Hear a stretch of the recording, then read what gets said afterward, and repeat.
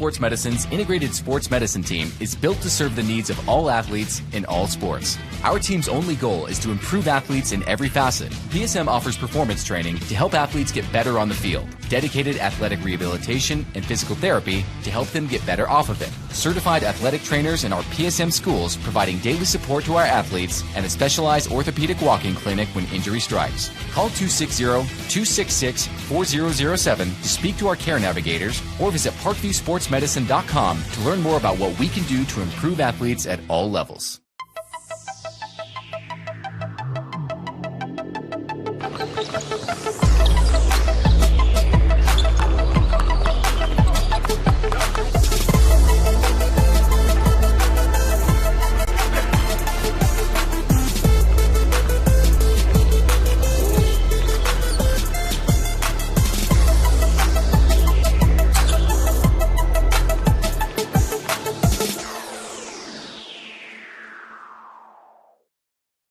Welcome to the Summit City, home to the 260's dedicated high school athletes and fans.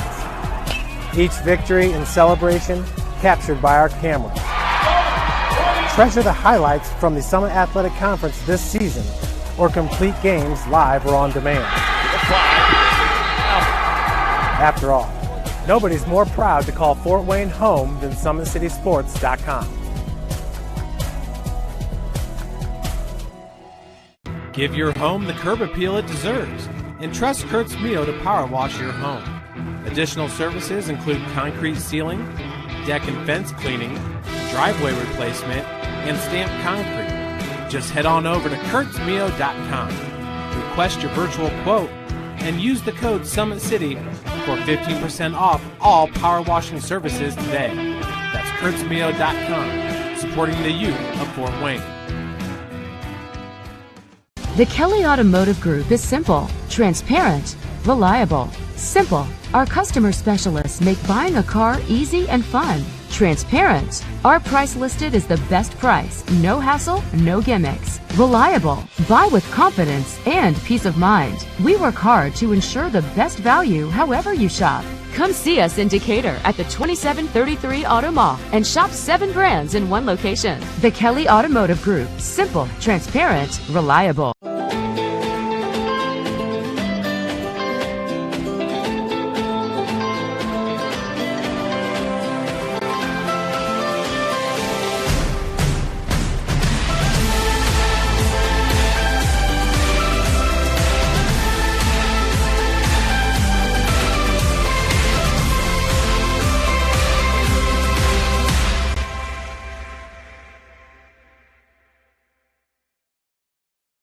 Joint pain, sprains, strains, or a possible broken bone? Make the Parkview Ortho Express Walk-In Clinic your first stop when you have an orthopedic or sports injury. Parkview Ortho Express, located at the Sport One Parkview Fieldhouse, gives you access to quick care and orthopedic physicians when you need it most.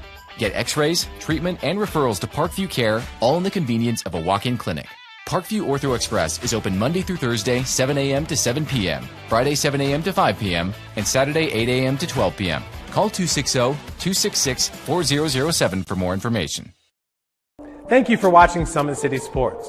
To help broaden our coverage, we're asking you to become a monthly sponsor to our Patreon account. We produce weekly highlights and live video broadcasts. When the Homestead Girls Golf Team won its first state title in program history, we were there.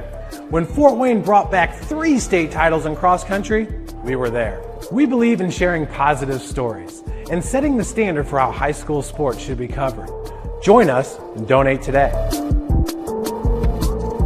Take the next step in your training with the Parkview Sports Medicine Performance Edge program. The Edge program is high-intensity, personalized performance training built to help you reach the next level in your sport. Over 100 college-bound athletes have trained with PSM Performance in the last 2 years, and we want to help you achieve that goal. Call 260-266-4007 to schedule a one-on-one assessment to get started today. Parkview Sports Medicine. Become more. Good afternoon, everybody, and welcome to the Jim Rats Basketball Association National Championship. We are here live at the Parkview Sport One Fieldhouse in Fort Wayne, Indiana. I'm Thad Goff bringing you the broadcast. Denise Blaine is on camera. We got broadcasts going on both here on Court D, and over on Court A. Balin Hyde is running things over there. And we are just about to get started our first game between IABC and Wisconsin Elite, coached by Michael Thompson. IABC is coached by Scott Francoeur, and this IABA team will feature several athletes, many of them from the South Bend area, including Braden Saxton from South Bend Adams, Quintez Columbus, also from South Bend Adams, and Sidney Jeffries, also from South Bend Adams. And you also got a couple of Warsaw athletes, Luke Adamic from Warsaw and Bishop Walters, also from Warsaw. But I was told before the broadcast that he was at football practice, if I'm not mistaken, this weekend, so he'll be back for some of the later games. Won't be here for this game, but he will be back for some of the later games. Wisconsin Elite features athletes from Janesville Parker. That includes Brendan Wise, Matthew Hartwig, and Robert DeLong, all from Janesville Parker. And this is a junior matchup as these two teams are ready to take the floor.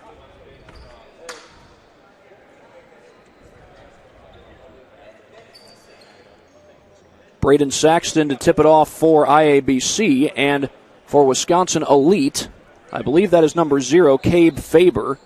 Cade Faber from Abbotsford High School in Wisconsin. He's a 6'3" guy. And the tip is won by IABC, and we're underway. This is Quintez Columbus bringing it across the timeline. He gets around the screen from Will Terry. Baseline drive, and the basket is good. Braden Flagg with the game's first 2 points.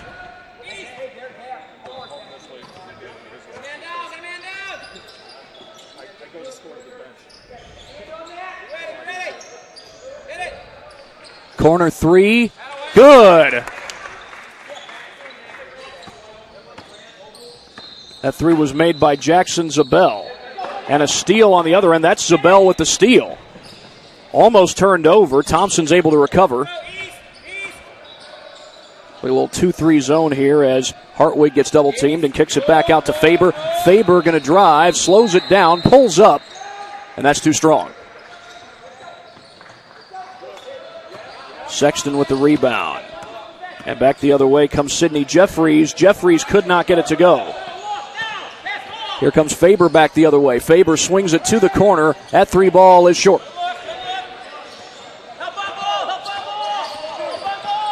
Quintez Columbus comes across the timeline. He gets double-teamed and then backs it out.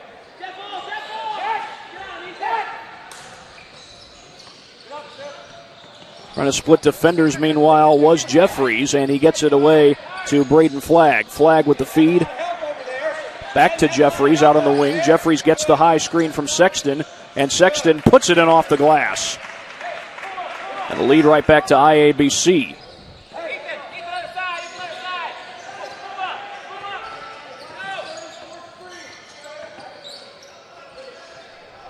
Corner three is good. A couple of threes in this game. Ethan Thompson knocks that one down. We're going to see some high-quality athletes as the day goes on. Columbus hits the floater. Quintez Columbus, and we get a quick whistle. And I think the inbounder stepped in on the inbound, so it's going to go right back to IABC.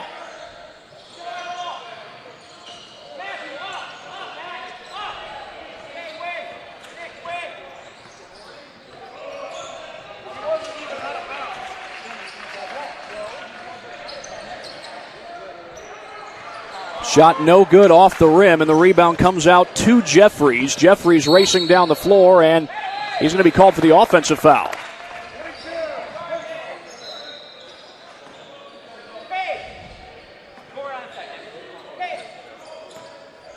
So it goes right back to Wisconsin Elite. They've hit 2 threes in this game so far today. Those are all where all their points have come from. Hartwig looking inside, gets it down low. And they go right back out top to Thompson. That's a long three. It's good.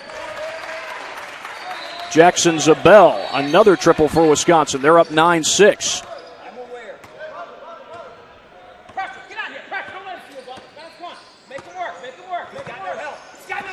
Sidney Jeffries trying to go baseline, makes his move to the inside, and that's too strong. And the rebound is grabbed by Cade Faber. Faber slowing it down. Shot fake and a drive by Zabel. Puts up the floater, and it's short. Quintez Columbus gets the rebound.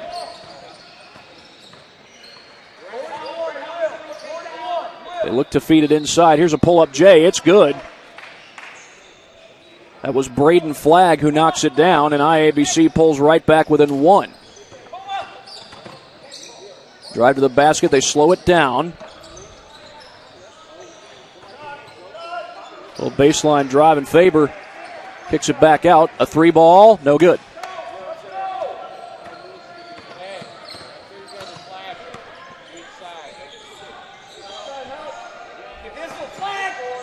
Kick to the corner, wide open man. That's Zabel. No good, but an offensive board. Putback won't go, and Columbus was fouled. It was actually Braden Sexton who took the three initially, but Columbus will head to the free throw line with a chance to tie this game.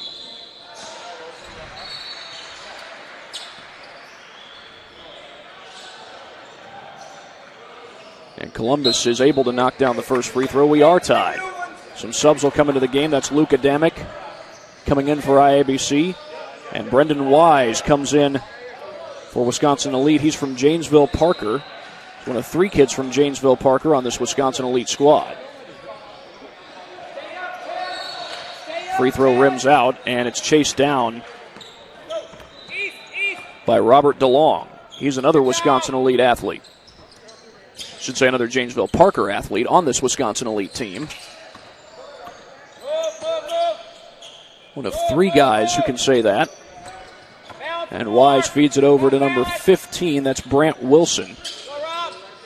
He cuts to the basket. Meanwhile, DeLong gets it to him. And the basket is good by Wilson. There's the first 2-point field goal of the game for Wisconsin. The lob inside. The ball goes out. It was last touched by Wisconsin off the hands of Wise.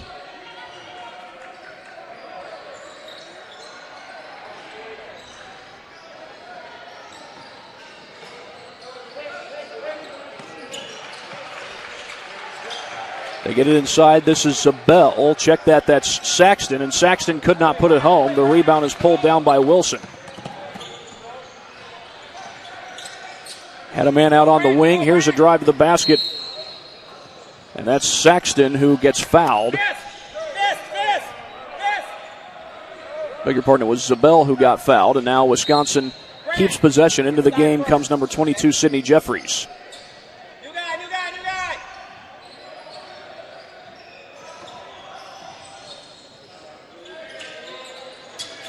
Oh, good inbound. Wilson was left wide open. He puts it home.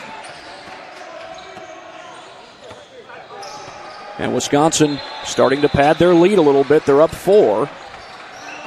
The feed inside to Will Terry. He gets double-teamed, triple-teamed, in fact, but he's going to be fouled.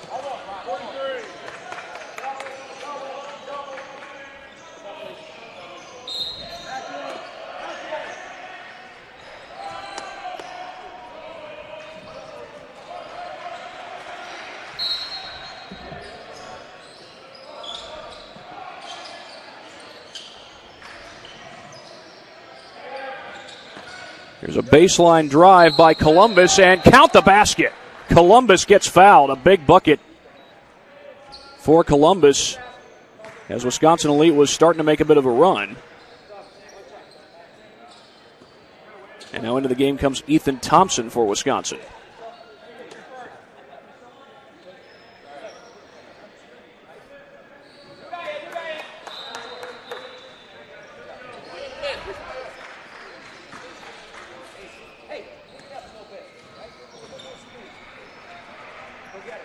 Columbus's free throw just does rattle in.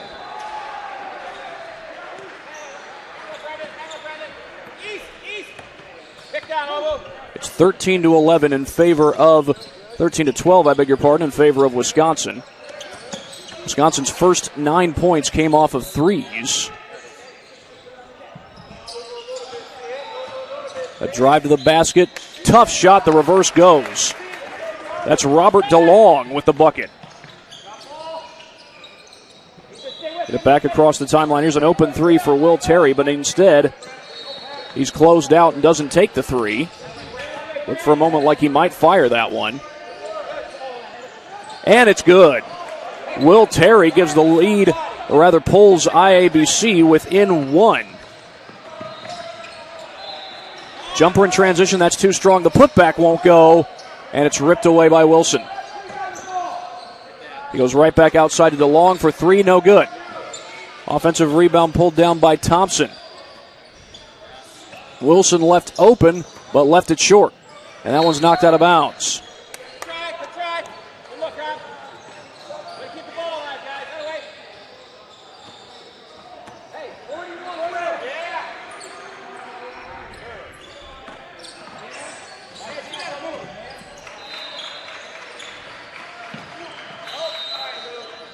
That jumper does not go.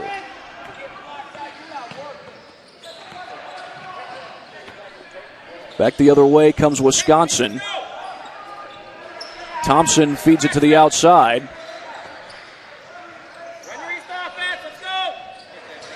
Open three for Wise, and he hits it. That's the fourth three of the game for Wisconsin.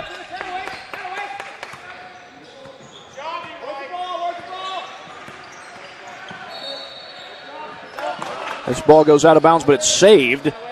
But right into the hands of Wise. Wise gets it up the floor.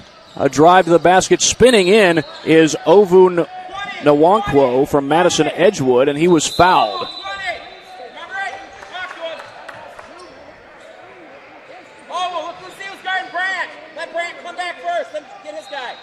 No free throws. It'll just be an inbound from the baseline. And they finally get it in. The basket is good by Ethan Thompson.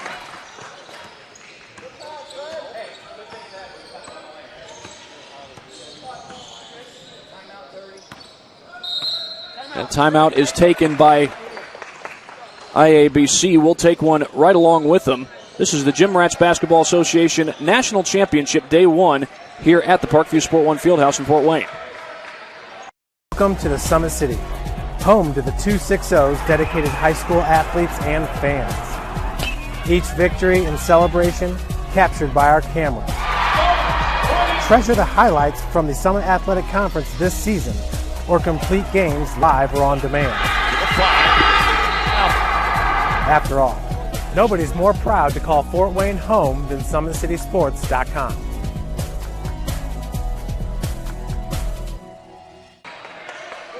Welcome back. It is the first half. 20-14 is the score. 9:22 left in the first quarter here at Day 1 on Court D of the Jim Rats Basketball Association National Championship game at the Parkview Sport One Fieldhouse in Fort Wayne, Indiana.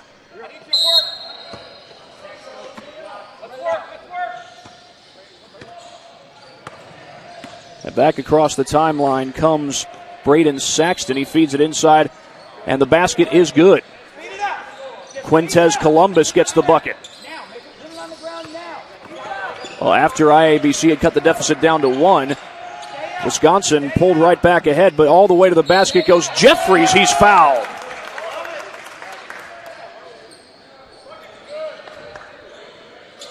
Sidney Jeffries able to get it to go.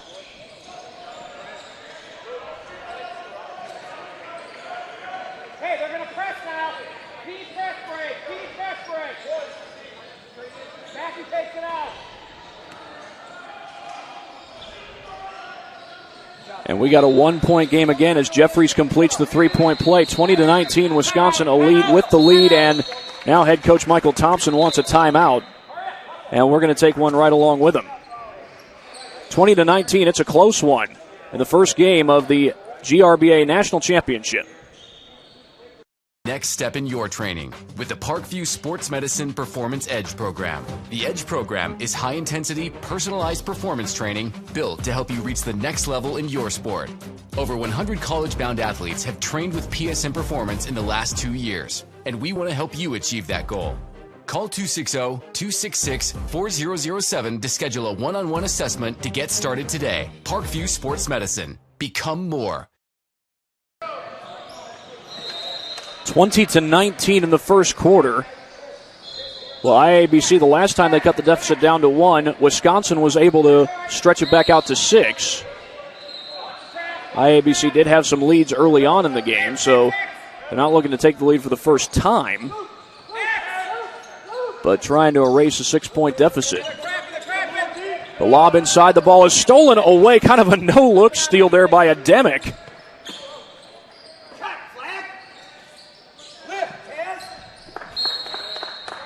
And the ball goes out of bounds. It's going to stay with IABC. A sub will come in. Well, how about that last steal by Luke Ademic? We'll give it a look here on the Traction AP replay. Beg your pardon, we're right back to the action. They lob it inside. Quintez Columbus with a feed has it knocked away. Robert DeLong takes over, gets it up to Zabel. Zabel drives it inside, kicks it back out, back to Zabel. And that shot no good, snagged on the rebound by Braden Saxton. Saxton goes up the floor. That's a wide open three for Ademic. No. Jeffries, no. And Ademic has the rebound. They get it back to him. 3-ball rattles home. Braden Flagg with the triple. And that gives IABC the lead 22-20. 7 minutes to go in the first half. Well, circus shot, and it goes. How about that? Jackson Zabel able to answer right back. Scoring from a tough angle, too, but that three doesn't fall. And here's Robert DeLong with the rebound. He gets up ahead. And the shot is good by Hartwig. They feed it up the floor. Jeffries able to put it home. Tied at 24 on the bucket by Jeffries. And back and forth we go here between IABC and Wisconsin Elite.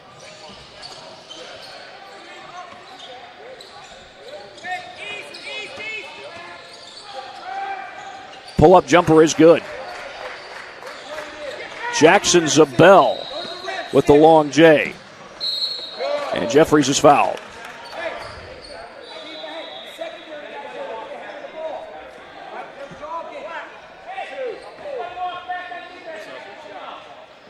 It's going to be a 2-shot foul, and that will send Jeffries to the free throw line.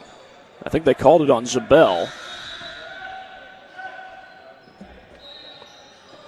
The first free throw is good.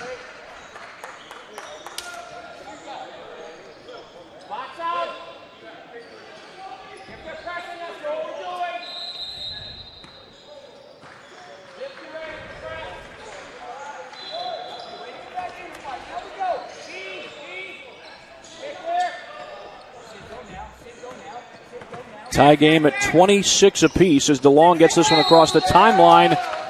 Did they just call over and back? He must have stepped on the timeline at some point there.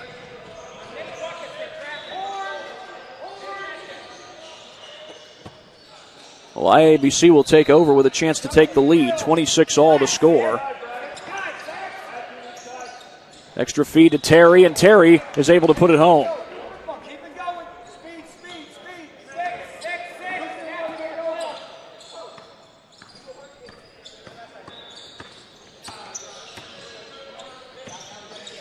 Over to the corner to DeLong, and DeLong is going to be called for the walk.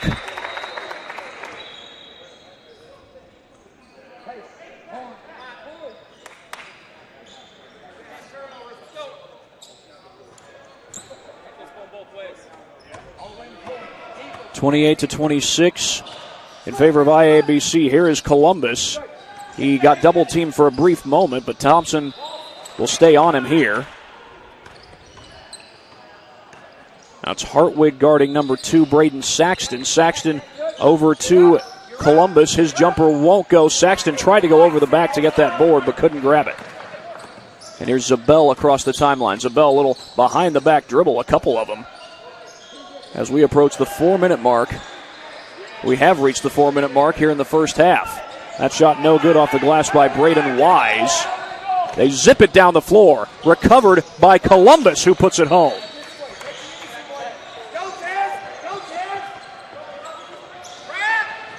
DeLong, the drive, no. Offensive board and then a foul after the rebound. Wise was the one who got hacked. And it will be a 2-shot foul. I think they called it on number 2, Braden Saxton.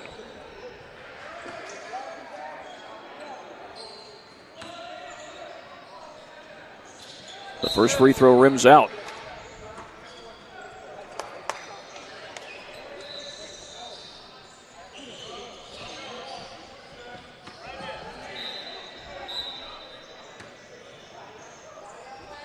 Second one is good, nothing but net.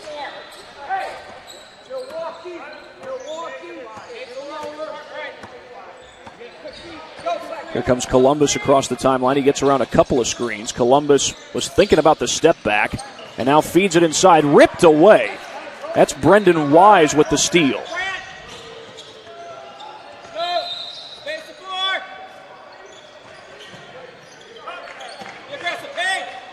He goes right back outside to Wise. Shot fake by Faber. Wise was looking inside. He gets around the screen from Wilson. Pull-up jumper in the paint. It's good, and the foul. Brendan Wise with the bucket.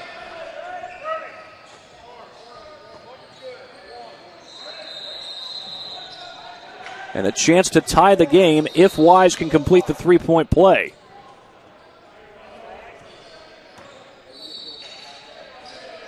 And he does.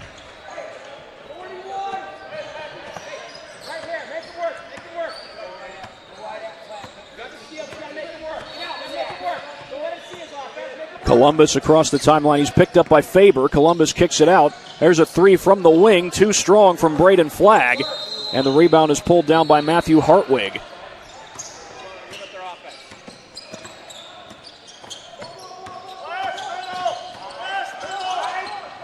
Wise commits the foul, I believe. So an offensive foul on Wise, and it'll go right back to IABC.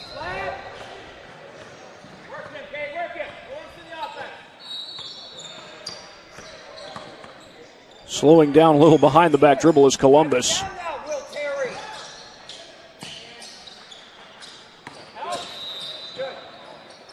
That little tough shot in the paint won't go. Tipped around, and the ball goes out of bounds. It's going to be last touched, I think, by Wisconsin. Nope, by IABC.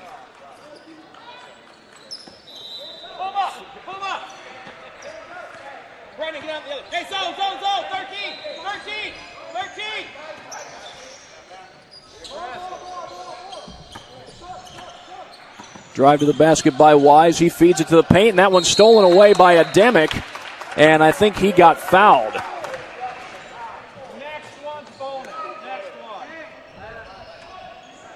So that's the second steal in this game for Ademic. He had a little no-look steal early on in the ballgame. We'll show that one to you when we get to halftime via our Traction AP replay, but right now we've got 58.6 seconds to go here in this first game taking place on Court D at the Parkview Sport One Fieldhouse in Fort Wayne, Indiana. Columbus gets it across the timeline. They feed it over to Flagg. Flagg with the left hand gets fouled. They're going to call the foul on Ovu Nwankwo. He's from Madison Edgewood High School. And a couple of free throws coming up here for Braden Flagg. He's got a chance to give his team the lead with 44.7 seconds left to play. And the first one is good. He does give his team the lead.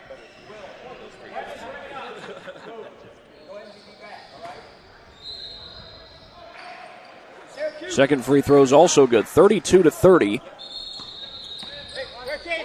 As we are inside the final minute of the first half.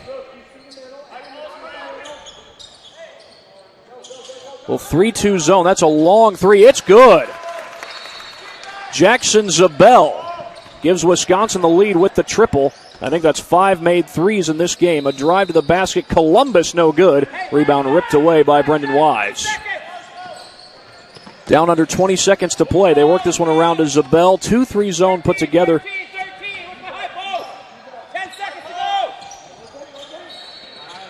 The ball's knocked away.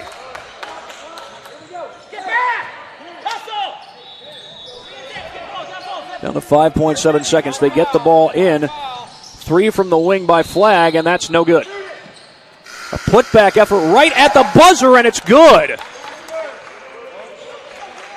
Well, the ref just said the basket is good. That was Will Terry with the jumper. And that takes us to the end of the first half. A heck of a way to end it. Well, we'll just go ahead and show you that replay as we have now closed out the first half of play. We're at halftime, right off the rebound, and Will Terry hits the jumper right off the glass with very little time on the clock. And that gives IABC the lead, 34-33. And now while we have a chance, we'll go ahead and show you one of our other replays. This was a great defensive play, also going the way of IABC. They had just cut it within 1 on a little 5-0 run. And Luka Demick gets turned around here going to the basket. Actually turned his head at just the last moment to get that steal, kind of off the back of his arm. So that's a couple of the replays that we've had for you here in this first game so far, in the first half of this first game at the Gym Rats Basketball Association National Championship. We'll be right back after this break here at the Gym Rats Basketball Association National Championship on Court D at the Parkview Sport One Fieldhouse in Fort Wayne, Indiana. Thank you for supporting Summit City Sports. For the last several years, we've provided the Fort Wayne community and beyond with coverage of a variety of sports, thanks to our title sponsorship from Parkview Sports Medicine. Since we began in 2015, our annual budget has covered the cost of videographers and commentators to over 300 plus games each year. New equipment and maintenance of that equipment, along with increased broadcast rights fees from the IHSAA. This season, we're reaching out to friends, families, and local businesses for additional sponsorships and donations. You can help us grow and get coverage to your favorite team or sport. A Summit City Sports sponsorship or donation will help make that happen. We have the goal of bringing fans live stream games of every SAC game we cover. With the additional funds, we'd invest in mobile internet devices, allowing us to bring our supporters every SAC conference football and boys and girls basketball games live, as well as more coverage for sports like cross country, tennis, golf, swimming, wrestling, track and field, baseball, and softball. For more information on sponsorships or how to donate, visit SummitCitySports.com. Take the next step in your training with the Parkview Sports Medicine Performance Edge program. The Edge program is high-intensity, personalized performance training built to help you reach the next level in your sport. Over 100 college-bound athletes have trained with PSM Performance in the last 2 years, and we want to help you achieve that goal. Call 260-266-4007 to schedule a one-on-one assessment to get started today. Parkview Sports Medicine. Become more. This is day one of the Gym Rats Basketball Association National Championship here on Court D at the Parkview Sport One Fieldhouse in Fort Wayne, Indiana. We've had a back-and-forth game so far here in game number 1. This is IABC versus Wisconsin Elite. IABC with the 34-33 lead at halftime. They took the lead on Will Terry's buzzer beater right before halftime.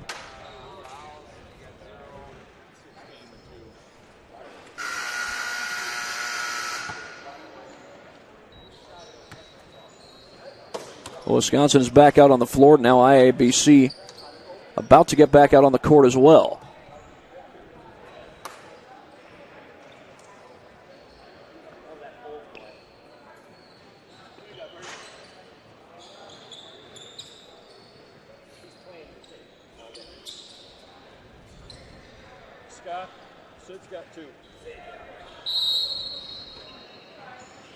And it will be Wisconsin to start it out with the basketball in the second half. Nick Feller brings it across the timeline. He's from Poynette High School.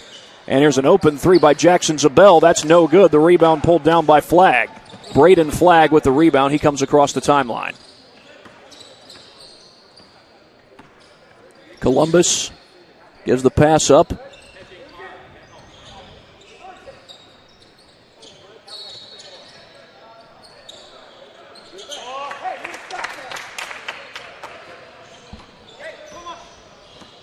Three ball is good, 37-33 in favor of IABC. A 4-point lead.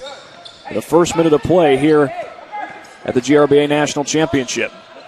They feed it over to Faber. Faber puts up the three, and it's good. Quick answer by Faber from downtown. Wisconsin Elite was hitting a lot of threes in the first half. I believe they had 5 of them in the first half. Their first 9 points all came off the three-point shot. That pass a little bit behind Braden Flagg. Basket is good. I think that was Sexton who came up with the bucket. Inside to Faber, and he's called for traveling.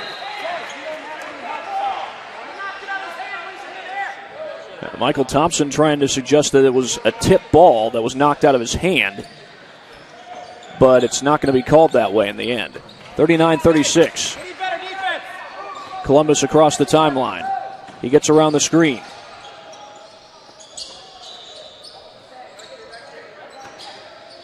Drive to the basket, out of bounds.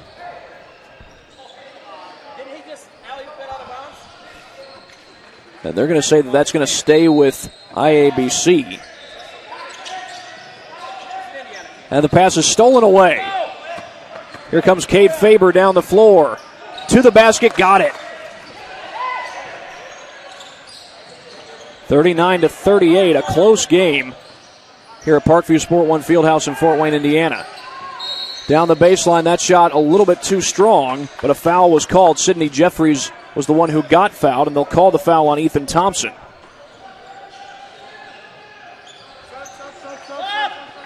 So Wisconsin wants to get a sub into the game, and they will. Brendan Wise checks in.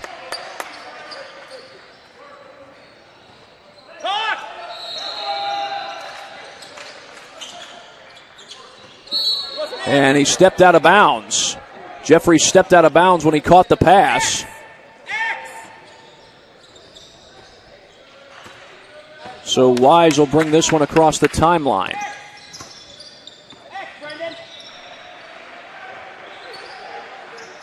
Zabel feeds it over to Faber. Faber trying to get past the defender. He's got Braden Flagg on him. Now he'll switch and guard Wise. Thompson off the fake, tries to get inside. He gets it back out to Zabel.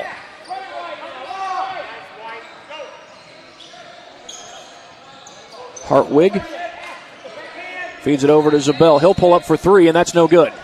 Rebound is snagged by Quintez Columbus. He races across the timeline. Columbus trying to beat everybody, and he gets all the way to the basket. Quintez Columbus shows off the quickness.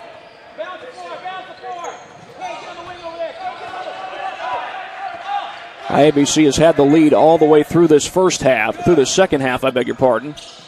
And that ball goes off the hands of Matthew Hartwig, and back down the floor comes Jeffries. Jeffries with the right hand, got it. And immediately head coach Michael Thompson wants a timeout. We will take one right along with him here at the Jim Rats Basketball Association National Championship. Welcome to the Summit City, home to the 260's dedicated high school athletes and fans.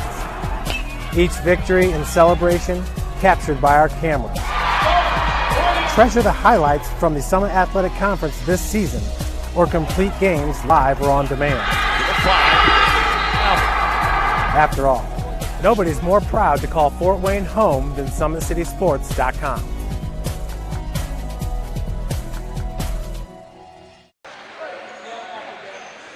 (43-38) is the score. IABC with the lead, 43-38, with 15:57 to go here in the second half. And it will be Wisconsin basketball coming right out of the timeout, as IABC was starting a little bit of a run. They've scored the last 4 points in this game so far.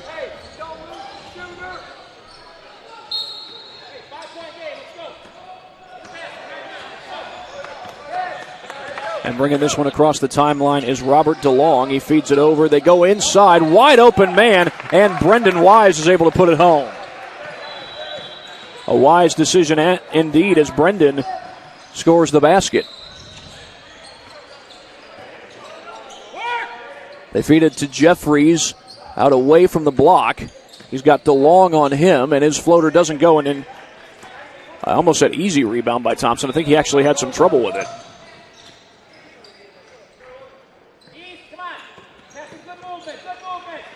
They get it inside. Loose ball picked up by Jeffries. And his pass almost a little bit too strong, but saved somehow by Columbus, and a foul called on the other end.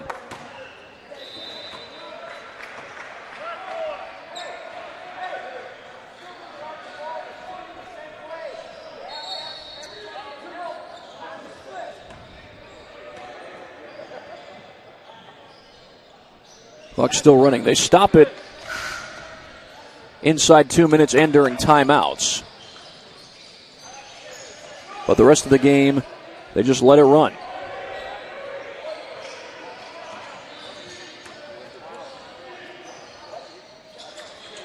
Two for two goes Jeffries at the free throw line. It's a 5-point lead for IABC. And across the timeline comes Robert DeLong. He feeds it over to Jackson Zabel. And Zabel has it at the top of the key, gives it up to DeLong. Zabel loses it on the way to the basket. They're going to say it was touched last by IABC.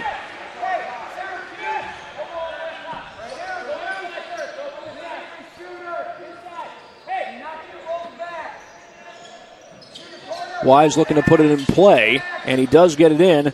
That's to Nwankwo, and Nwankwo gets fouled on the inside. They're going to call it on number 11, Will Terry.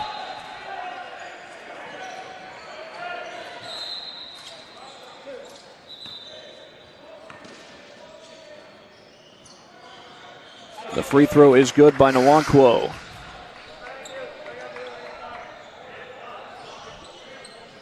Wisconsin still very much in this game. They haven't taken the lead here in the second half, though it was back and forth in the first half. And Nwankwo goes 2 for 2. 45-42, IABC on top.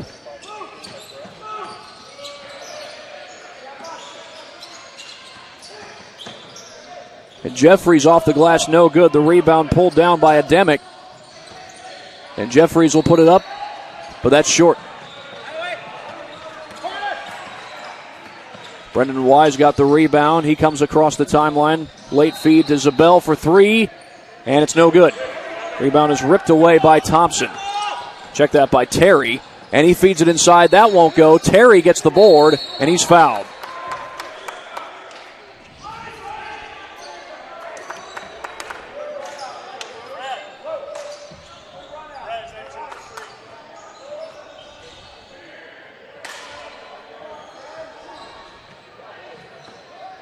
So Terry at the free throw line. A chance to stretch out the IABC lead, which he does. It looks like a sub's going to come in. Cade Faber, I beg your pardon, along with number 21, Nick Feller. Faber's from Abbotsford High School in Wisconsin.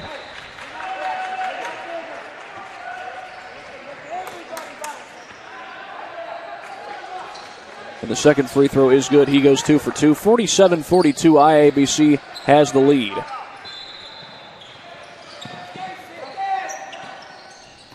DeLong goes baseline, puts it home. And stepping inbounds on the inbound was Quintez Columbus. He stepped right on the line as he was putting the ball in play, so that's the reason for the whistle.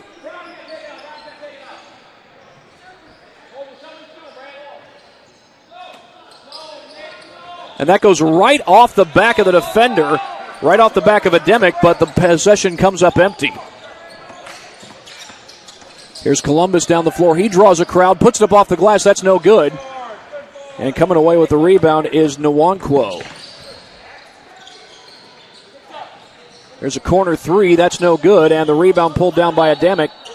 And Ademic will get this one across the timeline. He tries to get to the bucket, feeds it to Saxton. And Saxton will back it out. Saxton going baseline now. No good. Nwankwo with the rebound. A little full court pressure here by IABC. And Faber gets it across the timeline. Slows it down. Back out to Nwankwo. 2-3 zone. Put together by IABC. Nwankwo's shot no good. Cross-court pass to Terry. Ademic left open. Finds Terry. Terry goes baseline. And he is fouled. Braden Flagg will come into the game here in just a moment.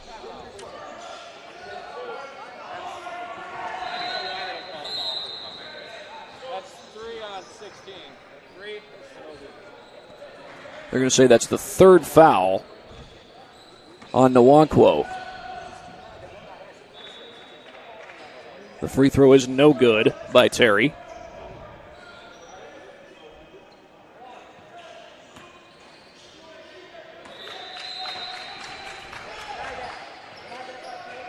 In and out on the second free throw, and this ball goes out of bounds.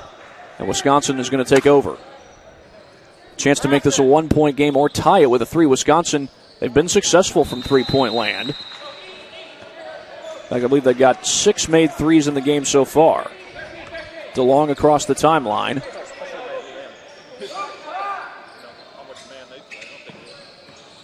Now he gets it back and they feed it outside to Faber. 2-3 zone here by IABC, but an open 3 from the corner. It's good. Nick Feller ties the game.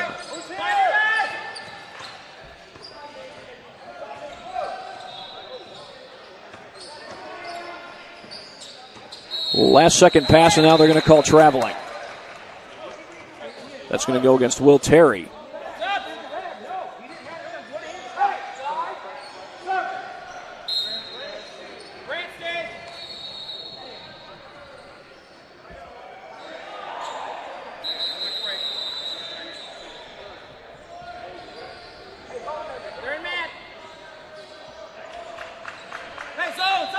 Full court pressure put on by IABC. And that ball's thrown right off of Columbus. Baseline drive here by Zabel to the glass, no good. And the rebound is pulled down by number 22, Sidney Jeffries. Jeffries trying to get around the defender. He loses the ball. And they work this one up the floor to Zabel. Zabel makes a nice move, but he was fouled. That's the second team foul of this half against IABC. And now Jackson Zabel will go to the free throw line. The foul on the shot.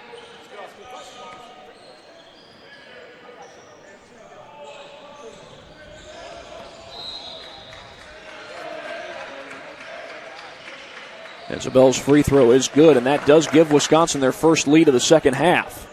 Up 48 to 47 rather.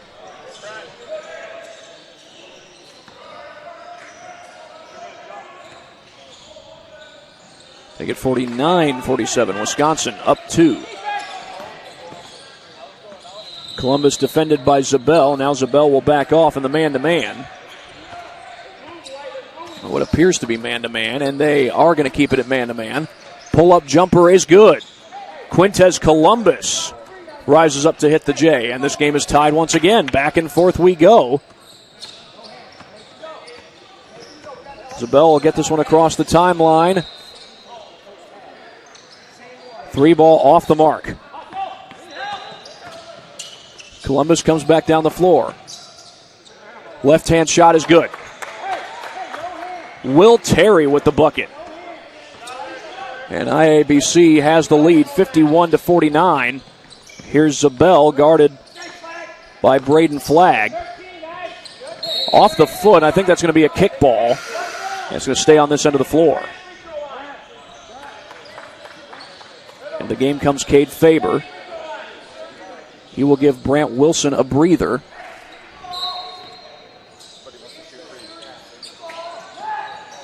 Hartwig gets double teamed, throws it up off the glass. That's no good, and the rebound is pulled down by Ademic. I got to see Luke Ademic play in Warsaw's final regular season game against Carroll. That three no good. Offensive rebound pulled down. Is that going to be traveling? It is. Sidney Jeffries fell right down to the floor as soon as he got the rebound.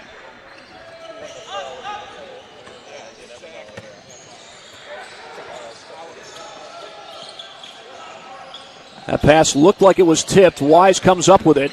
Gets double teamed on the inside. Dangerous shot, and it's taken away. Braden Flagg comes up with a steal.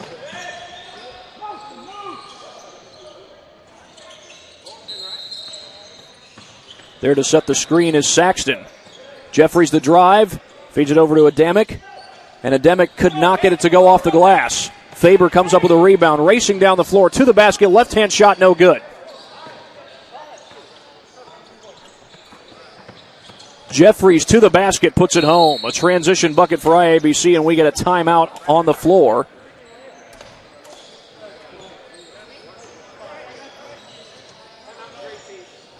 It's called by IABC. Beg your pardon, each team has one left. So one timeout per team, 53-49. Back after this here at the GRBA National Championship.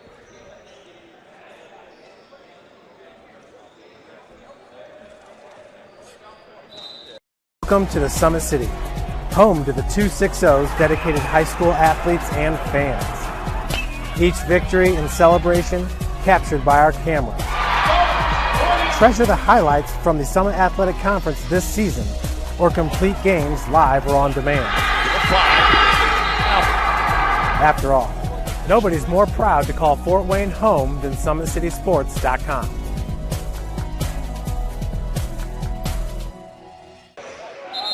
.456 to go here in the second half of this first game on Court D at the GRBA National Championship. Inbound goes to DeLong, and he will bring it across the timeline, gets a screen from Hartwig, and DeLong races through a double team all the way to the glass and puts it home. Big basket for Wisconsin. It had been a while since they had gotten the ball in the hole, but now they make it a 2-point game with that bucket by DeLong.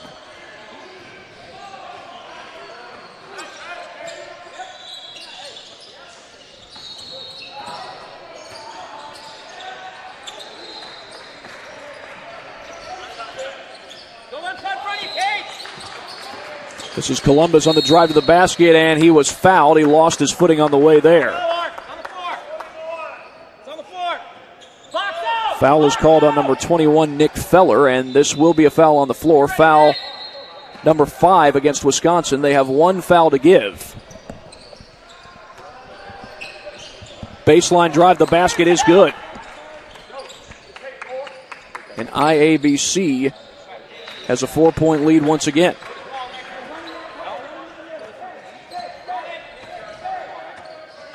Jackson Zabel comes across the timeline. He's double-teamed and feeds it over. Three ball is no good, and the rebound pulled down by Quintez Columbus. He gets across the timeline, a 55-51 lead. Three from the wing is short, and Hartwig comes down with the board. Here comes DeLong down the floor. Was the only person to touch the ball not long ago, and that resulted in a transition bucket. Offensive board, no good, but Faber's putback is good. His second putback, I should say.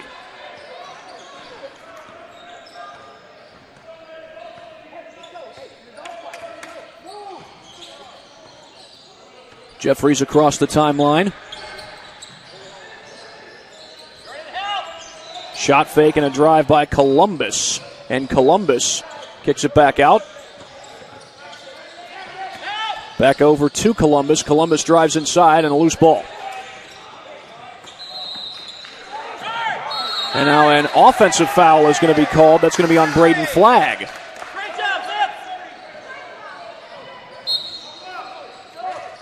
And they don't stop the clock until we're inside 2 minutes to play, so the clock will keep moving at this point.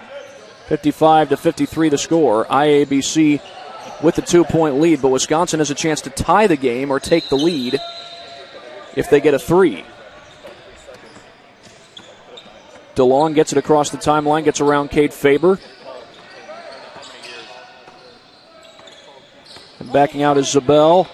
Zabel drives the basket, goes up and under, got it.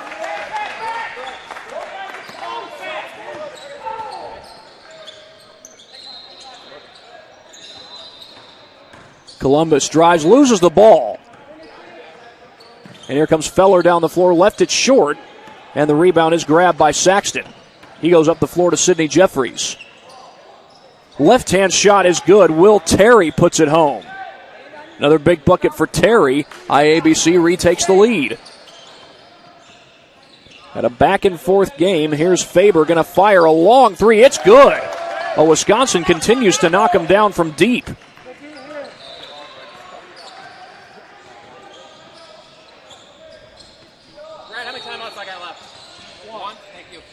Less than 2 minutes to play. In fact, we're coming up on a minute to play.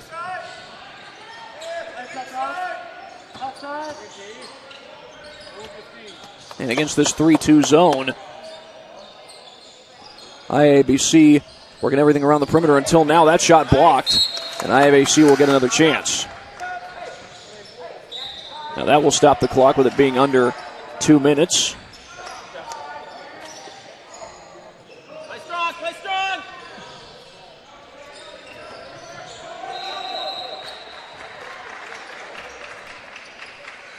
This is Columbus trying to get around the defender, slows it down. Will step back Jay, couldn't bank it home. Hey, we got a minute left. We got the lead. Come on, Brendan. And back across the timeline comes Zabel. Zabel kicks it out. A three from the wing. That's short. We got the lead. Let's go. Layup. Now we're going to play D. Play D. And a foul is called meanwhile. Nope, timeout, I beg your pardon.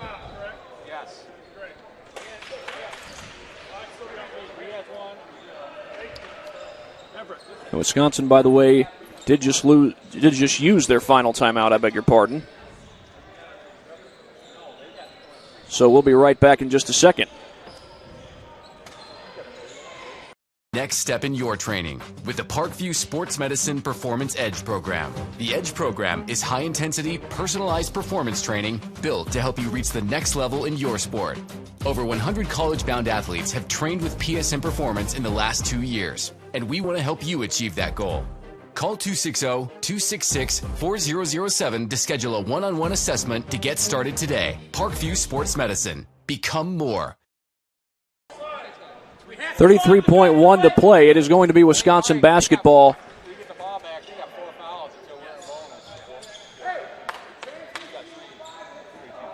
Rather, it's IABC who gets the basketball to start things out. Down by one.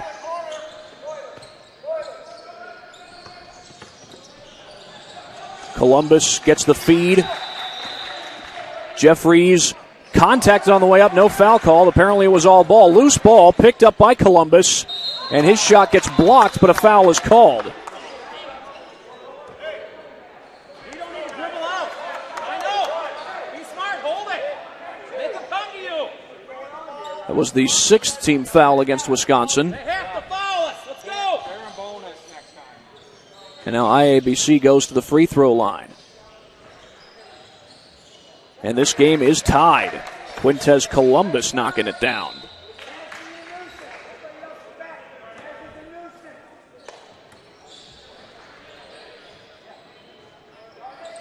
And Columbus is able to hit both of them. And now a timeout called by Michael Thompson. Well, IABC takes the lead 59-58. And during this timeout, they're certainly going to talk about what kind of play they draw up. Now it's just a question of will they dribble down to the final seconds before they take the shot to win the game, or will it be the first look that they get? Could see a lot of things here. Perhaps a screen and roll to get an open look down low. Perhaps an on-ball screen to get some dribble penetration going. But also Wisconsin has been solid from three. They don't need a three in this situation. But they've been solid from that part of the court, in that aspect of the game, so it would not really be a surprise to see them go from downtown on this possession. 17.3 left to play in the game. It's going to be Wisconsin basketball in a game coming down to the wire.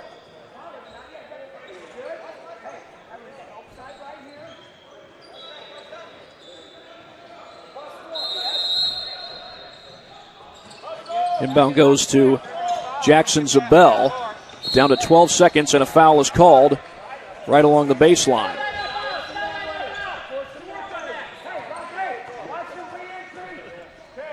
IABC still has some fouls to give.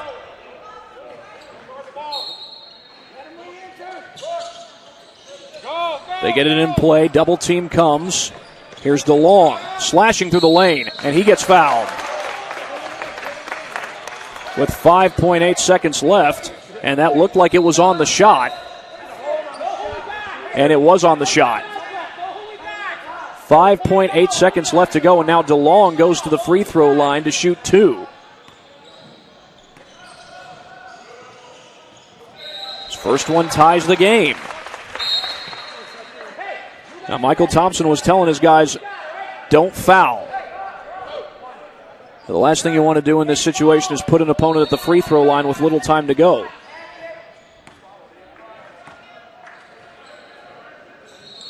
Second free throw is good.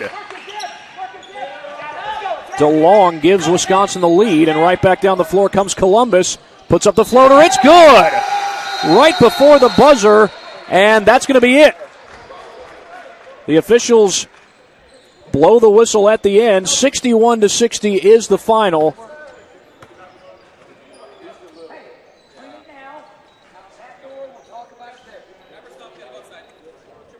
And yes, that indeed is the end of the game. It looked like there was perhaps going to be a discussion as to whether there should have been more time left on the clock, but that's not going to be the case. This game is over. 61-60, IABC defeats Wisconsin Elite by 1, coming down to the wire. So with that, we are going to take a break, and we will be back for our next game in a matter of moments here at the GRBA National Championship. Sports Medicine's integrated sports medicine team is built to serve the needs of all athletes in all sports. Our team's only goal is to improve athletes in every facet. PSM offers performance training to help athletes get better on the field, dedicated athletic rehabilitation and physical therapy to help them get better off of it, certified athletic trainers in our PSM schools providing daily support to our athletes, and a specialized orthopedic walking clinic when injury strikes. Call 260-266-4007 to speak to our care navigators or visit parkviewsportsmedicine.com to learn more about what we can do to improve athletes at all levels.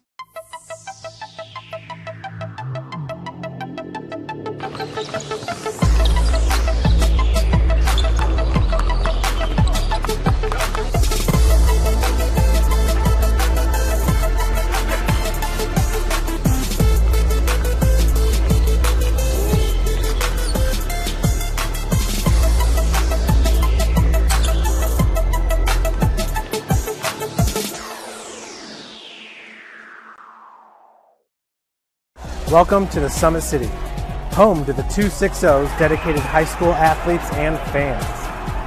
Each victory and celebration captured by our cameras. Treasure the highlights from the Summit Athletic Conference this season, or complete games live or on demand. After all, nobody's more proud to call Fort Wayne home than SummitCitySports.com.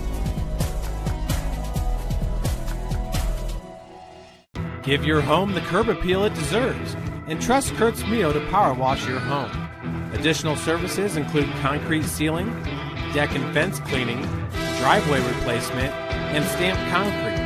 Just head on over to kurtzmio.com, request your virtual quote, and use the code Summit City for 15% off all power washing services today. That's kurtzmio.com, supporting the youth of Fort Wayne.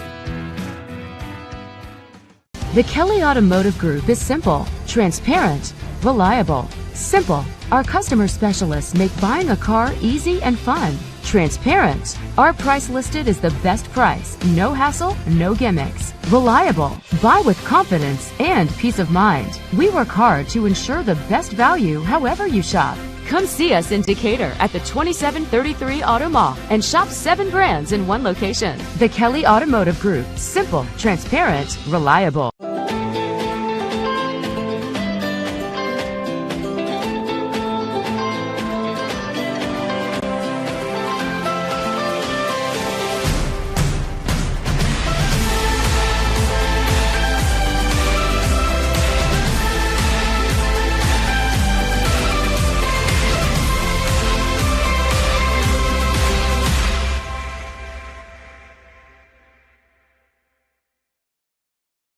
Joint pain, sprains, strains, or a possible broken bone? Make the Parkview Ortho Express Walk-In Clinic your first stop when you have an orthopedic or sports injury. Parkview Ortho Express, located at the Sport One Parkview Fieldhouse, gives you access to quick care and orthopedic physicians when you need it most. Get x-rays, treatment, and referrals to Parkview Care, all in the convenience of a walk-in clinic. Parkview Ortho Express is open Monday through Thursday, 7 a.m. to 7 p.m., Friday, 7 a.m. to 5 p.m., and Saturday, 8 a.m. to 12 p.m. Call 260-266-4007 for more information. Thank you for watching Summit City Sports. To help broaden our coverage, we're asking you to become a monthly sponsor to our Patreon account. We produce weekly highlights and live video broadcasts. When the Homestead Girls Golf Team won its first state title in program history, we were there. When Fort Wayne brought back 3 state titles in cross country, we were there. We believe in sharing positive stories and setting the standard for how high school sports should be covered. Join us and donate today. Take the next step in your training with the Parkview Sports Medicine Performance Edge program. The Edge program is high-intensity, personalized performance training built to help you reach the next level in your sport. Over 100 college-bound athletes have trained with PSM Performance in the last 2 years, and we want to help you achieve that goal. Call 260-266-4007 to schedule a one-on-one assessment to get started today. Parkview Sports Medicine. Become more. Well, our last game that just took place, IABC defeated Wisconsin Elite 61-60 on the final shot. It was Quintez Columbus who hit the game winner. So game one here at day one of the GRBA National Championship is in the books. More games yet to come. Our next game is going to be between the Gym Rats 2021 squad and Storm 17U, coached by Trey Roloffs. And that's basically a matchup between Michigan Stars and Indiana Stars. High school stars from the state of Indiana and high school stars from the state of Michigan. We'll talk more about some of the athletes who will be playing in that game coming up in just a moment here at the Gym Rats Basketball Association National Championship.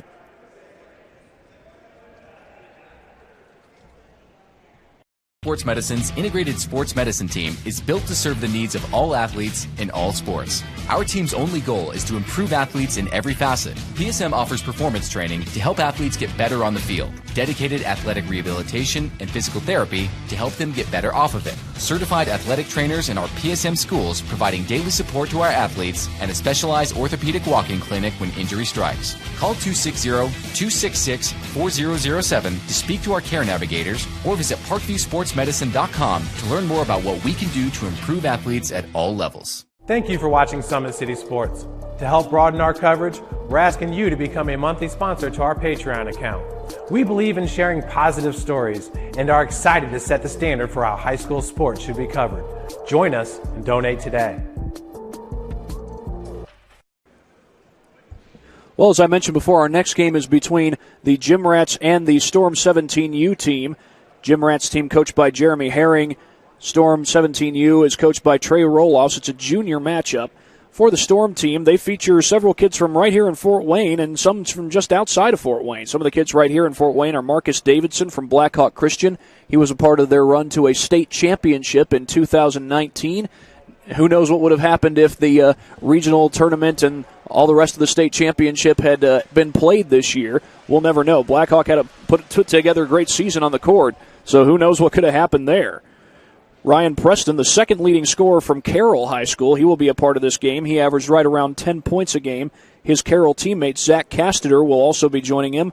And from Leo, Zach Troyer, a part of a sectional championship team at Leo High School. Those are some of the guys that will be taking the floor for the Gym Rats. For the Storm, we've got a few kids from East Kentwood. Those are TJ Barnes, Kellen Roloffs, and Khalil Stymage. Also one kid from Muskegon, Michigan, Caden Smith. From Hudsonville, you've got Kobe Dudley. From Ludington, Michigan, you've got Brad Mezyar. From Holt, Michigan, you've got Logan Kuhn. And from Otsego, you've got Trey Knight. So we've got about 12 minutes before our next game gets underway. Again, that's the Gym Rats versus the Grand Rapids Storm here at the GRBA National Championship here at Parkview Sport One Fieldhouse in Fort Wayne, Indiana. Sports Medicine's integrated sports medicine team is built to serve the needs of all athletes in all sports. Our team's only goal is to improve athletes in every facet. PSM offers performance training to help athletes get better on the field, dedicated athletic rehabilitation and physical therapy to help them get better off of it, certified athletic trainers in our PSM schools providing daily support to our athletes, and a specialized orthopedic walking clinic when injury strikes. Call 260-266-4007 to speak to our care navigators or visit parkviewsportsmedicine.com to learn more about what we can do to improve athletes at all levels.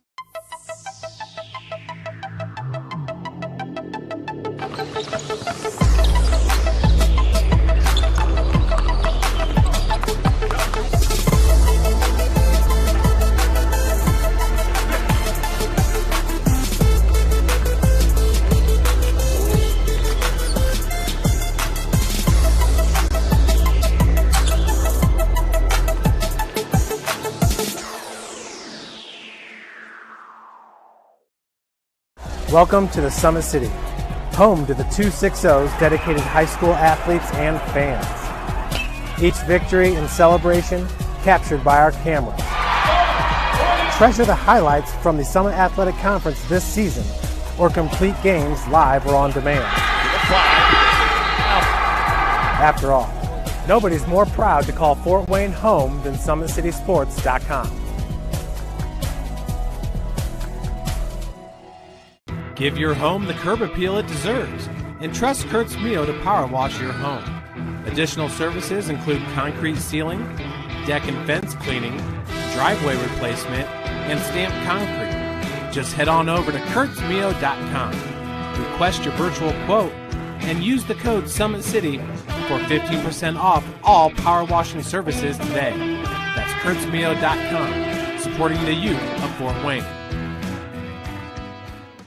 The Kelly Automotive Group is simple, transparent, reliable. Simple. Our customer specialists make buying a car easy and fun. Transparent. Our price listed is the best price. No hassle, no gimmicks. Reliable. Buy with confidence and peace of mind. We work hard to ensure the best value however you shop. Come see us in Decatur at the 2733 Auto Mall and shop 7 brands in one location. The Kelly Automotive Group. Simple, transparent, reliable.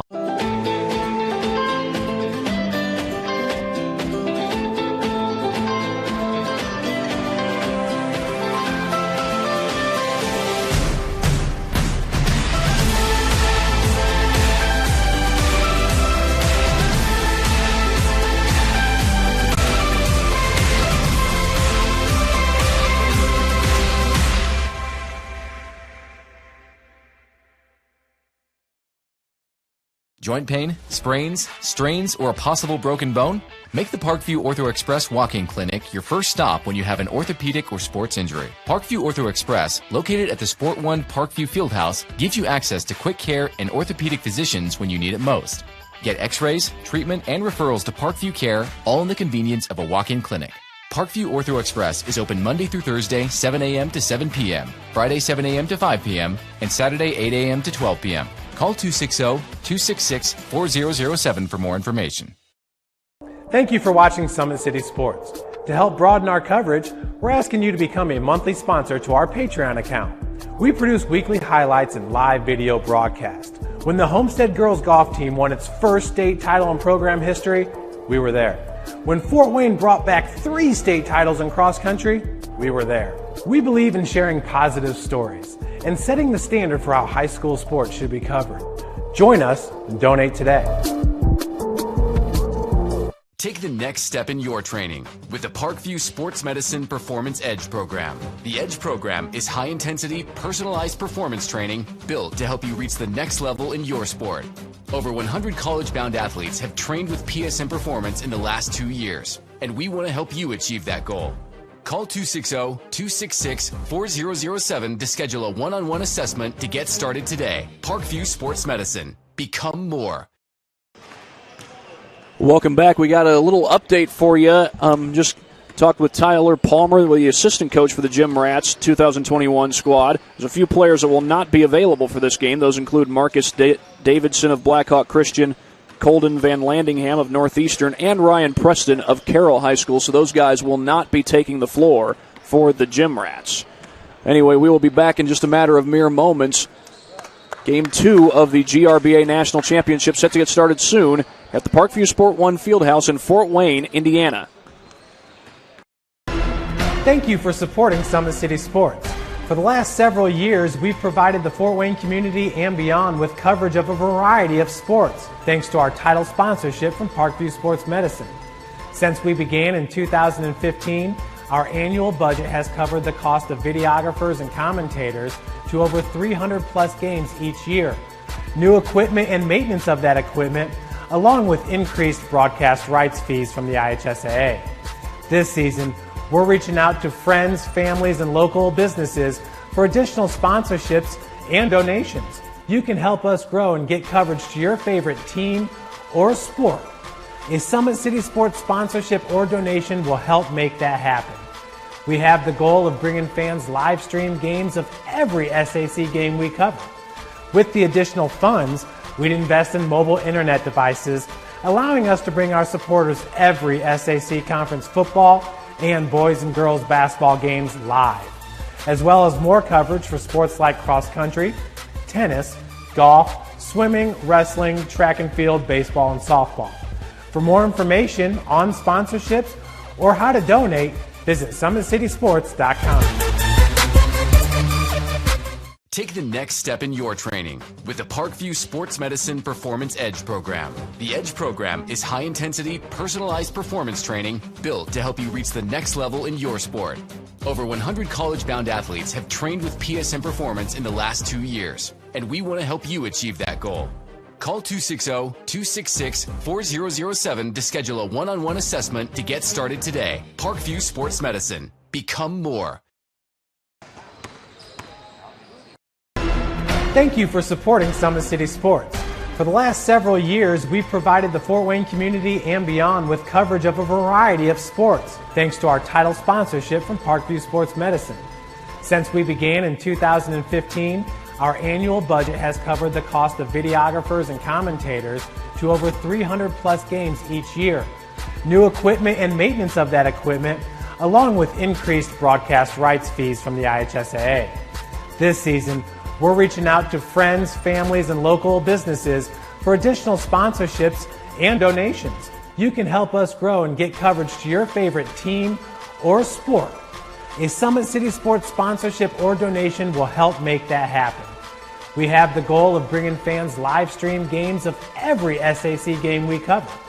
With the additional funds, we'd invest in mobile internet devices, allowing us to bring our supporters every SAC conference football and boys and girls basketball games live, as well as more coverage for sports like cross country, tennis, golf, swimming, wrestling, track and field, baseball, and softball. For more information on sponsorships or how to donate, visit SummitCitySports.com.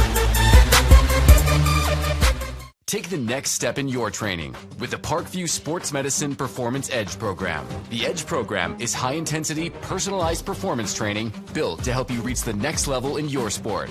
Over 100 college-bound athletes have trained with PSM Performance in the last 2 years, and we want to help you achieve that goal. Call 260-266-4007 to schedule a one-on-one assessment to get started today. Parkview Sports Medicine. Become more.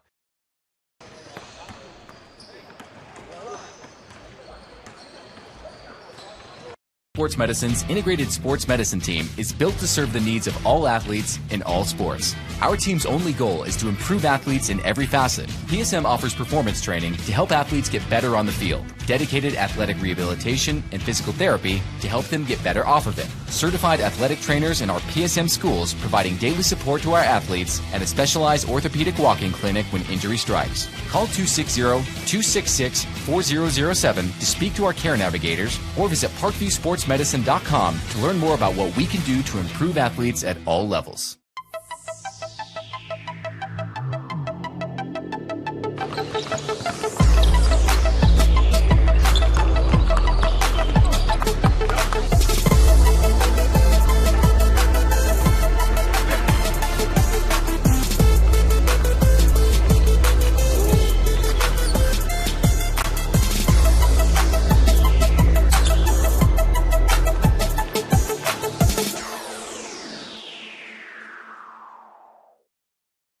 Welcome to the Summit City, home to the 260's dedicated high school athletes and fans. Each victory and celebration captured by our cameras.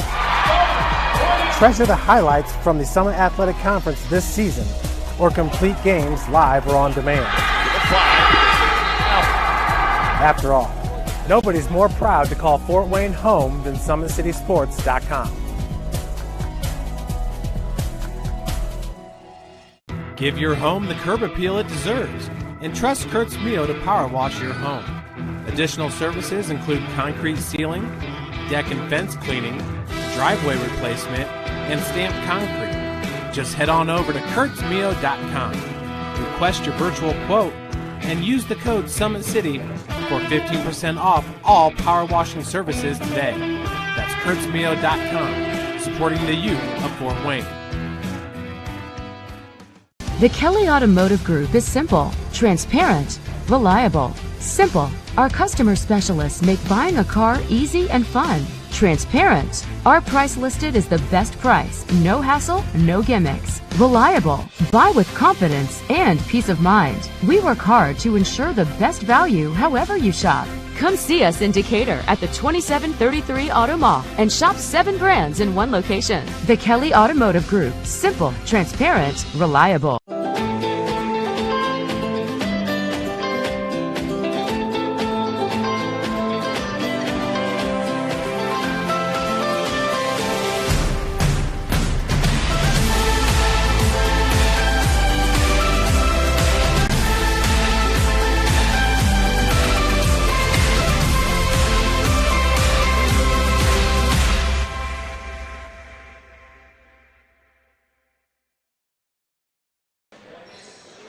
We are just about ready to start this next game, this second game of our broadcast here at the GRBA National Championship on Court D at the Parkview Sport One Fieldhouse in Fort Wayne, Indiana.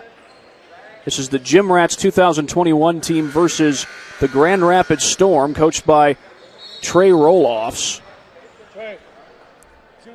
And Grand Rapids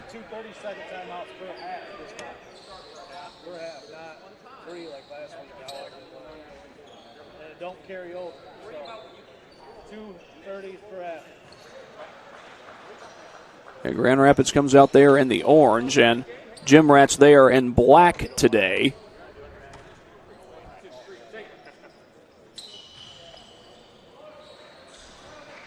And they'll bring out Ty Smith, Jaden Wilson, Sean Black,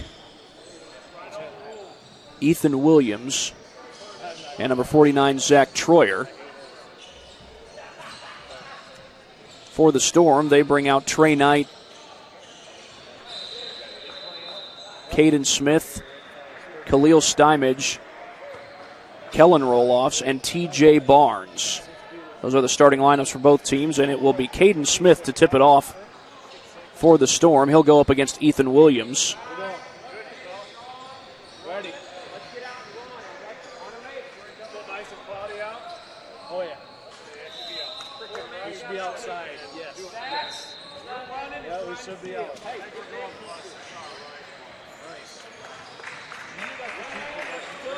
Play 2 20-minute halves in these particular games here at the GRBA National Championship. That's the way it's been for most of these AAU basketball games, and that's the way it's going to be for this one as well.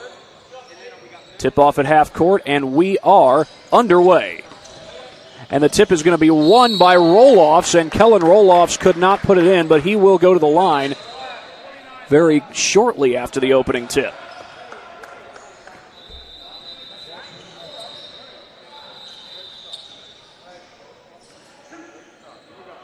A chance to get the Storm on the board in the early going.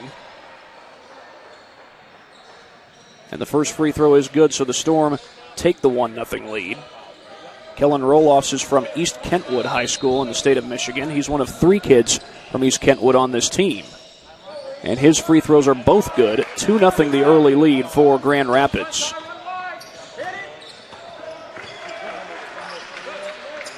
There's Jaden Wilson. Check that, Sean Black, who brought up the ball across the timeline. That shot won't go, and the rebound is pulled down by Caden Smith.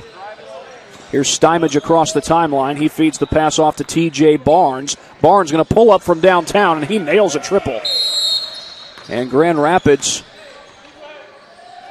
has the early 5-0 lead. Back-to-back buckets. This is Jaden Wilson. Also plays on the Indy Heat red team, but he's playing for the Gym Rats today. His three ball doesn't go. They get it right back down the floor. Somehow they get it to Trey Knight, but he couldn't finish. Out of bounds, and Indy will take over. Or rather, the Gym Rats will take over. Good look. And into the game comes Ross Thompson. Ball up the floor.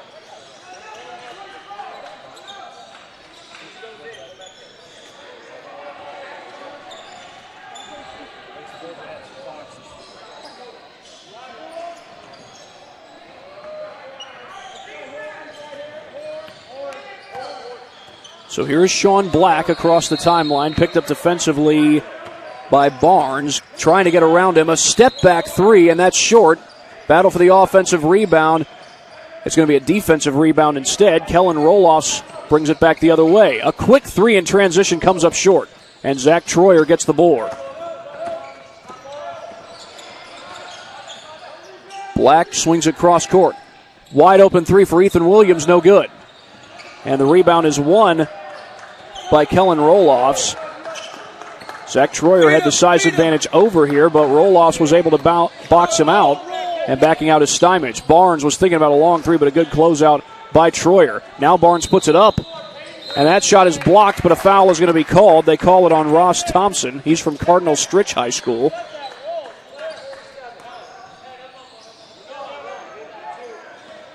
And 2 free throws coming up here for Caden Smith, as the Storm try to build their early 5-0 lead. The first one is short. A sub will come in. That is Jaden Wilson.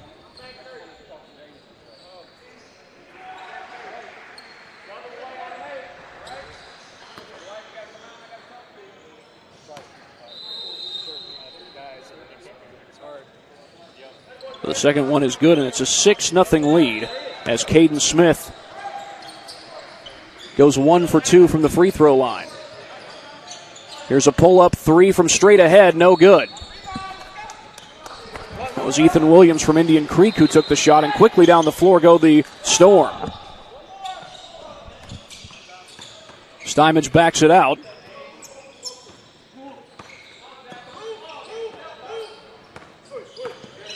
And he hands it off to T.J. Barnes. Barnes, the man on him. Well, under the legs dribbling, picked his pocket. That was Jaden Wilson with the steal. He gets it up the floor. The basket is good. A transition bucket by Ethan Williams. Stymage backs it out.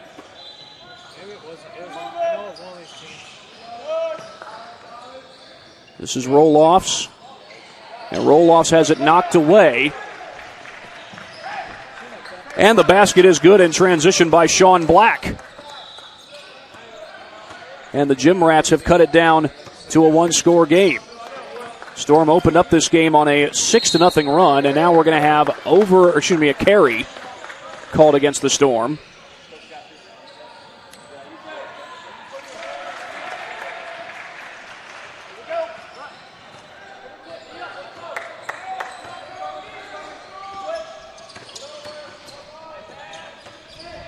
Little step-back jumper. It's good. Nothing but net. Ethan Williams, and this game is tied.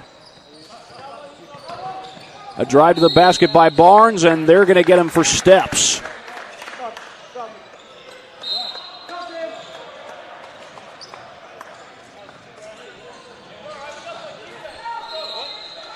And after Grand Rapids opened up on a 6-0 run, the Gym Rats have begun to pull away. They're on a 6-0 run of their own. They've begun to pull back to tie this game, I should say.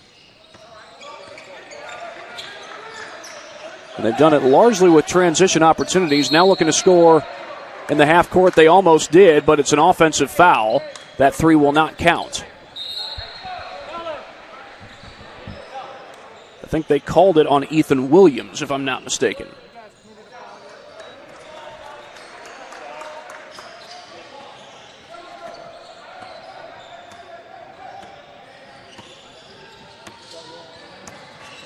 Stymage across the timeline. It's around the screen. He had Smith cutting to the basket. 2-3 zone. They get it inside to Koo, and it's blocked at the rim. Sean Black will bring this one across the timeline. Contested three, and it is good. Ty Smith from downtown. And the Gym Rats now on a 9-0 run. Here's Dudley. Lost it on the way up, lost it again, but got it back. And that one's knocked away and out of bounds.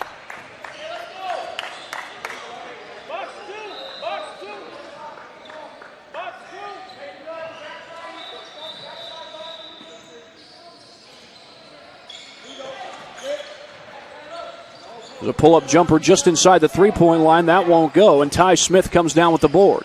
Smith racing down the floor and takes it all the way for two. Ty Smith, the only guy to touch the ball on that possession. We got a timeout on the floor. We will take one right along with them here at the GRBA National Championship. Next step in your training with the Parkview Sports Medicine Performance Edge program. The Edge program is high-intensity, personalized performance training built to help you reach the next level in your sport. Over 100 college-bound athletes have trained with PSM Performance in the last 2 years, and we want to help you achieve that goal. Call 260-266-4007 to schedule a one-on-one assessment to get started today. Parkview Sports Medicine. Become more. 11-6, the Gym Rats with the lead. They're on an 11-0 run. That's right, the Storm started off this game up 6-0, but then the Gym Rats came roaring back. And transition basketball has been a strength of theirs so far in this game.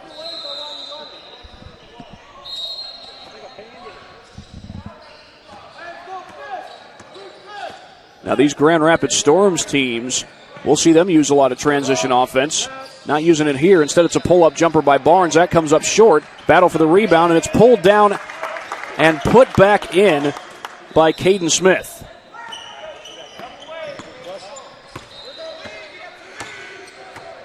Here's Black across the timeline. They get it inside to Ross Thompson. Thompson tried to make a move short, but the putback is good. And the Gym Rats sideline was calling for an and one. None was called, though. If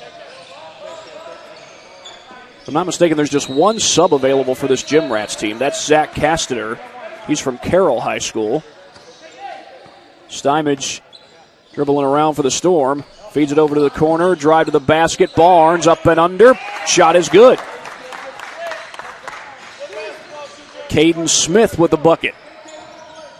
Grand Rapids still very much in the thick of this game. They feed it to the corner. Pull-up jumper. That's a contested three, but it's good. Sean Black. And the Gym Rats take a 16-10 lead.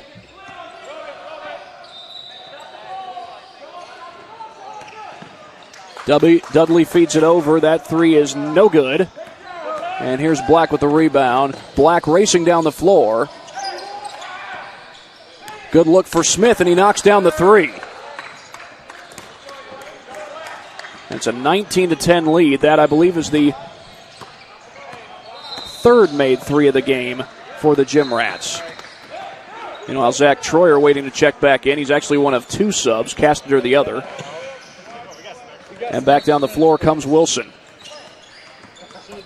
Wilson drives the basket, puts up the floater. No good. Offensive board, and the putback is good by Ross Thompson.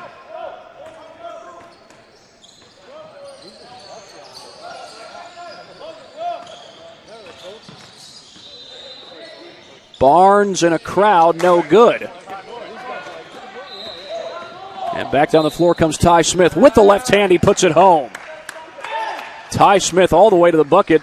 Well, this transition game has really worked wonders for these Gym Rats.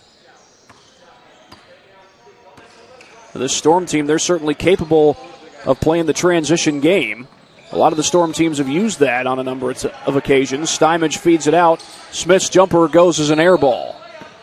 And Black races down the floor. Is he going to take it all the way? Nope, he'll slow it down. And Smith will spot up. Couldn't knock down the three. And a foul is called on the rebound attempt. We'll see who they call it on. It's going to be on Caden Smith.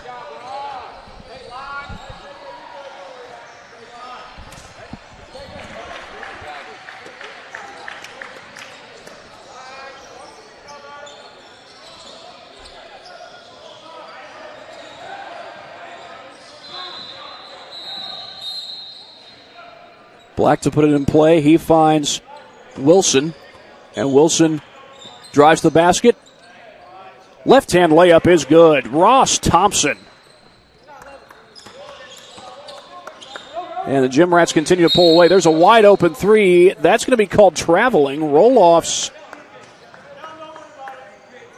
Didn't think he was expecting that call. They must have seen him shuffle the feet a little bit. I didn't see much as far as movement of the feet is concerned. Now, the ref is seeing more of the court than I am, admittedly. I'm seeing plenty of the court, but the ref is actually on the court, so he gets a little better view. That pull-up jumper is good. Sean Black with the bucket. And the Gym Rats continue to run away with this thing.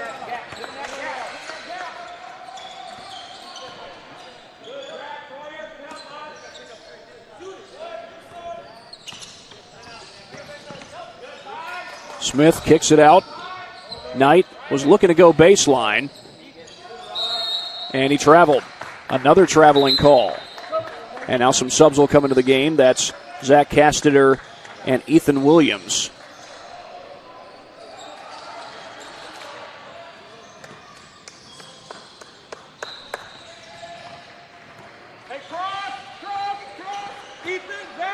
Black across the timeline.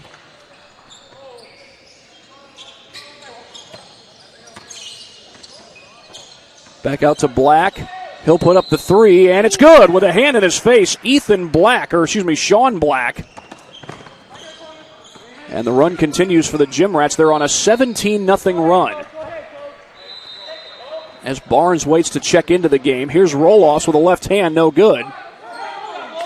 Check that was Dudley, and Knight fires a three, and it's good, and that'll slow down the run for now.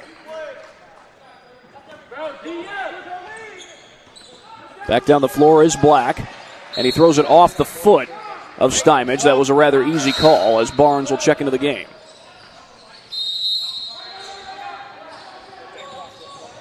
And we've got a timeout on the floor. We'll take it along with them here at the GRBA National Championship. Welcome to the Summit City, home to the 260's dedicated high school athletes and fans. Each victory and celebration captured by our cameras. Treasure the highlights from the Summit Athletic Conference this season, or complete games live or on demand. After all, nobody's more proud to call Fort Wayne home than SummitCitySports.com.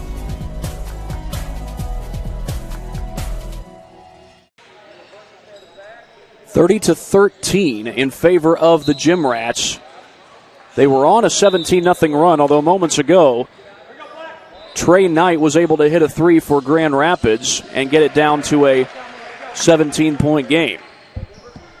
Well, the transition game has paid huge dividends for the Gym Rats. That's how they've gotten a number of their points here in this first half.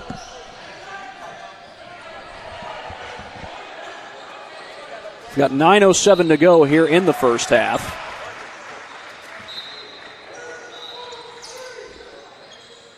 And this is Sean Black after the inbound. Black perhaps looking for a screen, not getting one. Troyer looking to take it himself. Spins into the lane, puts it up, and it's good. Zach Troyer with the bucket. And the Gym Rats pull back out to a 19-point lead. They led by 20 not long ago. Roloffs with a pull-up jumper, got it. Kellen Roloffs able to knock it down. And here comes Black across the timeline. Black gets inside. Circus shot, no good. Troyer with the rebound, puts it in. Zach Troyer with the putback. And it is a 19-point lead again for the Gym Rats. Screen comes. That was set by by Logan Kuhn, and the jumper is good. I think that was Knight who got the bucket. And once again, Storm are able to answer. And that pass is knocked away, and Knight does recover it. It was Roloffs who knocked it away. And now the Storm looking to score on back-to-back possessions here. Missed shot by Barnes, but he gets his own miss. And Knight fires from downtown. That's no good. Rebound pulled down by Ross Thompson. Black goes to the baseline and gets fouled. They're going to call the foul on Trey Knight.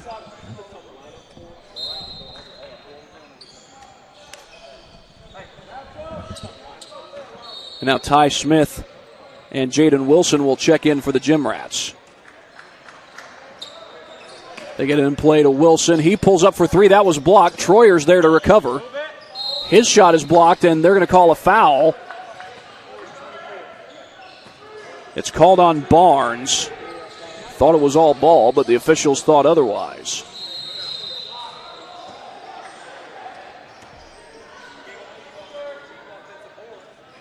Free throw rattles out.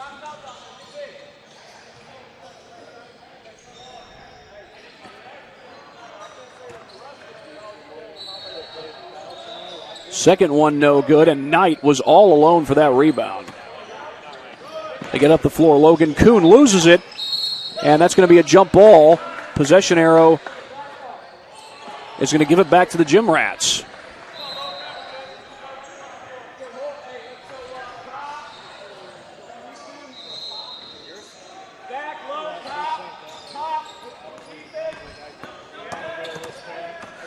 And Wilson swings it to the corner. Open three for Casteter. That's no good. Back down the floor comes T.J. Barnes. He gets around the screen, wants to pull up for three, now does. He was wide open, and he couldn't knock it down. Knocked away from behind by Kuhn. His floater won't go, and crashing in for the board is Smith. He loses it, but the Gym Rats come the other way, and Casteter with an easy bucket on the other end. But right back down on the other end, it's Kuhn. He missed it, but the putback is good.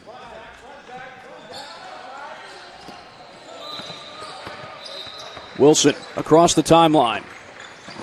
Has it knocked away out of bounds, and that one will stay with the Gym Rats.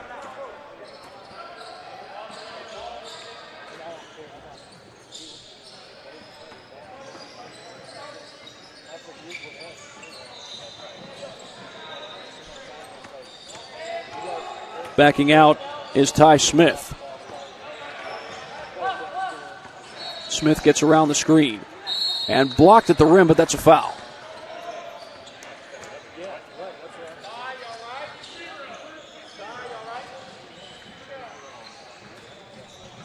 Got under 5 minutes to go, and 2 free throws coming up for Ty Smith.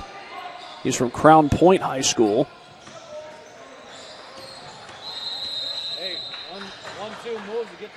And the free throw is good. And now some subs will come in. Ross Thompson and Sean Black check into the game.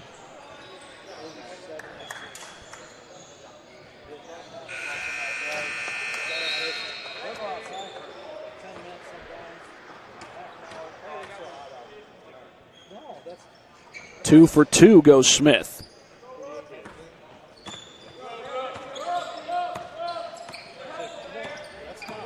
Barnes on the drive. Feeds it to the top of the key to Stymage. Stymage puts up a triple, and it is short.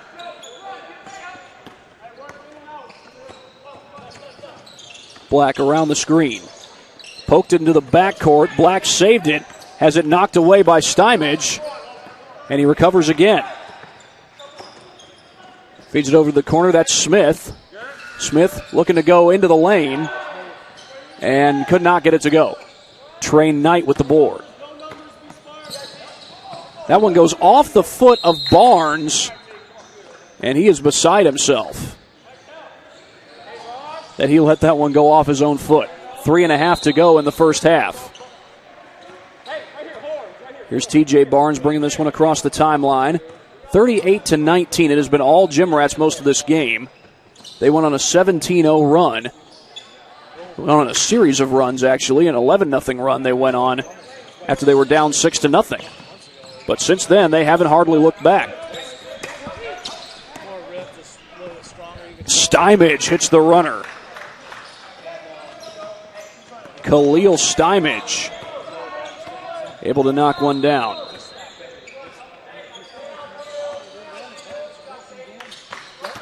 Over to the corner for Wilson. Wilson trying to sidestep a man. He gets it back, fires a three ball, no good. And it's recovered down low by Ethan Williams. He gives it up to Thompson.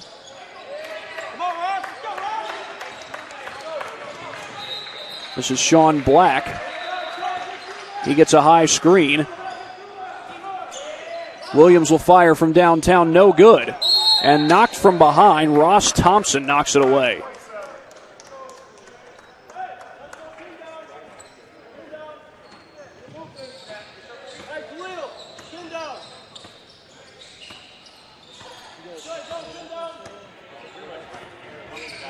Barnes across the timeline, swings it over to the corner for Kellen Roloffs.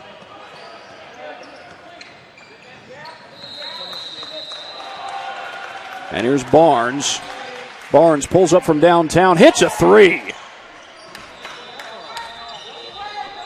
Well, that's back-to-back buckets for Grand Rapids. And now they've cut this thing down to a 14-point game.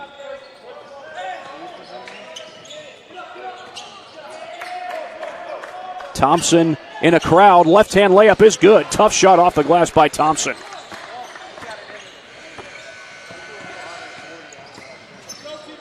There's a big bucket for the Gym Rats as Grand Rapids are starting to cut into the deficit. They get another bucket. That's Barnes. And he keeps his team in it. Clock continues to move as we are getting closer and closer to 1 minute left to go in the first half. Off the glass, count the basket, and a foul. Sean Black.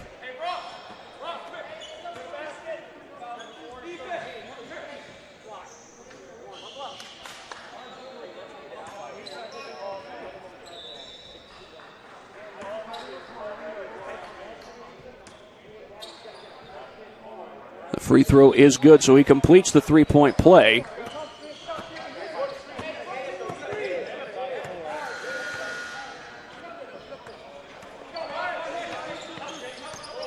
Clock has not started here at the gym. And now the official, I think, called a moving screen, if I'm not mistaken. Again, the clock did not start. It still shows 55.6 seconds. That was what was on the clock at the free throw.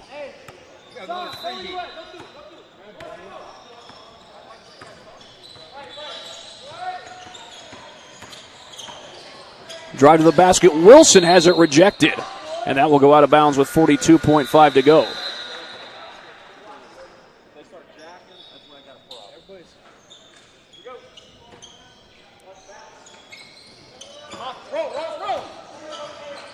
Spinning inside, that was Black, and the ball's taken away.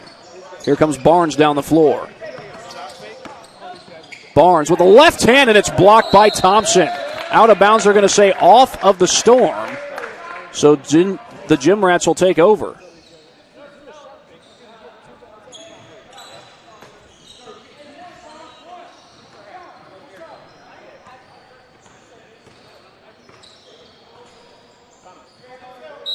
And now a timeout called by Jeremy Herring of the Gym Rats with 21.2 seconds to go. That's their last timeout of the half, so we'll take one with them here at the GRBA National Championship. Next step in your training with the Parkview Sports Medicine Performance Edge program. The Edge program is high-intensity, personalized performance training built to help you reach the next level in your sport.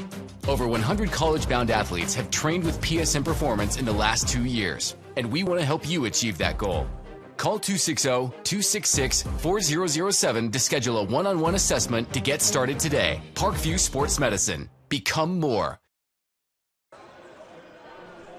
43-26 with 21 seconds to go. The Gym Rats lead the Grand Rapids Storm by 17 as we are getting closer and closer to halftime. The Gym Rats have gone on a couple of runs. They were down 6-0 at one point in this game, then went on an 11-0 run. And then after exchanging baskets with the Storm, they went on a 17-0 run. Now, Storm, they've cut into the deficit a little bit since then. The most the Gym Rats have led by is 20 points. They were up 30-10 earlier in this game.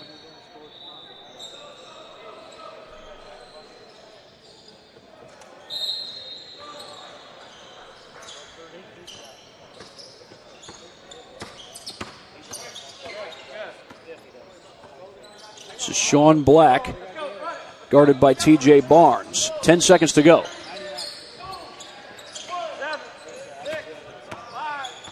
Down to 3 seconds. That's a long three by Jaden Wilson, and it's short. And that's going to be the end of the first half. It's a half that was largely dominated by the Gym Rats. They lead at 43-26. We'll be right back after this break here at the GRBA National Championship. Thank you for supporting Summit City Sports. For the last several years, we've provided the Fort Wayne community and beyond with coverage of a variety of sports, thanks to our title sponsorship from Parkview Sports Medicine. Since we began in 2015, our annual budget has covered the cost of videographers and commentators to over 300 plus games each year. New equipment and maintenance of that equipment, along with increased broadcast rights fees from the IHSAA.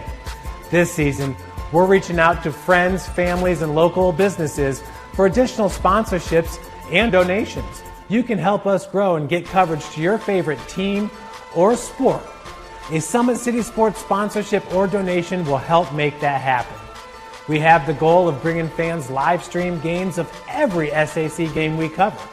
With the additional funds, we'd invest in mobile internet devices, allowing us to bring our supporters every SAC conference football and boys and girls basketball games live, as well as more coverage for sports like cross country, tennis, golf, swimming, wrestling, track and field, baseball, and softball.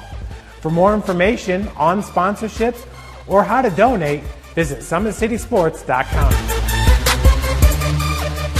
Take the next step in your training with the Parkview Sports Medicine Performance Edge program. The Edge program is high-intensity, personalized performance training built to help you reach the next level in your sport. Over 100 college-bound athletes have trained with PSM Performance in the last 2 years, and we want to help you achieve that goal. Call 260-266-4007 to schedule a one-on-one assessment to get started today. Parkview Sports Medicine. Become more. Halftime in game number 2 here at the Parkview Sport One Fieldhouse. This is the GRBA National Championship, day 1 of the GRBA National Championship on Court D at the Parkview Sport One Fieldhouse. Well, the Gym Rats lead the Grand Rapids Storm by a score of 43-26 at halftime, and a large reason for that is the ability to get the ball up and down the floor in transition and score in transition. We'll show a couple of those examples here via the Traction AP replay. Well, here you're going to see the Gym Rats get a stop. They get the steal, actually. And that's Sean Black who takes it to the rim off the steal, creates points off the turnover. And then shortly after that, they're up 9-6, and then they get a run-out opportunity. Ty Smith is going to be the only guy to touch the ball on this possession. Goes all the way to the rim, coast to coast with the left hand. And the Gym Rats built an 11-6 lead. That was part of an 11-0 run.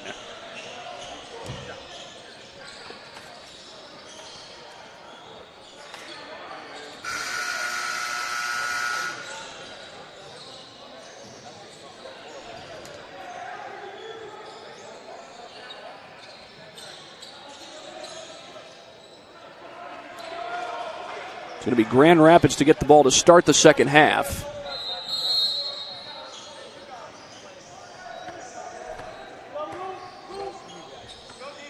And it's Kobe Dudley who hands it off. Shot fake there by number 24, TJ Barnes. Barnes feeds it off to Smith. It's blocked at the rim.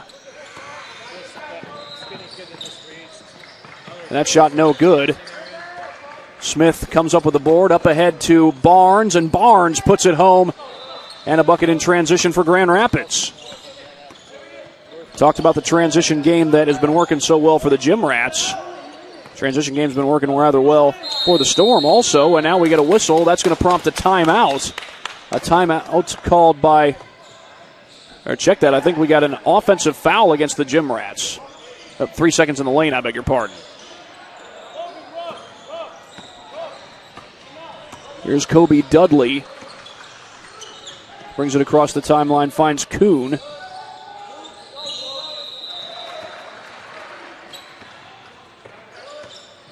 Long three by Barnes, no good.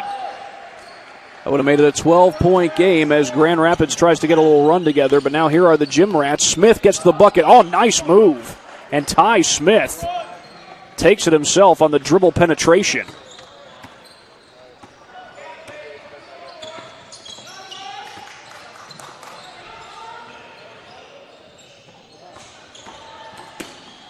Loose ball knocked away. Casteter going for the rebound, and it's going to be a timeout. A timeout called by Grand Rapids.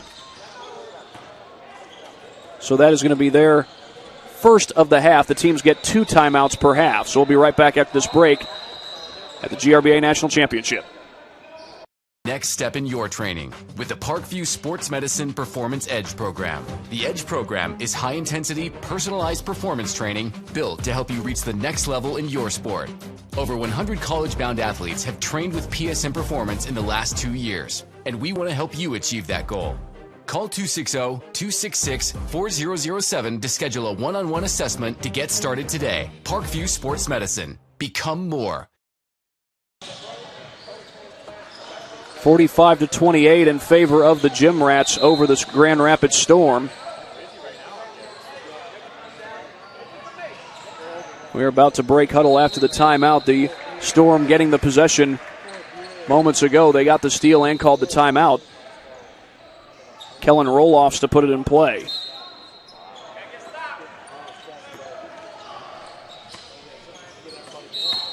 And now an offensive foul is called against the Storm. They call it on Logan Kuhn.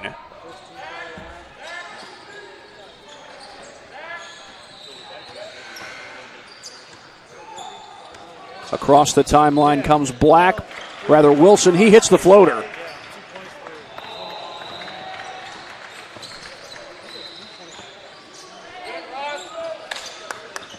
A 19-point lead for the Gym Rats, and Wilson comes up with the steal. Trying to get to the basket, little side step. No good. But an offensive board by Zach Troyer. No good. Stymage might have gotten bumped, but it was Wilson who went down to the sideline. I think they called it on Stymage. So that's going to give the ball right back to the Gym Rats. That's the second team foul of the half against the Storm. Wilson across the timeline. Smith with a jumper, no good. Knocked out of bounds. It's going to stay with the Gym Rats.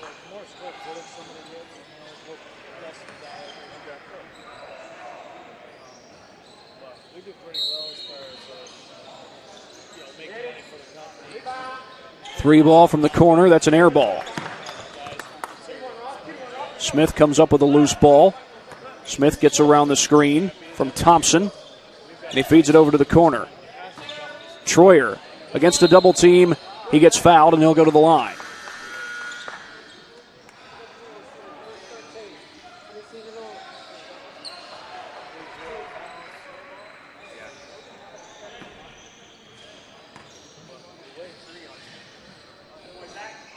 And Troyer could not hit the first one. He'll get one more chance.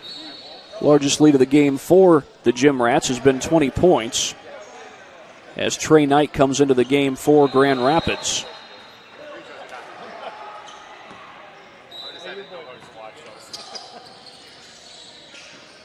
Oh for 2. Battle for the rebound is going to be won by Logan Kuhn. Kuhn able to rip it away. And I think that was a foul, if I'm not mistaken. Either that or a jump ball. I think it was just a jump ball.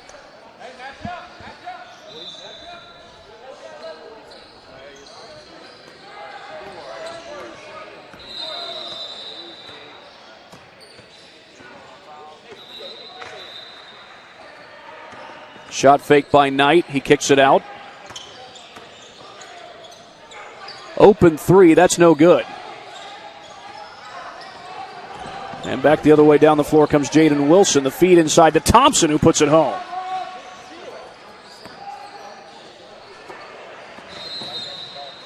There's a pull-up jumper. That's no good. Back down the floor comes Jaden Wilson. Wilson fakes the three. And a left-hand shot, no good, but a foul is called. So now Wilson will go to the free throw line. Rather, Thompson will go to the free throw line.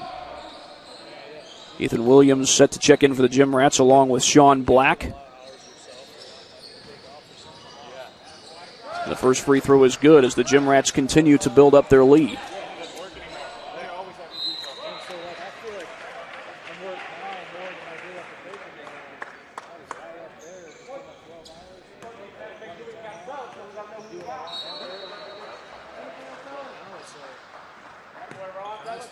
Second one is good, 2 for 2. Goes Ross Thompson. 51-28 to score. And around the screen goes Dudley. Kicks it out to Knight.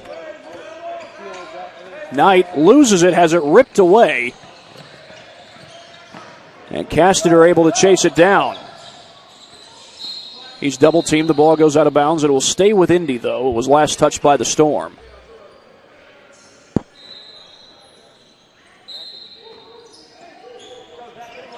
Inbound to Black.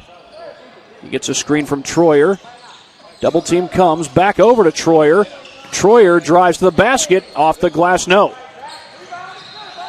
Putback is good. That was Troyer who gets the shot to fall.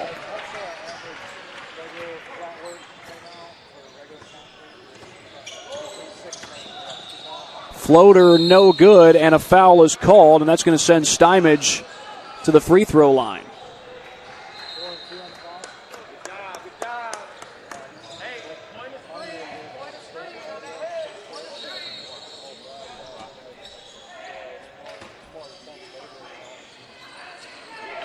Free throw is good.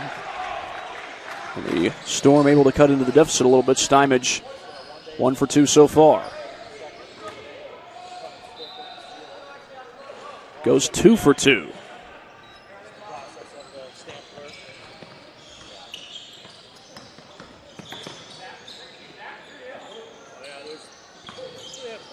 A shot fake by Williams, gets it inside, and that floater is good. That was Ross Thompson who was able to knock it down on the jump hook. 12:30 left to go.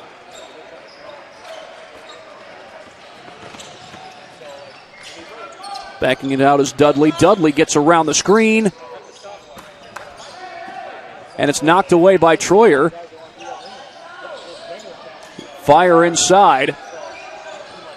Barnes from downtown, that's no good. A couple of guys crash in, and that's going to be blocked, and it will send Kellen Roloffs to the free throw line. They call the foul on Troyer.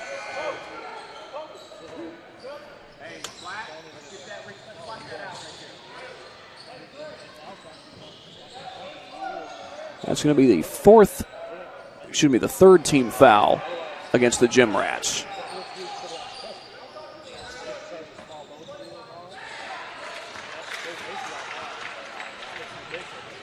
So here's Roloffs at the free throw line. He rattles home the first one, and the Storm are within 24. A long way to go to try and get back in this one.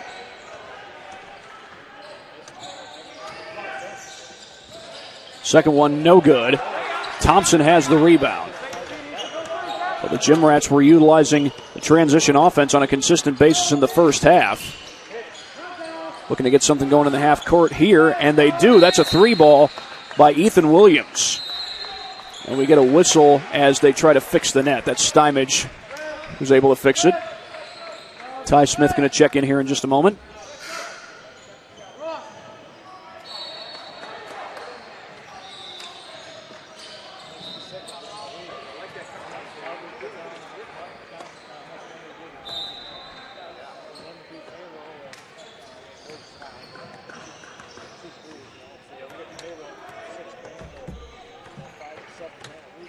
Roloffs or rather, Dudley comes across the timeline, gives it off to Stymage.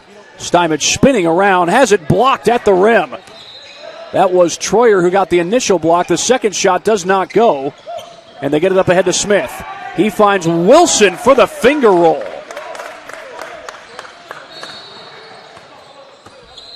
Jaden Wilson all the way to the glass.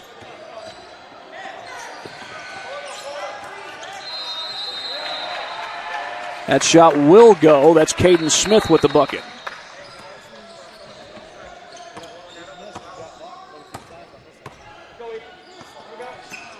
(60-33) the score. The Gym Rats with the lead, and here's Wilson, or rather Black, getting to the rim, no good. Tipped in by Troyer.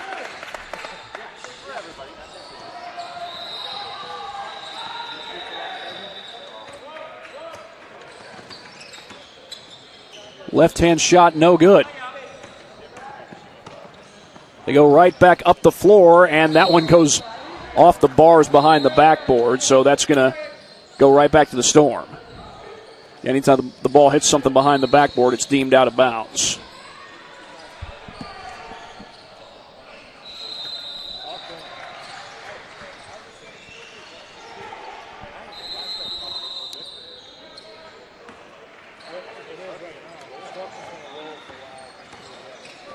Barnes across the timeline, gives it over to Dudley. Dudley fires, couldn't connect. Troyer with the board. Here comes Black, rather Wilson down the floor. Back outside to Smith. He hits a three. Nothing but net for Ty Smith.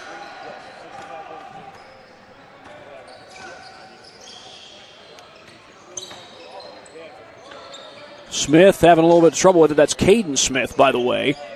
And this time they go inside looking for Logan Kuhn. Smith able to get to the glass. Caden Smith to the bucket.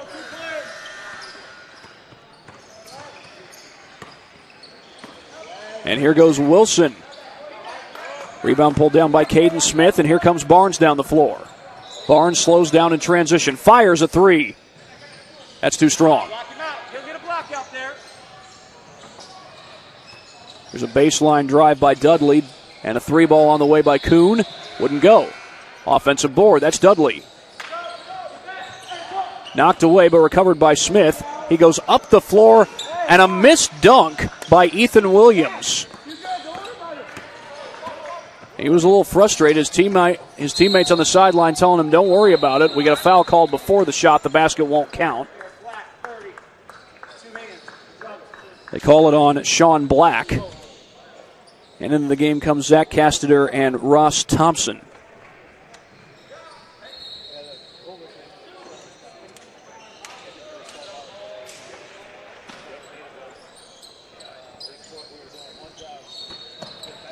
Inbound to Kuhn. He puts up the jumper, and that is no good.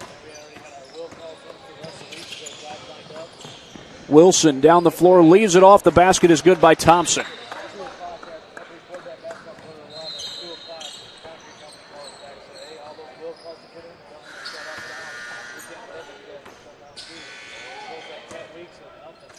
Pass is tipped, and it's going to be recovered right in front of the timeline by T.J. Barnes. Barnes gets to the basket, puts up the floater. It's blocked.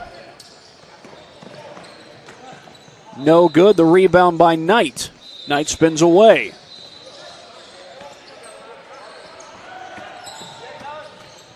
Roloff slows it down in transition, throws it right to Castader. I don't know if he was ready for that right away, but the ball came to him. That shot was blocked by Knight.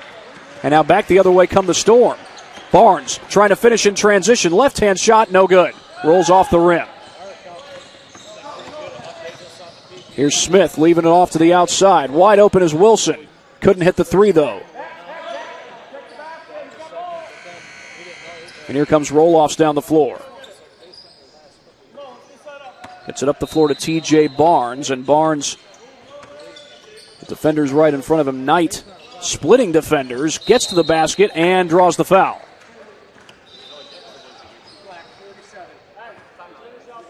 And meanwhile, we get a timeout called on the floor.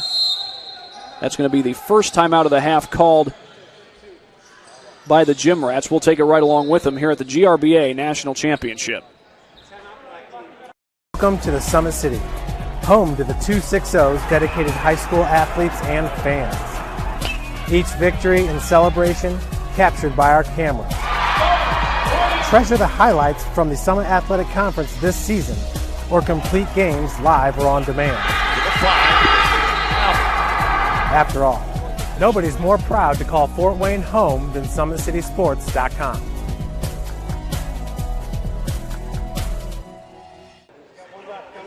(67-35), 5:39 to go.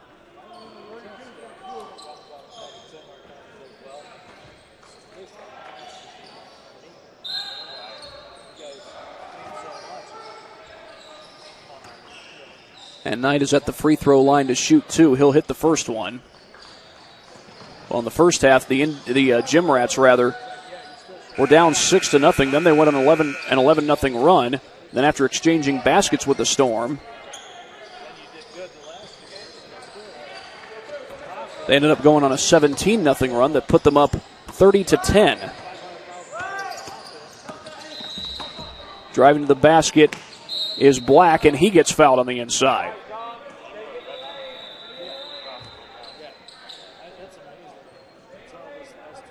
So this ball will stay with the Gym Rats. Inbound goes to Wilson. Wilson's picked up defensively by Knight. Wilson drives the basket. No good. And the rebound pulled down by Barnes. He goes up the floor looking for Knight. Knight finishes.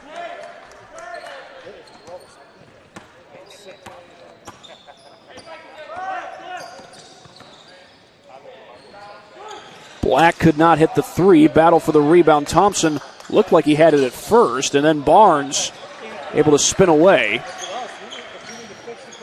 He gets it to Caden Smith, and Smith able to swing it back up the floor to Barnes. And Barnes could not get that one to go. Here's a pull-up jumper. That's no good. Offensive rebound by Thompson. And here's Kuhn, gets double-teamed, but just hands it off to his own teammate. That was to Barnes, and Barnes finds Smith on the inside. He gets to the bucket.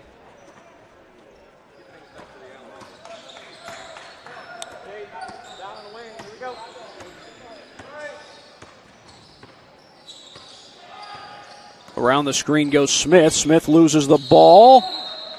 Still a live ball. Shot from the corner is good. A three ball by Jaden Wilson.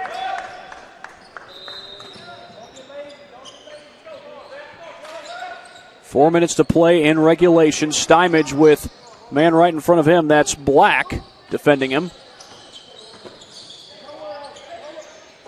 Get it back to the top of the key for Logan Kuhn. He feeds it off to Caden Smith, who puts it home.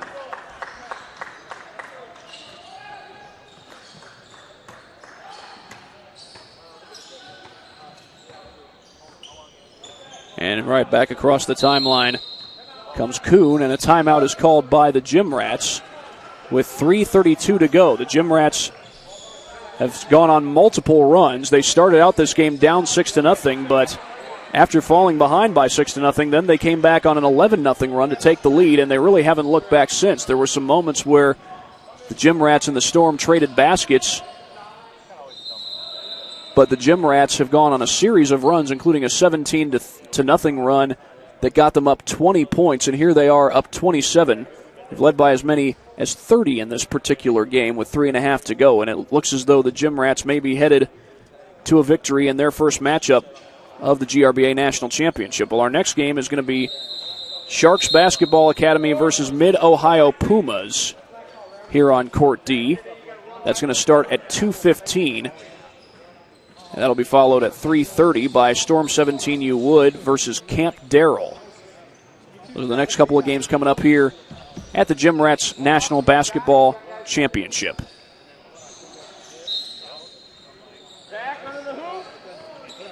Inbound goes to Ty Smith. Not in a hurry. There's such a big lead and 3.5 to go. Here's a three from the corner, and that's no good. Troyer able to grab the rebound. He puts up the shot, and it's good.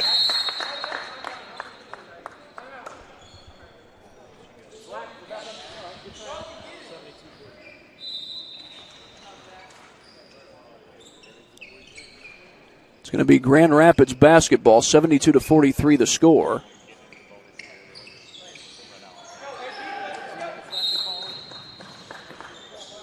And here's roll-offs, or rather Dudley bringing it across the timeline for Grand Rapids. Barnes trying to make a move, instead gets cut off by Ethan Williams. Barnes swings it to Smith on the baseline. Smith puts up the jumper, and that's an air ball right into the hands of Ty Smith. Smith, his pass goes off the hands of Thompson. Loose ball out of bounds. Going to stay with the Gym Rats.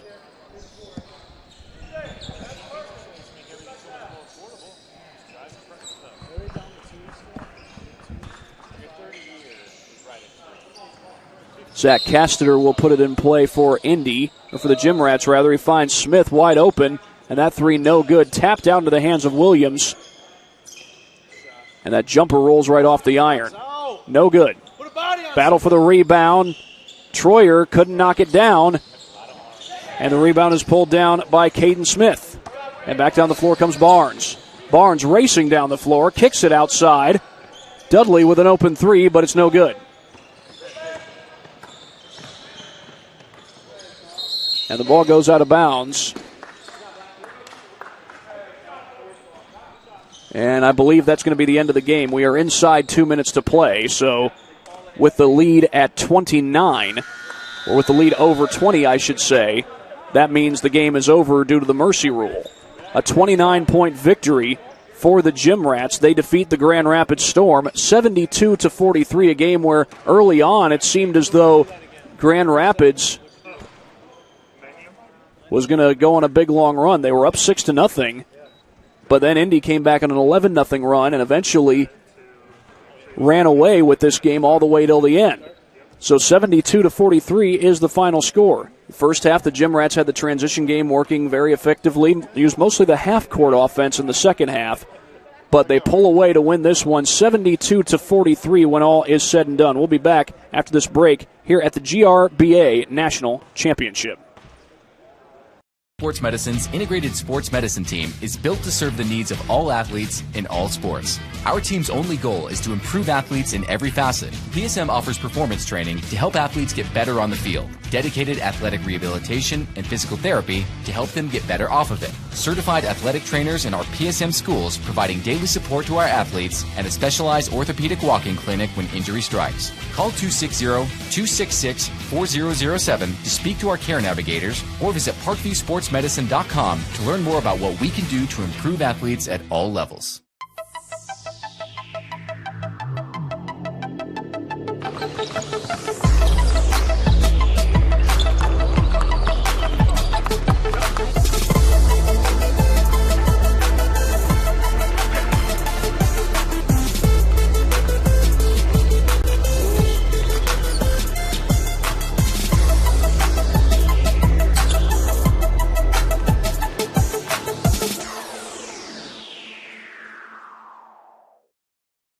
Welcome to the Summit City, home to the 260's dedicated high school athletes and fans. Each victory and celebration captured by our cameras. Treasure the highlights from the Summit Athletic Conference this season, or complete games live or on demand. After all, nobody's more proud to call Fort Wayne home than SummitCitySports.com. Give your home the curb appeal it deserves and trust Kurt's Mio to power wash your home. Additional services include concrete sealing, deck and fence cleaning, driveway replacement, and stamped concrete. Just head on over to kurtzmio.com, request your virtual quote, and use the code Summit City for 15% off all power washing services today. That's kurtzmio.com, supporting the youth of Fort Wayne. The Kelly Automotive Group is simple, transparent, reliable. Simple. Our customer specialists make buying a car easy and fun. Transparent. Our price listed is the best price. No hassle, no gimmicks. Reliable. Buy with confidence and peace of mind. We work hard to ensure the best value however you shop. Come see us in Decatur at the 2733 Auto Mall and shop 7 brands in one location. The Kelly Automotive Group. Simple, transparent, reliable.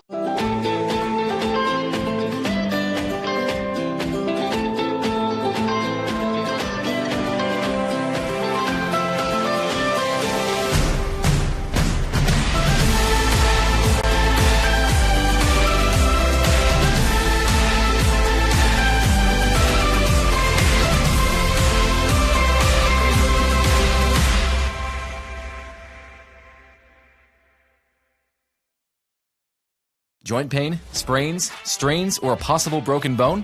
Make the Parkview Ortho Express walk-in clinic your first stop when you have an orthopedic or sports injury. Parkview Ortho Express, located at the Sport One Parkview Fieldhouse, gives you access to quick care and orthopedic physicians when you need it most. Get x-rays, treatment, and referrals to Parkview Care, all in the convenience of a walk-in clinic. Parkview Ortho Express is open Monday through Thursday, 7 a.m. to 7 p.m., Friday, 7 a.m. to 5 p.m., and Saturday, 8 a.m. to 12 p.m. Call 260-266-4007 for more information. Thank you for watching Summit City Sports. To help broaden our coverage, we're asking you to become a monthly sponsor to our Patreon account. We produce weekly highlights and live video broadcasts. When the Homestead girls golf team won its first state title in program history, we were there. When Fort Wayne brought back 3 state titles in cross country, we were there. We believe in sharing positive stories and setting the standard for how high school sports should be covered. Join us and donate today. Take the next step in your training with the Parkview Sports Medicine Performance Edge program. The Edge program is high-intensity, personalized performance training built to help you reach the next level in your sport. Over 100 college-bound athletes have trained with PSM Performance in the last 2 years, and we want to help you achieve that goal. Call 260-266-4007 to schedule a one-on-one assessment to get started today. Parkview Sports Medicine. Become more.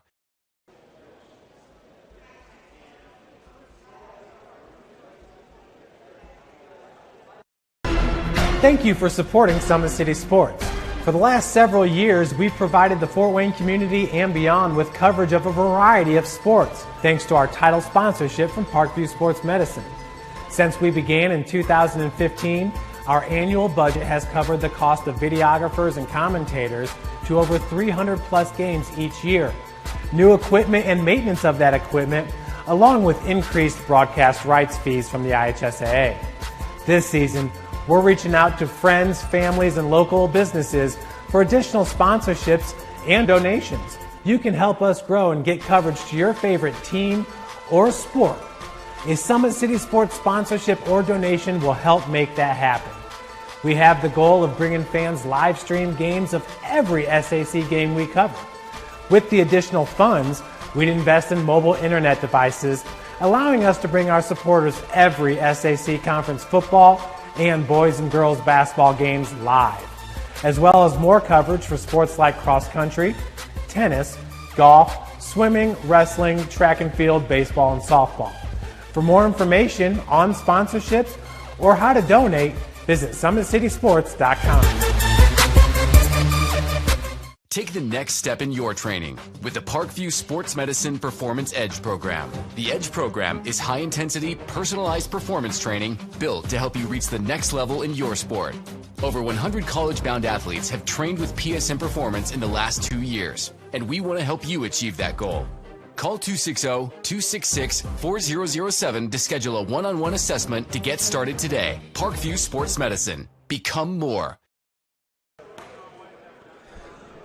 We are getting closer to the start of our next game. Our next game is going to be between the Sharks Basketball Academy Blue Squad and the Mid-Ohio Pumas. That is our next game. That game is set to start at about 2:15. That is when our next game is set to start. And then at 3:30, it will be Storm 17U Wood versus Camp Darrell. Andrew Wiss will be on the call for that particular game and on through the rest of the evening. But I'll be with you for this 2:15 game. This is Thad Goff back in a matter of moments here at the GRBA National Championship. Sports Medicine's integrated sports medicine team is built to serve the needs of all athletes in all sports. Our team's only goal is to improve athletes in every facet. PSM offers performance training to help athletes get better on the field, dedicated athletic rehabilitation and physical therapy to help them get better off of it, certified athletic trainers in our PSM schools providing daily support to our athletes, and a specialized orthopedic walk-in clinic when injury strikes. Call 260-266-4007 to speak to our care navigators or visit ParkviewSportsMedicine.com to learn more about what we can do to improve athletes at all levels. Thank you for watching Summit City Sports. To help broaden our coverage, we're asking you to become a monthly sponsor to our Patreon account. We believe in sharing positive stories and are excited to set the standard for how high school sports should be covered. Join us and donate today.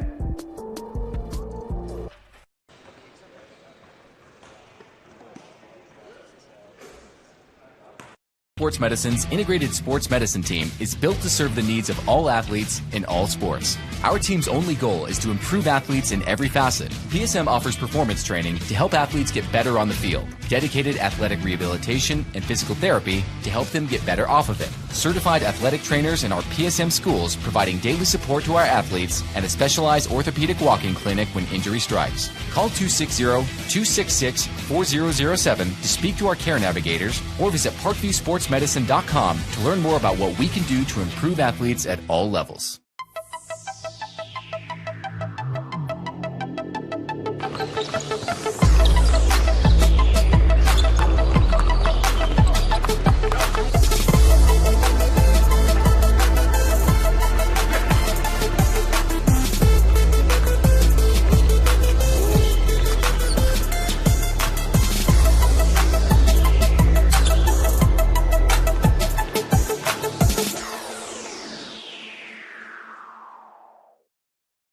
Welcome to the Summit City, home to the 260's dedicated high school athletes and fans.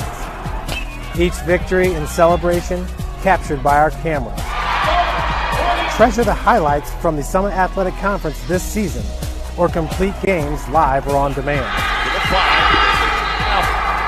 After all, nobody's more proud to call Fort Wayne home than SummitCitySports.com. Give your home the curb appeal it deserves and trust Kurt's Mio to power wash your home. Additional services include concrete sealing, deck and fence cleaning, driveway replacement, and stamped concrete. Just head on over to kurtzmio.com, request your virtual quote, and use the code Summit City for 15% off all power washing services today. That's kurtzmio.com, supporting the youth of Fort Wayne. The Kelly Automotive Group is simple, transparent, reliable. Simple. Our customer specialists make buying a car easy and fun. Transparent. Our price listed is the best price. No hassle, no gimmicks. Reliable. Buy with confidence and peace of mind. We work hard to ensure the best value however you shop. Come see us in Decatur at the 2733 Auto Mall and shop 7 brands in one location. The Kelly Automotive Group. Simple, transparent, reliable.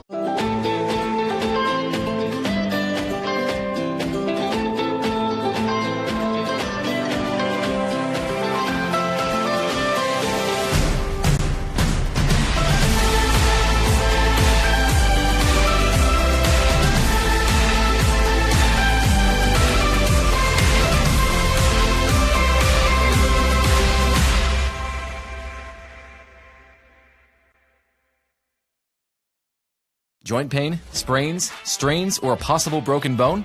Make the Parkview Ortho Express walk-in clinic your first stop when you have an orthopedic or sports injury. Parkview Ortho Express, located at the Sport 1 Parkview Fieldhouse, gives you access to quick care and orthopedic physicians when you need it most. Get x-rays, treatment, and referrals to Parkview Care, all in the convenience of a walk-in clinic.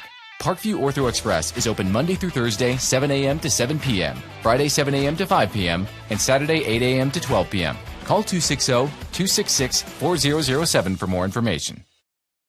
Thank you for watching Summit City Sports. To help broaden our coverage, we're asking you to become a monthly sponsor to our Patreon account. We produce weekly highlights and live video broadcasts. When the Homestead girls golf team won its first state title in program history, we were there. When Fort Wayne brought back 3 state titles in cross country, we were there. We believe in sharing positive stories and setting the standard for how high school sports should be covered. Join us and donate today. Take the next step in your training with the Parkview Sports Medicine Performance Edge program. The Edge program is high-intensity, personalized performance training built to help you reach the next level in your sport. Over 100 college-bound athletes have trained with PSM Performance in the last 2 years, and we want to help you achieve that goal. Call 260-266-4007 to schedule a one-on-one assessment to get started today. Parkview Sports Medicine. Become more. We are getting ready for the start of the 3rd game of the GRBA National Championship here on Court D at the Parkview Sport 1 Fieldhouse. I'm Thad Goff bringing you the broadcast, and we are just about to get started.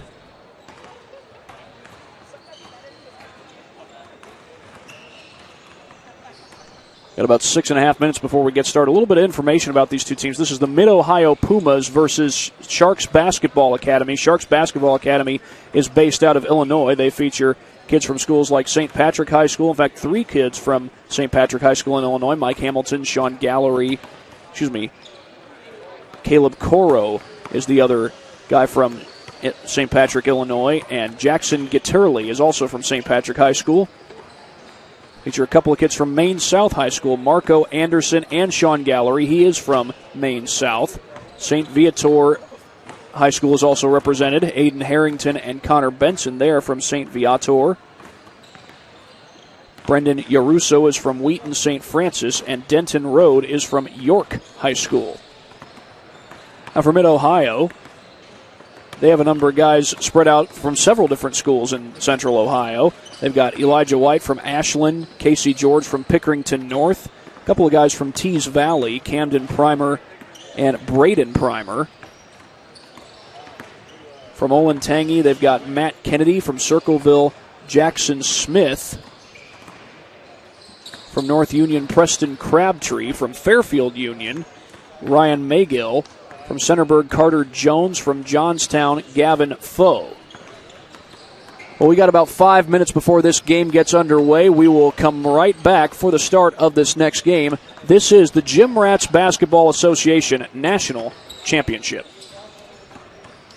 Sports Medicine's integrated sports medicine team is built to serve the needs of all athletes in all sports. Our team's only goal is to improve athletes in every facet. PSM offers performance training to help athletes get better on the field, dedicated athletic rehabilitation and physical therapy to help them get better off of it, certified athletic trainers in our PSM schools providing daily support to our athletes, and a specialized orthopedic walking clinic when injury strikes. Call 260-266-4007 to speak to our care navigators or visit parkviewsportsmedicine.com to learn more about what we can do to improve athletes at all levels.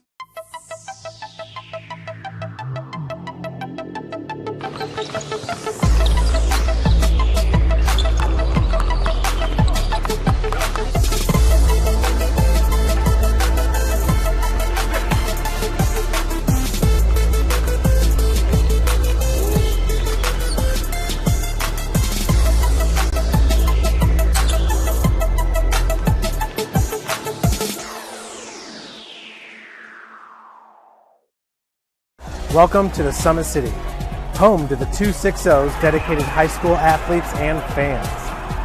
Each victory and celebration captured by our cameras. Treasure the highlights from the Summit Athletic Conference this season, or complete games live or on demand. After all, nobody's more proud to call Fort Wayne home than SummitCitySports.com. Give your home the curb appeal it deserves, and trust Kurt's Mio to power wash your home. Additional services include concrete sealing, deck and fence cleaning, driveway replacement, and stamped concrete. Just head on over to kurtzmio.com, request your virtual quote, and use the code SummitCity for 15% off all power washing services today. That's kurtzmio.com, supporting the youth of Fort Wayne. The Kelly Automotive Group is simple, transparent, reliable. Simple. Our customer specialists make buying a car easy and fun. Transparent. Our price listed is the best price. No hassle, no gimmicks. Reliable. Buy with confidence and peace of mind. We work hard to ensure the best value however you shop. Come see us in Decatur at the 2733 Auto Mall and shop 7 brands in one location. The Kelly Automotive Group. Simple, transparent, reliable.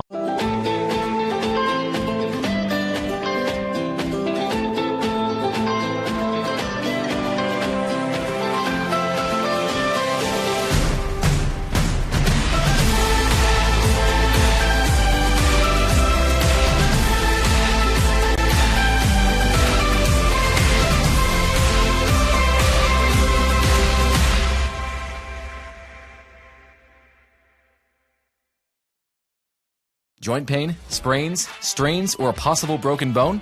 Make the Parkview Ortho Express walk-in clinic your first stop when you have an orthopedic or sports injury. Parkview Ortho Express, located at the Sport One Parkview Fieldhouse, gives you access to quick care and orthopedic physicians when you need it most. Get x-rays, treatment, and referrals to Parkview Care, all in the convenience of a walk-in clinic. Parkview Ortho Express is open Monday through Thursday, 7 a.m. to 7 p.m., Friday, 7 a.m. to 5 p.m., and Saturday, 8 a.m. to 12 p.m. Call 260-266-4007 for more information. Thank you for watching Summit City Sports. To help broaden our coverage, we're asking you to become a monthly sponsor to our Patreon account. We produce weekly highlights and live video broadcasts. When the Homestead girls golf team won its first state title in program history, we were there. When Fort Wayne brought back 3 state titles in cross country, we were there. We believe in sharing positive stories and setting the standard for how high school sports should be covered. Join us and donate today. Take the next step in your training with the Parkview Sports Medicine Performance Edge program. The Edge program is high-intensity, personalized performance training built to help you reach the next level in your sport. Over 100 college-bound athletes have trained with PSM Performance in the last 2 years, and we want to help you achieve that goal. Call 260-266-4007 to schedule a one-on-one assessment to get started today. Parkview Sports Medicine. Become more. We are just about ready to start our next game, the third game of the Jim Rats Basketball Association National Championship here at the Parkview Sport One Fieldhouse in Fort Wayne, Indiana. So the 2:15 game set to start. A 17U matchup, a group of juniors, soon to be seniors, taking the court.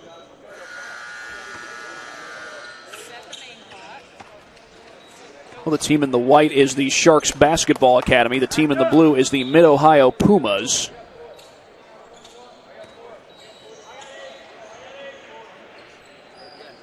Team in navy blue, that is the Mid-Ohio Pumas. Sharks Basketball Academy from the state of Illinois. Mid-Ohio, well, you can guess what state they're from. This is Gavin Foe to tip it off for Mid-Ohio, and he wins the tip rather uncontested. And Mid-Ohio starts off with the basketball. Goes off the hands of Foe. He's able to recover. Connor Benson guarding him, and it looks like the Sharks are in the pack line defense. Pull-up 3 is no good, and that's going to go out of bounds. The pack line defense, if you're not familiar with that term, is a defense run by head coach Tony Bennett of the Virginia Cavaliers. Basically, the mindset of the pack line is to crowd the lane, make it difficult for opponents to get inside. Kind of a makeshift zone, if you will. Of course, Tony Bennett and those Cavaliers, they won a national championship back in 2019. There's a good look from downtown, and the 3-ball is good by Caleb Coro. And the Sharks take the early 3-0 lead. The Pumas trying to answer, though. That's no good from Camden Primer. Go right back up the floor to Jackson Gitterly. He hands it off back to Caro. Caro just hit the 3 moments ago. He backs it out.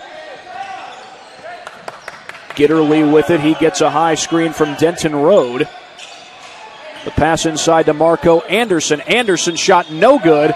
Battle for the rebound, eventually pulled down by Casey George from Pickerington North. Jones misses the 3. George is there for the rebound. He pulls up and can't knock it down. Denton Road with the rebound for the Sharks. They go to Anderson at the top of the key. Anderson had Coro cutting on the backdoor cut. Chose not to get it to him. Backdoor cut again, this time by Gitterly. Goes around the screen, Road. Screen set by Road, that is. Tough shot contested at the rim, but a foul is called. Marco Anderson was the one who got fouled, and they call it on Gavin Foe.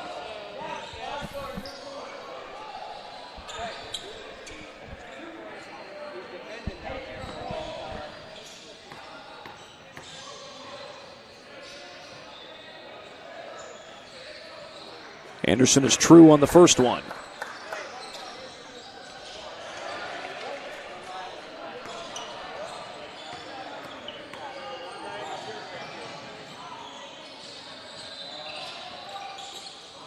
Couldn't hit the second one. Foe skies for the rebound. Are they going to bring full court pressure? They are. But getting right past it is Casey George. Here's a wide open 3. It's good. Elijah White And the Pumas have pulled within just one. Cora has it stripped away, gets it back. Not for long. Looked like he was rolling on the floor. They didn't call traveling. Loose ball. Who's got it? It was Carter Jones who came up with it. Meanwhile, we got a foul called against the Sharks. That's on Caleb Coro. He's from St. Patrick High School in Ohio. In Illinois, I beg your pardon. Full court pressure by the Sharks. They swing this one over to Jones. Jones in a triple team gets it across the timeline. Foe goes baseline and draws the foul, a blocking foul against the Sharks. They're going to call it on number 45, Denton Road.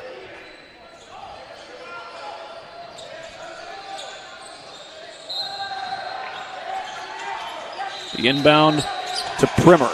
They work it around the perimeter to Elijah White. Baseline drive, and the shot no good. Foul is called. Carter Jones looks like he's going to the free throw line.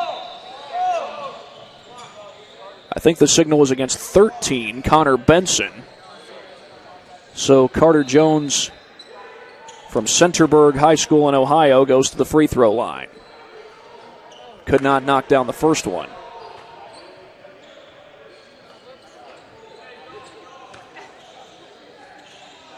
Still a chance to tie the game, though, and a couple of subs.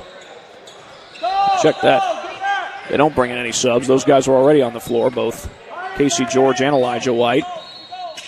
And now Mid-Ohio comes out in the 2-3 zone. They work the ball down low, knocked away, out of bounds, last touch by the Pumas. And the Sharks will keep possession.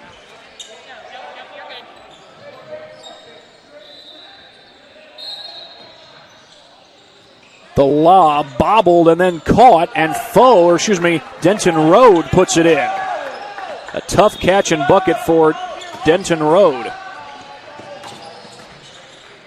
And the transition bucket is good.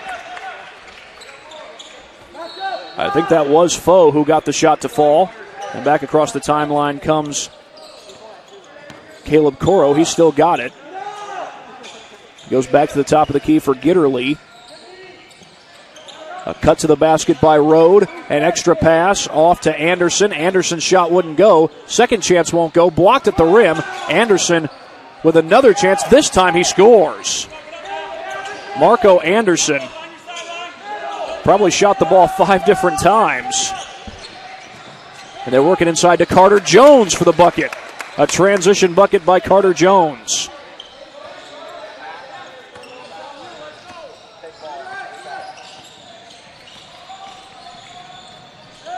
Blocked by Foe and ripped away. And that three won't fall.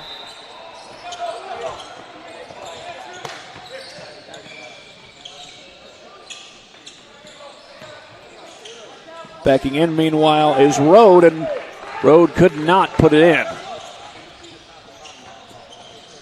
The baseline drive, the ball is loose, but a foul is called. That comes with 13:40 and counting to go. It's the fourth team foul against the Sharks, and on his way to the free throw line is Elijah White. And White is true on the first one, and the Pumas take their first lead of the game. Almost a wholesale substitution comes in. That includes the likes of Ryan McGill, Riley Gibson, and others. Another one of those guys is Preston Crabtree. He's from North Union High School. 2 for 2, and the Pumas lead at 10-8. This is Aiden Harrington bringing the ball across the timeline for the Sharks. Mid-Ohio, a matchup zone, it looks like. This is Harrington around the screen, and he gets bumped by number 3, Riley Gibson from Circleville High School. Circleville High School in the state of Ohio, by the way.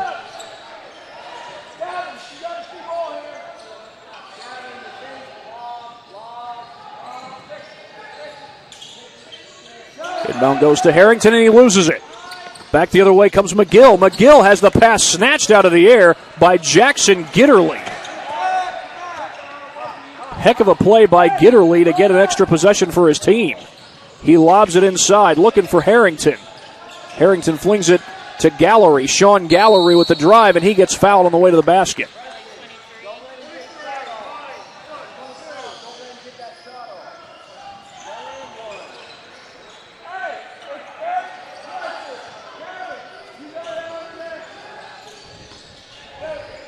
So Sean Gallery at the free throw line.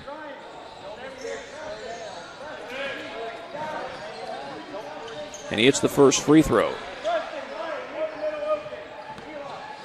Sharks pull within one. They had led for most of the game, but they've tied it here, 10 apiece. Full court pressure by the Sharks. Gibson fires across the timeline, an open three, that's no good. And the rebound pulled down by Harrington. Harrington up the floor for Sean Gallery. He loses the ball right into the hands of Elijah White. Back the other way, and a foul is called right above the rim, and it looks like that'll send Gavin Foe to the free throw line. They call the foul on number 24, Marco Anderson. And Gavin Foe will indeed shoot two as Denton Road gets ready to check back in for the Sharks. First free throw rattles home. And the Pumas have an 11-10 lead.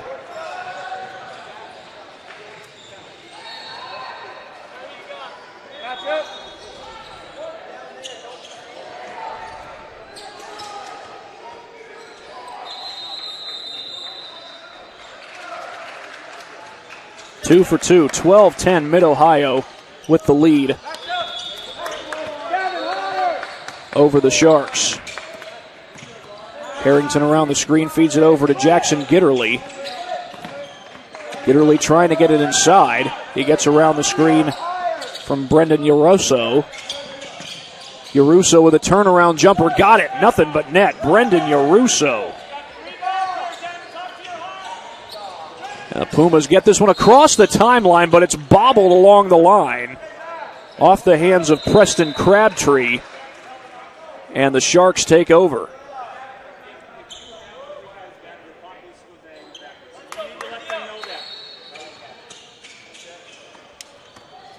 Aiden Harrington gets the inbound.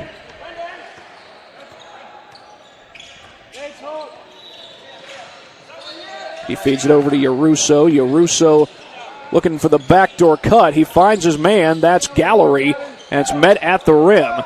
Gavin Foe comes down with the rebound. Wide open over there is Elijah White. He swings it back over. Pull-up three, too strong by Preston Crabtree, but an offensive board. Foe gets hacked off the rebound.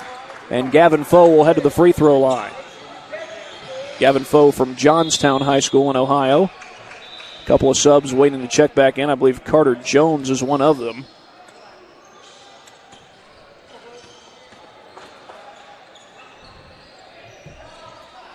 And the free throw is good.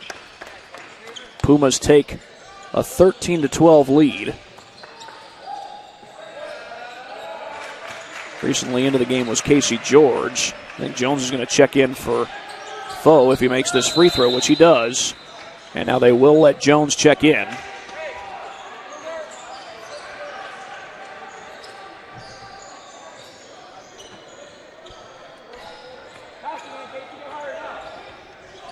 Aiden Harrington will bring this one across the timeline.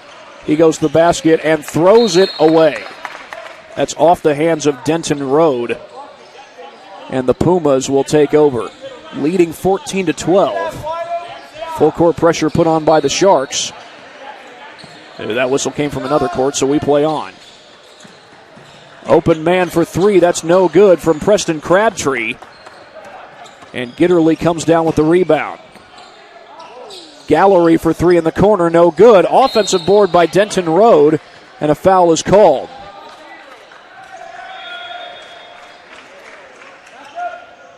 I think they called it on zero. That's Carter Jones.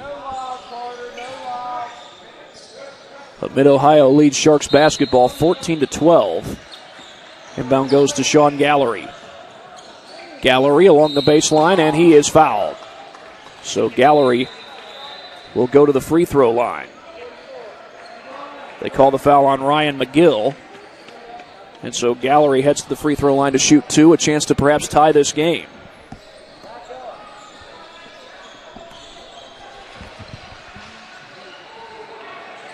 but he couldn't hit the first one. We'll blame that on the announcer, Jinx.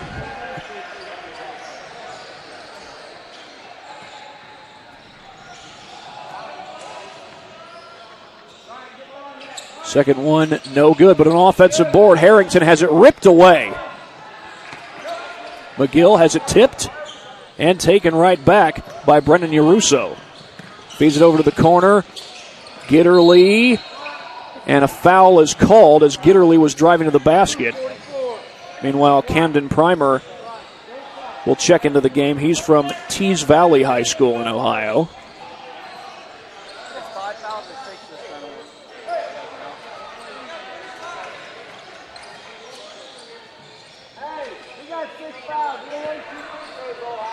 Now, each team has committed 6 fouls in the game so far. Trying to put it in, and they do get it in to Connor Benson. Gallery, late feed, and Rode puts it in and a foul. Denton Rode gets the shot to fall, and now he's got a chance to give his team the lead.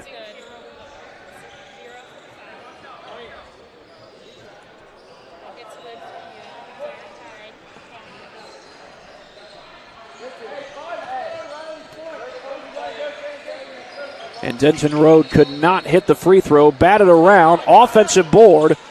Pulled down by Connor Benson. Inside to Rode. He loses the handle. It's out of bounds. Pumas take over.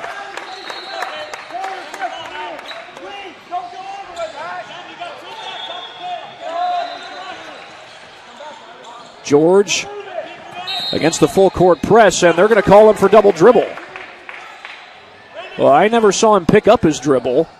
Now, you can be called for double dribble if you either pick up your dribble or dribble with both hands, and I saw neither. Now, the official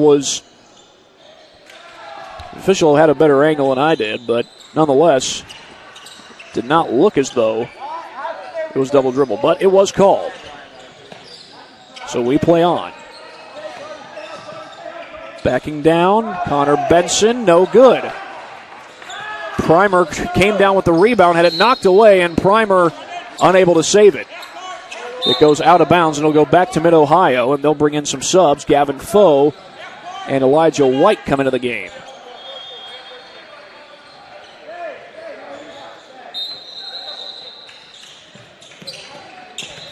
Long inbound in the hands of Denton Rode. They swing it inside. Pull-up jumper is good by Brendan Yaruso. A step-back J by Yaruso. They get it right across the timeline to Gavin Foe. Foe with the pass across court, blocked. And back the other way comes Yaruso. Shot fake and the basket is good. Sean Gallery, and a timeout called by Grant Gilliland. And with that, we will take one right along with them. The Sharks lead the Pumas 18-14 at the GRBA National Championship. Welcome to the Summit City, home to the 260's dedicated high school athletes and fans. Each victory and celebration captured by our cameras. Treasure the highlights from the Summit Athletic Conference this season, or complete games live or on demand. After all, nobody's more proud to call Fort Wayne home than SummitCitySports.com.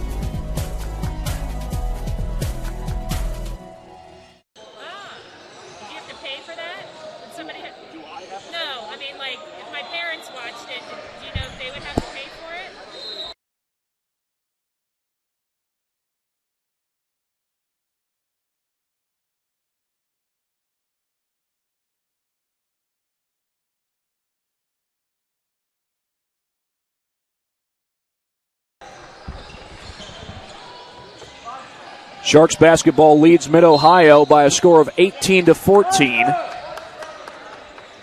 And Mid-Ohio will bring this one across the timeline. This is Elijah White. Double team comes.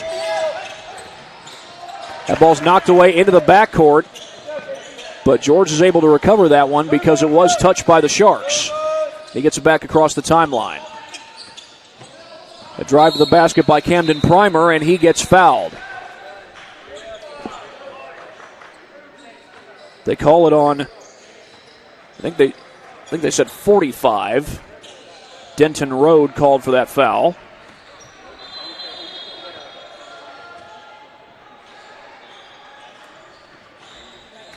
And the first free throw is good. We got a 3-point game. As Camden Primer from Tees Valley was able to knock down the free throw.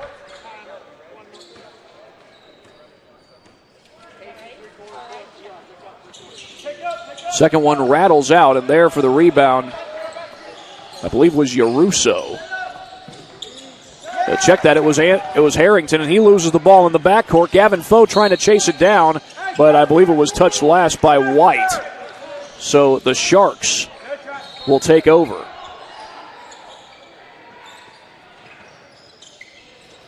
Full court pressure by the Pumas. Yaruso gets it across the timeline, gets right past White. He'll pull up for the jumper. It's good.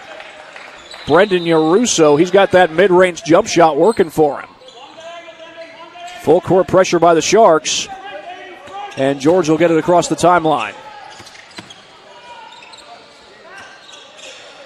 White for three, no good. Rebound pulled down by Brendan Yaruso. That one stolen away. Carter Jones with the takeaway. Jones trying to get to the glass. Offensive foul.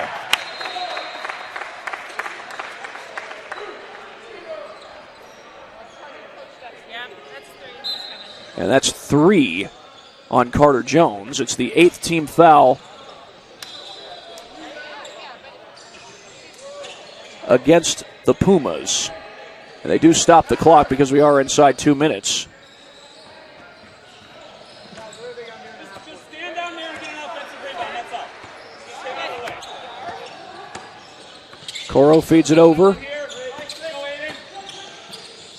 Cross-court pass.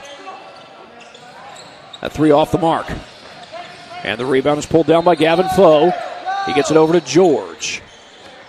George across the timeline, splits defenders. Layup no good. George gets his own miss, but he was out of bounds.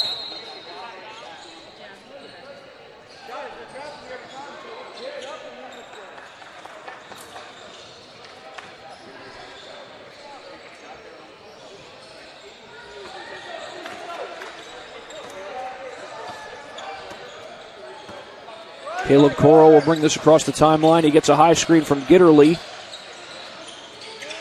Back over to Gitterly. Gitterly gets a screen. That's from Gitterly, I beg your pardon, no good. But the putback is good by Connor Benson. So we approach the final minute of play. George trying to split defenders. Gets it up the floor to Foe. Foe, his pass finds its way to Primer. Count the basket and a foul. Camden Primer paints the scoreboard. He'll give his team 17 points after that made bucket. And the free throw is good.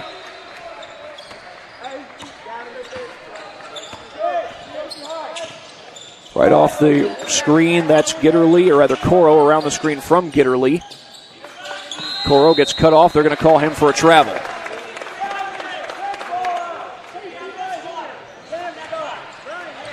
42 seconds to go. Now, you have the benefit in the state of Indiana. You don't have the shot clock, which can be a blessing or a curse. In this case, you can hold for the final shot if you choose. That's if you can beat the press across the timeline. Here's George on the drive. Leans in. Count it. Or will it count? I think that's an offensive foul. It is an offensive foul. It looked at first like it might be an and one, but then the official came over and signaled charge. And we've got 31.7 seconds to go.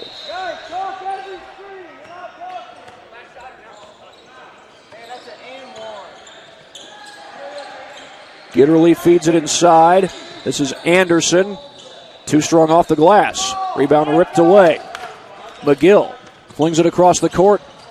And that goes out of bounds. A little too strong of a pass for Primer.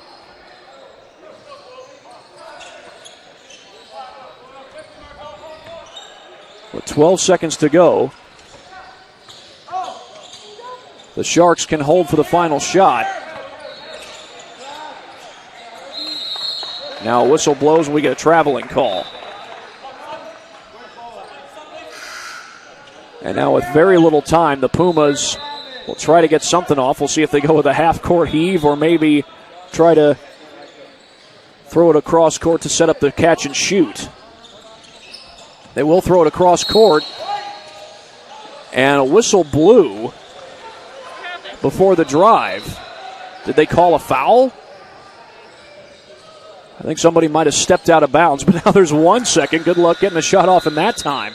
They're going to get it off. It's a deep one, and that's no good. Caleb Coro takes the shot at the end. Fairly interesting ending to the first half, but it is 22-18. The Sharks with the lead over the Pumas. Back after this here at the GRBA National Championship. Thank you for supporting Summit City Sports. For the last several years, we've provided the Fort Wayne community and beyond with coverage of a variety of sports, thanks to our title sponsorship from Parkview Sports Medicine. Since we began in 2015, our annual budget has covered the cost of videographers and commentators to over 300 plus games each year. New equipment and maintenance of that equipment, along with increased broadcast rights fees from the IHSAA. This season, we're reaching out to friends, families, and local businesses for additional sponsorships and donations. You can help us grow and get coverage to your favorite team or sport. A Summit City Sports sponsorship or donation will help make that happen. We have the goal of bringing fans live stream games of every SAC game we cover. With the additional funds, we'd invest in mobile internet devices, allowing us to bring our supporters every SAC conference football and boys and girls basketball games live, as well as more coverage for sports like cross country, tennis, golf, swimming, wrestling, track and field, baseball, and softball. For more information on sponsorships or how to donate, visit SummitCitySports.com. Take the next step in your training with the Parkview Sports Medicine Performance Edge program. The Edge program is high-intensity, personalized performance training built to help you reach the next level in your sport. Over 100 college-bound athletes have trained with PSM Performance in the last 2 years, and we want to help you achieve that goal. Call 260-266-4007 to schedule a one-on-one assessment to get started today. Parkview Sports Medicine. Become more. 22-18, the Sharks with the lead over the Mid-Ohio Pumas. We've seen a number of different defenses, particularly by Sharks basketball. They've used the 2-3 zone. They've used full court pressure. They've used the pack line defense. Mid-Ohio Pumas, they've used a little bit of 2-3 zone and also some man-to-man. So we've seen a number of different styles of defense here in this particular game. But it's the Sharks who have the lead, 22-18. And kind of an interesting ending to the first half is in a span of 2.3 seconds, we had 2 inbounds, and game ended on the half ended on a half-court heave by Caleb Coro, and he couldn't get that one to go. But this is, of course, the third game of our broadcast here at the GRBA National Championship here on Court D. The fourth game will come your way at about 3:30. Storm 17U versus Camp Darrell. That is a 17U matchup. Group of 11th graders, soon to be seniors, taking the court in that particular matchup. And we've got some junior matchups coming up for quite some time. We'll have the Indy Heat right here on this court, the Indy Heat Red Squad, that is, at 4:45, taking on Oakland Elite. That's the team that features the likes of Zane Burke and Nayland Thompson, Austin Jordan from Southside. Of course, Zane Burke is from Blackhawk Christian. Nayland Thompson is from Bishop Luers. He was the leading scorer for Bishop Luers this season when they won the SAC. Speaking of Luers, they had a kid who recently committed to Manchester, Jalen Causey, a star guard of theirs. He'll be teammates with fellow Knight John Peterson. He also committed earlier this year.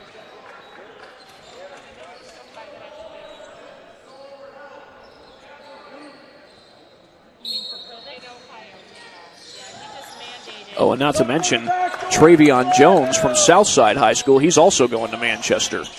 So that's 3 Fort Wayne kids.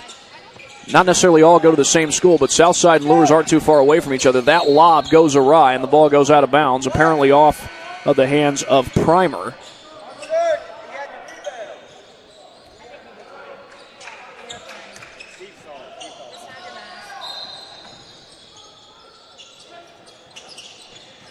They get it into Gitterly.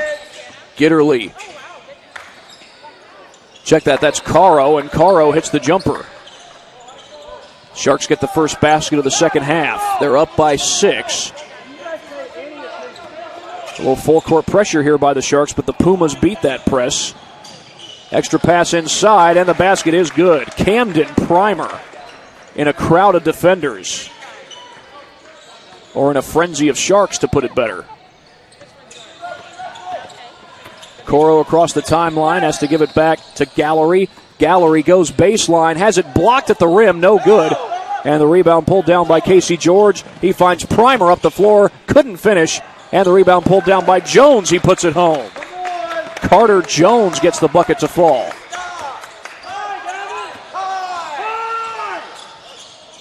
Here's a pull-up 3 by Coro, no good. Battle for the rebound is going to be won by Denton Road. And that's going to be an offensive foul against the Sharks.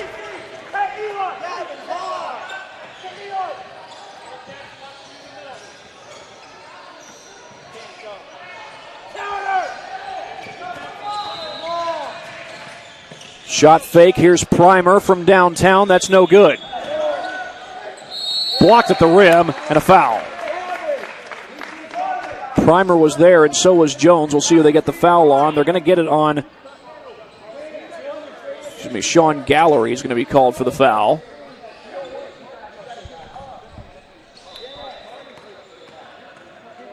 And at the line is Carter Jones to shoot the free throws. He nails the first one.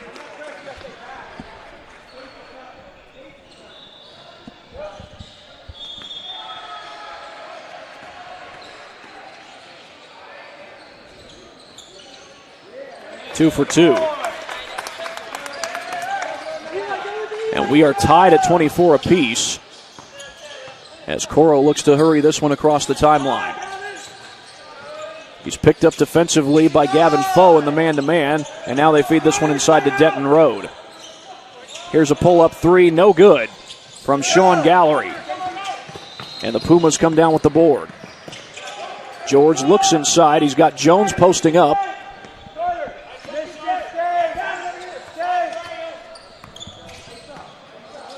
Gavin Foe looks inside. He's got George out on the low block. Extra pass to White for 3. And the Pumas take the lead 27-24. If I'm not mistaken, the Pumas are on a 9-0 run.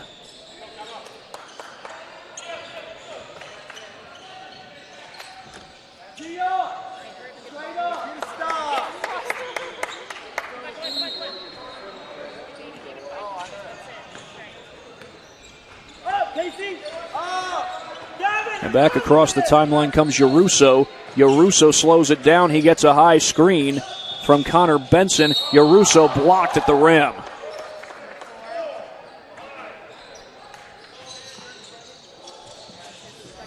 Meanwhile, a foul is called, and that will send Yaruso to the free throw line.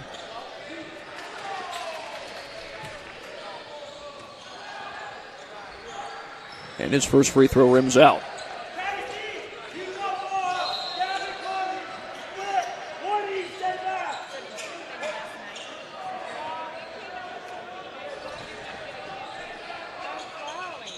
Second free throw is good, and now the Sharks slow the run down just a little bit. They'll put on some full court pressure. And the pass is stolen away. Aiden Harrington jumps the route, and a foul is called underneath. I should say he jumped the passing lane. Sean Gallery was the one who got fouled. Jumping the route, that's what defensive backs do in football. And we're getting closer to the start of high school football season, though what I've heard, there have been some school districts who have pushed the start of, at least the start of the school year back. High school football programs are hoping that they'll have a season. But the free throw is good by Sean Gallery. And high school basketball athletes, they're glad to be out on the court here for these AAU tournaments that we've been having these last few weekends. We got a tie game as Gallery hits both free throws, and now another full court press put on by the Sharks.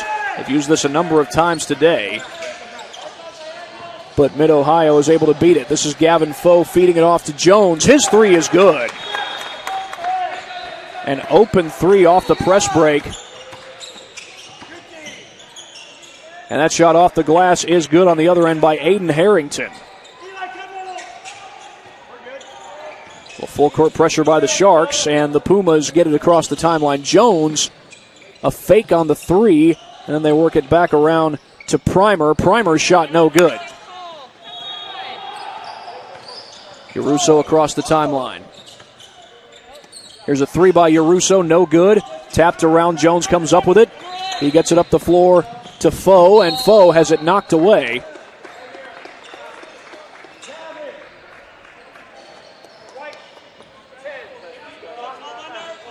They called the foul on Yaruso, number 10.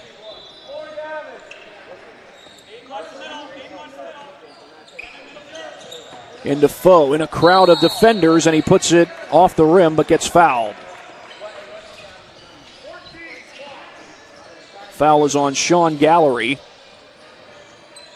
So heading to the free throw line is Gavin Foe.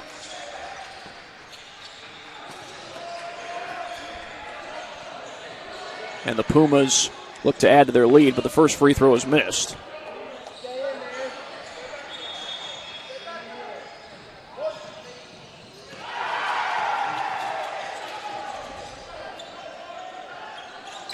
Second one is good. 31-29. Ryan McGill checks into the game. He'll give Gavin Foe a break.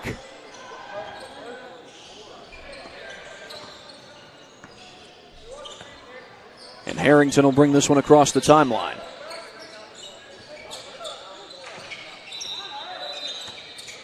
A drive to the basket by Anderson. He kicks it back outside to Harrington. Step back three right over the defender, no good. Offensive rebound, but the ball gets loose, and the Pumas come up with it. Here's Carter George racing down the floor. Wide open man, it's White, no good on the three, but an offensive board, and McGill puts it home. Ryan McGill able to get the shot to fall. The entry pass inside to Benson. Benson looking to go baseline. And he swings it up top to Yaruso. Yaruso with a backdoor cut. And the basket is good by Connor Benson. And we get a whistle and a timeout. With 12:03 to go in regulation, we'll take one right along with them here at the GRBA National Championship. Next step in your training with the Parkview Sports Medicine Performance Edge program. The Edge program is high-intensity, personalized performance training built to help you reach the next level in your sport. Over 100 college-bound athletes have trained with PSM Performance in the last 2 years, and we want to help you achieve that goal. Call 260-266-4007 to schedule a one-on-one assessment to get started today. Parkview Sports Medicine. Become more.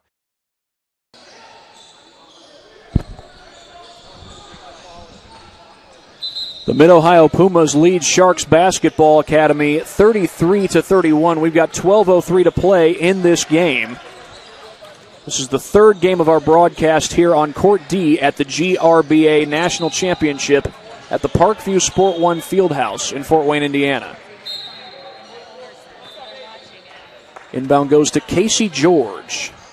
And he'll bring it across the timeline. Seen the Sharks use full court pressure on a number of occasions, but not this time. Here's George. Feeds it over to White. Back inside to George. He'll put up the jumper. It's good.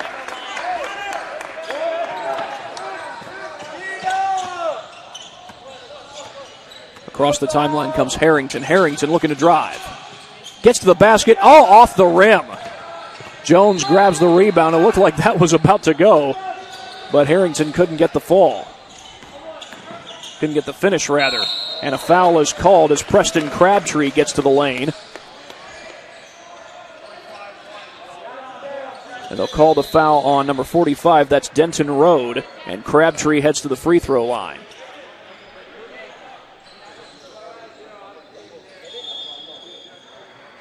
Anderson waiting to check in.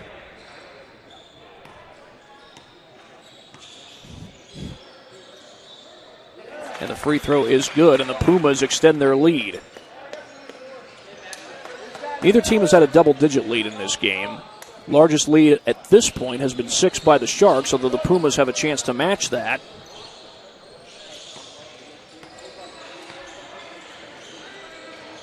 And they do.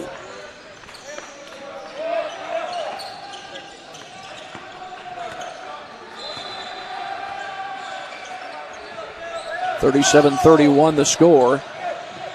Here's Anderson. Gives it up inside. And they go back outside to Harrington. Aiden Harrington from St. Viator. And there's an open three for Coro. That's no good. Offensive rebound, though. And Benson puts it home. Much needed basket for the Sharks. And they pull within 4.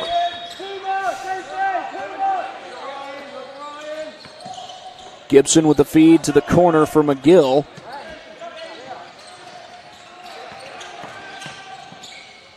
That's a long three by McGill, too strong. Caleb Coro with the rebound. Cross-court feed to Harrington. Harrington contacted and he's fouled.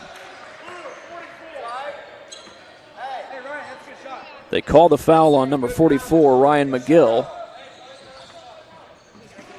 And it looks like Caleb Coro will be at the line to shoot 2.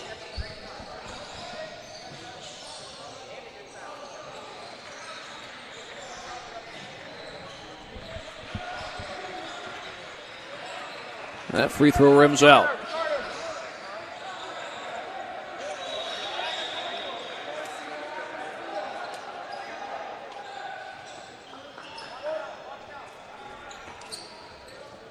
Nine minutes to go in this third game of our broadcast at the GRBA Championship. Free throw is good, and the Sharks pull within 3. Full court pressure by the Sharks. They've used these full court presses on a number of occasions today. George swings it across the timeline and finds Gibson. George, a sidestep and a jumper. It's good. Casey George with a pull-up jumper.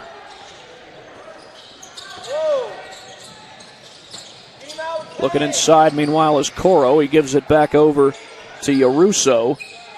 That basket no good on the shot by Marco Anderson. George is going to be picked up by Aiden Harrington, and he tries to get by him. Open three by Gibson is good. Riley Gibson from downtown. Riley Gibson from Circleville High School. He makes it an 8-point lead for the Pumas. And that ball is nearly stolen away. George got his hands on it. A shot fake by Coro, feeds it back outside to Anderson. Anderson, the jump hook. That looked like contact, but no foul called. And now Casey George will bring this one across the timeline.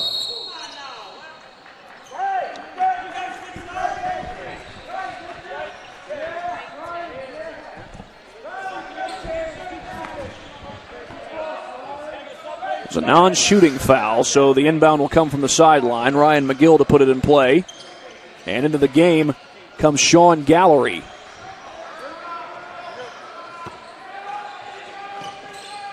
They get it into George. George goes baseline and gets hacked.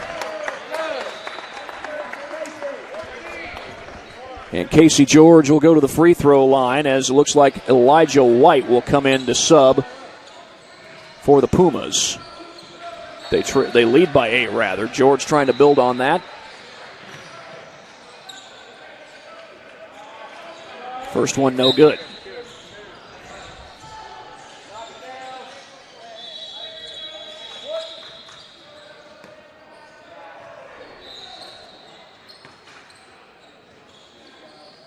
And George able to knock down the second free throw.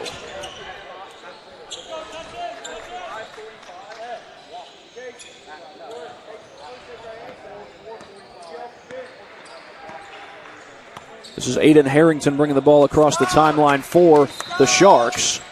They trail by 9. The feed inside stolen away. A pickpocket by Camden Primer. And he feeds it up ahead to McGill. McGill slows things down and then gets it over to Elijah White. Pull-up three by Preston Crabtree is good. And the Pumas stretch their lead out to 12. A drive to the basket, and that's going to be a little hand check foul, and it looks like that might just send, no, it will not send Coro to the free throw line. It was a non-shooting foul, and it's only the fourth team foul against Mid-Ohio. 13, Gavin, 13, Gavin. Gavin, switch this. And the basket is good. Sean Gallery. A much-needed bucket for the Sharks as the Pumas had gone on quite a long run. Here's Gibson with a feed to the corner. A three ball is good. Preston Crabtree. This 13-point lead is the largest the lead has been for Mid-Ohio. Coro blocked on the interior, and a foul is called. No, ball just went out of bounds. I think it was Crabtree who got the block, and he was the one who knocked it out. 49-36 in favor of the Pumas. Looking to put it in play. Long inbound. That's Gitterly for three. No good, and the rebound pulled down by Gavin Foe. Here's White. Gets it across the timeline. And he's picked up defensively by Sean Gallery. Feed over to Gibson. Gibson's pass makes its way to Crabtree. Crabtree with a pull-up. No good. The rebound is pulled down by Marco Anderson. Shot fake. Coro gives it back up. Jump hook, that's no good. And the rebound is grabbed by number 3, Riley Gibson. Gibson trying to split defenders. And there's a three by White, and it's good. Elijah White from downtown. And Mid-Ohio continues to knock down their three balls. They feed it inside, loose ball, poked away, and a foul. That was Primer who was trying to take it away, and he's called for the foul. Into the game comes Casey George and Carter Jones. The 16-point lead is now the largest that the lead has been for Mid-Ohio.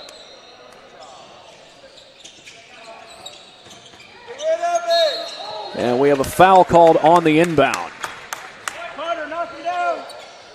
They call the fouls on Marco Anderson. That was the 7th team foul against the Sharks, so that should be 1-1, and that's what the Pumas were signaling to the officials. And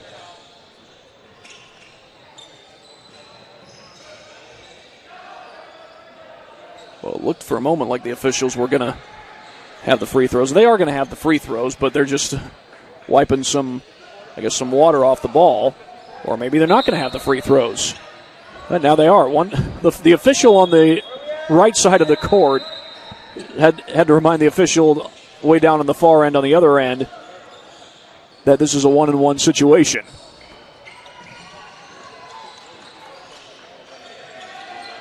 Carter Jones, meanwhile, is at the free throw line.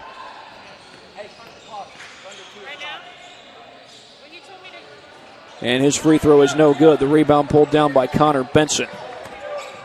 Coro across the timeline. He's picked up in the 2-3, backs it out. Pull-up jumper by Coro. It's good. Cuts the deficit down to 14.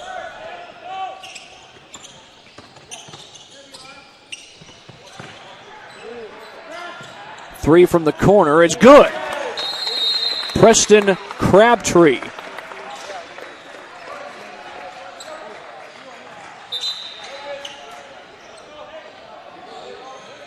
Right now they're making sure they got the subs in. But Caleb Coro will bring this one across the timeline for the Sharks.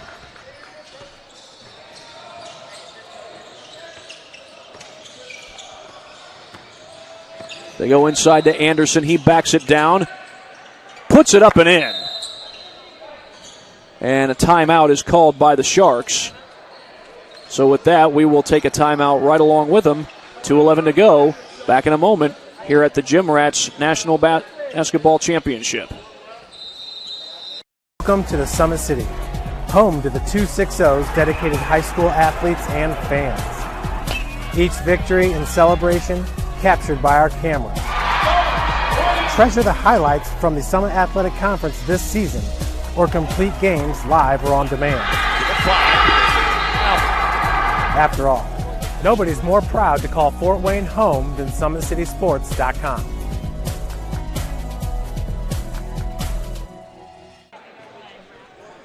.209 left to go in this game.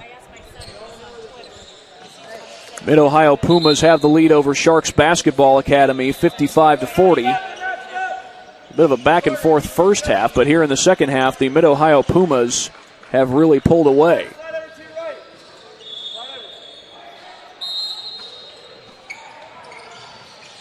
Full court pressure put on by the Sharks. And the Pumas get this one across the timeline. Here's George. In a crowd, blocking foul is the call.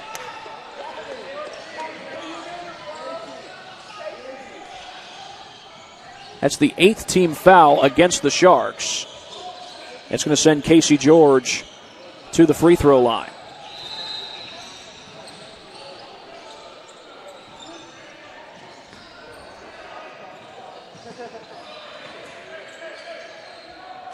And his free throw is good.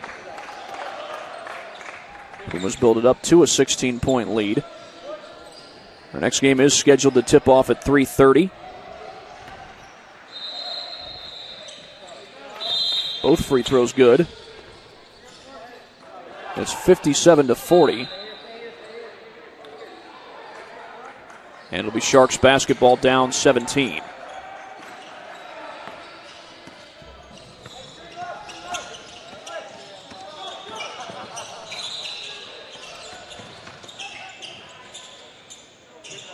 That basket is good on the other end, and the Sharks cut into the deficit just a little bit. Our next game here on Court D is Storm 17U versus Camp Darrell. There's a steal off the inbound, and the three is no good by Gitterly. Gitterly gets the offensive board.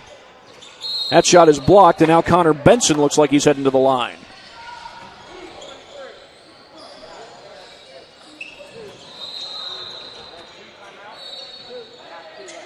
And indeed, it is Benson who will shoot the free throws with a minute 35 to play in regulation.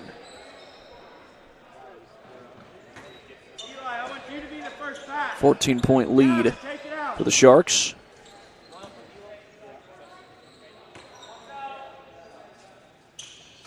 And he goes 2 for 2.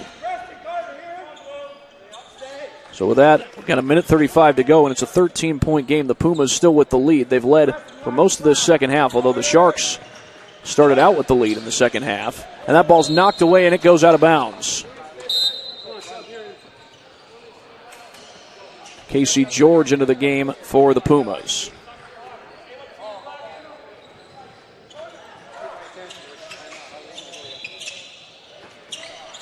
They put it in play, and a foul is called almost immediately after the inbound.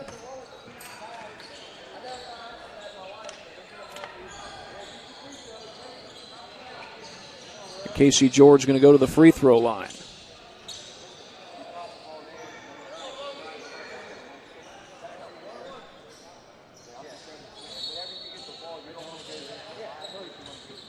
Into the game comes Ryan McGill.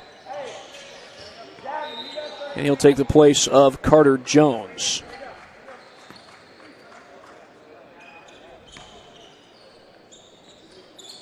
And that one rims out. The rebound is pulled down by Aiden Harrington. He lofts it up the floor for Jackson Gitterly. A pull-up tray, but it's short.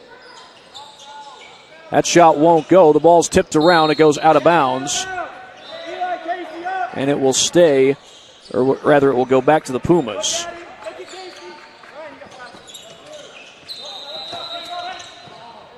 Back across the timeline, they get it to Crabtree. Crabtree off the glass? No. But he was fouled on the shot, so he'll go to the free throw line.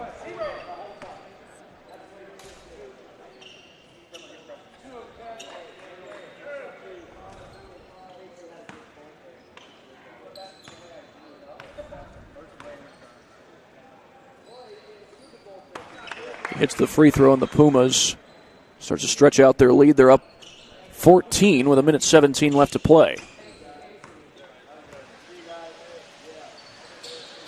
And they go 2 for 2.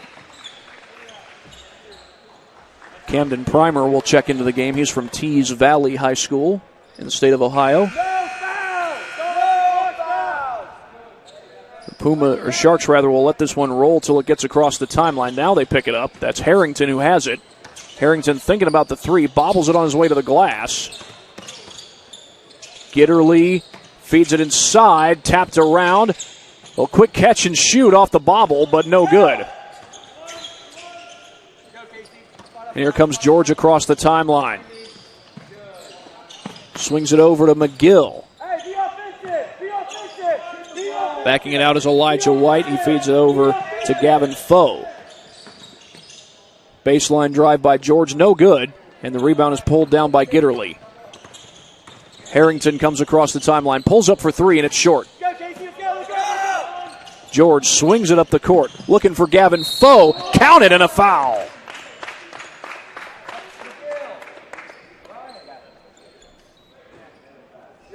Gavin Foe contacted right at the rim, and he'll go to the free throw line as Riley Gibson gets ready to check into the game.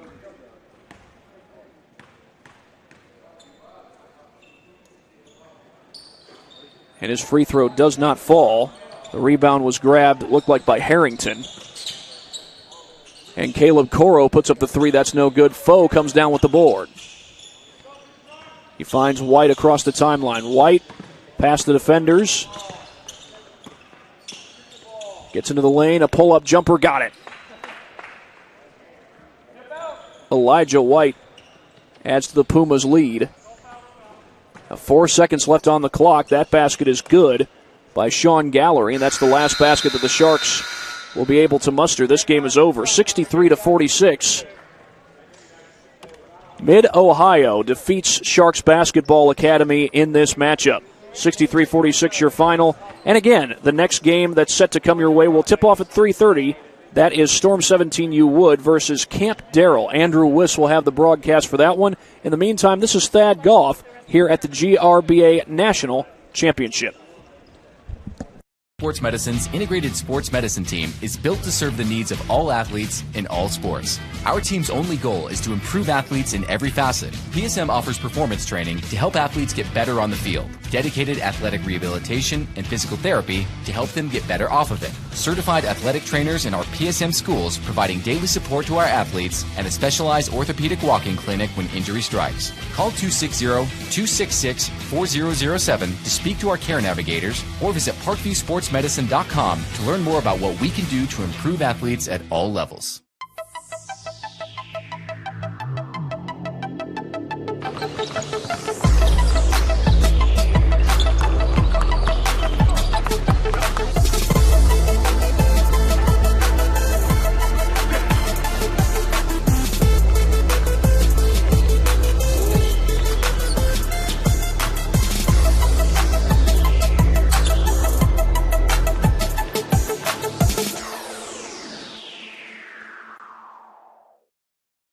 Welcome to the Summit City, home to the 260's dedicated high school athletes and fans.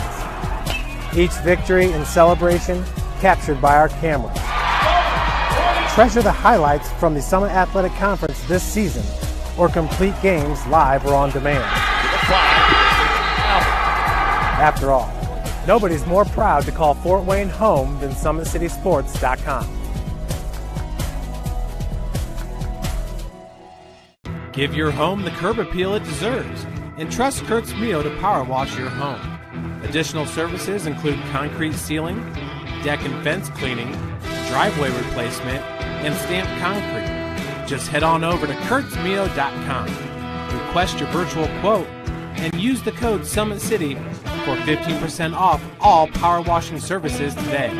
That's kurtzmio.com, supporting the youth of Fort Wayne.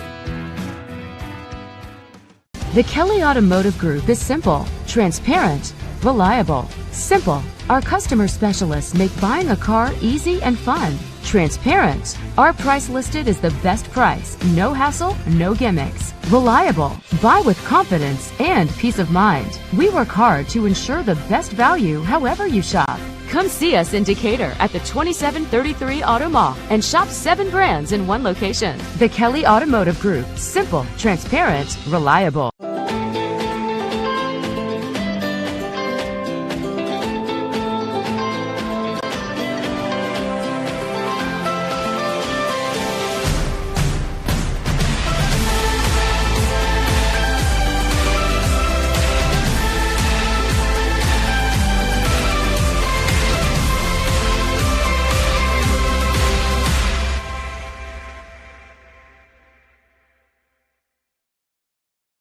Joint pain, sprains, strains, or a possible broken bone? Make the Parkview Ortho Express Walk-In Clinic your first stop when you have an orthopedic or sports injury. Parkview Ortho Express, located at the Sport One Parkview Fieldhouse, gives you access to quick care and orthopedic physicians when you need it most. Get x-rays, treatment, and referrals to Parkview Care, all in the convenience of a walk-in clinic. Parkview Ortho Express is open Monday through Thursday, 7 a.m. to 7 p.m., Friday, 7 a.m. to 5 p.m., and Saturday, 8 a.m. to 12 p.m. Call 260-266-4007 for more information. Thank you for watching Summit City Sports. To help broaden our coverage, we're asking you to become a monthly sponsor to our Patreon account. We produce weekly highlights and live video broadcasts. When the Homestead girls golf team won its first state title in program history, we were there. When Fort Wayne brought back 3 state titles in cross country, we were there. We believe in sharing positive stories and setting the standard for how high school sports should be covered. Join us and donate today.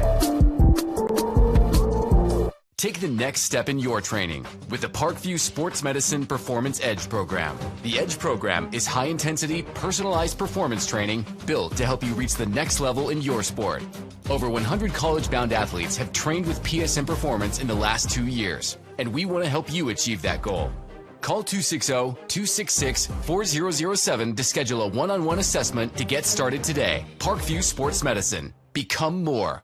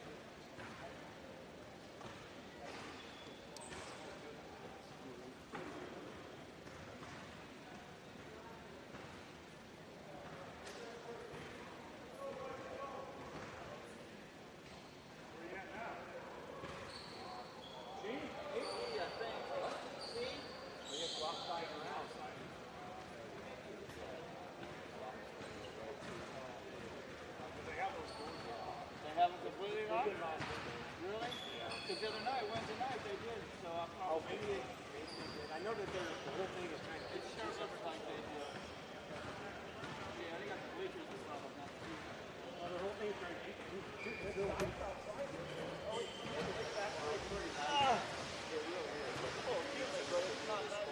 Please, that would be phenomenal. Thank you very much. I know.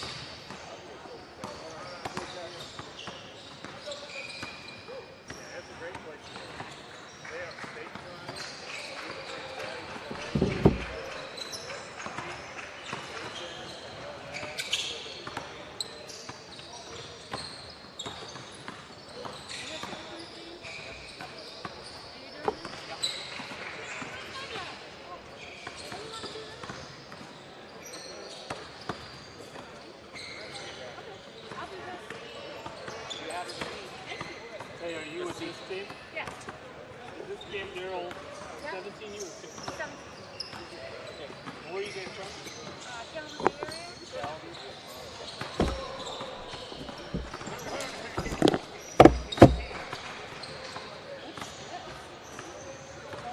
Looks like maybe part of your job. Oh, wait a minute.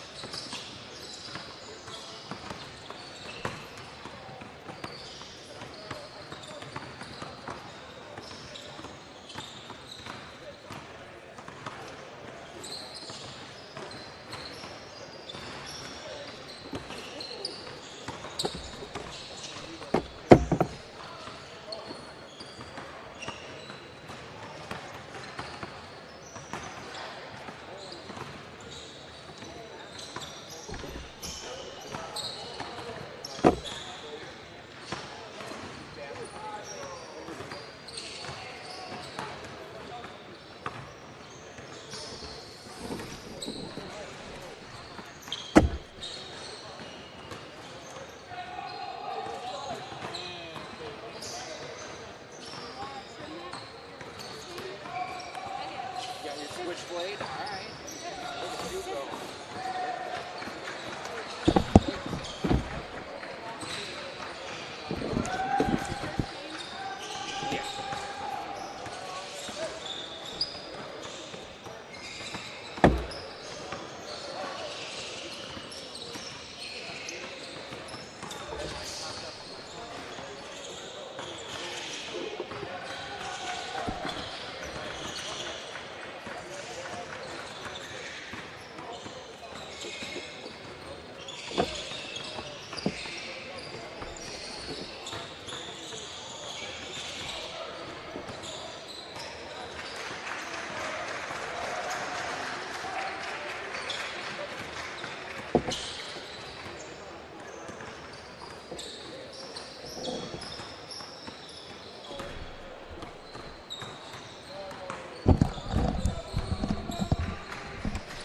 Check, check.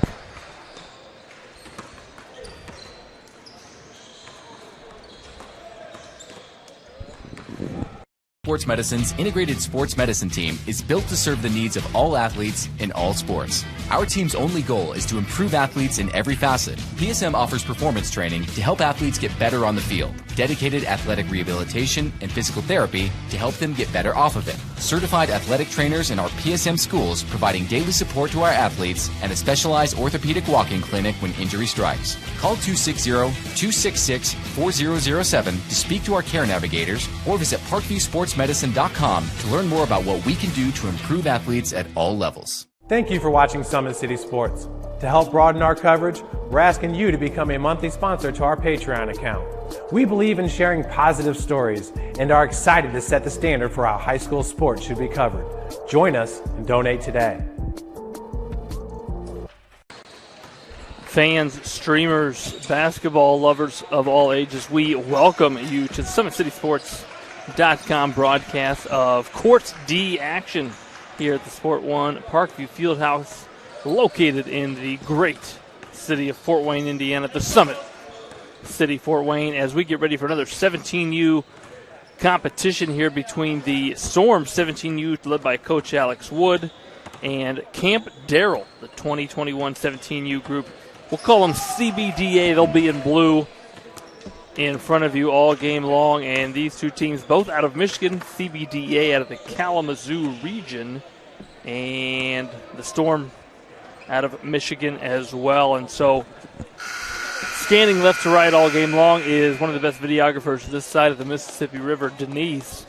I'm Andrew Wiss on the call. We have officials. We have two teams, coaches, fans who are socially distanced and masked up, ready for some action inside what has become the summer of 2020 AAU basketball mecca. Indiana, the state of known for its history of basketball, high school basketball, and now really the only state in the Midwest hosting these games, and so we're thrilled to bring it with you. And we'll get names and numbers out to you as they happen as we get ready for tip here. Again, on Court D inside Sport 1 Parkview Fieldhouse. 20-minute running clock we'll have that clock on the screen in front of you. We'll try to stop it in that final 2 minutes, and for timeouts, tweet at us if I make mistakes. Hey, he trusts you more than me. I told him I would sell all those carrots. And jumping up for the Storm, 35, Paul Vogler, the 6'5" forward out of Caledonia. And for CBDA, DJ Wood, the 6'7" player out of Lloyd Norris High School. And looking for the steal was Storm, and right off the bat you see the man-to-man defense from the Storm as the ball gets entered. One dribble strong. And number 10, Caleb Mitchelson, caught with his hand reaching into the proverbial cookie jar. Oatmeal raisin, I believe. The cookies being brought by number 8, Thomas Dillard, the 4th.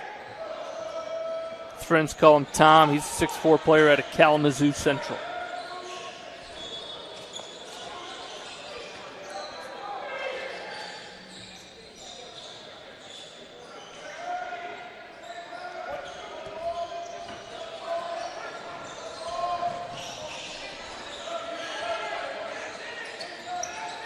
And that first possession takes about a minute. We're getting ready to start this clock in front of you. 19:05 now, and here's Michelson. Little right to left cross. Tucked it through. And a turnover for the first possession for the Storm. In transition, little two-man game. Deflected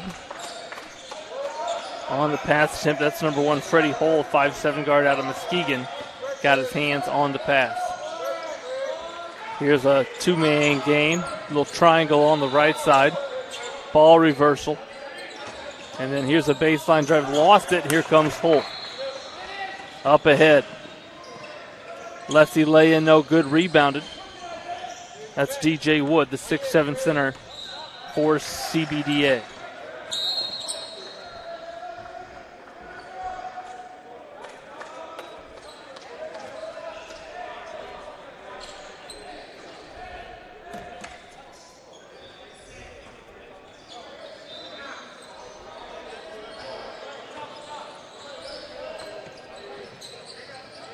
There's a post entry, one power dribble. Boy, needed to keep that forward lean and lean into Vogler. Did Wood there, kind of took it up high, bring it up above your head like that, able to get it blocked. Mitchelson navigating the baseline, up fake. Picked off, nice anticipation. Here's missing. That was Jace Wintley, the 6'2" player out of Portage Northern High School. Hull, boy, lost his footing there. And so Wortley will push. Thinking about the three was Kyle Sandusky.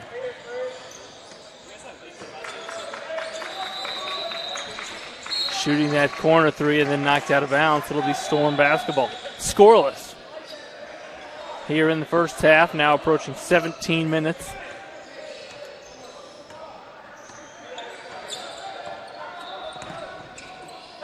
Here's Mitchelson. Saw him warming up before the game. An interesting shot for him, but it goes in. Obviously, that one's short. Don't knock it if it's going through the net. And speaking of threes, he starts the game. Starts the scoring. Number 8, Thomas Dillard, the Kalamazoo Central 6'4" wing player. Here's a screen pull-up. Boy, I thought he had the 8-foot pull-up in the lane. Instead, he decided to share it on the baseline, and a nice 2-dribble baseline attack by Ryan Grantham, the 6'4 player out of Grand Rapids Catholic.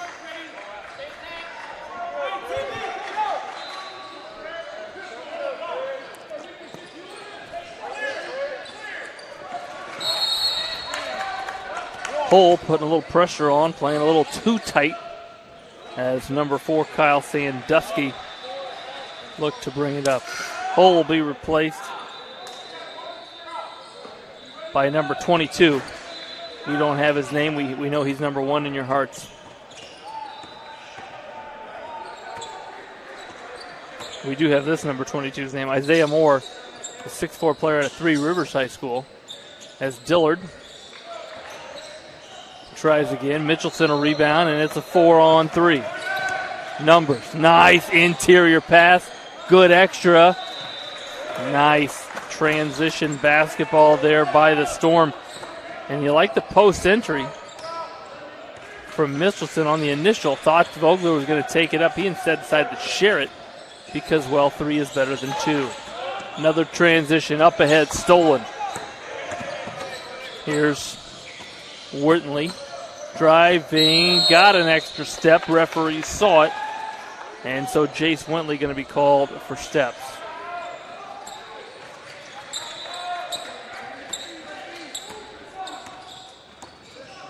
Here's the ball screen, high 5 wide offense for the Storm. Crossover right to left. Grantham thought about it. Again, kick out right corner 3. And off and running is Camp Darrell Basketball Academy. I thought they were going to let him play on, but the hands were full of Wilson by number 22 for the Storm. So a jump ball call, possession here does favor the Storm. A couple of subs in for CDBA.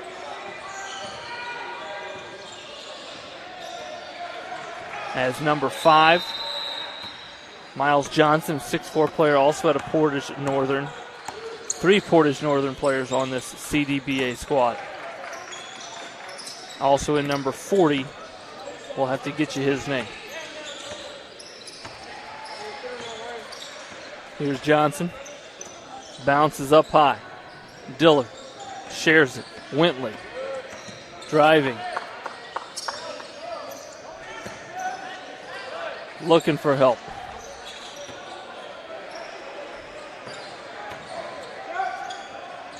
And there's a 16-foot jump shot from Isaiah Moore, the 6'4 forward out of 3 Rivers.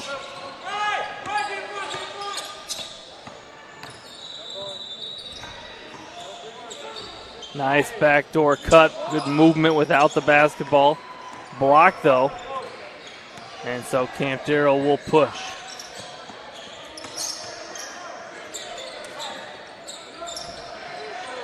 Here's the ball screen. Hedged hard by Vogler.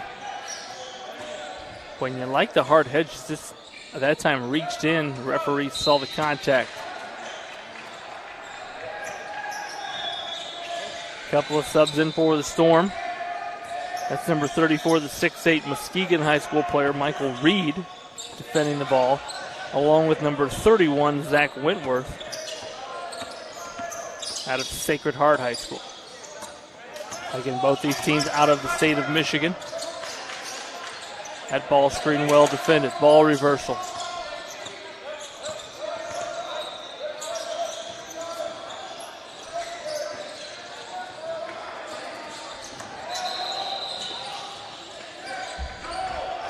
That was Moore, tried a 16-footer from the other wing, and then patiently attacking, kicked out of bounds.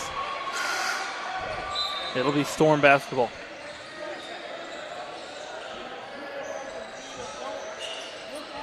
Viewers, in case you are wondering out there, today I did get CPR trained, and I am ready for any scenario should it take place today here at Sport One Parkview Fieldhouse. 30 compressions, 1 breath. 2 breaths, I'm sorry. I paid attention. That 3 missed by Mitchelson. Here's a baseline drive, well defended, nothing doing. When you like they're small, but you like that Wentworth kept his feet, didn't rise up, force an errant pass. This time he goes baseline, draws the contact, and Wentworth will step to the line for 2 freebies. This is that point where you like to see players speed it up, get to their spots. As the running clock, you can lose some valuable minutes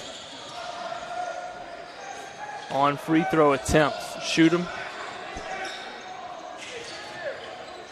Free throw rule, in case you didn't know, 10-second limit at the free throw line. Not often enforced. Rebound on the short free throw. Here's Miles Johnson. He wants a handoff. Sandusky.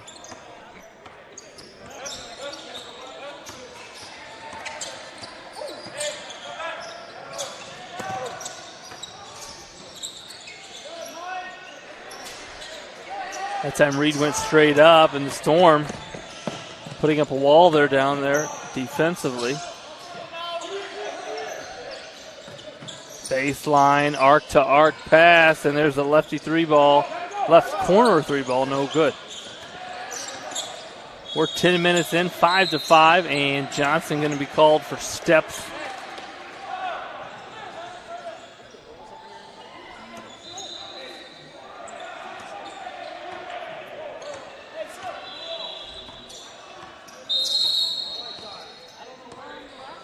And I think we got a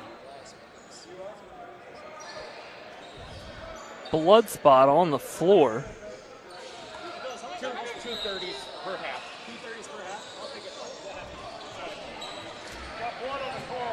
Stay clear, good. Get blood on the floor. Officials are going to stop it. Clock will stop.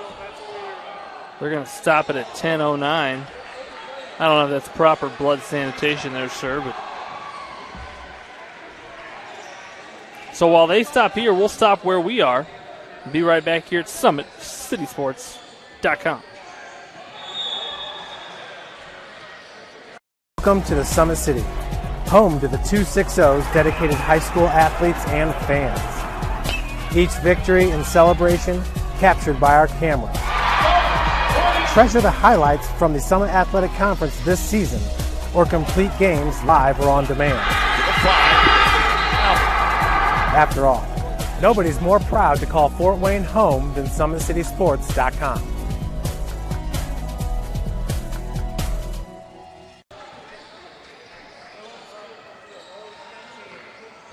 Little case of the mysterious blood droplet on the deck.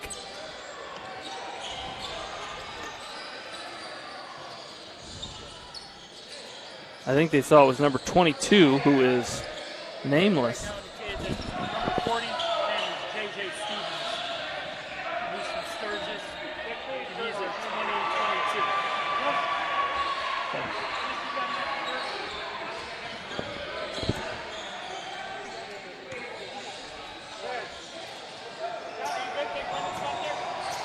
And so they got the identified player getting some medical attention, I believe, from the Sport One Parkview staff right now. And so we will continue play, 10:09.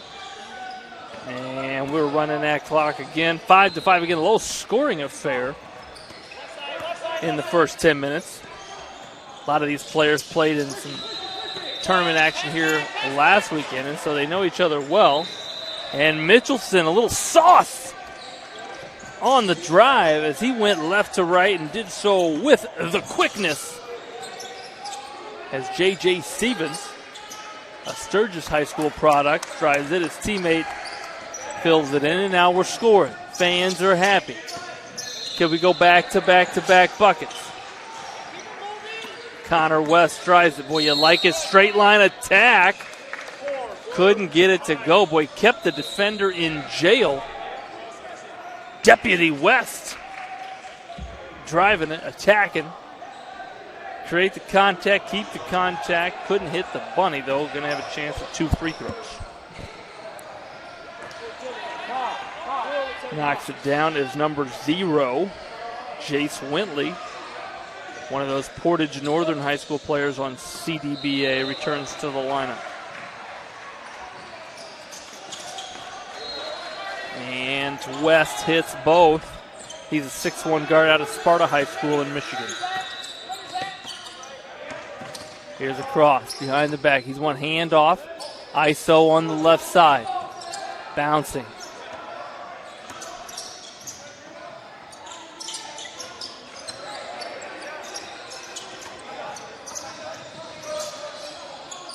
Post entry, boy, tough catch, but he went and finished it. Thomas Dillard. Here's Mitchelson. Thinking, oh, that left to right crossover. They were sort of waiting on it. Was CDBA, and a turnover this time.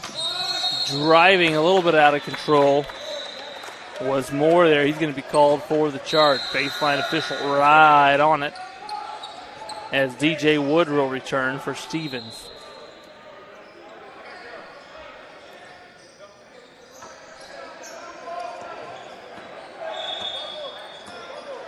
West going to initiate. A little Horns action. Horns, this 2 posts high. You can use a ball screen either side. Ooh, looking for that baseline back door. Deflected. West stepped right into a 3, though, in the corner. No good. Here's Dillard. Blocked by Reed, but they say Reed got a little bit of the forearm as he went up to deny the offering from Dillard.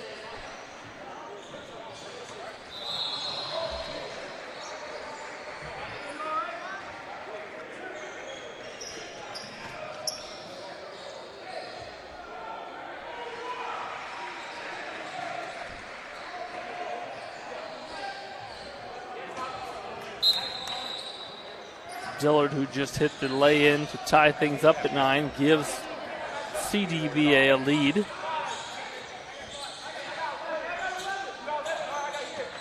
couple of substitutions in for the Storm.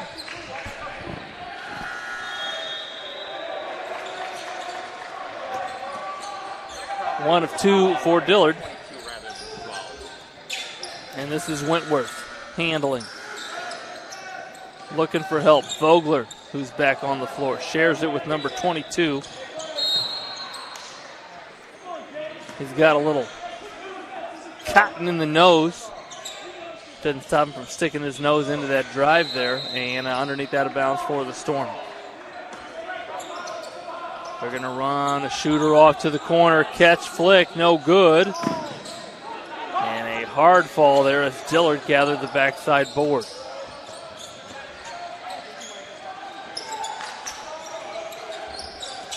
Dillard everywhere. Dillard driving. Dillard laying in. And the Storm going to call their first timeout of the half. All coaches, both coaches, get 3 30-second timeouts. Those do not carry over into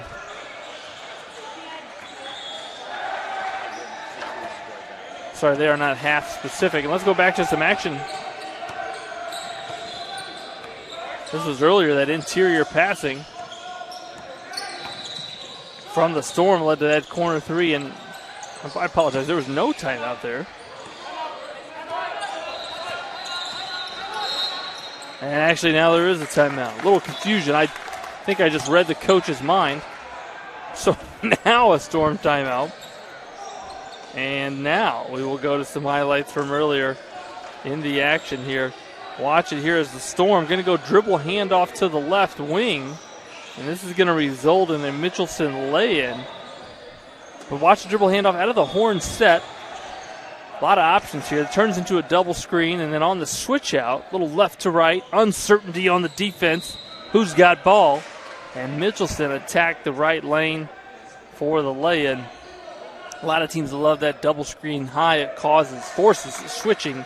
And if you don't communicate it, you can see offensive action like that. And then again, this was earlier in transition. Mitchelson again leading the break, found the interior pass. The kick out to Hull, I believe that was. That might have been Connor West with the 3 ball.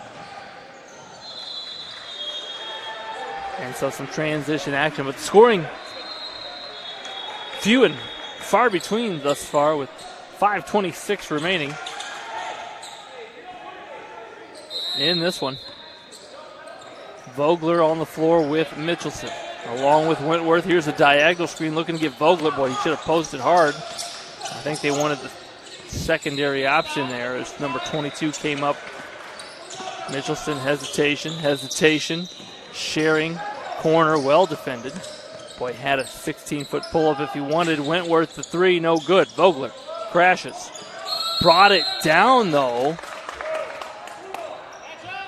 And a lot of coaches encourage their players to keep those offensive rebounds high, keep it away from the guards for that exact reason.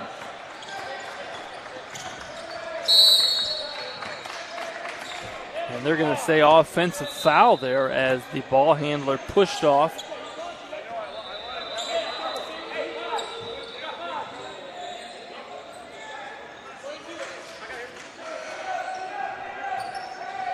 And so the referee explains that to the player. And Mitchelson to initiate. Defense goes under the ball screen. There's a switch. Let's see if the Storm looks to attack that switch. Vogler had position.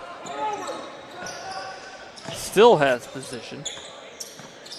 Right to left crossover, catch and shoot three, and that one goes in. And they'll fix it. A nice find there by Mitchelson. That was number 22. You know what? Let's just pick a player. We're going to call him Brendan Schuler out of Rockford. I have no idea if that's Brendan Schuler, but it is for right now. And that one's stolen. Lazy pass to the top and finishing on the other end. My goodness, Josh Mayhew, the 6'3 player out of East Kentwood, decided to reverse it, got hit, still able to put the right amount of English on the lay-in. Going to have a chance at 3 points the hard way.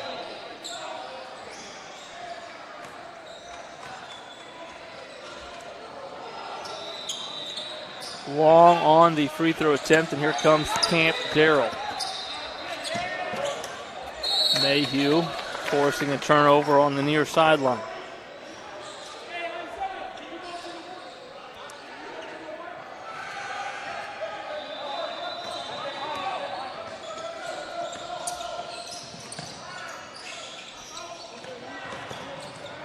Spin dribble, nice help defense there by Dillard. Here's a ball screen, switched again by CDBA. Grantham, too much space, so he flicks it, follows his own shot.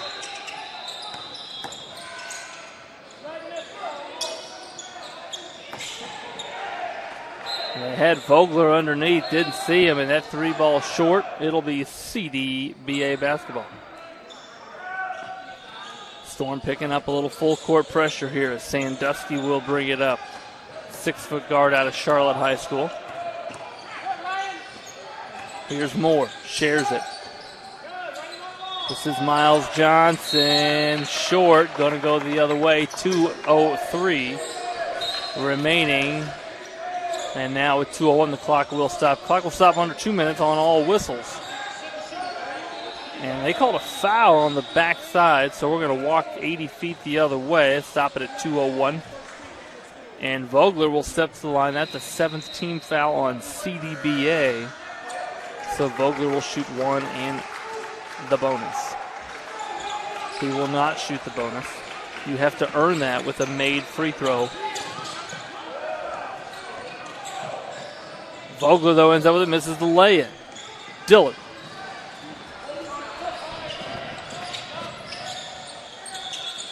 Tried the Euro step. A lot of traffic in Main Street.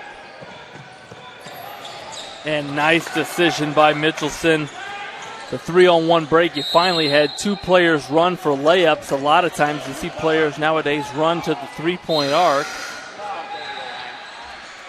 And then a inline violation called on CDBA. But Mitchelson had two players running for layups. Chose the right one and a lay-in for Grantham. So a timeout here. We're going to let that clock run because we're stopped at 1:35 here in live action on the court. Timeout here by the Storm. That's going to be their second timeout of the half. They'll have one remaining in the game. And while we got a second here, let's go right to that action here. More Storm transition basketball. And it's going to come after the steal by Mayhew. Watch him take it up and the under. Boy, fell hard, still able to focus and concentrate on the target. Mayhew with the sauce.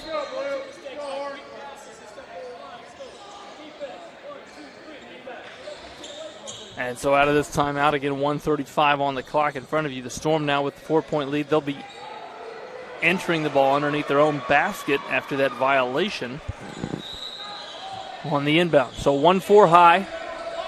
We're going to call him Brendan Schuler inbounding. He finds Mayhew. Nothing doing. Mitchelson, though, flicks it.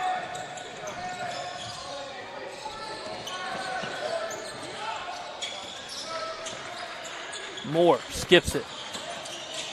Sharing it inside. Here's DJ Wood, the 6'7" big fella. Like the aggressive decision making of DJ Wood on that one. Shows hard, switches on the ball screen. Mayhew will flick the three, and Mayhew, we just showed you his ability to finish at the rim. Hits the 21-footer. Check that 21-foot, 2-inch shot I just measured. 50 seconds now. Moore, Wood. Wood's got 4 points in the last 2 possessions. 40 seconds. Mitchelson looking to attack, right to left. Grantham. Mayhew.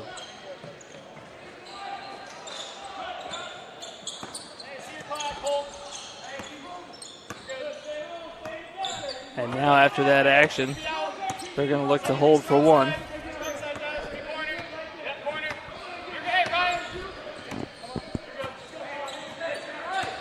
Here's the ball screen. Mitchelson going to take it to it. Like how he took his defender to the level of the ball screen. Couldn't get the lefty to go. 3 seconds. 2 more catches from 35. Boy, had a look. And that'll be your half. We apologize for our lack of ability to show you the time, but that was your half. And so while we pause here on Court D at Sport 1 Parkview Fieldhouse, we'll pause. Be right back here with SummitCitySports.com action on the Gym Rats YouTube network. Thank you for supporting Summit City Sports. For the last several years, we've provided the Fort Wayne community and beyond with coverage of a variety of sports, thanks to our title sponsorship from Parkview Sports Medicine. Since we began in 2015, our annual budget has covered the cost of videographers and commentators to over 300 plus games each year. New equipment and maintenance of that equipment, along with increased broadcast rights fees from the IHSAA. This season, we're reaching out to friends, families, and local businesses for additional sponsorships and donations. You can help us grow and get coverage to your favorite team or sport. A Summit City Sports sponsorship or donation will help make that happen. We have the goal of bringing fans live stream games of every SAC game we cover. With the additional funds, we'd invest in mobile internet devices, allowing us to bring our supporters every SAC conference football and boys and girls basketball games live, as well as more coverage for sports like cross country, tennis, golf, swimming, wrestling, track and field, baseball, and softball. For more information on sponsorships or how to donate, visit SummitCitySports.com. Take the next step in your training with the Parkview Sports Medicine Performance Edge program. The Edge program is high-intensity, personalized performance training built to help you reach the next level in your sport. Over 100 college-bound athletes have trained with PSM Performance in the last 2 years, and we want to help you achieve that goal. Call 260-266-4007 to schedule a one-on-one assessment to get started today. Parkview Sports Medicine. Become more.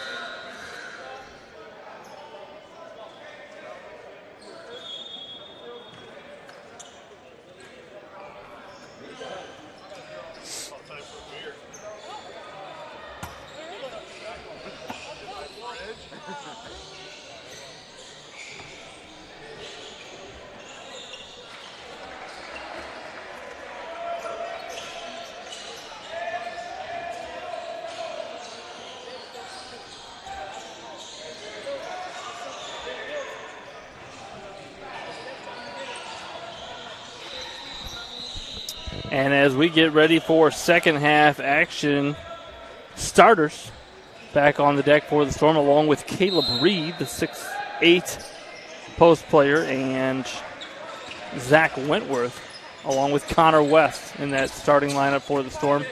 Freddie Hull with it. Ryan Grantham also on the floor. So a little horns look. And that turns into 2 away screens for West. Nice driving lane. You saw them, the Storm, get that exact same driving lane after that horns look in the first half. And again, attacking that right, we call it the sidewalk area, just outside the lane, just outside Main Street. Got to the rim there. He couldn't finish, but his buddy did. And a foul going to be called.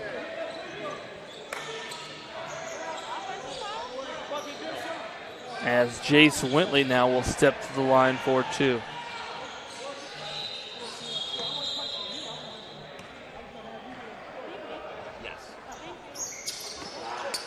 Long on the first.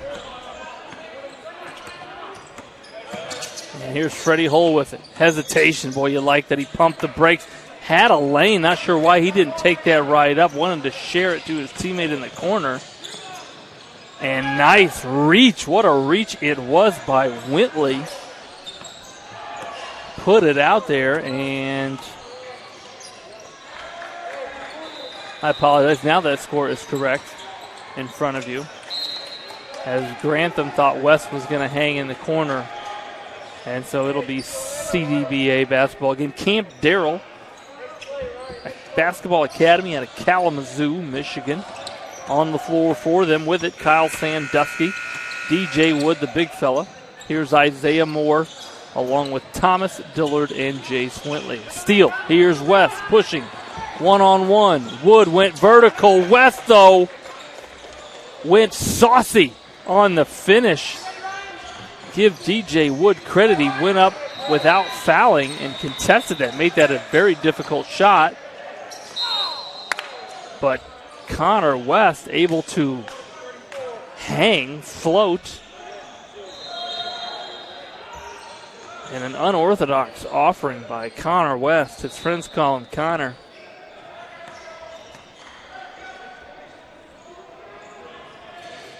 Short on that one was DJ Wood. DJ Wood, 6'7" player, getting out of Lloyd Norris High School.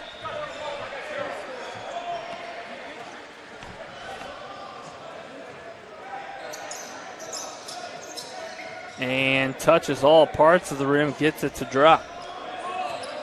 Hull going to let West initiate. West wants a ball screen from Reed. Pulls up from 22.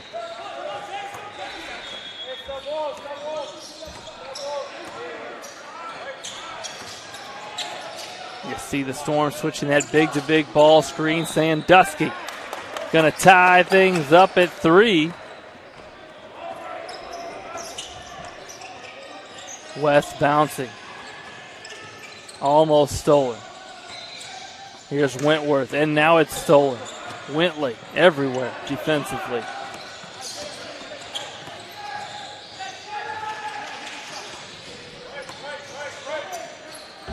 Sandusky trying to do it again from almost the exact same spot. Wentworth gonna Euro the pass, and the referee says a little too much steppage with the Nikes. Mass substitution, almost a line change here as the Storm going to substitute 4 players in.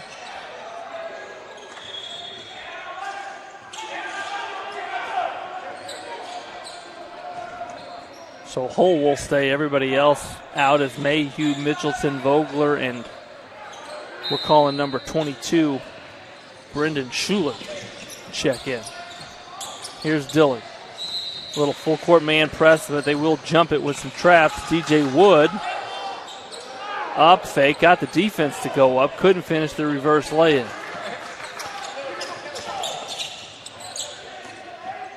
And driving, knifing it through. Treating that CDBA team like butter was the knife that is Freddie Hull.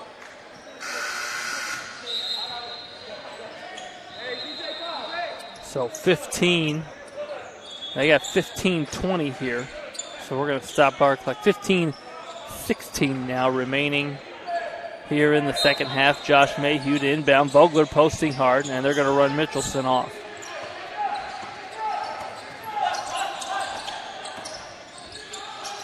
Mitchelson going lefty reverse. Got it to go. Twisted his body as he finished nicely. Storm again with that full court pressure. Here's a run jump. Almost forced it. And now forced a turnover. You see the Storm would not be surprised if they continue after a made bucket to keep that defensive pressure on.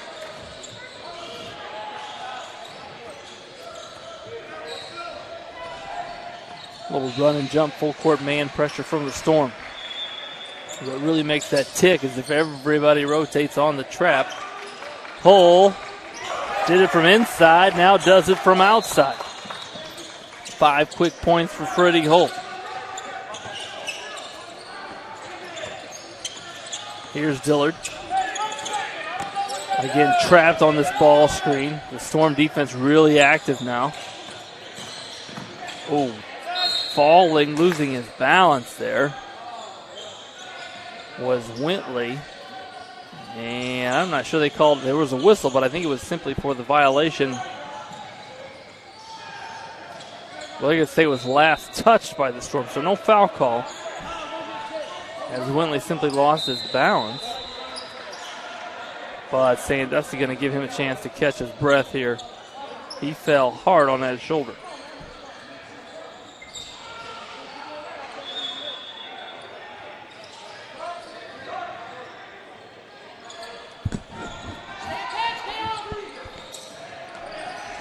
Dillard spinning, boy, nice interior post move by Thomas Dillard. Mitchelson navigating the ball screen, reading the defense, 16-foot pull-up short. And Dillard gathering the carom.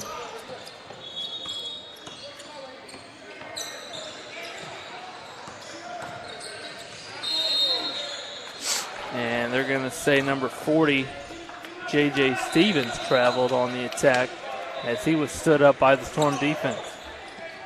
Kicked ahead, nothing doing. Mitchelson going to back it out.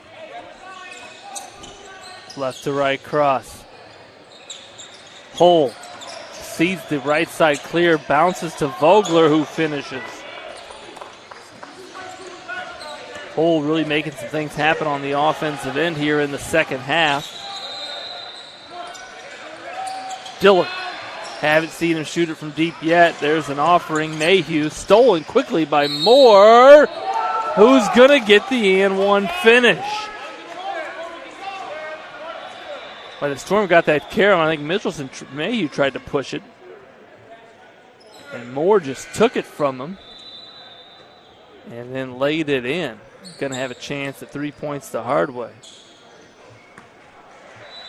So CDBA hanging around. DJ Wood getting ready to check back in the game. I'm assuming for the shooter Wood. He checks in for Moore. And CDBA hanging around.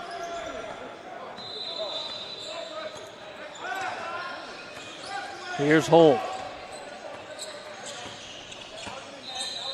He's got 5 points and an assist in the last 3.5 minutes. 3 wide dribble drive offense here for the Storm. Looking for lanes. Mitchelson, that pass really wasn't on target. Hull. Boy, I think that hit the top of the backboard.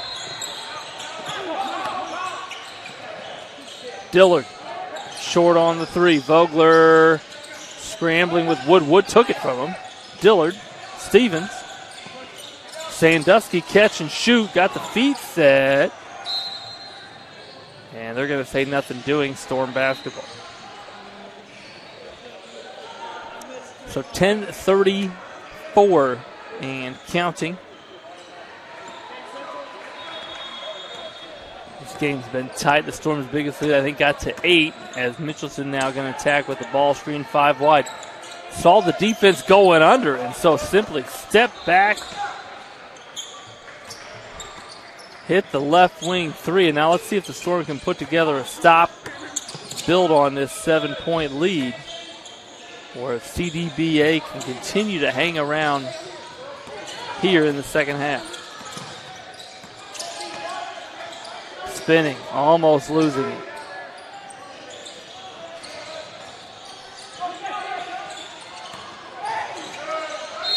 Play on, finally a whistle from the top.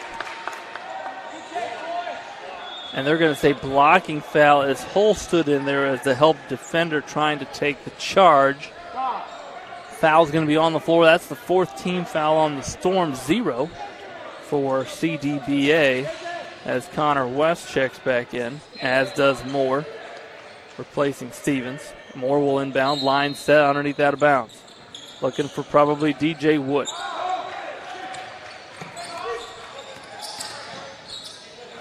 Driving, nobody got in his way. Couldn't hit the 2-footer. They needed it, did Camp Darrell. Mayhew, Mitchelson just hit one from that exact same spot short. Moore cleans up the backside board.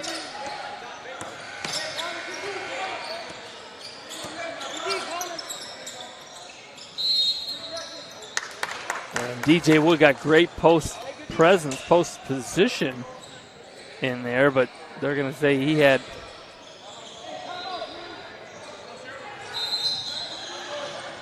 too good a position. 3-second violation called and a timeout here by Camp Darrell. That's going to be their first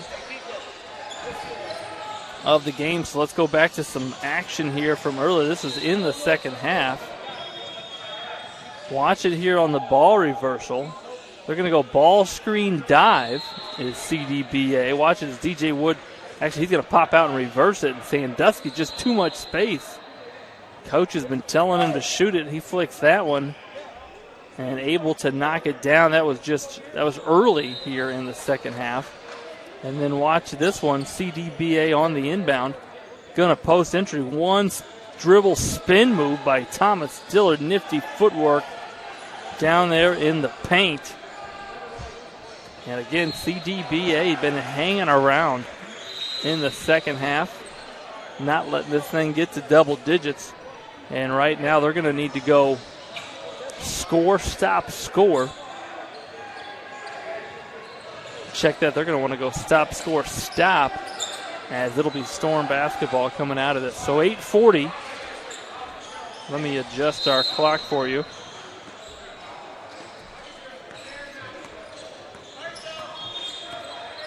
.35 and counting here in the second half. As they're going to clear it out. Mitchelson wants a ball screen from Vogler. He gets it. Defense goes under. Boy, Vogler's wide open. There he is. Able to keep his body between he and the defender, Dillard. And nice execution out of the timeout there by the Storm. Moore driving share ring. Boy, Wintley wanted to drive that before he caught it.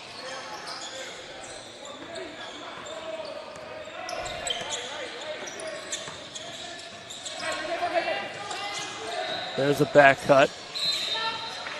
And they're going to say traveling as Miles Johnson tried to put that on the deck.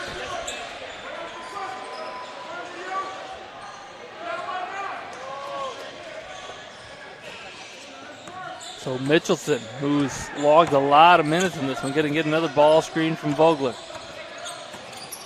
Defense again goes under. Patience. Vogler, the 17-footer, long. Here's the stop that CDBA needed.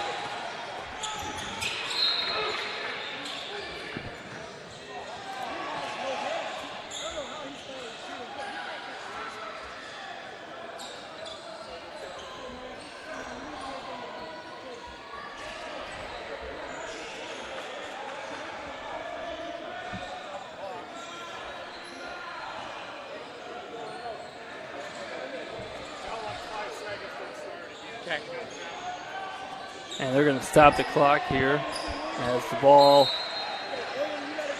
got away a little bit. So we'll start it when they started here.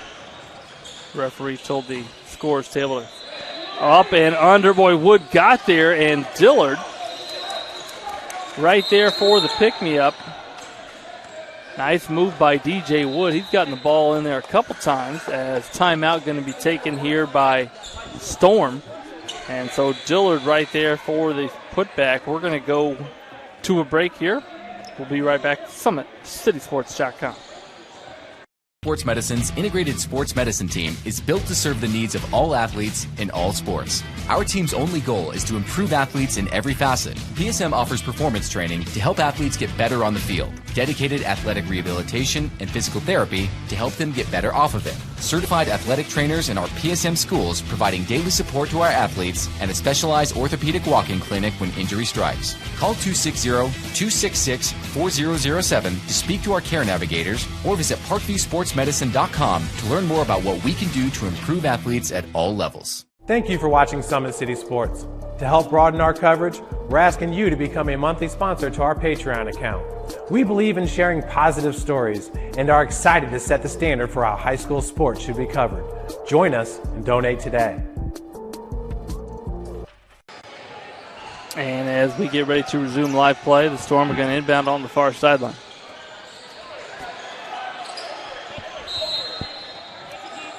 Dillard going to pick up Mitchelson full court. Here's the baseline cut. Two-man game, really just looking for a clear out on the right side, but they got what they wanted out of the timeout did the Storm. Just couldn't make the lay-in. Wintley now wisely fakes the double team, kept his dribble, got it to his buddy, Miles Johnson. That is how you attack a trap. Take your time, fake, and navigate your way out and attack the basket. Give Wintley credit. A lot of players put their head down and dribble. That time Wintley attacked with a fake.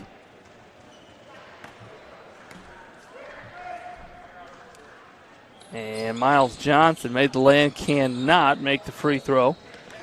And so the Storm now, a 5-point lead. West in transition. Rebounded by Vogler. Spin on the baseline. And second time's the charm as Brendan Schuler hits the corner three. That's a big shot for the Storm with 5.5 remaining. Baseline drive, nothing doing. Wintley, Moore, ball screen. 16-foot, boy, tough pull. That was halfway down.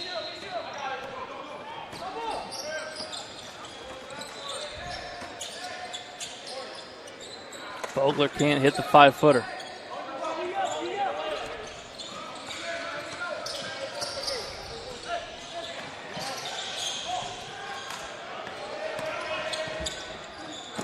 Mayhew sharing West. Sought out the contact, couldn't make the bunny, but will step to the line for 2 free throws.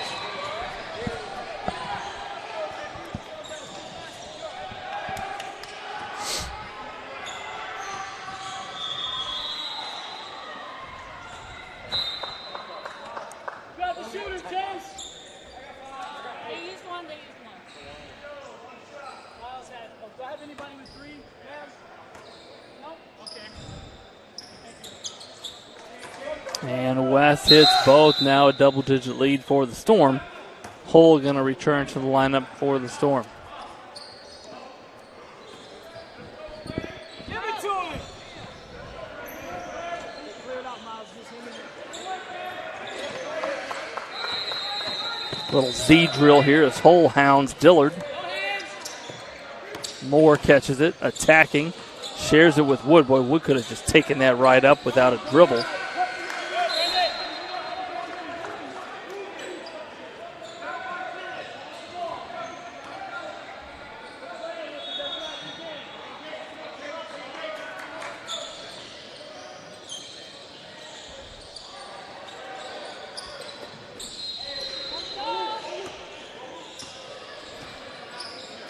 Johnson looking to share with Dillard.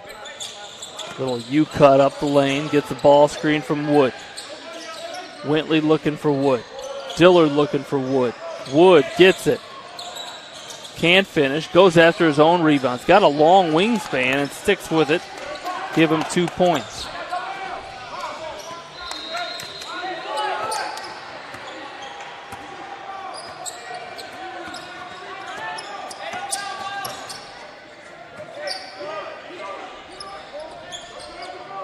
Patient now, 5 wide, 4 around 1, but that one's at the top of the arc, and so really spreading it out are the Storm now, forcing the CDBA defenders to really come out far as they patiently let the clock tick.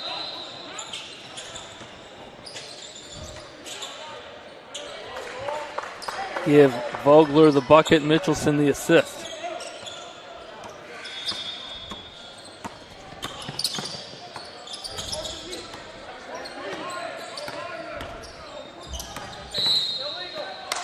And they're going to say as Johnson handed that off to Whitley that he illegally contacted the defender.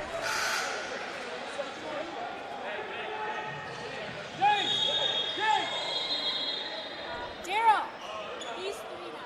3 on mine? Yeah. All right. Cool, thanks. All right, let's go. Stop. Go.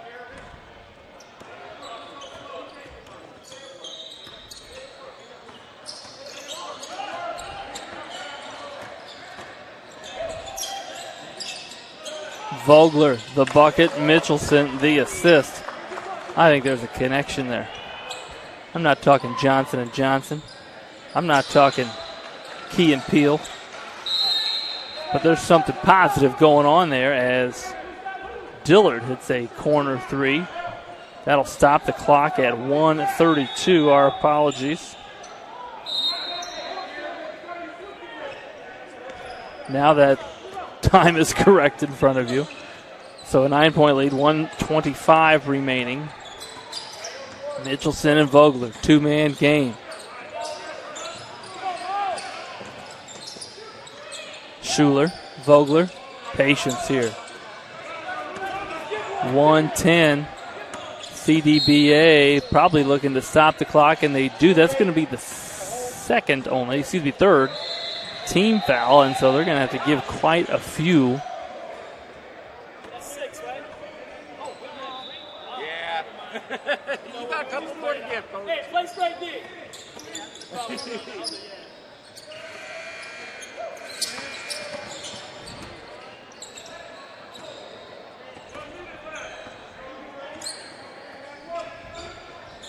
Hole with guarded by Sandusky.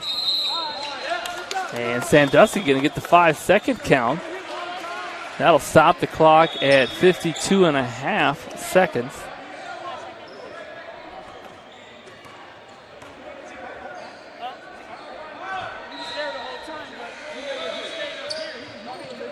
On the inbound, this is Miles Johnson with it.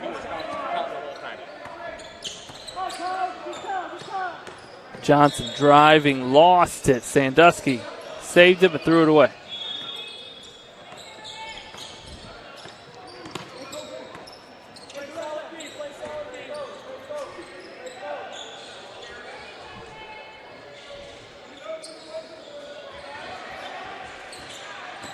We like how Mitchelson takes his defender down to the level of the ball screen. Went right there simply just to get Dillard below the ball screen. Hangs, misses that one. DJ Wood going to clear it. Good point guards always take their defender to the level of the ball screen. Dillard fouled with 6 seconds. He'll shoot 2 free throws.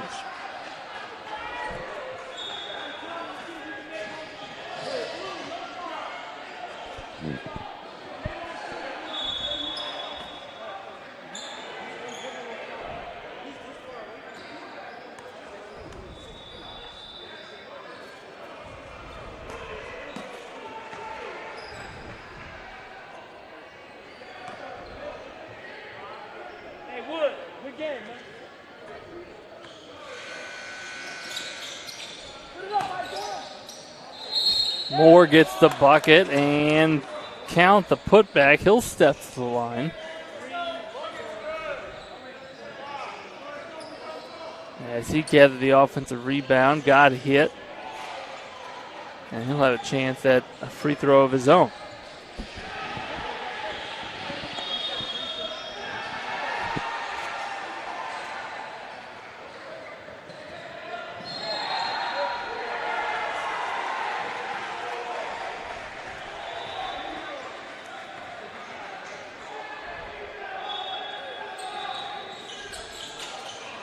Can't hit it, gets his own board, shoots the 14-footer. Boy, that one was much tougher. Got it to go, and that'll be your last 2 points of the contest as the Storm victorious here on Court D action. That was our 3:30 game here on Court D in the 17U tournament here at Sport One Parkview Fieldhouse.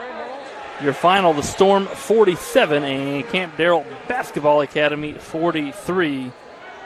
We'll be right back here on the Gym Rats YouTube channel, brought to you by SummitCitySports.com.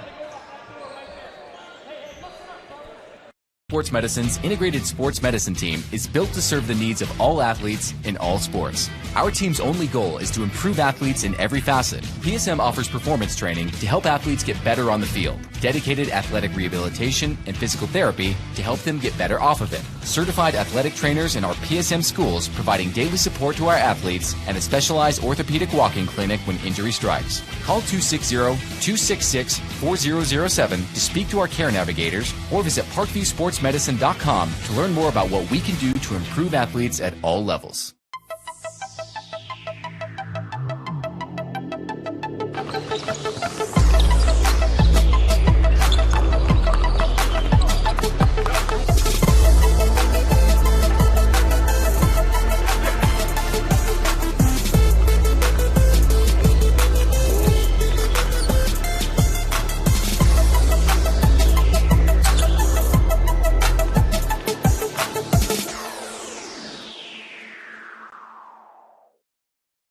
Welcome to the Summit City, home to the 260's dedicated high school athletes and fans. Each victory and celebration captured by our cameras. Treasure the highlights from the Summit Athletic Conference this season, or complete games live or on demand. After all, nobody's more proud to call Fort Wayne home than SummitCitySports.com. Give your home the curb appeal it deserves and trust Kurt's Mio to power wash your home. Additional services include concrete sealing, deck and fence cleaning, driveway replacement, and stamped concrete. Just head on over to kurtzmio.com. Request your virtual quote and use the code Summit City for 15% off all power washing services today. That's kurtzmio.com, supporting the youth of Fort Wayne. The Kelly Automotive Group is simple, transparent, reliable. Simple. Our customer specialists make buying a car easy and fun. Transparent. Our price listed is the best price. No hassle, no gimmicks. Reliable. Buy with confidence and peace of mind. We work hard to ensure the best value however you shop. Come see us in Decatur at the 2733 Auto Mall and shop 7 brands in one location. The Kelly Automotive Group. Simple, transparent, reliable.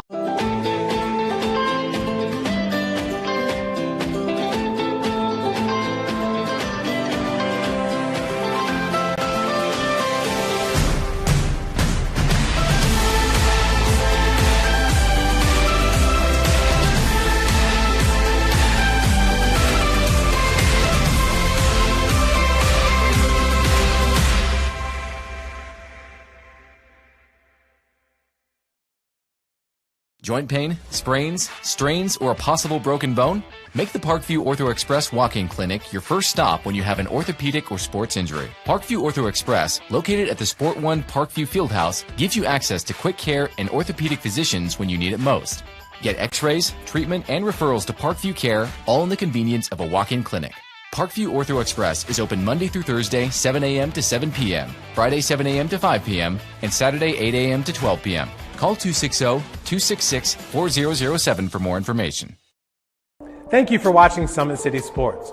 To help broaden our coverage, we're asking you to become a monthly sponsor to our Patreon account. We produce weekly highlights and live video broadcasts. When the Homestead girls golf team won its first state title in program history, we were there. When Fort Wayne brought back 3 state titles in cross country, we were there. We believe in sharing positive stories and setting the standard for how high school sports should be covered. Join us and donate today.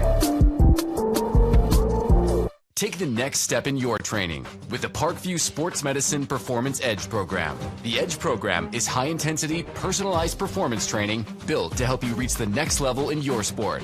Over 100 college-bound athletes have trained with PSM Performance in the last 2 years, and we want to help you achieve that goal.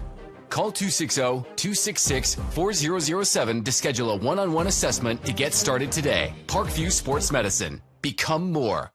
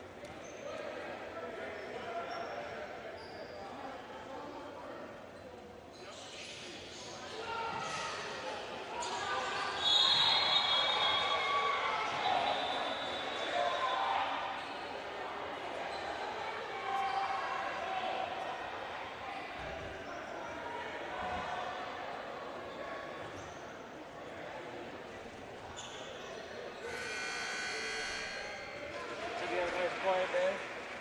Yeah, that's a couple good games, a couple warm-ups. This is positive. Yeah, it kept me on it. Yep.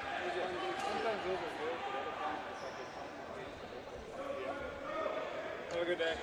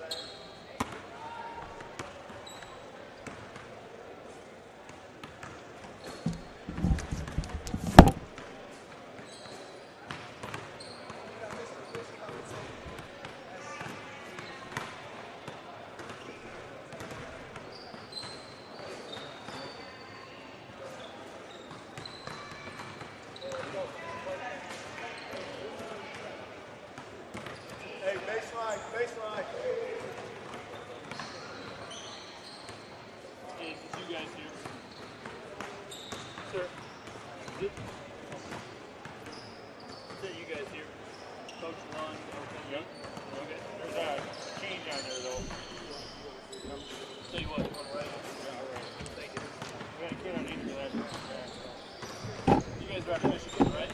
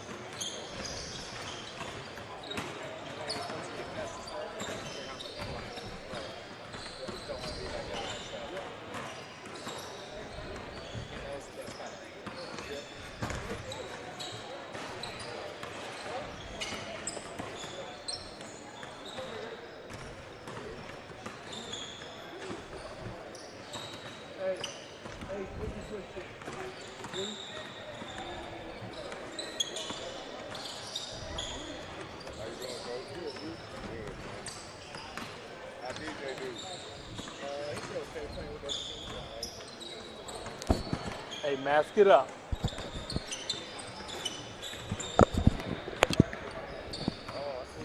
How you going, man? All good. How you? Doing well? Yep, I'm not coaching this weekend, so I'm happy. Huh? I'm not coaching this weekend, so I'm happy. Thank you for supporting Summit City Sports. For the last several years, we've provided the Fort Wayne community and beyond with coverage of a variety of sports, thanks to our title sponsorship from Parkview Sports Medicine. Since we began in 2015, our annual budget has covered the cost of videographers and commentators to over 300 plus games each year.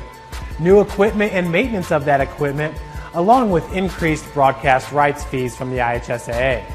This season, we're reaching out to friends, families, and local businesses for additional sponsorships and donations. You can help us grow and get coverage to your favorite team or sport. A Summit City Sports sponsorship or donation will help make that happen. We have the goal of bringing fans live stream games of every SAC game we cover.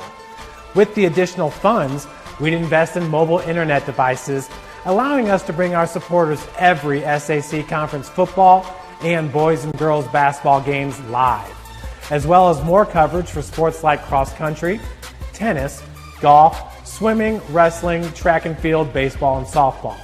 For more information on sponsorships or how to donate, visit SummitCitySports.com. Take the next step in your training with the Parkview Sports Medicine Performance Edge program. The Edge program is high-intensity, personalized performance training built to help you reach the next level in your sport.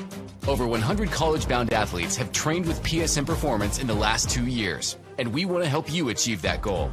Call 260-266-4007 to schedule a one-on-one assessment to get started today. Parkview Sports Medicine. Become more. Fans, streamers, boys and girls, and any small pets in attendance in our viewing audience, welcome to the Gym Rats YouTube channel as we get ready for the 4:45 p.m. tip-off here at Sport One Parkview Fieldhouse. We are on Court D and bringing you the video footage all game long. That is Denise scanning left to right. I'm Andrew Wiss on the call as we get ready for this contest. 17U, we got Indy Heat red group in white. That's right, I said that correctly. Indy Heat, the red group. They will be playing in the white jerseys. And the home team against Oakland Elite. Indy Heat, a team primarily out of the Fort Wayne area, but Indiana in general, and then this Oakland Elite squad out of the greater Oakland area in the state of Michigan, and so they'll be in black. Got a chance to see both of these teams last weekend and some quality play on both teams, so expect some good action here on Court D throughout our broadcast. And we have officials, we have coaches, we have a Wilson Evolution, I believe, could be Nike, I'll double check that, might be Rawlings. We see basketballs of all sorts here at Sport One Parkview Fieldhouse. Might be the Rock. Yeah, I think it's a Rawlings. And we got fans, socially distanced, ready to rock here on the floor for Indy Heat. Blake Davison, number 13. Landon Jordan, number 0, he'll be jumping. Number 12, Nayland Thompson. Number 24, Zane Burke. And number 14, Kamani Smith. We'll get you the names and numbers in black as we tip it up. Stolen there by Blasevicius. 6'5" player out of West Bloomfield, and he'll share it with Lund. Expect us to call this name a lot. Number 12, Blake Lund. He will let it fly from deep. Boy, I thought he was going to make me look good there and shoot that 20-footer. Instead, it'll be Reichsteiner out of the corner. We got a couple of Reichsteiners. That one, I believe, is Josh Reichsteiner, and he starts the scoring for the game. Burke tried to skip it. Nayland Thompson does find it, and that was a save/assist for Nayland Thompson, the senior to be at Bishop Brewers High School. They won the conference last year, the SAC conference last year. Jab step there from Lund. And deflected. Blasevicius again finds it. He's got post position. Steps out. Thought about the three. Lund will not think about it. Just flick it and let it fly. Thompson, the rebound. He'll push. Eyes up, scanning Zane Burke. He is lethal from behind the arc. And that corner three short. Davison will pick up Reichsteiner. Burke has Lund responsibilities. Jordan blocks the shot. That was number 30. Check that, 24. Blake Woodward offering the lay-in, blocked by Churubusco's Landon Jordan. Nayland Thompson gets a ball screen from Smith. Smith will stay on the wing. Jordan will shoot the 15-footer. Lund the rebound. Here's Lund, hesitation. Rechsteiner, he's already hit one. Back of the rim, and Blasevicius had it stripped. Quick sub here by Oakland Elite. And now the clock is correct in front of you. Our apologies. It's number 23, Tyler Johnson. He is an athletic player out of Crosswell, Lexington. Checks in. Davison is with it. Looking upstairs for Jordan. And thrown into the barrier. Shooting in the corner wide open. Nobody boxed out number 24. Blake Woodward, so he gets the bucket. And another turnover for Indy Heat. Wide open corner three. Long, Kamani Smith gathers, and he'll push. Finds Burke. Looks off, finds the shooter Davison in the corner, nothing doing. Landon Jordan tried to secure the backside board. Woodward, they're going to say, touched it last. And so a low sideline entry here for Indy Heat. Nayland Thompson will enter. 1-4 high, turns into a ball screen. Smith drives baseline, switched hands, short on the lay-in. This is Tyler Johnson. Lund wants a clear out. I think he wants to enter to Woodward. No, he wants to flick it, and that is what Blake Lund can do. We saw him at 6'1" guard out of Linden High School. We saw him let about 12 to 14 fly last weekend in a very, very close game between the Storm and this Oakland team. Landon Jordan shows his muscle underneath. And with just over 16 minutes remaining, a 4-point lead for Oakland Elite. Rechsteiner finds Tyler Johnson. Shares with Lund. Woodward got great position. Up fake and drew the contact.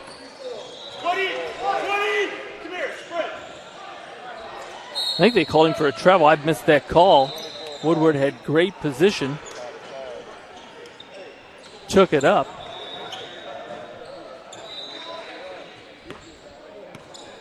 And so it'll be Indy Heat basketball. Here's Nayland Thompson. They're going to give Zane Burke a ball screen. Switched. Hits the roll man. Kamani Smith with the 15-footer. Couldn't get it to go. Burke, though, found himself underneath, gathered the rebound, and he lays it in. Again, Zane Burke, a 6'3" guard out of Black Hawk Christian High School. And Thompson picked off that skip pass. Hesitation, pulls up for the 12-footer. That was smooth. And a quick timeout by Oakland Elite as back-to-back buckets by Indy Heat. And Coach Lund wants to talk to his group about it. While we got a break here, let's watch it in transition. This was earlier. Indy Heat in transition. And watch it on a little bit of a poor pass, but saving it on the baseline was Nayland Thompson, who bounces it to Landon Jordan, who rises up for probably what's got to be his easiest 2 points of the weekend. The 6'7" post player out of Churubusco High School, flushing it as he tends to do.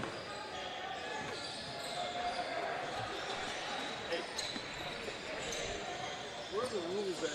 How many timeouts per game do we get? You get two. If you don't use one in the first, you get three. Okay. And as play resumes, Oakland Elite going to go left wing two-man game. With it is number 22, Hunter Soper. And rebounded by the just checked in John Bryan, the 6'7" player at La Lemire Prep School here in Indiana. And now he's got the ball. Kamani Smith up fakes. Thompson, 2 dribbles weak. Good defense by these scrambling Oakland Elite defenders, and Burke tried to put that on the deck and go up.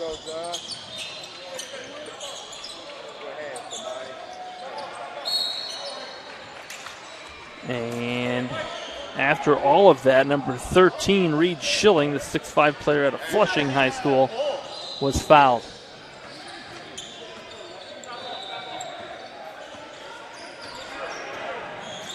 Lund guarded by Davison. Tyler Johnson from his high school teammate, Soper, looking for Schilling underneath. Couple of power dribbles, and resisting there was, again, John Bryan, starting the break for Indy Heat.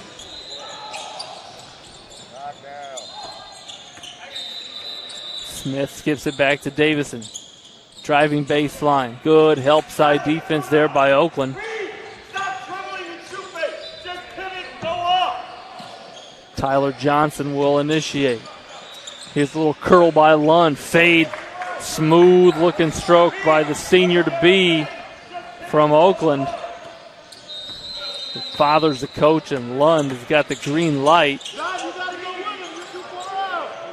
As Davison, a couple of offensive rebounds by the Indy Heat guards.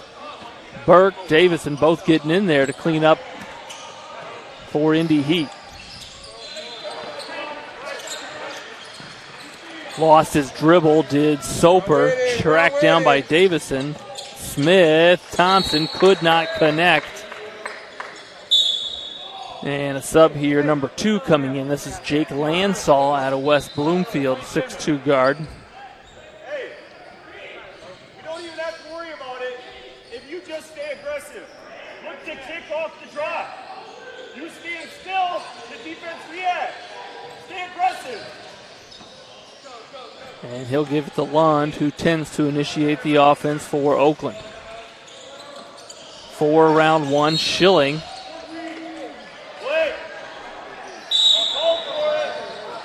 The post player in there for Oakland Elite, and 3 substitutions as Michael Ely, number 1, Austin Jordan, number 3, and number 11, Jack Futa, the 6'5 forward out of South Bend St. Joe, check in. Here's Ely on the push, 4-on-2. Finds Futa, who lost it out of bounds. Boy, 4-on-2, you got to finish those.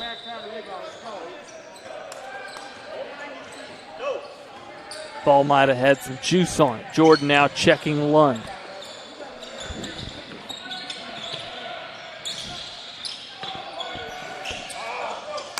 Lund had a hand in his face.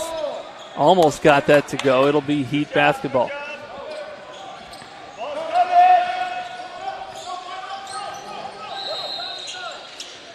Zane Burke with it, going to get a ball screen. Goes baseline, finds Ely. Catch and shoot, 3 ball off the back of the rim.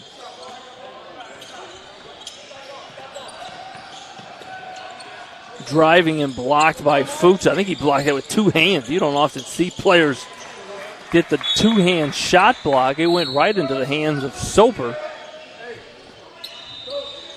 who hit the wing 3. Landon Jordan will check back in for John Bryan. 11 minutes now remaining. Yep. And Austin Jordan now with that ball screen. Well defended by Lund. Burke. Here's Futa. Jordan. Well, I think Soper, who jumps well, got a piece of that. And now Oakland Elite pushing. Burke stole that and saved it, called for stepping on the sideline.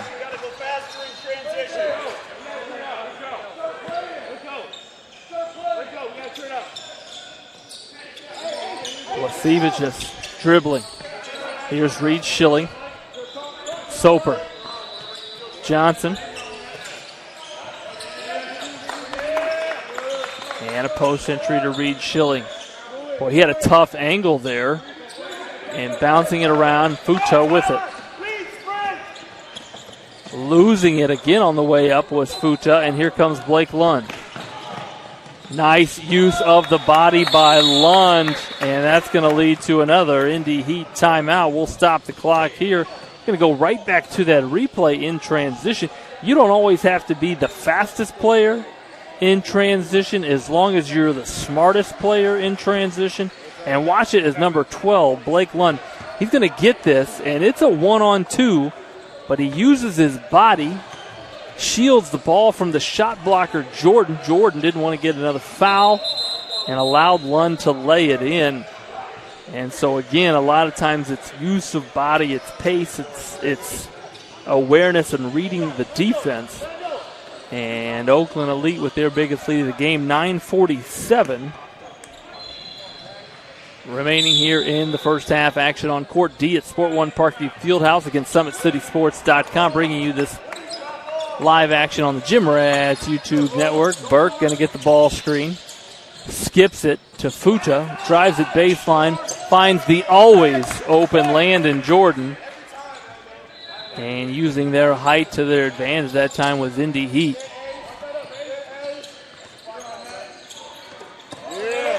Lund being defended tightly by Jordan. 3-ball Blasevicius. Long. Soper, we said he jumps well. That's because he does. And now a 3-on, we'll call it 3-on-4. But finding Futa underneath is Ely. Boy, Oakland Elite had defenders back there, but Futa simply dove to the opening, and Ely found him. Blasevicius just going to give a little release. And as Lund spun there, attempted to spin middle, he lost his footing. And a substitution, Rechsteiner. Josh Rechsteiner going to relieve Lund. Nayland Thompson also back in for Indy Heat.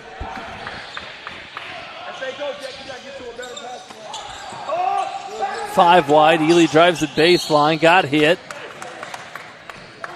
as he drove on Tyler Johnson there. Tyler Johnson actually might have been the help defender. Either way, with 8:15 remaining, Michael Ely going to step to the line for two. He is now an elevation prep basketball player in the winter as he transferred to the prep school from Snyder High School, where he helped Snyder win the sectional last winter before Indiana high school sports came to a screeching halt mid-basketball tournament there.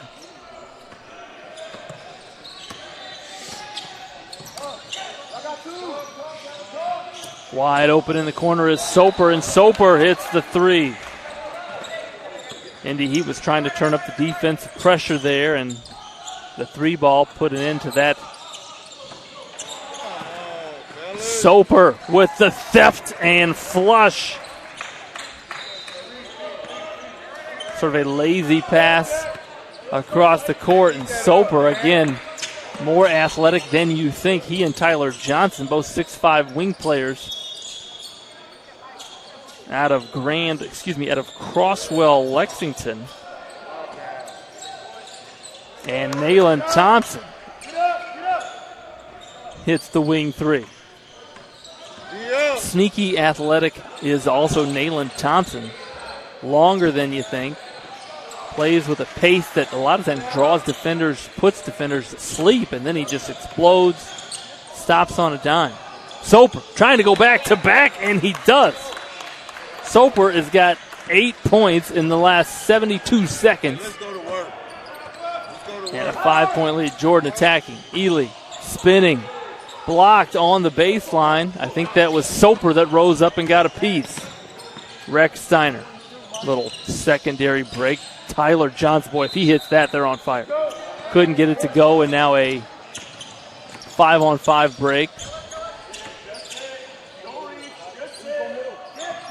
Jordan now attacking, sharing with Jordan, who was fouled on his dunk attempt. Nice setup and dish there by Austin Jordan to Landon Jordan. One a 6-foot guard from Southside High School, the other the 6'8" center from Churubusco. Shout out to Turtletown.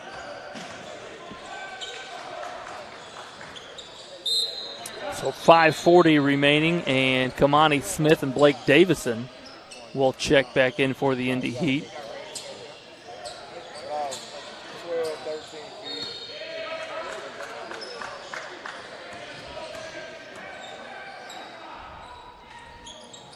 Jordan able to hit 1 of 2. And Blake Lund now back in for Oakland Elite. Also in for Oakland Elite, number 33, Matt Wisniewski, 6'5" player out of Linden High School. Here's Johnson to Lund. Checked by Kamani Smith, 6'5" player out of Northrop High School. Nayland Thompson gathers that rebound. Running is Landon Jordan, and wisely Lund saw that cross-court pass. So you like the way Landon Jordan sprinted the floor there, rim to rim. Drew the defense, but Lund got a deflection on it.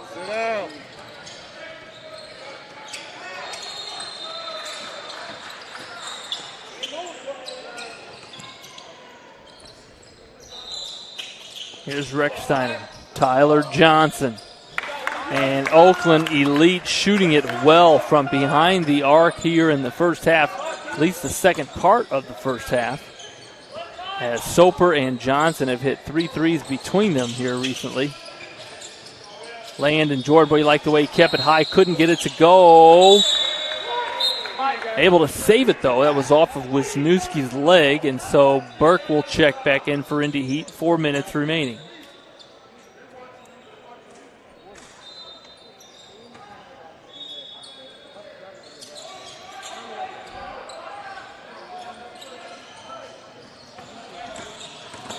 Kamani Smith, boy, reach in there by Lund. And that'll be the 4th team foul on Oakland Elite with 3:35. Line set here by Indy Heat. Nayland Thompson. Long, and Soper gathers the board.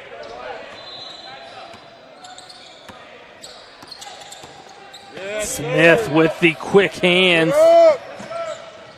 And then Soper not letting the lay-in happen. Smith went up to dunk that. Soper chased it down. Boy, blocked it, but then got a lot of the body as Smith went up, fell hard. I believe he's okay. He'll step to the line for 2 free throws. Reminder clock will stop under 2 minutes in both halves.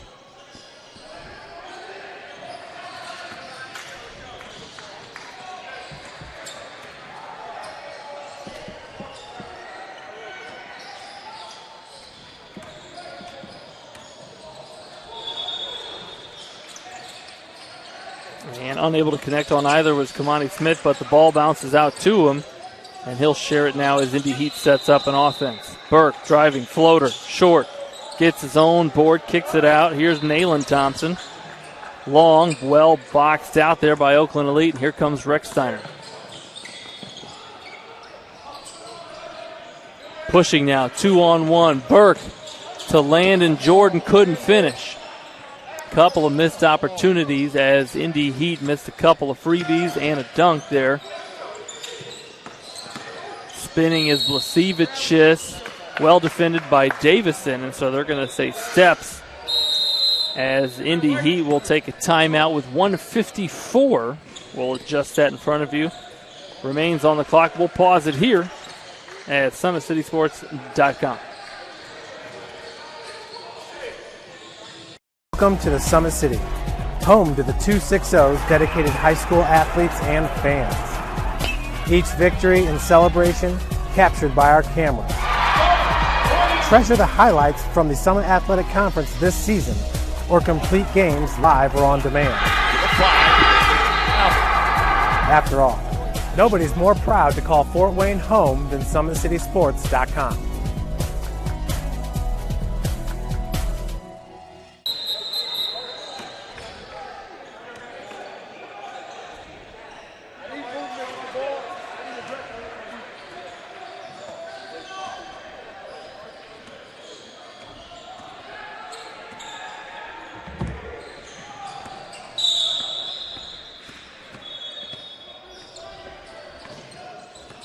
Welcome back to live play as Indy Heat took a timeout. Zane Burke, quick 3 out of the timeout, short.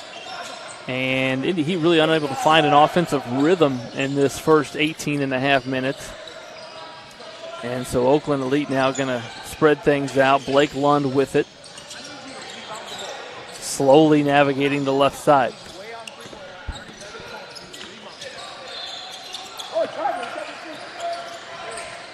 Soper gets it to Long. That was Jake Lansall, and Kamani Smith in transition. Sees 4 black jerseys in front of him, so had to share it.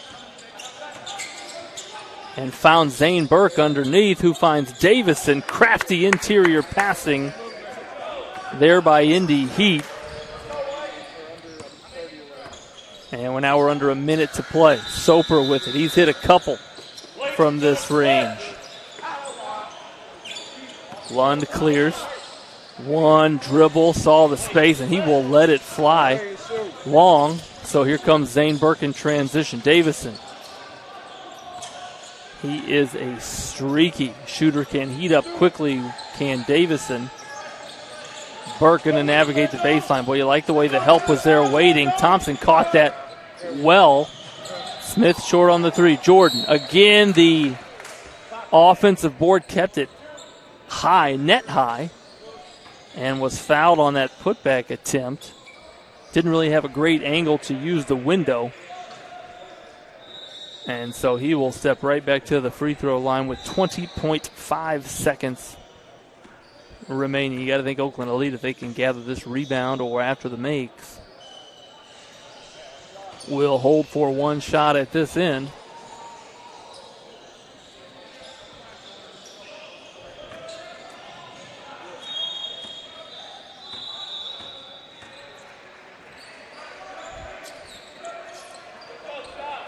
And 1 of 2. So Lund will operate. He's going to get a ball screen from Lansall. Gets it to Soper. Soper, a quick pull. Long. Rebound. Let's see if the Indy Heat can push. 3 seconds. Nothing doing on the 3-quarter shot from Jordan. That is your first half of basketball here on Court D for our 4:45 game between the Indy Heat Red and Oakland Elite. Oakland Elite with a 4-point lead heading into halftime. We'll be back with some highlights and second half action here on the Gym Rats YouTube network. Thank you for supporting Summit City Sports. For the last several years, we've provided the Fort Wayne community and beyond with coverage of a variety of sports, thanks to our title sponsorship from Parkview Sports Medicine. Since we began in 2015, our annual budget has covered the cost of videographers and commentators to over 300 plus games each year. New equipment and maintenance of that equipment, along with increased broadcast rights fees from the IHSAA. This season, we're reaching out to friends, families, and local businesses for additional sponsorships and donations. You can help us grow and get coverage to your favorite team or sport. A Summit City Sports sponsorship or donation will help make that happen. We have the goal of bringing fans live stream games of every SAC game we cover. With the additional funds, we'd invest in mobile internet devices, allowing us to bring our supporters every SAC conference football and boys and girls basketball games live, as well as more coverage for sports like cross country, tennis, golf, swimming, wrestling, track and field, baseball, and softball. For more information on sponsorships or how to donate, visit SummitCitySports.com. Take the next step in your training with the Parkview Sports Medicine Performance Edge program. The Edge program is high-intensity, personalized performance training built to help you reach the next level in your sport. Over 100 college-bound athletes have trained with PSM Performance in the last 2 years, and we want to help you achieve that goal. Call 260-266-4007 to schedule a one-on-one assessment to get started today. Parkview Sports Medicine. Become more.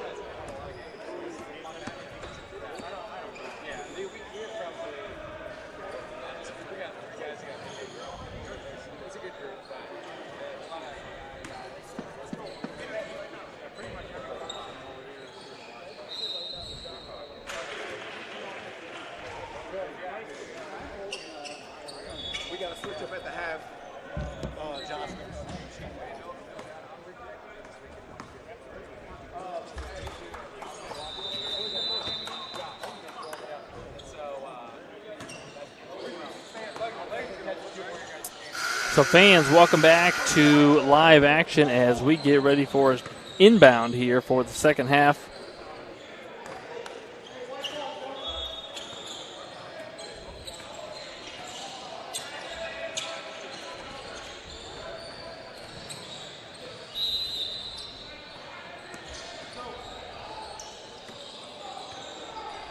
As Indy Heat in white, the Indy Heat red squad in white.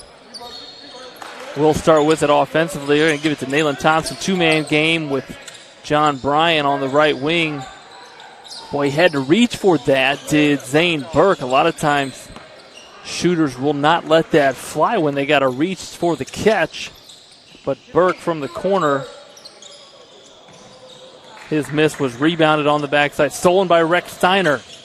And a nifty lay-in in transition for Josh Rex Steiner. Reversal. Here's Kamani Smith, 6'5", wing player from Northrop High School. An excellent mid-range game. Loves the pull-up jump shot. That time he got it in a rhythm and tickled the nylon with the floater. 19 minutes remaining. And Oakland Elite, which really was tight early, but has really led. That ball was tipped by Thompson. They're going to say stay here. Oakland Elite has really led the entire game thus far.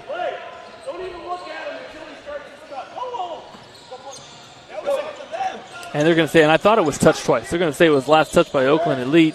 Burke, long from this corner three. Lund, the push. Gets it back. I'm surprised he didn't let that fly. Blasevich just one dribble, strong pull-up three. Lund rebounds, blocked by John Bryan. And Rex Steiner will find Lund wide open. Boy, he's got tremendous backspin. Flicks that wrist. Does Blake Lund. Here's John Bryan, the lefty. He'll shoot a three. No good. Good box out on the backside. We get a chance to see his shot again. You love the backspin follow-through of Lund. Players that do that really spread their fingers and flick their wrist well. Here's Woodward. Up and under, though. Bryan blocked it from behind. He'll push 1-on-2. Rex Steiner going to deflect it away.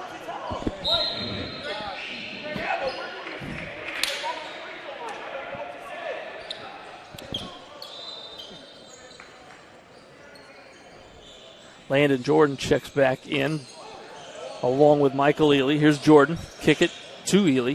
Kamani Smith, 20-footer, short. Blasevich just the 2-on-2 push. Soper went reverse. Couldn't get it to go, and Blasevich is going to be fouled on that lay-in attempt. 17 minutes remaining.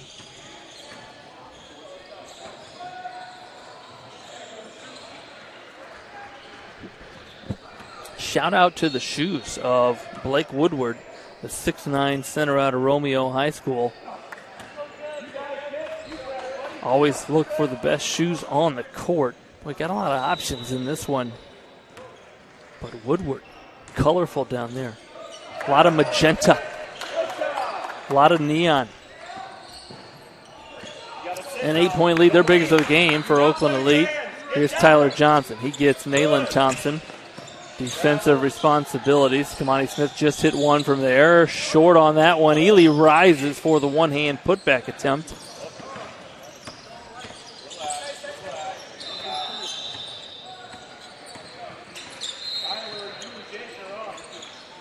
Soper on the left block. Up, under. Nice finish for Hunter Soper, the 6'5" player out of Crosswell, Lexington High School. Nayland Thompson, that was a tough reverse finish. Woodward gathers the rebound. Here's another Crosswell Lexington product, Tyler Johnson. He'll share it with Blasevich's.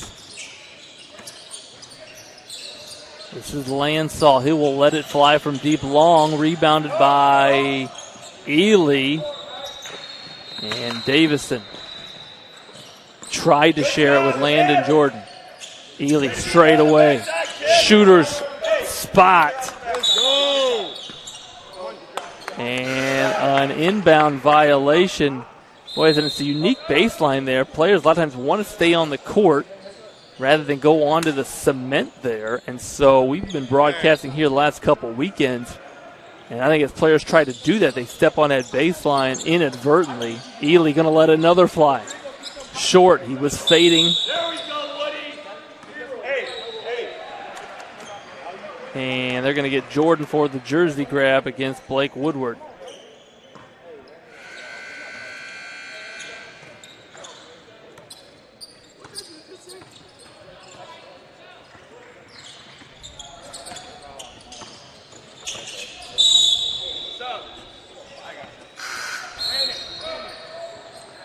Zane Burke will check in to replace Landon Jordan. 14 minutes.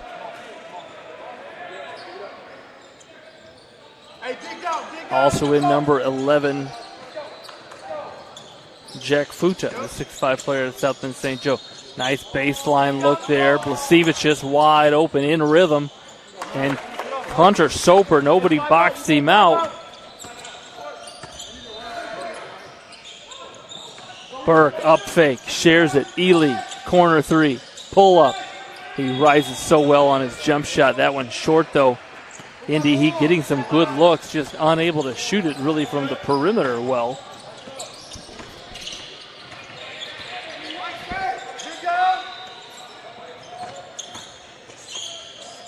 Tyler Johnson, take your pick. I think they're going to say turnover. Had the double dribble or the travel. And a 9-point lead now. Here's Austin Jordan for Indy Heat. He'll share it with Futa. Zane Burke, a wide open corner three. But you see how it just wasn't in rhythm. Legs, elbow, wrist flick. Right over there in front of the college coaches all watching intently. Everybody up! Everybody up! And you got to know that these 10 players on the court are well aware of that coach's corner over there. Well, at the 3rd, 4th, 5th grade elementary level, you call it coffin corner. Usually on the right side, the players dribble down there. This one over here, court D, we got coach's corner. Post entry, help side came late, but came well as Davison got the block and the steal. Futa, Jordan, attacking. I think that's what Indy Heat's got to do better and more of, is get to the rim and force whistles. They're obviously not shooting it as well as they want.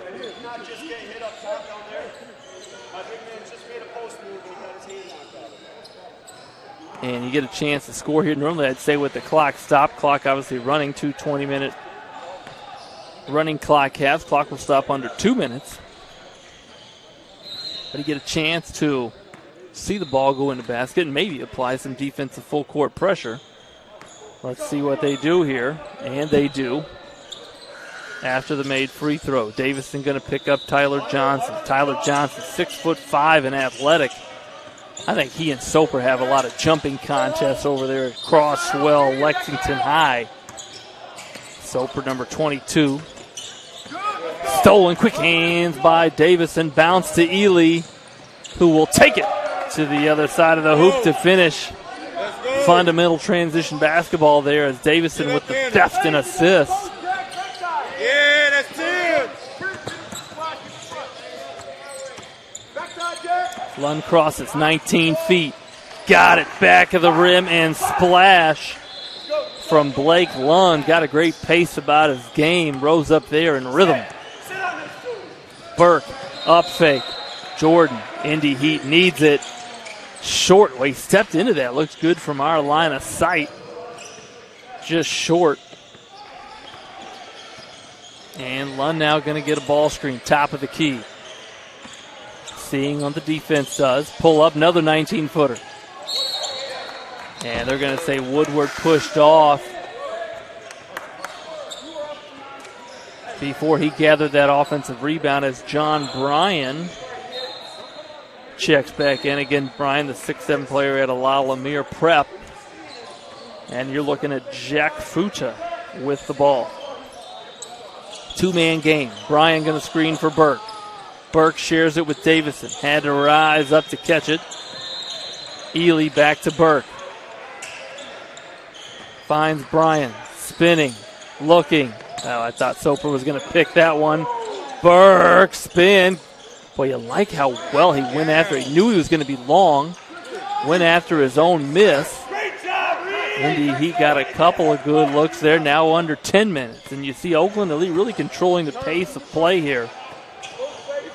Very few, if any, transition opportunities for Indy Heat.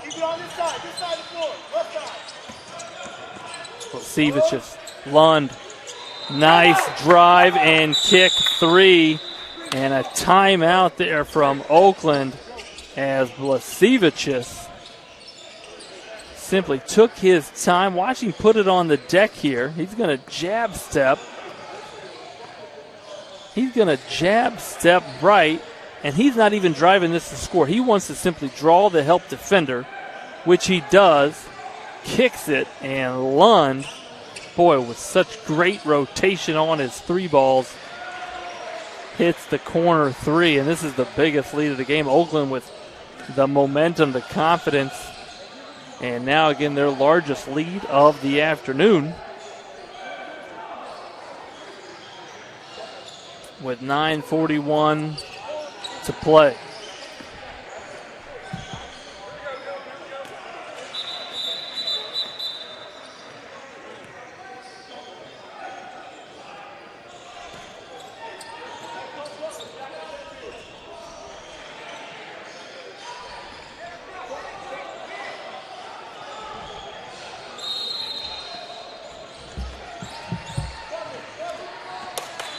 So Indy Heat with it. Here's Davison. They're going to go a little 1-4 high. They love the ball screen, does Indy Heat. Bryan going to take one big dribble to his left, and he was well defended. Tough shot, got it to go. And now you see the full court man pressure by Indy Heat. No team in really serious foul trouble here. Just two team fouls on both squads as we approach under 9 to go in the second half. Lund, here's Schilling. One dribble turn. Zane Burke gathers the carom. He'll share it with Ely in transition. Crosses, spins, somehow found a lane.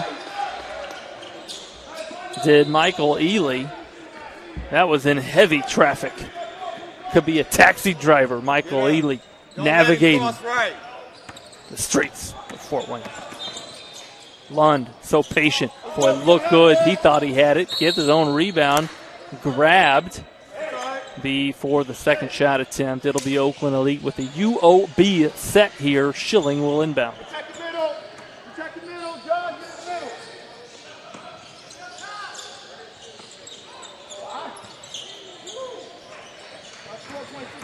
Tyler Johnson. Blasevicius, fake step back. Schilling fading on a corner three. That's a tough shot when you fade from 20 feet.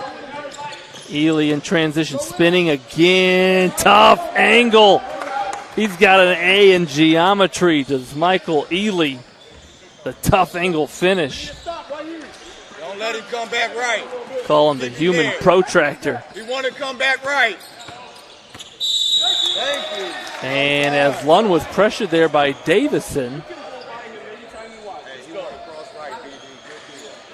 Davison able to draw the 10-second, rarely seen. It's like the white tiger. You don't see it often, but when you do, you're like, ooh.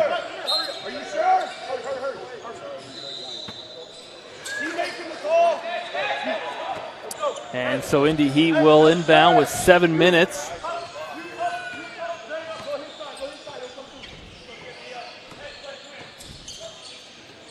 Here's a U-cut. Burke going to share it with Davison. Snuck around. Boy, crafty with his body. And as the ball was deflected, they're going to say Futa committed a foul, made some contact, I believe, with Matt Wisniewski. 6:40 remaining.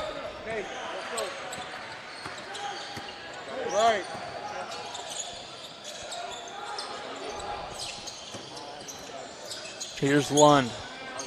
Quick release. Short on that one. And I think Oakland probably wanted a better look. Didn't really try to get it into the basket area that time. Burke. Nice baseline look. Finds Davison. And Burke, again, he's 6 foot. They got him listed at 6'3", but he rebounds well for his position. And Rechsteiner, splitting the defense there, was fouled. And so an inbound on the far side for Oakland Elite. That's the 15th foul on Indy Heat as Nayland Thompson will replace Davison.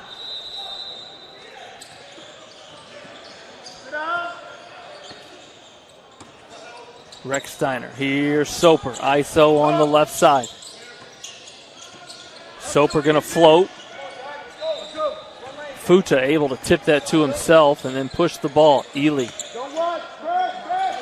Was a late hand in his face, but he rose up so well on his jump shot. He puts the capital J in jump shot, does Michael Ely. Really elevates. Lund with Thompson on him. Here's a back cut. Soper tried to give it back, did Wisniewski. Somehow Blasevicius, and they're going to say he was hit on the 14-foot shot attempt. And so a little bit of a run here by Indy Heat as Ely has really stepped up his scoring on the offensive end. Blasevicius, though, going to have a chance at 2 freebies. Kipris, Blasevicius misses the first. He's a 6'5 player. Boy, 6'5 players everywhere in this game. He's one from West Bloomfield High School. He and Lansall, number 2, winter teammates. And hits 1 of 2. Ely with it. Now down 3. 5 wide. Bryan going to offer a ball screen. Ely doesn't need it. Boy, rose up to dunk against Soper. And it didn't go in, but we just want to watch it again because 2 athletic players attacking the rim. Watch it here. Ely. Soper. Playing above the rim. To our older streamers out there, you guys might remember that film, early 90s film, Above the Rim. Shout out to Tupac. I believe he made a bit of a cameo in that one. Ely hits 1 of 2, and Soper the rebound.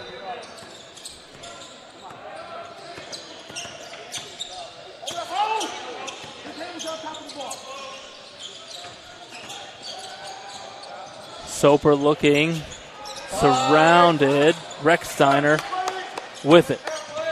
Davison pull up. Rechsteiner, big shot. They're saying that was a 3 ball. I thought he was inside, but give him 3. As Ely again continues his scoring here in the second half. Athletically avoided the help defender and then rose up for the finish.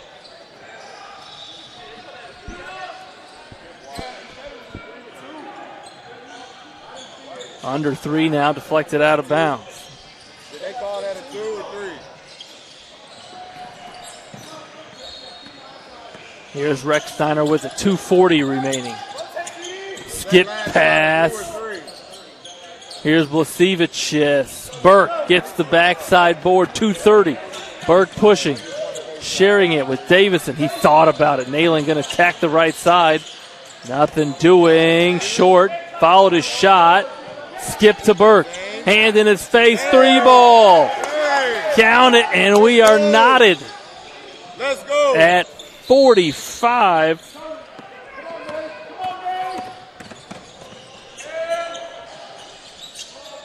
Gotta have it. Let's go.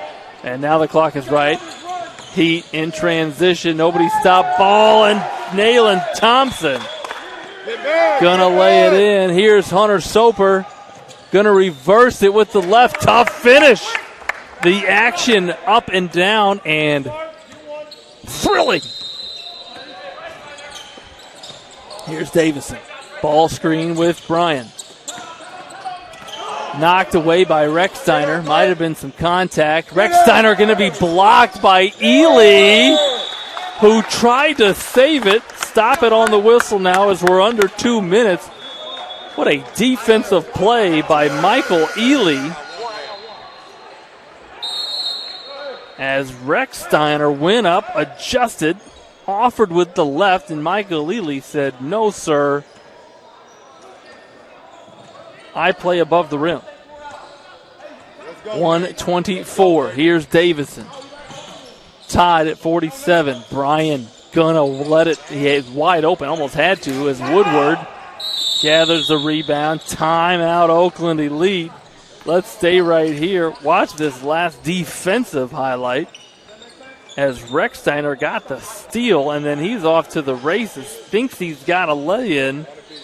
And watch Ely avoid the foul, but also deny the layup.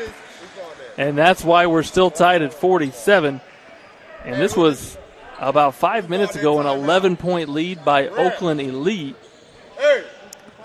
And after Michael Ely turned things on offensively, Indy Heat has been able to climb back into this game. We just showed you some Ely defensive highlights. Watch this one, boy. Late hand in his face. You like the concentration of Ely on this one. Able to rise up again. We said he jumps so well on his perimeter shots. And so with 1:15 remaining, it'll be Oakland Elite basketball after an Oakland Elite timeout. 6 team fouls for Indy Heat, just 3 for Oakland. On the floor for Oakland, Lund, Rechsteiner, Soper, Johnson, and Blasevicius. For Indy Heat, Davison, Burke, Thompson, Ely, and Futa in white. Lund gonna get it. You got to think the ball's gonna be his hands. You like his decision-making and ability to hit perimeter shots. Now he's gonna initiate. Find some space. Tyler Johnson, boy, you like how he catches it. 1-2 aggressive. Looking for Soper. Nothing doing. Lund going to catch it. Very patient offense now for Oakland Elite. Davison, boy, 5 count is on. And Lund simply got to be aware, give Davison credit. The pressure on the ball. So now Thompson, an interesting coach's decision with 46 seconds. Do you hold for one? They're going to space it out 5 wide. Thompson's now 41 and 1/2 feet from the rim. Got to get the 5 count off. Falls. And boy, the 5 count on, but also surrounded. And so a turnover saving timeout by Coach Derek King of Indy Heat. And that'll be the last timeout for both teams, as both coaches have used all 4, I think, available to them.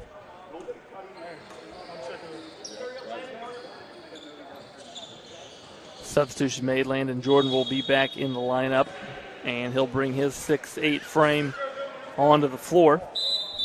So 24.5 seconds. Just, again, 3 team fouls on Oakland Elite. So defensively, you got a little strategy here where you can foul and maybe take Indy Heat out of their execution rhythm, if you will. And you could probably do that multiple times if you foul at the right time going for the basketball. If you're Indy Heat, you want to start your attack at least 8 seconds. Give yourself a chance for a shot and a potential offensive rebound. No matter what happens here, you got to think Ely and they just checked in Landon Jordan are going to be involved offensively. Burke will inbound. Gets it to Jordan, who gets it back to now Nayland Thompson.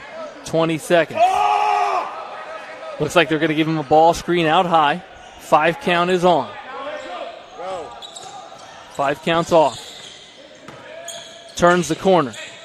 Skips it. Burke. Corner 3, hits it, and a big one. 2 seconds. Lund crosses, gets it off. Almost a bank 3 for the tie. And what a second half rally by Indy Heat Red. slow, meticulous comeback by Indy Heat Red as Oakland Elite led the majority of the game up until that shot right there by Zane Burke. And I apologize, I don't think I captured the highlight. But Indy Heat boy Nayland Thompson had to go a little earlier than he wanted to, late off of the ball screen because of the defensive pressure. Rose up and hung and then found a wide open Zane Burke in the corner. He hadn't shot it well all game, but you love that about good shooters. The next one's going in, and Zane Burke hits what is the game-winning shot, and he does so from behind the arc.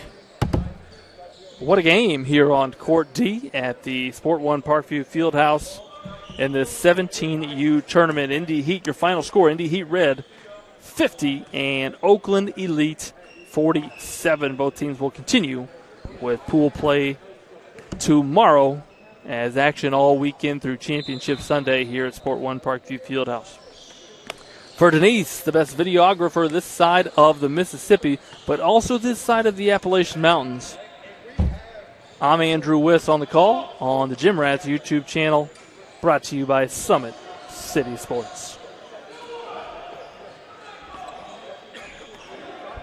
Sports Medicine's integrated sports medicine team is built to serve the needs of all athletes in all sports. Our team's only goal is to improve athletes in every facet. PSM offers performance training to help athletes get better on the field, dedicated athletic rehabilitation and physical therapy to help them get better off of it, certified athletic trainers in our PSM schools providing daily support to our athletes, and a specialized orthopedic walking clinic when injury strikes. Call 260-266-4007 to speak to our care navigators or visit parkviewsportsmedicine.com to learn more about what we can do to improve athletes at all levels.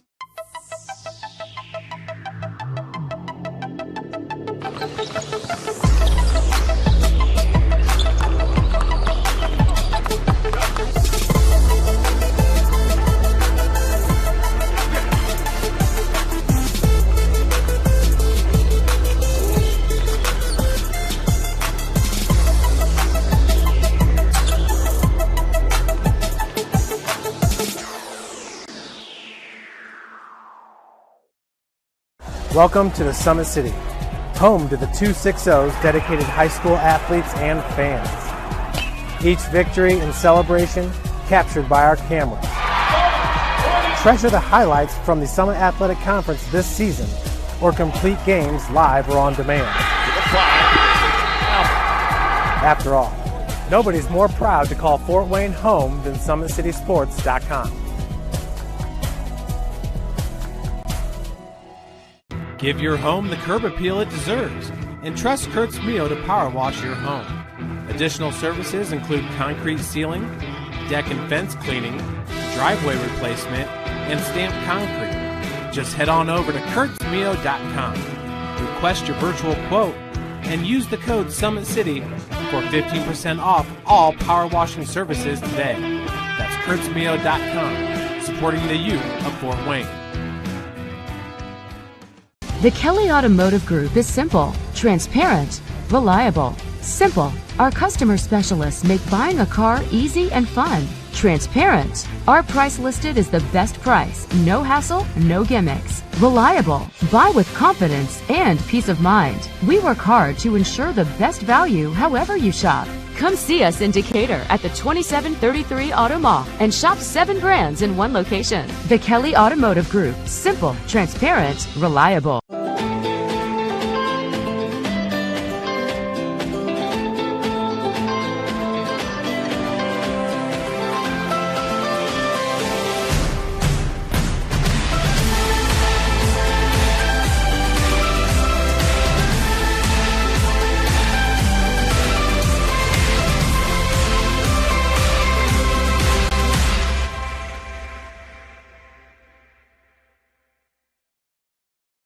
Joint pain, sprains, strains, or a possible broken bone? Make the Parkview Ortho Express Walk-In Clinic your first stop when you have an orthopedic or sports injury. Parkview Ortho Express, located at the Sport One Parkview Fieldhouse, gives you access to quick care and orthopedic physicians when you need it most. Get x-rays, treatment, and referrals to Parkview Care, all in the convenience of a walk-in clinic. Parkview Ortho Express is open Monday through Thursday, 7 a.m. to 7 p.m., Friday, 7 a.m. to 5 p.m., and Saturday, 8 a.m. to 12 p.m. Call 260-266-4007 for more information. Thank you for watching Summit City Sports. To help broaden our coverage, we're asking you to become a monthly sponsor to our Patreon account. We produce weekly highlights and live video broadcasts. When the Homestead Girls Golf Team won its first state title in program history, we were there. When Fort Wayne brought back 3 state titles in cross country, we were there. We believe in sharing positive stories and setting the standard for how high school sports should be covered. Join us and donate today. Take the next step in your training with the Parkview Sports Medicine Performance Edge program. The Edge program is high-intensity, personalized performance training built to help you reach the next level in your sport. Over 100 college-bound athletes have trained with PSM Performance in the last 2 years, and we want to help you achieve that goal. Call 260-266-4007 to schedule a one-on-one assessment to get started today. Parkview Sports Medicine. Become more. Yeah, but you can be in the morning.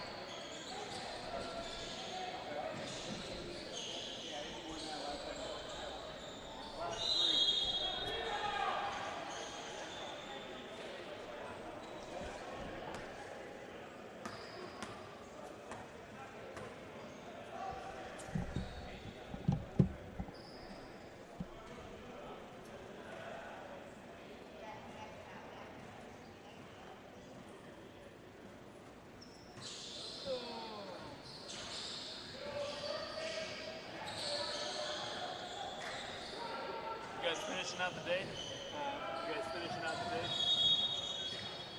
more good games, or was that the best game of the day?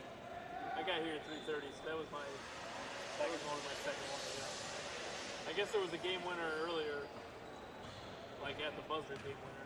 So that was good. I didn't think they were gonna pull that off, but I don't know how they did. The last time I looked up, they were down 11. Next thing I look up, they're only down 2. they went up 11. He called that timeout, and it's just like. He had 15 straight down the stretch. Like, I didn't see him 13 straight.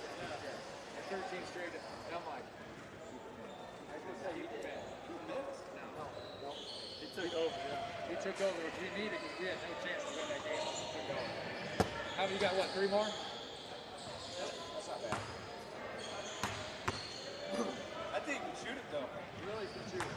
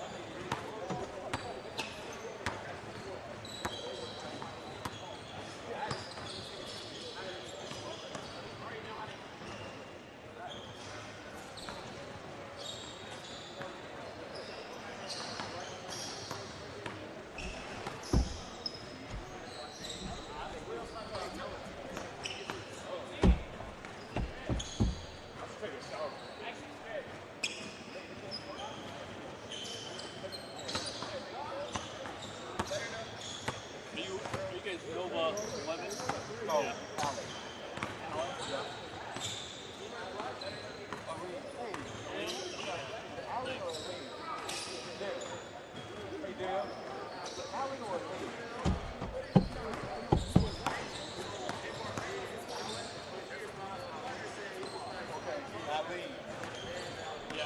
is this from Ohio? Yeah, Ohio. Columbus, yeah. Hey, what is Olin Tangy, man? I've been seeing a lot of Olin Tangy. It's a suburb of Columbus, and it has 5 high school now. So Olin Tangy, Liberty, like we got two Olin Tangy Liberty players. I saw it, but I've seen like Olin Tangy. Orange. Yeah. What else they got? Liberty, Orange. So just a suburb of Columbus. Yeah, it's a suburb of Columbus.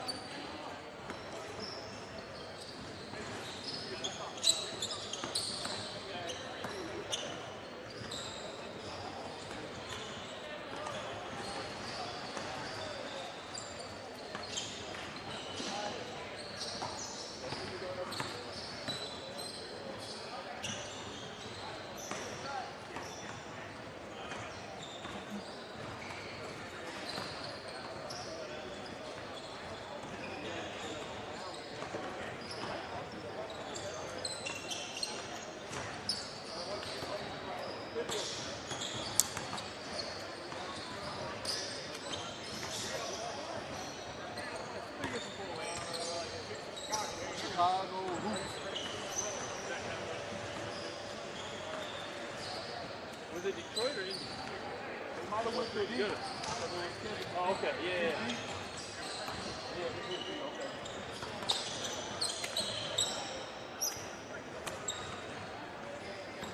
The House of Tea, is that what they call it?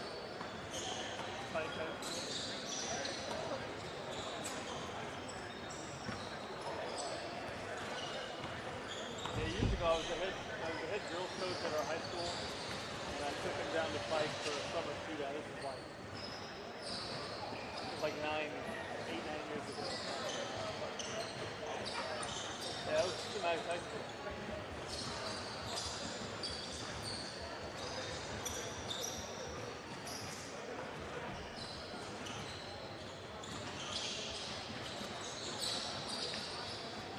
You gonna have 2 teams for this one?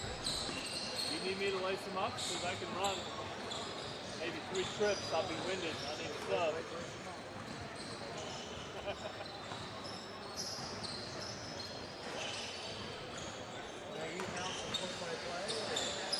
On this one? Yeah.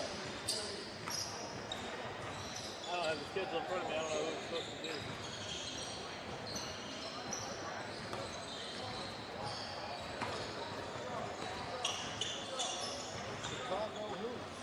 Chicago hoops.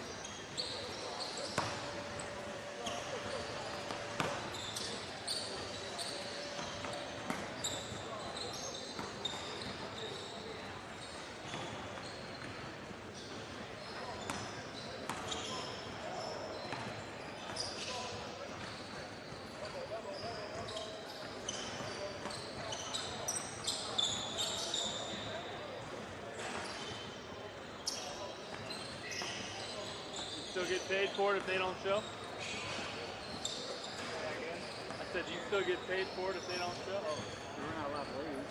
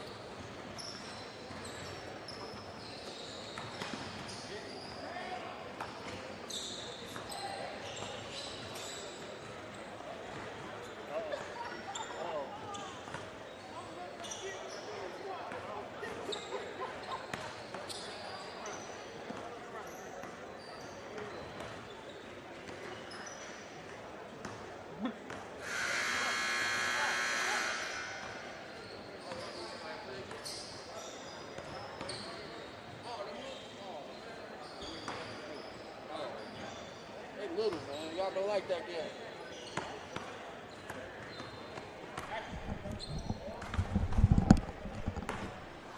And as we get ready for action here, we, as you can tell, if you're looking at the screen in front of you, are short one team. It takes 2 to tango, or something like that.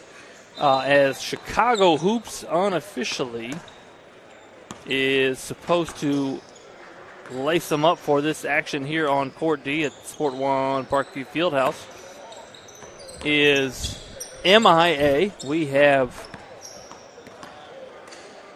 bounty hunters looking for them as we speak. As if you have seen the Chicago Hoops squad coaches, please let them know that we would love for them to show so we could broadcast the contest here. between Nova and Chicago Hoops. We will see if they show. I don't know what the grace time is. Oh, we got a player walked in. We have two. I think they made it. Could have been traffic. Could have been slow service at a restaurant. We don't know. But let's see if they put a few minutes on the clock here as we get ready for what was intended to be the 6 p.m. tip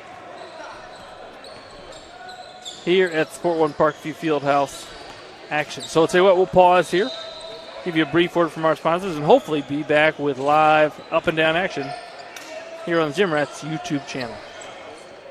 Sports Medicine's integrated sports medicine team is built to serve the needs of all athletes in all sports. Our team's only goal is to improve athletes in every facet. PSM offers performance training to help athletes get better on the field, dedicated athletic rehabilitation and physical therapy to help them get better off of it, certified athletic trainers in our PSM schools providing daily support to our athletes, and a specialized orthopedic walking clinic when injury strikes. Call 260-266-4007 to speak to our care navigators or visit parkviewsportsmedicine.com to learn more about what we can do to improve athletes at all levels.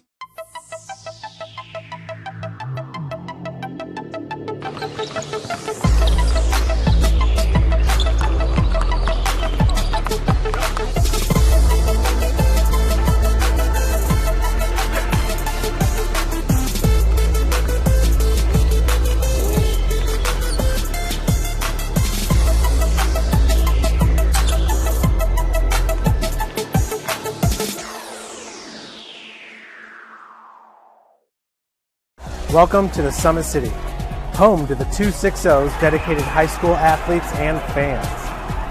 Each victory and celebration captured by our camera. Treasure the highlights from the Summit Athletic Conference this season, or complete games live or on demand. After all, nobody's more proud to call Fort Wayne home than SummitCitySports.com. Give your home the curb appeal it deserves and trust Kurt's Mio to power wash your home. Additional services include concrete ceiling, deck and fence cleaning, driveway replacement, and stamped concrete. Just head on over to kurtzmio.com, request your virtual quote, and use the code Summit City for 15% off all power washing services today. That's kurtzmio.com, supporting the youth of Fort Wayne. The Kelly Automotive Group is simple, transparent, reliable. Simple. Our customer specialists make buying a car easy and fun. Transparent. Our price listed is the best price. No hassle, no gimmicks. Reliable. Buy with confidence and peace of mind. We work hard to ensure the best value however you shop. Come see us in Decatur at the 2733 Auto Mall and shop 7 brands in one location. The Kelly Automotive Group. Simple, transparent, reliable.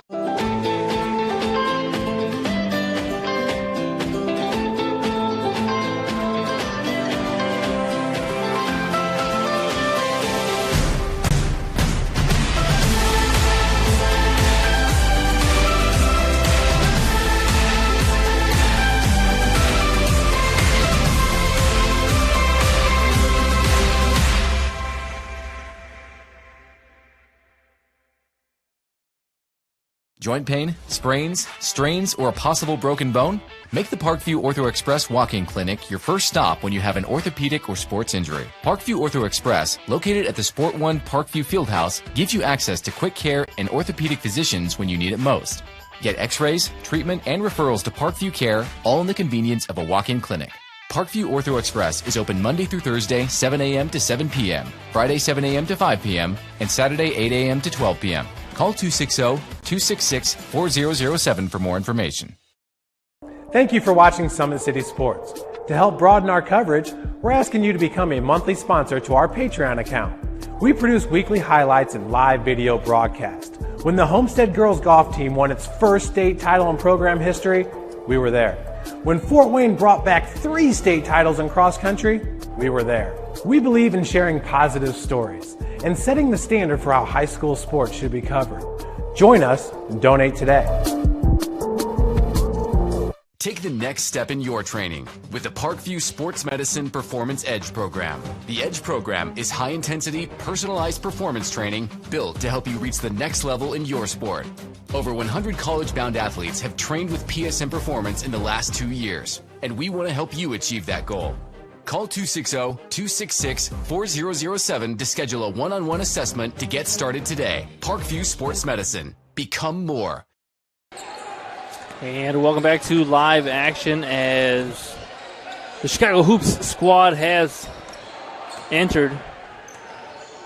Players have entered. The team has entered ever so slowly here as a little bit of a hiccup in the action here on Court D, but they have shown up. Officials giving them a little bit of time to warm up, stretch, and we'll get started here between the Nova Village. This is a team 17U here. Tournament pool play continues on Court D. Nova Village team out of the Columbus area. A lot of Olentangy area products. Pickerington Central, Newark, Westerville High School. So the Columbus area out of Ohio.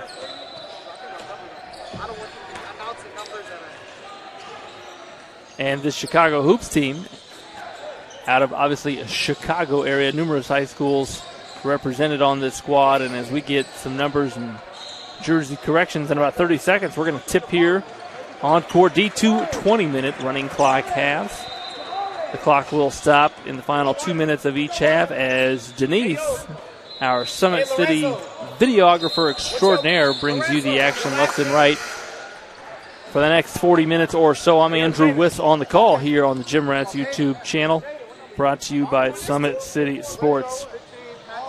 Games will continue through 8:30 tip, so we got a 7:15 followed by 8:30, and that'll conclude our Friday of pool play action in this Jim Rats Basketball Academy National Championship. Again, this day one of a 3-day tournament. Championship will conclude on Sunday here on Court D. Hey, what's Lorenzo? Hey, what's Lorenzo last name? Schacel. I'm not spelling Ali last name.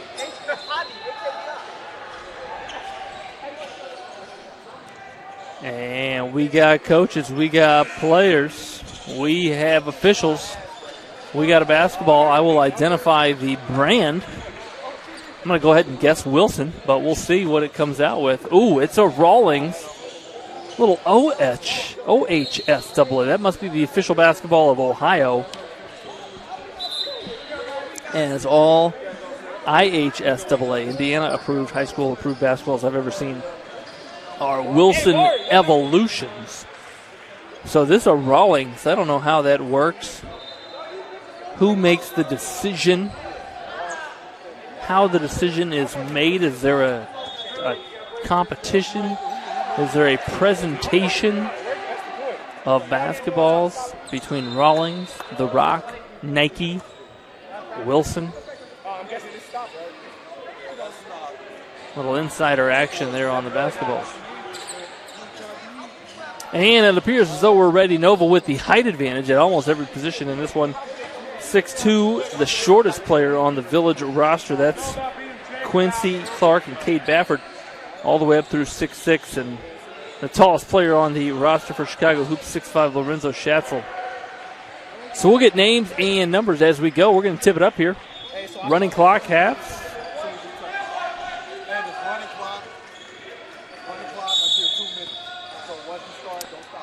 And we are off. Nova Village in white, and with it is number 1, Quincy Clark. He's a 6'2", Westerville High School product. And they're going to go a little horn set, but a quick basket dive. Boy, you like the action as number 9, Jarius Jones of Gahanna Lincoln High School got in there. You always want to try to get a paint touch on your first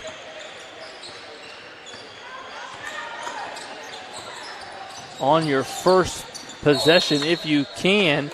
And I thought he got rid of it, but they're going to say steps by Jaden Dillard, the 5'11 guard out of Roosevelt High School.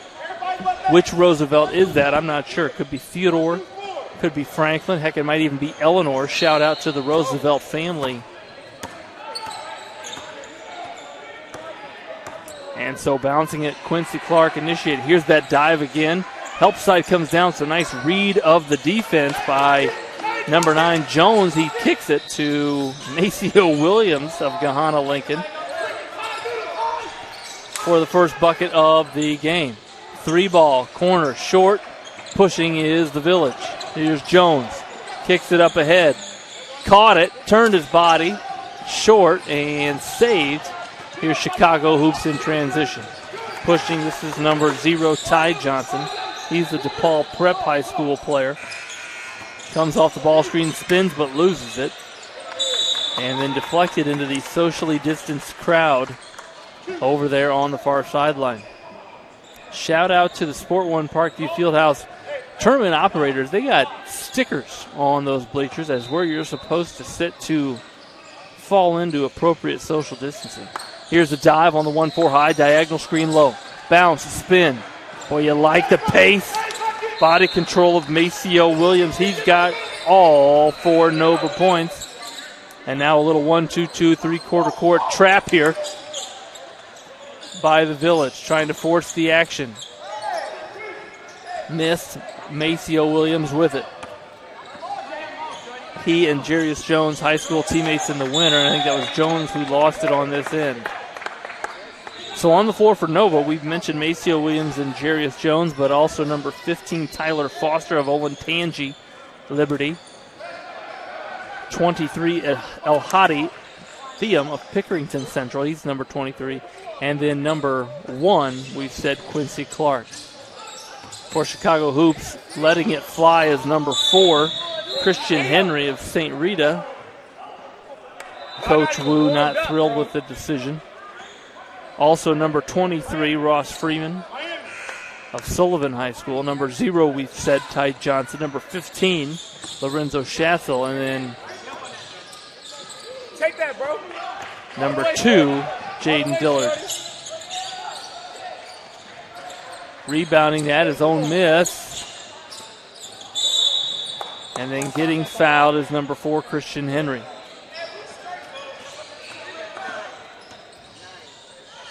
And Chicago Hoops still running out a couple of the kinks, the wrinkles that they got here late. Good shot, Chris. Not sure their pregame preparation was the best for this 6 p.m. tip.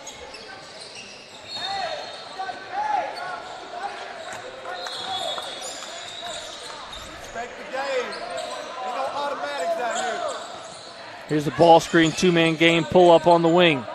Rebounded on the backside by Nova, and it'd be interesting if they call this a shooting foul or not.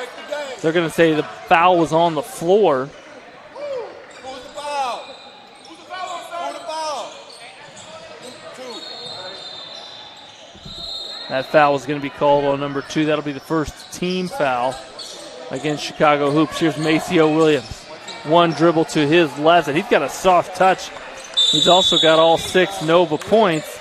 And again, we said this last game, I think players, is an interesting court dynamic here.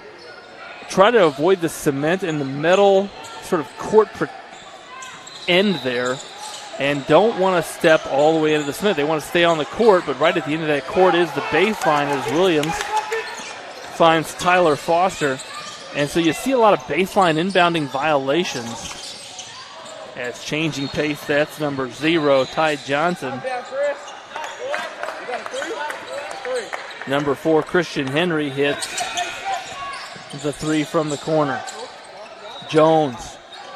Here's Theum. Dry spinning baseline, deflected out of bounds. It'll be another Nova inbound. Couple of substitutions. Number 21, Jabari Dwyer, along with number 9, Patrick Clark, check in. Here's a screen for Maceo Williams. 16-footer, and Maceo Williams, he is allowed to miss. I've checked with the officials, but he has not missed this game. Tyler Foster picks off that lazy pass and lays it in.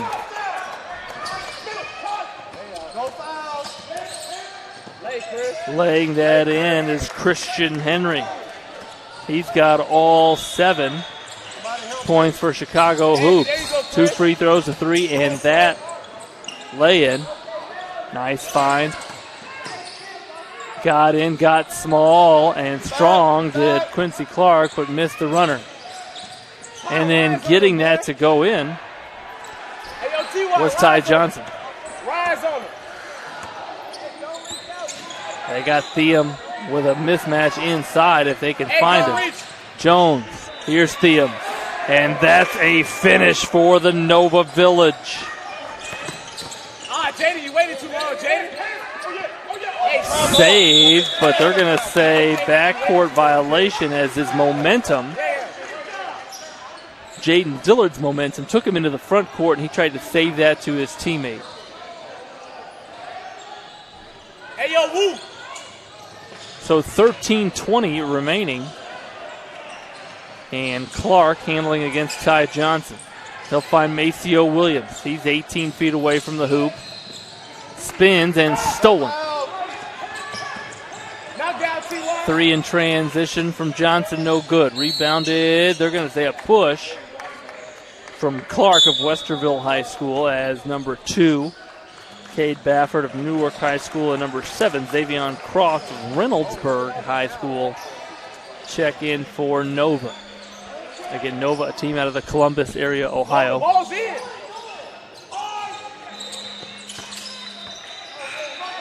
And here's Ty Johnson dribbling. Hey, yo, kill him, shorty.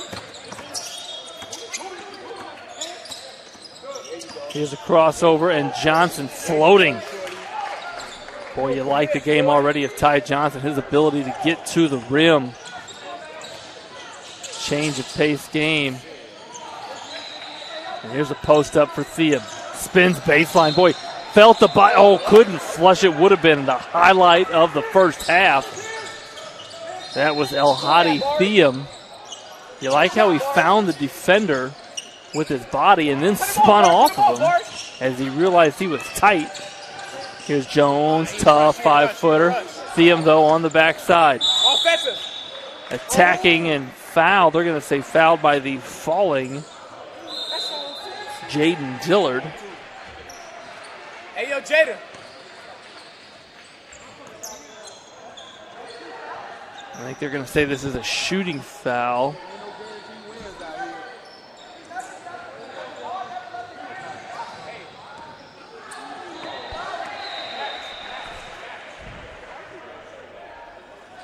So Theum will shoot 2. He makes the first.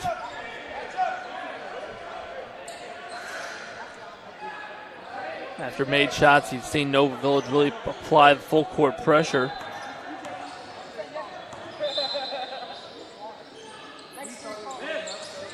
Theum short on that, rebounded by Schessel.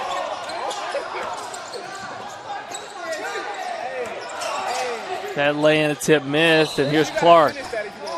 Attacking, finishing on the far side. There's transition basketball from number 21, Andrew Wade. Here's Ty Johnson. He's going to be fouled in the backcourt. 6'2 player out of DePaul Prep.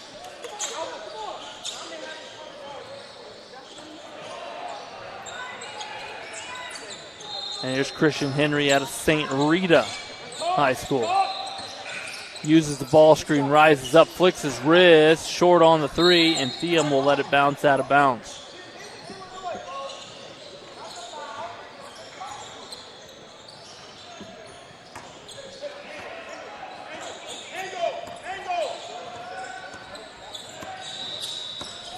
Here's a ball screen for Quincy Clark. Goes right, switched out, deflected.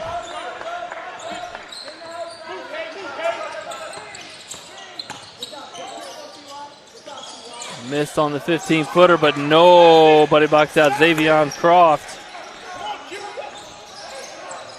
of Nova, and so a 6-point lead, an 8-point lead with just over 9.5 remaining in the first half. Ty Johnson, hesitation, gets to the rim, play on, and here comes Theum.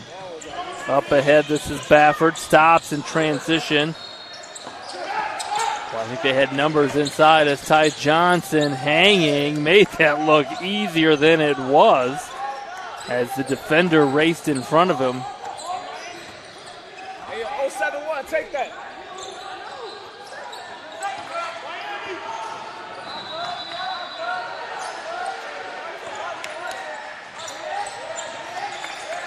Here's Thiam again. You see the intent here by Nova to enter it. If Thiam can just hold his ground and maybe get a little bit better interior position, I think they'd have a little bit more success. Either way, Xavier Croft will inbound. Here's a diagonal screen.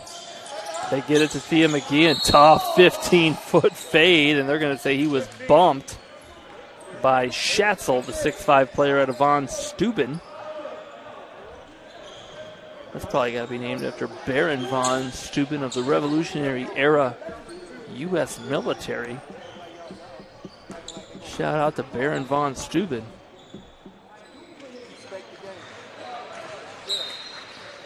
And Thiam makes the first of two. 8:08 remaining.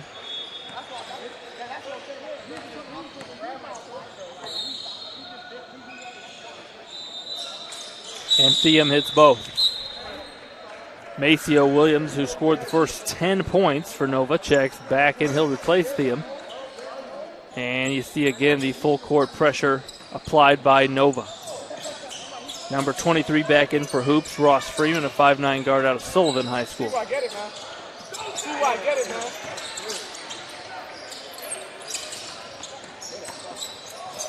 Slippery on the drive is Ty Johnson, but he bounces that one away. Lobbed up high, can't finish. And there is Croft again. Boy, he just cleans up the offensive board putbacks for Nova. He might be our designated custodian doing the cleanup work on the offensive end. Xavier Croft, always ready with the gloves, the broom, and the bucket. Here's Ty Johnson. Again, you see his change of pace, his ability to find creases. Tough pull-up, 17-footer, back of the rim miss. And now pushing is Nova. Boy, that was a tough 1-2 catch, and then Maceo Williams couldn't handle the 31-foot pass.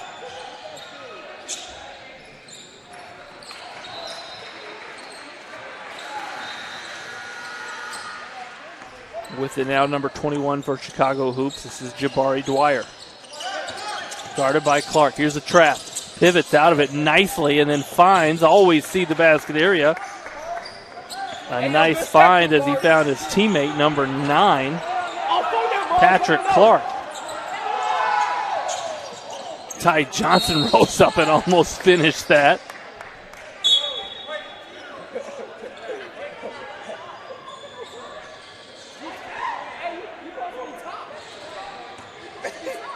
And so give, again, number 9, Patrick Clark, credit for simply diving to the basket on the trap as Jabari Dwyer found him. 5:42 and an underneath out of bounds for Chicago Hoops. Johnson with it. Pull up, blocked by Maceo Williams. But Johnson gets it right back, and the and one opportunity. Boy, the three-point shot blocked, but somehow Ty Johnson's still going to have a chance at 3 points the hard way. Chris, show me some defense, bro. Hey, Bart, just step through. Number 2, Dillard, and number 4, Henry check back in for Chicago Hoops.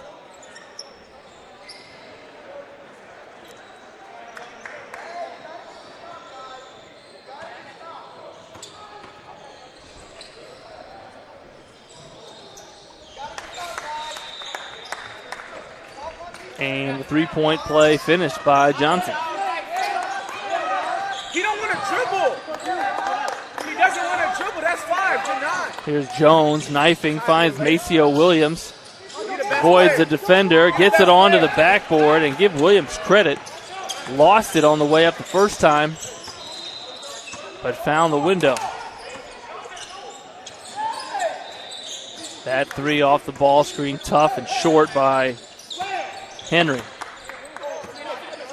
See why he doesn't win it. Johnson, quick hands on the cross. Tried to draw contact, but his teammate, Christian Henry, cleans it up. 4:02 and a timeout called by Nova Village with just under 4 minutes remaining. And let's go back to the action. It has been up and down. And you can see Chicago Hoops, again, a late start or a slow start by Chicago Hoops, as we had a little pause in the action as they were slow to arrive. But once they got going, they got going. Here's Henry up to Johnson. Johnson's so good in transition. One dribble, avoid the defender and hang for the lay-in. Again, making that look easier than it was. And then not too long after this is, again, how do you get out of a trap? If you pick up your dribble, fake, pivot out of it, kept that pivot foot down, and then found his teammate underneath the basket. So Chicago Hoops just cut that lead to 5 as we start live action back up. Clark bouncing patiently. Jones for 3, no good. Johnson will push it himself. Henry. Schatzel, the lay-in.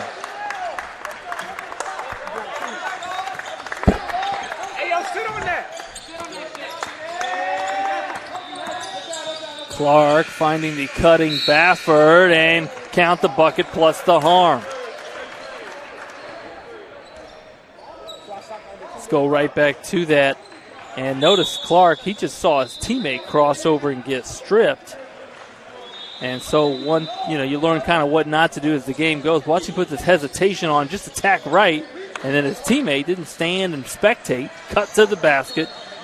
And now number 21, Andrew Wade, 6'5" player at Olentangy Liberty, got a chance at 3 points, misses the free throw, but his teammate Jones puts it in. And now back to a 7-point lead. Again, Nova with a size advantage in almost every position. But Chicago Hoops has Tyler Johnson, and he almost made that shot. Jones shares to Clark. Clark, the primary ball handler for Nova. Couple times now, Clark has found his teammate cutting to the basket. Keep the ball in the hands of Quincy Clark, number 1. Here's Henry driving, hanging, and finishing. Tough finish by Christian Henry. Great body control. So good. We're going to watch it again. Watch it here. I apologize.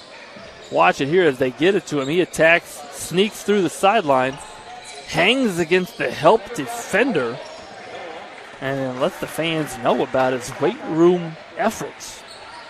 Can't make the free throw, and Thiem just checked back in, gathers the rebound. Jones, Euro, tough. Cleaning up the backside board was number 9, Patrick Clark. Plays in the basket area, even though they got him listed at 5'11".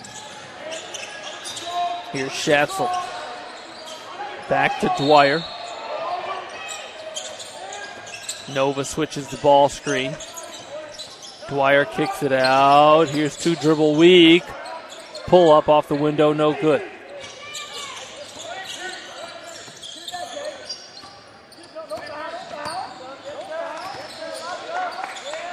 Thiem with it. Here's a basket cut. We saw this action earlier. Now they enter it to Jones. Boy, nice physical play. Couldn't get it to go. And the rebound again by the 5'11". Clark plays bigger than he is. Henry, hesitation. Gets to the rim. Hey, yo, Chris, bro. Couldn't finish, but drew the foul. Great effort there Are we in a bonus? by Christian Henry. How much should a bonus? Clock will stop with 59 seconds on the clock. We apologize for our timekeeping as Henry hits the first of 2. 59.7 seconds as Ross Freeman returns.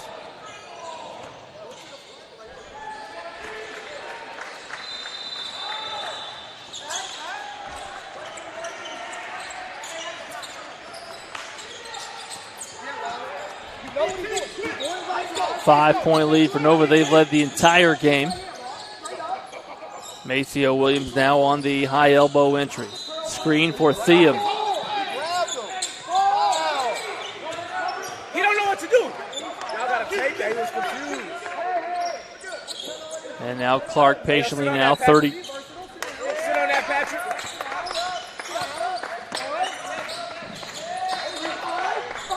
25 seconds, and Maceo Williams, who has been a scoring machine for Nova in the first half,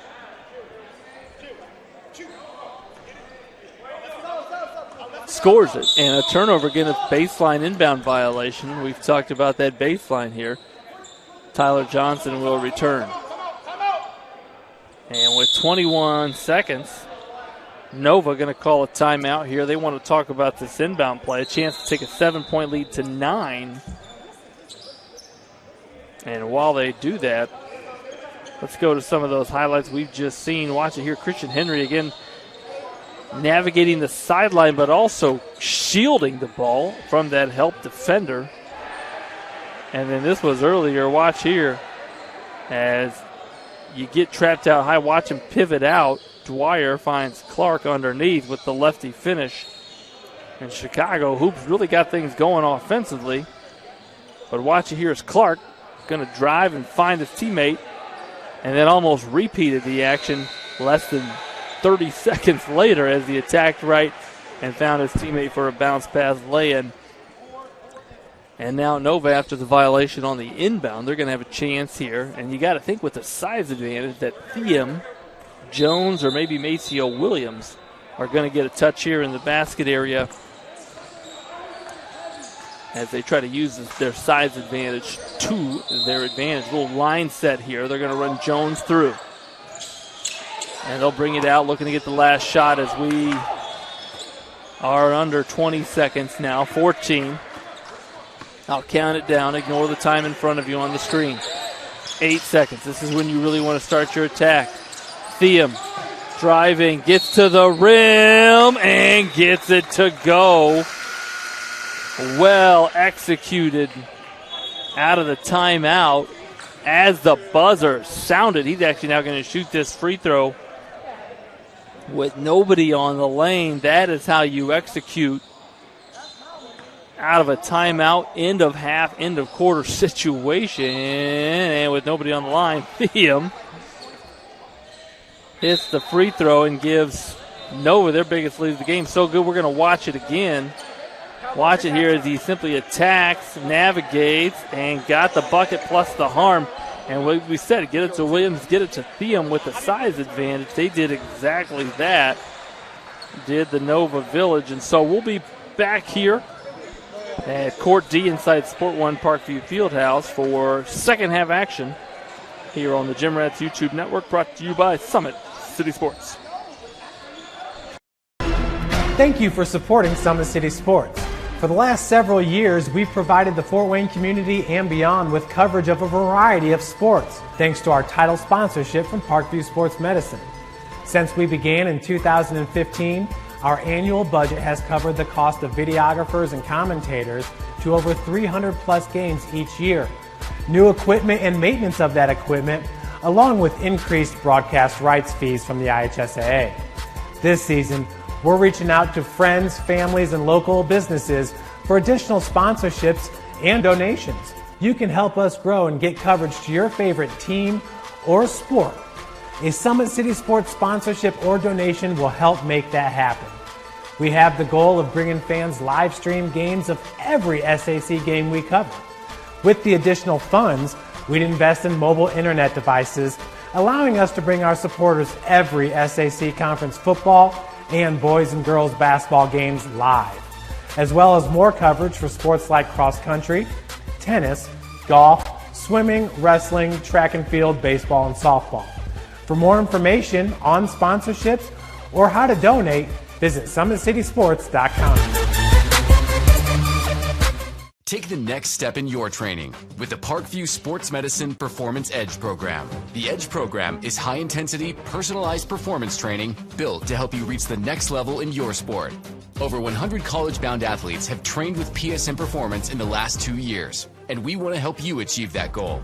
Call 260-266-4007 to schedule a one-on-one assessment to get started today. Parkview Sports Medicine. Become more. And welcome back to Court D as we get ready to start second half action. And after 20 minutes and 2 timeouts for Nova, they have a 10-point lead. Chicago Hoops still with all 3 of their timeouts. And Nova, after finishing the first half with 5 points, and now a 10-point lead.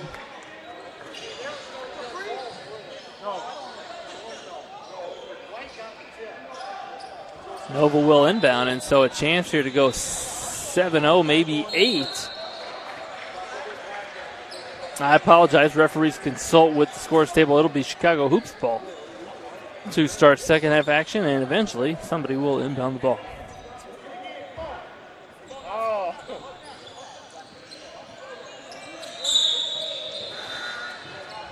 Henry inbounds to Johnson, who will initiate also on the floor. Schatzel, number 23, who just got the ball in his hands, Ross Freeman, and number 2, Jaden Dillard for Chicago Hoops. Somehow he got that shot off, couldn't get it to go against the taller Theum. Maceo Williams, 17-footer on the baseline, and number 9, we mentioned the size advantage of Nova. Jarius Jones, a 6'4 player out of Gahanna Lincoln. The offensive rebound and putback. Here's Henry. Gets a ball screen from Schatzel. Pick and pop. And nothing doing. Cleaning up the backside is Theum. Jones. Going to share it with Quincy Clark. Theum on the dive. Surrounded. Finds Williams, who could not miss in the first half, but misses that 3-foot floater. Here's Tyler Johnson. Boy, help side's got to be ready. So good at getting to the basket. Clark blocks it from behind, and now Nova on the push. Here's Clark hesitating, sharing with Jones. 3-ball, top of the key, splash. Go the Peaches from Jarius Jones. What do you put in the peach basket? Jarius Jones puts peaches in the basket. Tyler Johnson. Schatzel. Up. Jump pass. Stolen by Clark. Shared up. This is Tyler Foster.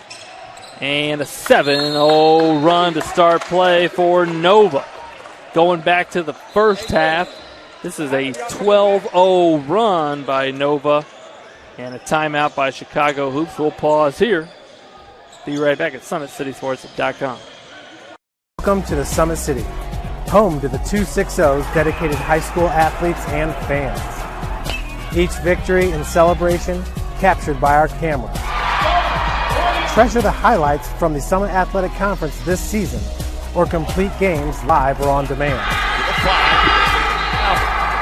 After all, nobody's more proud to call Fort Wayne home than SummitCitySports.com.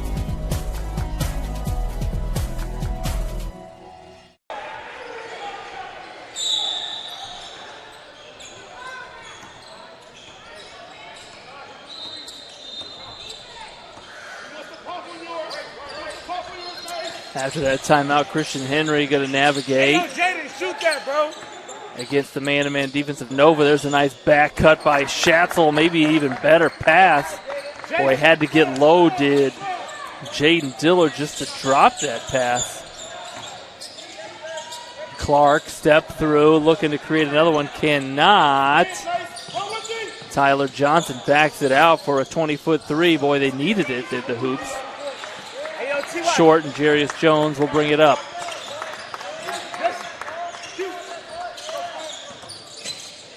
Jones, tough 15-foot pull-up. He just hit the top of the key three. And against pressure defense, hits a 15-foot pull-up. Tyler Johnson, drag ball screen, lost it. Hey, yo, Tosh, slow down, bro.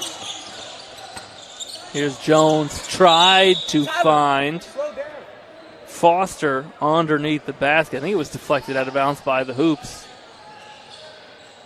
And so with 17 minutes, an inbound here for Nova Village.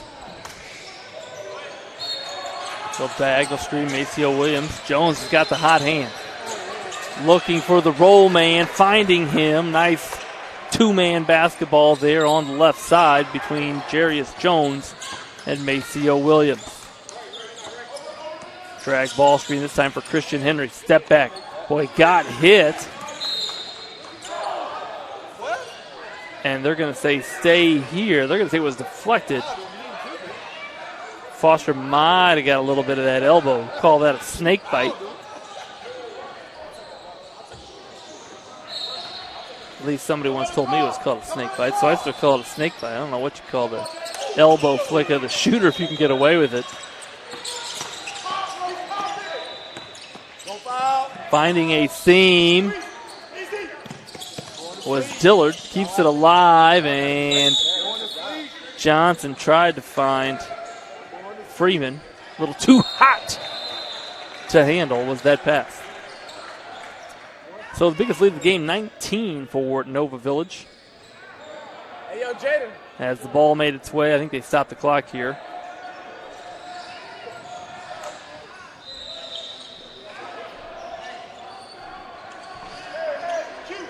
So 15. Let me get that time right, I apologize. 15:30 and counting. Now that time is right in front of you. Ball deflected away. They're going to say last touch by Chicago Hoops as Quincy Clark and Freeman were battling.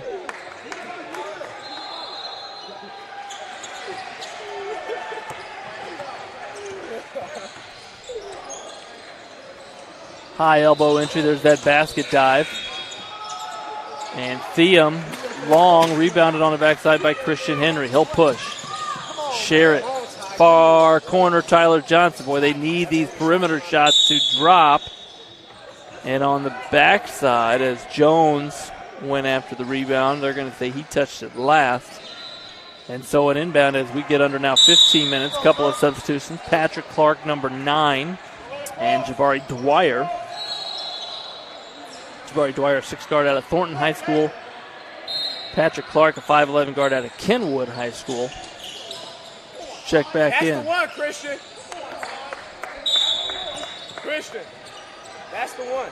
That's the one. Nice body control three there by Christian Henry. Y'all need to stop. As we approach 14 minutes remaining here in the second half. Post entry to Maceo Williams. And you got to think if you're Nova, keep attacking the basket area. Tipped away.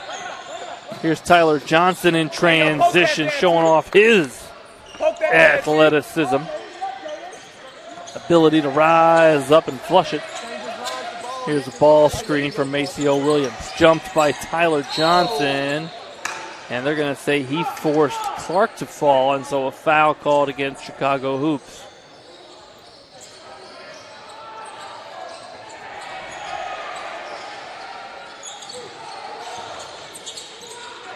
Theum again.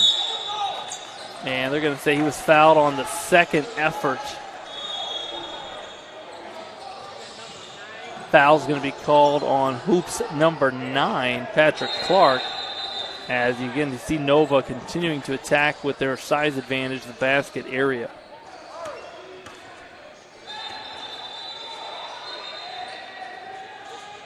Theum, a nice smooth stroke.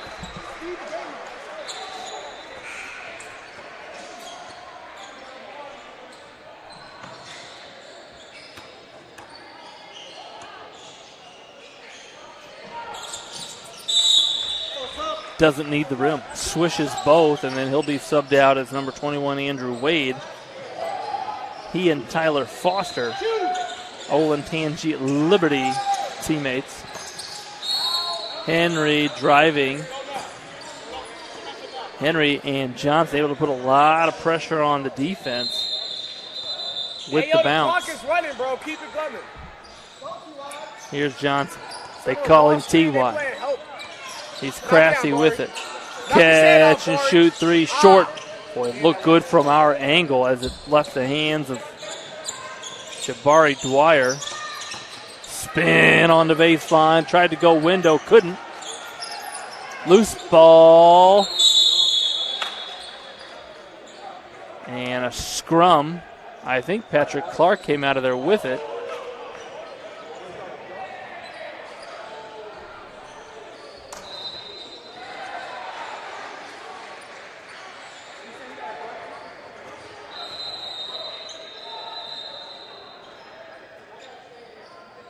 And jump ball called after the consultation. Possession arrow favors Nova. Jump ball, white ball. Looking for Maceo Williams on the post entry. Instead, Jarius Jones. And on the offensive rebound attempt, a hold going to be called there against Nova Village. So Patrick Clark will inbound to Tyler Johnson, also on the deck, Dillard, number 2. Jabari Dwyer, and then with it, number 4, Christian Henry. Tightly guarded. He'll pull up from this corner. My goodness. With tight defense on him, Christian Henry able to hit his second 3 of the half, and then quickly, Nova attacking the other end. Jarius Jones lays it in. Lock him down, Kay. Christian Henry. Before the shot, I think they're going to say illegal screen on Dillard. Shout out to Christian Henry's socks. Not sure what's on them. That might be a little Hello Kitty socks. I don't know. Clock is running, get up. Clock is running, get up. Maceo Williams, here's that high elbow post entry, left attack area. Get it right back. 2-man game now with Quincy Clark. Boy, you liked how he waited on the screen. Couldn't get it to go, but battling on the backside was Andrew Wade. We've mentioned the Nova size advantage. Tough to keep off the O boards. Tyler Johnson, freeze and rise, 3. Christian Henry from this side, Tyler Johnson from that side. And let's see if Chicago Hoops can put together a couple defensive stops. But you see offensive rebounding of Nova really giving them extra possessions. And on the pass, they're going to say last touch by Nova. A couple of subs in, Schatzel and Freeman return for Chicago Hoops.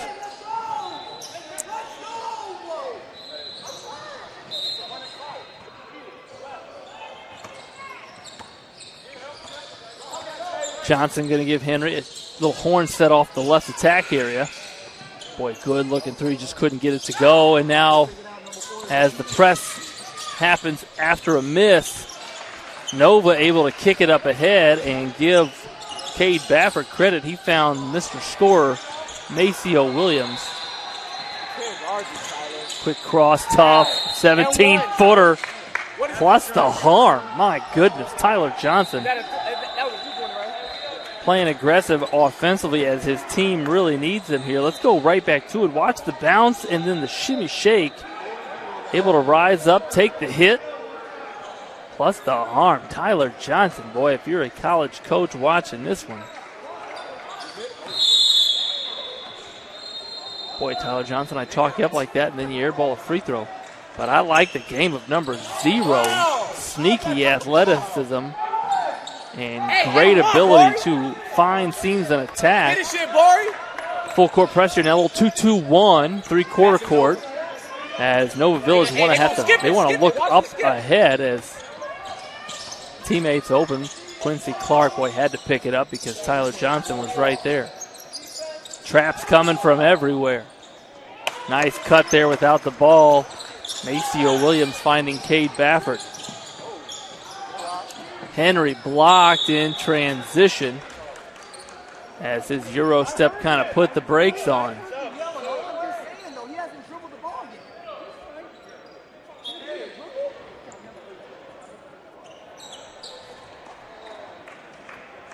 And so, again, here's that 2-2-1 press. Boy, it's aggressive early. And then Schatzel had to foul Croft as he took that up. 7:15 now. And they're going to say, I thought it was a shooting foul, but they're going to say underneath out of bounds for Croft. As Nova will inbound. Here's that diagonal screen. Boy, they send the scorer right to the basket. Chicago Hoops did switch it. And underneath out of bounds execution for 2 for the Village. Again, the Village team, long 28-footer from Tyler Johnson. Out of Columbus area. And the Chicago Hoops squad, a team with players from DePaul, Prep, St. Rita, Roosevelt, Vaughn, Steuben, Sullivan, Thornton, Bolingbrook, and Kenwood high schools in the Chicago area. Boy, and you like the way Jarius Jones drew the defense there, had eyes on the rim, and then bounced it at the last second to 6'6" Maceo Williams, who knows how to finish. Henry, give him credit, didn't fall in love with the three there. What a tough finish. A lot of times you see players fall in love with the three as they're down big, but Christian Henry can maneuver with the ball in his hands. Tyler Johnson You're not serious, Ty. lays it in, can't get it to go.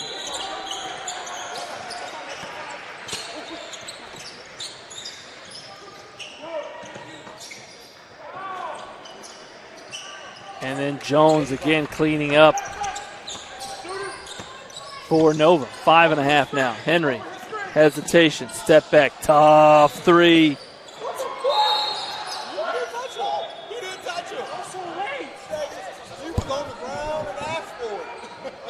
As he fell to the deck, they're going to say That was a red to middle fall right there.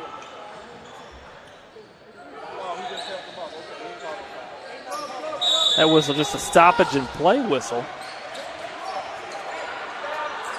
And in that stoppage, Chicago Hoops will make a substitution Hey, yo, Woo, as you're wasting time, bro. Cade Baffert, You're wasting time, Woo. as Jaden Dillard.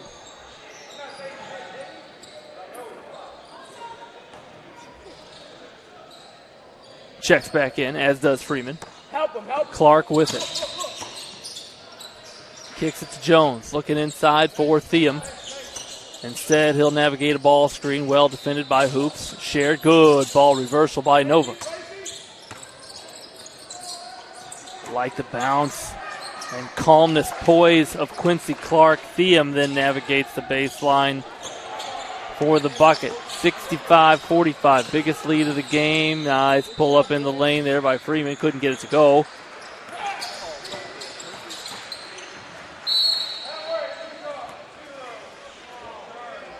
Ty, give him the ball, Ty.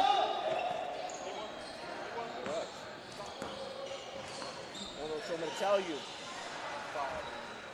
And so an offensive foul call there as Tyler Johnson looked to finish inside. 4 minutes now remaining, and Xavion Croft checks back in. Jones misses, rebounds, and here's a transition bucket for Tyler Johnson. Timeout then there by Chicago Hoops, and we got plenty of highlights to share with you. Watch Christian Henry attack this ball screen with the left. Boy, took a bunch of space with those steps and then able to finish with the weak hand.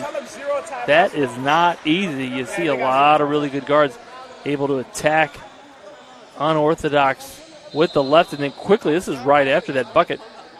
Nova going to push. Watch Jarius Jones pull the defense, bounce it, and then Williams caught it ready, took 2 steps, and then flushed it. So the pace a little more up and down as compared to that first half.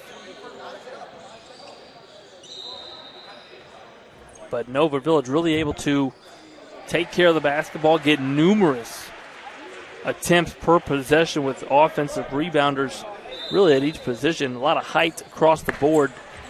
Shortest player for Nova, 6'2". And so really able to get extra possessions on the offensive end and play without turnovers. That's where Chicago Hoops really can get into a rhythm, creating scoring opportunities with their defense. As Theum going to be fouled there by Jabari Dwyer.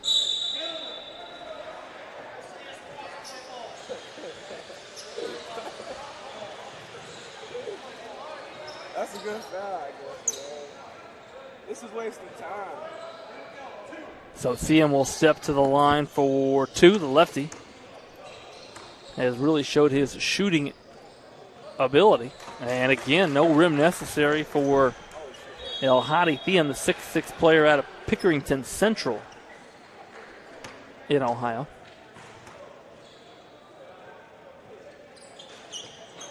Short on that one, and the push here by Chicago Hoops. Freeman, Henry. And chasing down that rebound was Dwyer. Nice save there by Tyler Johnson.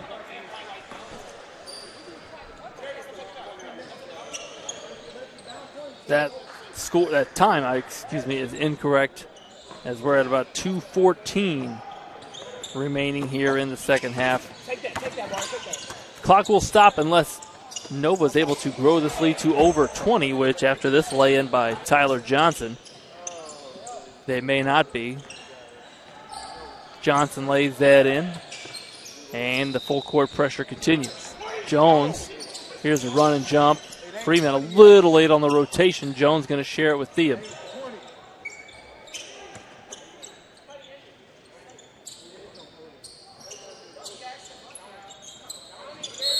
Five count on. And a turnover there for Nova.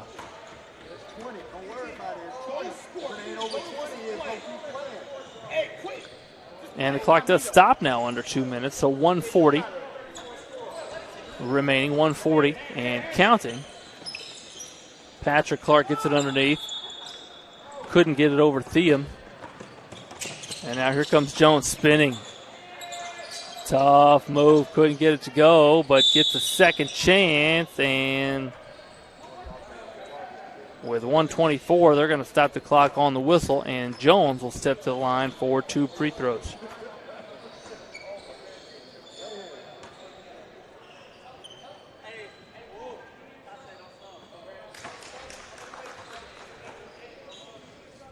So the largest lead for Nova has been 20. They've led the entire game. And Jones, one of those no-dribble free throw shooters, spins it, flicks it, gets both to go. Here's Tyler Johnson.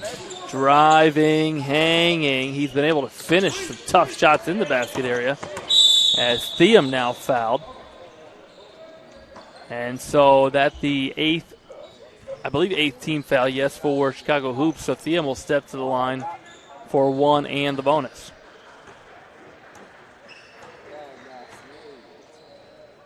Boy, and you love that the Nova Village coaches continue to coach up their players, ignoring the scoreboard, finding situations to teach. As Thiem again. What you love is frame that is 20 and actually under 2 minutes, I apologize. If the score is 20 or more, the referees will stop play and call the game, which has just happened here on Court D. And so that is your final as we go from second half to final here on your screen on the Jim Rats YouTube channel. Final score, Nova, the Village, coached by Devin Aline, 17U 69, and the Chicago Hoops, 49, coached by Henry Wood. So that is your final, and 2 more games on the docket here, the 7:15 p.m. tip-off, getting ready to go here on Court D at the Sport One Parkview Fieldhouse for one of the finest videographers there is. Denise, I'm Andrew Wiss. We'll see you next time here on the Jim Rats YouTube channel, brought to you by Summit City Sports. Sports Medicine's integrated sports medicine team is built to serve the needs of all athletes in all sports. Our team's only goal is to improve athletes in every facet. PSM offers performance training to help athletes get better on the field, dedicated athletic rehabilitation and physical therapy to help them get better off of it. certified athletic trainers in our PSM schools providing daily support to our athletes, and a specialized orthopedic walk-in clinic when injury strikes. Call 260-266-4007 to speak to our care navigators or visit parkviewsportsmedicine.com to learn more about what we can do to improve athletes at all levels.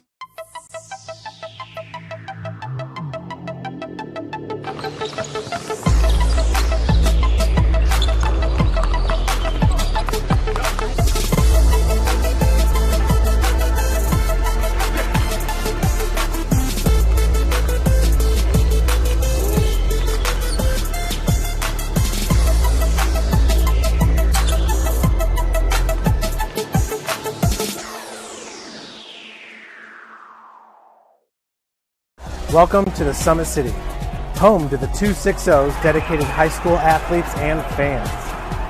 Each victory and celebration captured by our cameras. Treasure the highlights from the Summit Athletic Conference this season, or complete games live or on demand. After all, nobody's more proud to call Fort Wayne home than SummitCitySports.com. Give your home the curb appeal it deserves and trust Kurt's Mio to power wash your home.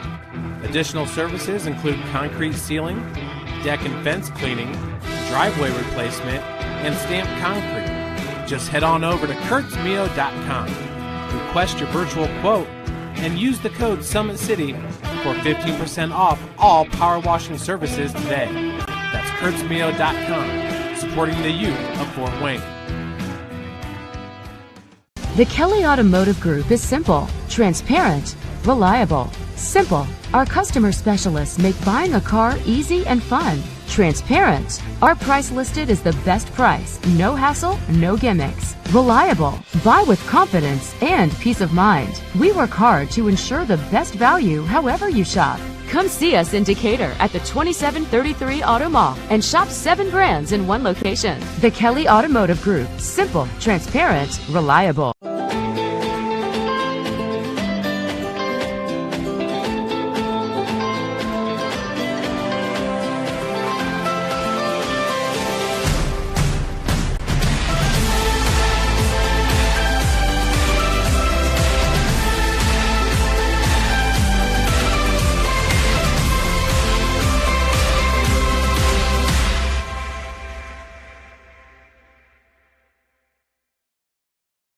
Joint pain, sprains, strains, or a possible broken bone? Make the Parkview Ortho Express walk-in clinic your first stop when you have an orthopedic or sports injury. Parkview Ortho Express, located at the Sport One Parkview Fieldhouse, gives you access to quick care and orthopedic physicians when you need it most. Get x-rays, treatment, and referrals to Parkview Care, all in the convenience of a walk-in clinic. Parkview Ortho Express is open Monday through Thursday, 7 a.m. to 7 p.m., Friday, 7 a.m. to 5 p.m., and Saturday, 8 a.m. to 12 p.m. Call 260-266-4007 for more information. Thank you for watching Summit City Sports. To help broaden our coverage, we're asking you to become a monthly sponsor to our Patreon account. We produce weekly highlights and live video broadcasts. When the Homestead girls golf team won its first state title in program history, we were there. When Fort Wayne brought back 3 state titles in cross country, we were there. We believe in sharing positive stories and setting the standard for how high school sports should be covered. Join us and donate today. Take the next step in your training with the Parkview Sports Medicine Performance Edge program. The Edge program is high-intensity, personalized performance training built to help you reach the next level in your sport.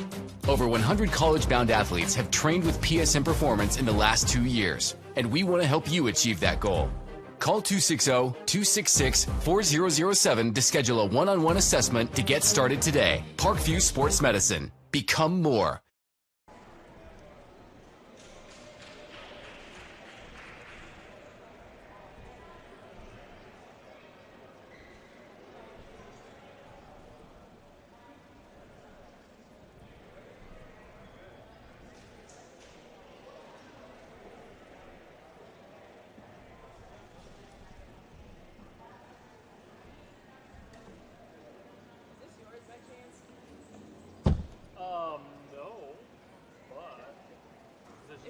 Takers, I'll bring it back to you. No, I think it's a adapter. Oh, what'd you buy? it's a good guy.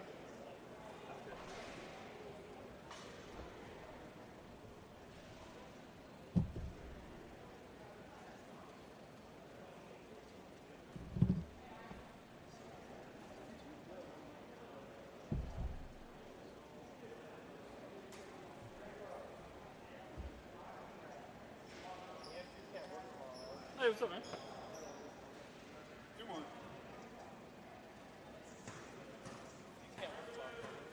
No, I thought you had it full. Oh,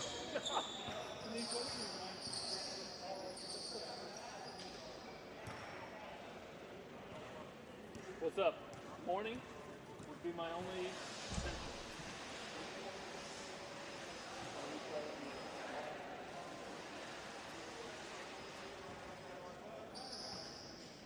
Late.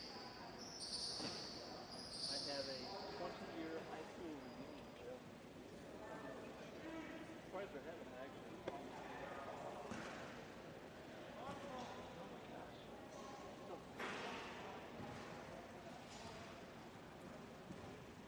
That was a weird game.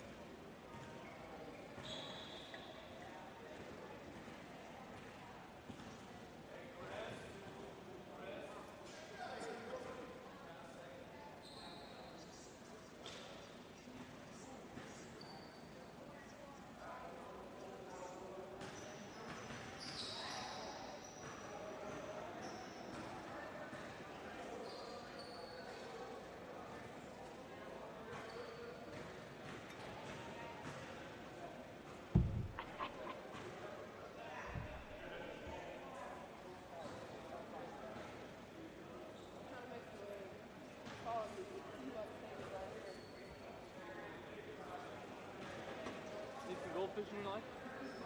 Good. You need some? In your bag?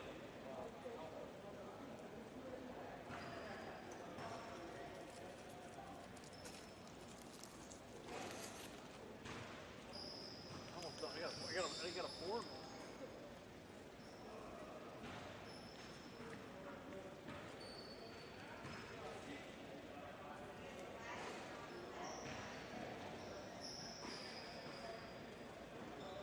We couldn't make it tomorrow? No. Couldn't make the game tomorrow? Oh, you want to do a video? Oh, you got that?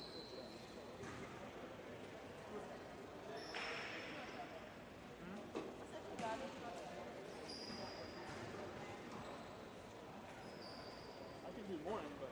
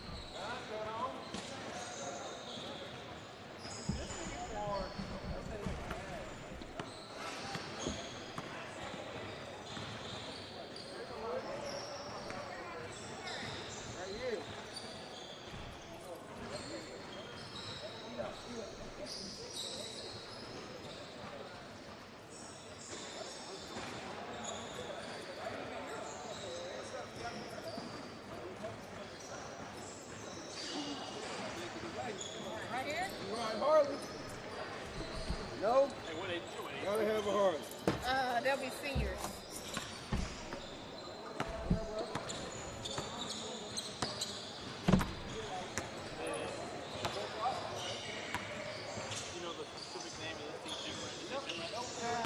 Indy Autopilot.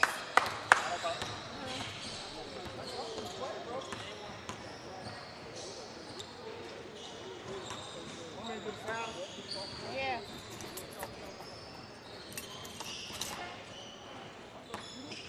Yeah, no, you do this. What is that? I need numbers.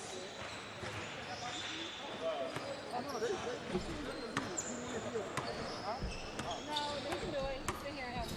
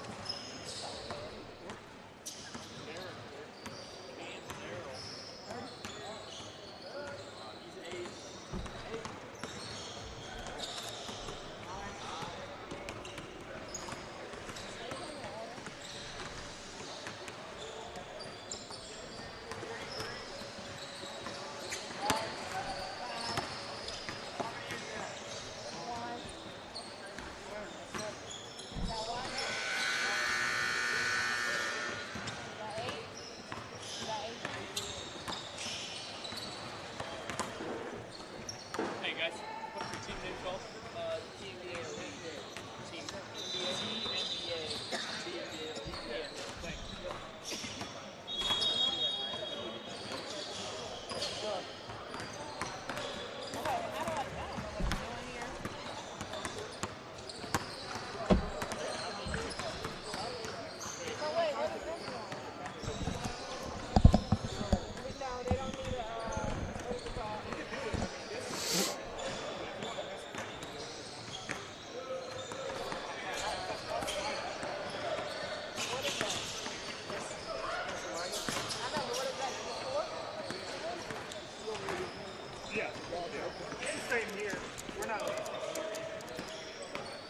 We got blue versus black.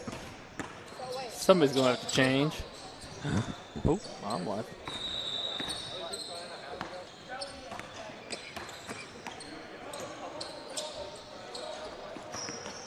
Welcome to the Summit City, home to the 260's dedicated high school athletes and fans. Each victory and celebration captured by our camera. Treasure the highlights from the Summit Athletic Conference this season, or complete games live or on demand. After all, nobody's more proud to call Fort Wayne home than SummitCitySports.com.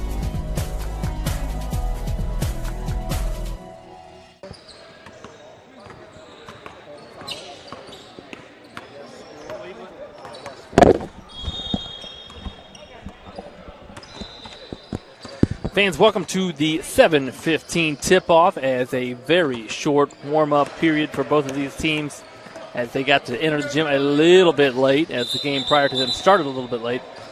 So teams will be warming up as the game tips here between the Autopilots in black and Team TNBA Elite, a team out of the Cleveland area. The Autopilots, a team out of Northrop. The Autopilot is a team out of Fort Wayne, Indiana. A variety of high schools in the Fort Wayne area. They'll be in black to start with here, a 17U tournament. So these are 2021 to be players on these teams. And just two more contests in your Friday day one action of the GRBA National Invitation Tournament here at Sport One Parkview Fieldhouse. For Denise, our SummitCitySports.com videographer. I'm Andrew Wiss, bringing live action to you all day long here. And jumping up, number 2, Javion Langston for the Autopilots, and number 3, Nate Murtaugh for TNBA. TNBA with the tip. And a little right wing entry, two-man game to start the action. There's a back cut. Nice help side defense there, and floor dive by Langston, a Fort Wayne product but attends San Gabriel Academy, where he plays his winter basketball, and now he's with it. Crosses. Hesitation, blocked, but they're going to say Murtaugh. Yes, Murtaugh got a piece of the arm on the shot attempt.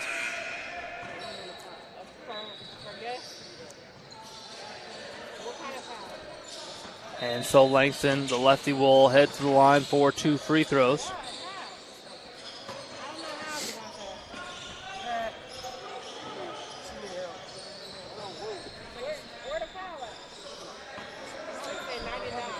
And so 2 20-minute running clock halves.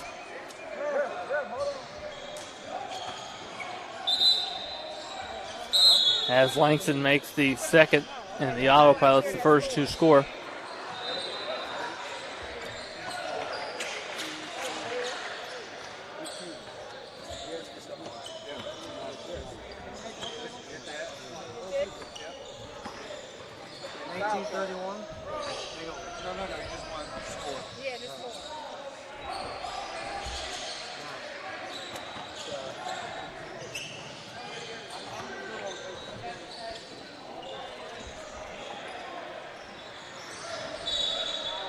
Little stoppage to play here as the officials fix a scoreboard issue. 19:31 on the clock and ticking.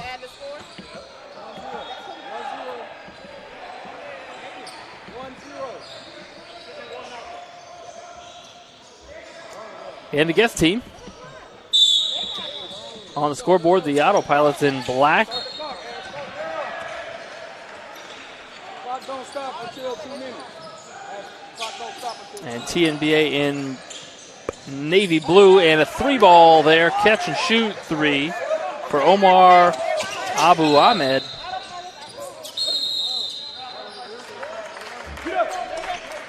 And then turnover for the Autopilots.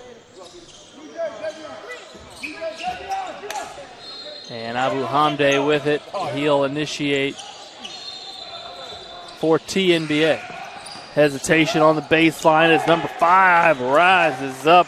Mason Lurch, the 6-foot guard out of St. Edward High School. And again, this is a team really out of the Cleveland area. There's a back cut on the baseline, number 8. Kamar Bragg-Bavel, who plays his high school basketball at New Haven. There's a skip over the top. Good ball movement. Up fake, TNBA, and going window.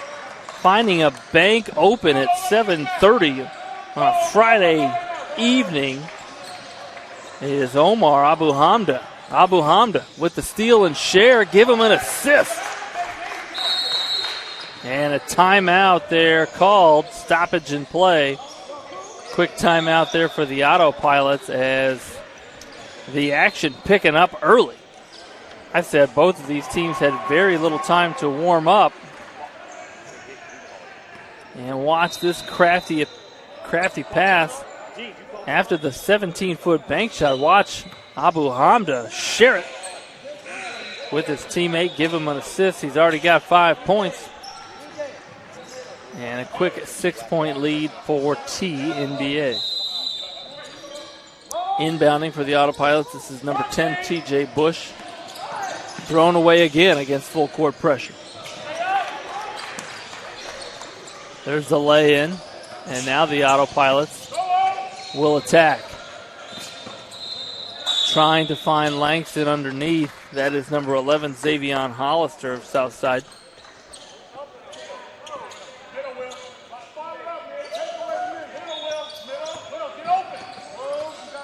Little 2-2-1 three-quarter court pressure here by Autopilots. And using his body, that's number 33 for TNBA, Will Yantek, the 6'6 player out of St. Ignatius. Langston, though, defending makes it difficult, and so the Autopilots will inbound on the far sideline. Number 4, Dreshawn Jones of Northside will inbound.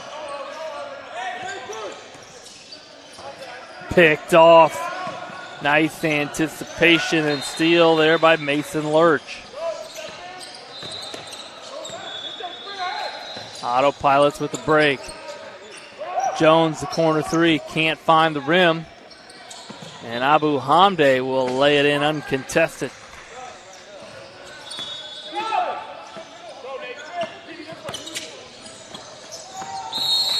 And again, the full court pressure creating havoc for the Autopilots. As number 1, Javante Malone of Southside checks in.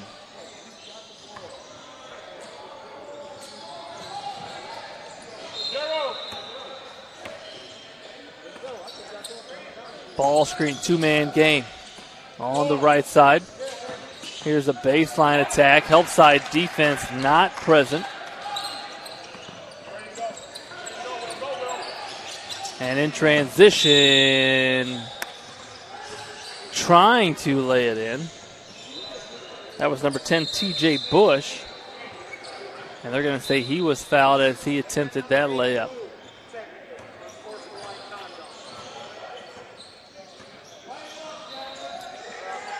Officials just called a technical foul.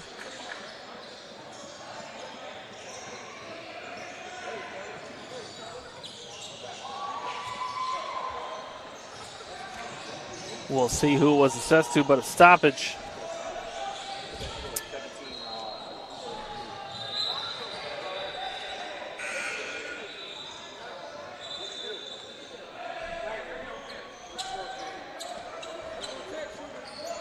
Stoppage in play here as 15:26 on the clock. The time is now correct. TJ Bush, I believe, will be shooting 4 free throws. I believe he was fouled on the shot attempt. And he misses the first 2. I don't know if he's got 2 more coming.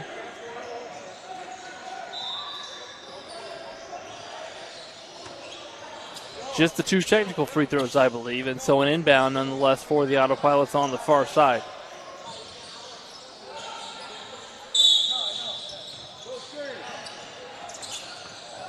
And number 1 now in the game for the Autopilots, loses it.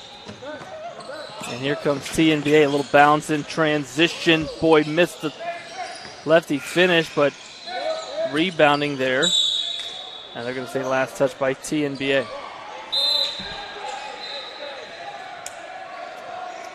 Mass substitution by TNBA.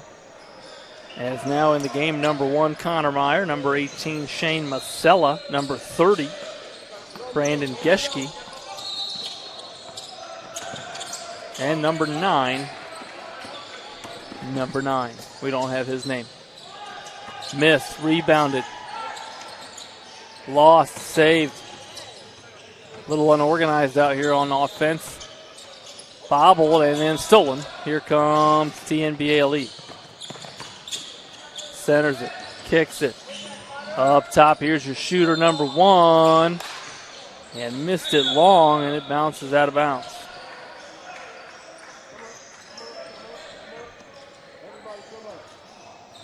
Full court pressure, and this has really created some problems for Autopilots as Langston comes up to help enter it. And he gets it to TJ Bush. Back to Langston. Corner 3 for the 6'7 Langston. No good, and a push here for the TNBA. That lefty play and thought about going in for 4 seconds and then dropped out. Right wing 3 and rebounded.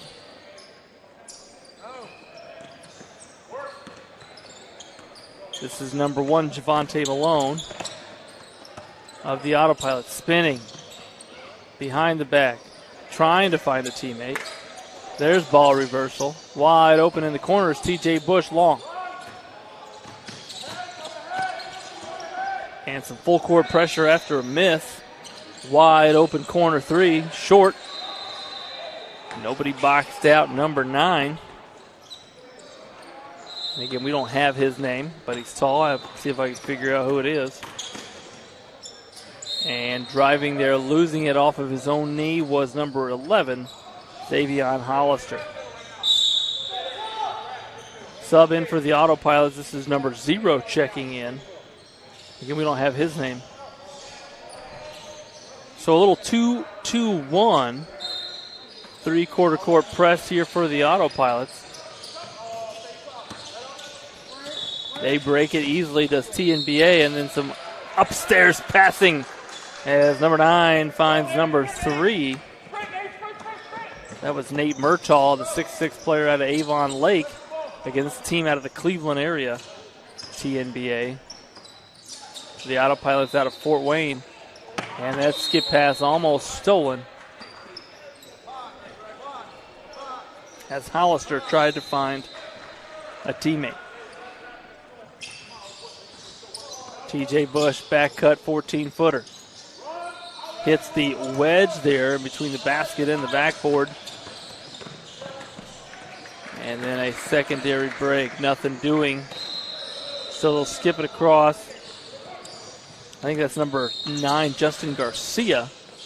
Number 13 on the roster. I think that might be him, though, with his own offensive rebound putback attempt fouled.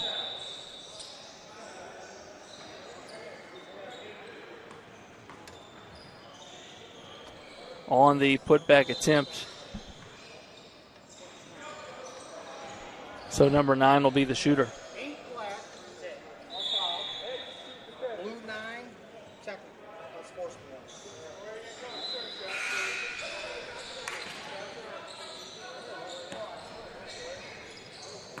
Gentlemen, this is my court.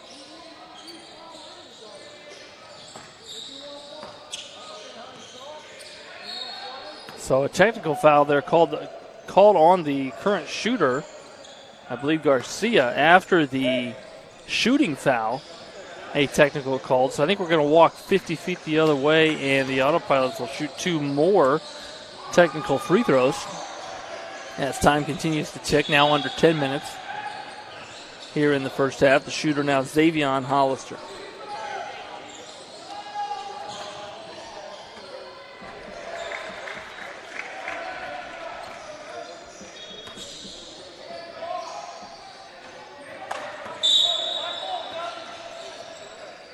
And able to hit 1 of 2 was Hollister.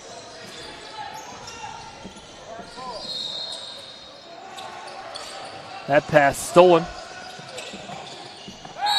by Connor Meyer, and then as he attacked off the pass from Meyer, number 3 Murtaugh, the 6'6 player again out of Avon Lake, will step to the line for 2 free throws.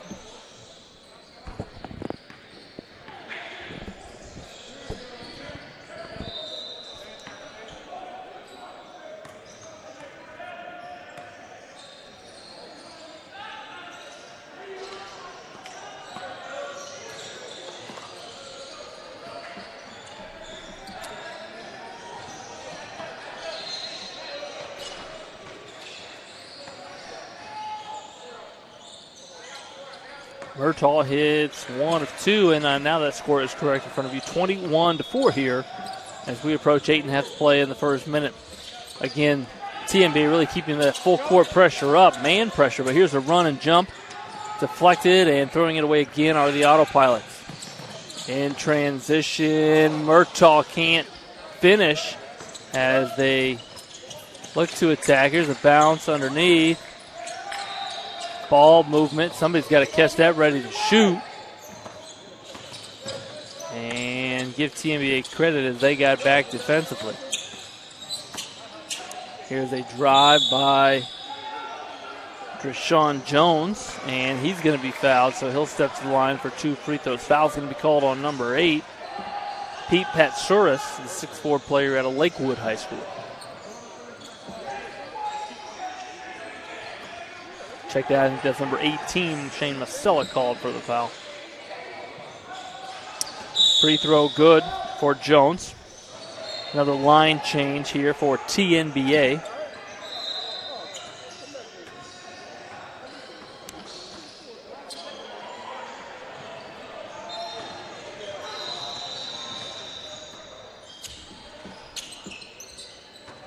Jones hits both.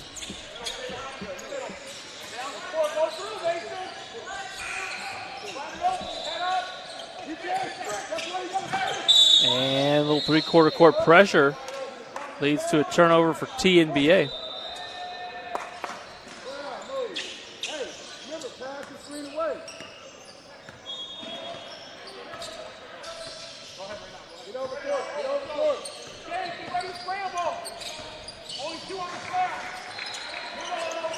There's a basket cut and a little contact, and Hollister able to finish. Abu Hamda tried to draw the charge. Play on. Skip ahead against the full court pressure. TNBA stolen again, stolen right back though. And a 4-foot pull up there. Nice read of the defense by Pete Padsuris, number 8. And a reach in going to be called there on TNBA. Langston to inbound. He'll get it to Hollister. And before he could find a teammate, he's going to be called for steps as he was surrounded.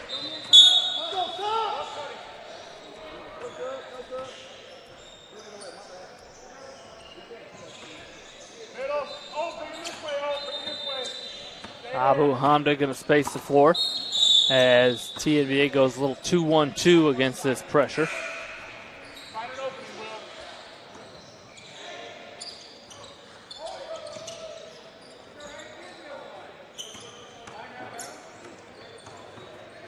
And almost stolen. Full court pressure being applied by Javante Malone. And a timeout called here by TNBA as coach wants to talk about the press break. So just under 5:17, we'll be right back here on the Jim Rats YouTube network, brought to you by Summit City Sports. Sports Medicine's integrated sports medicine team is built to serve the needs of all athletes in all sports. Our team's only goal is to improve athletes in every facet. PSM offers performance training to help athletes get better on the field, dedicated athletic rehabilitation and physical therapy to help them get better off of it, certified athletic trainers in our PSM schools providing daily support to our athletes, and a specialized orthopedic walking clinic when injury strikes. Call 260-266-4007 to speak to our care navigators or visit parkviewsportsmedicine.com to learn more about what we can do to improve athletes at all levels. Thank you for watching Summit City Sports. And so back to live play, a little full court pressure again. Abu Hamda splits it, finds a teammate. Step back, well defended this time by the Autopilots. Here's the 15-foot, I was going to say pull-up, but he skipped it to Petsuris, and then a 22-footer, and Abu Hamda making his coach look good after the timeout. Hits the 22-footer, and the largest lead of the game for TNBA.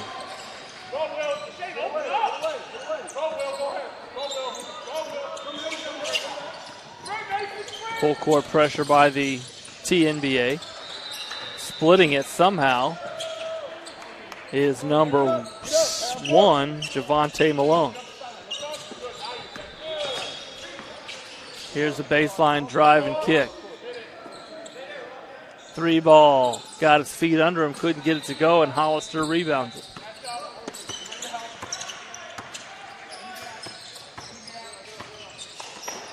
Tried to get it to Langston. And then on the breakaway, that was Lurch. Blocked, though, and Langston step back 18-footer.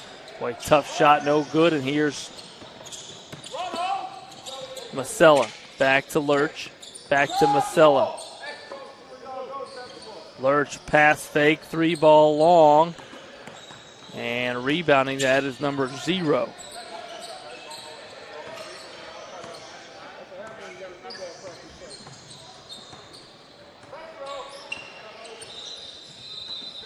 Here's Langston with it. 1 dribble, spin in the lane. Arcing shot, could not get it to go, and Abu Hamda with it.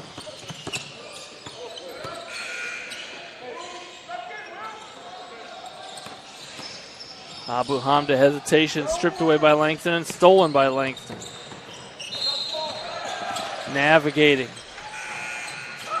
stopped, waiting for his teammates. And Malone, fatigued out there, will pull things out. Looking for Langston. They're going to say he was held. So 2:50 and counting here in the first half as TJ Bush checks back in.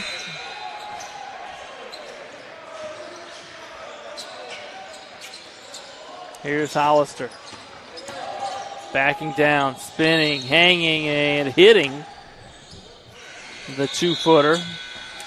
They're going to say he was fouled.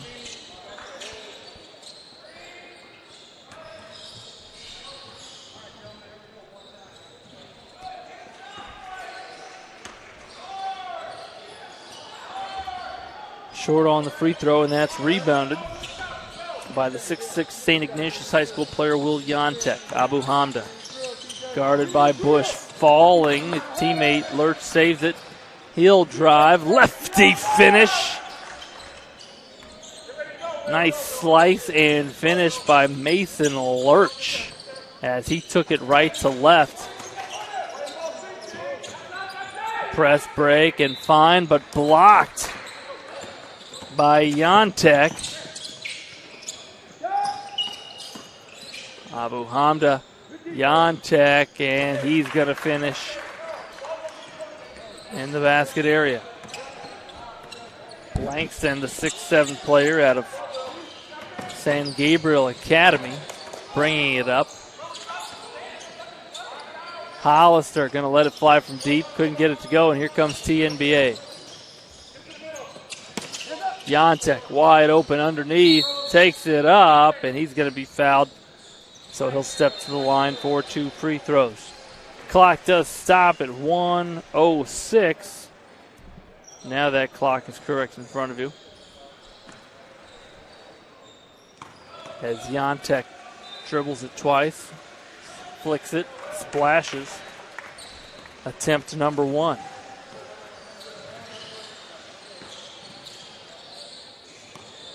Breath, 2 dribbles, spin, flick.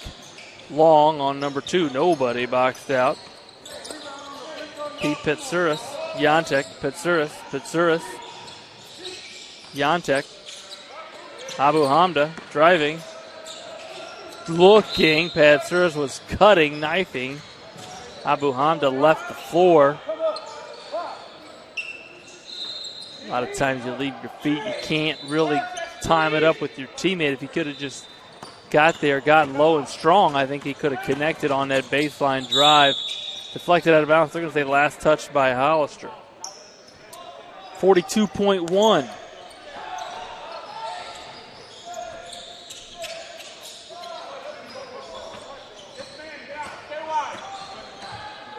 Ticks left on the clock as TNBA looks to attack. And they're going to say guarding a little too tight there were the Autopilots, and that'll be the 4th team foul on the Autopilots, so a sideline inbound for TNBA.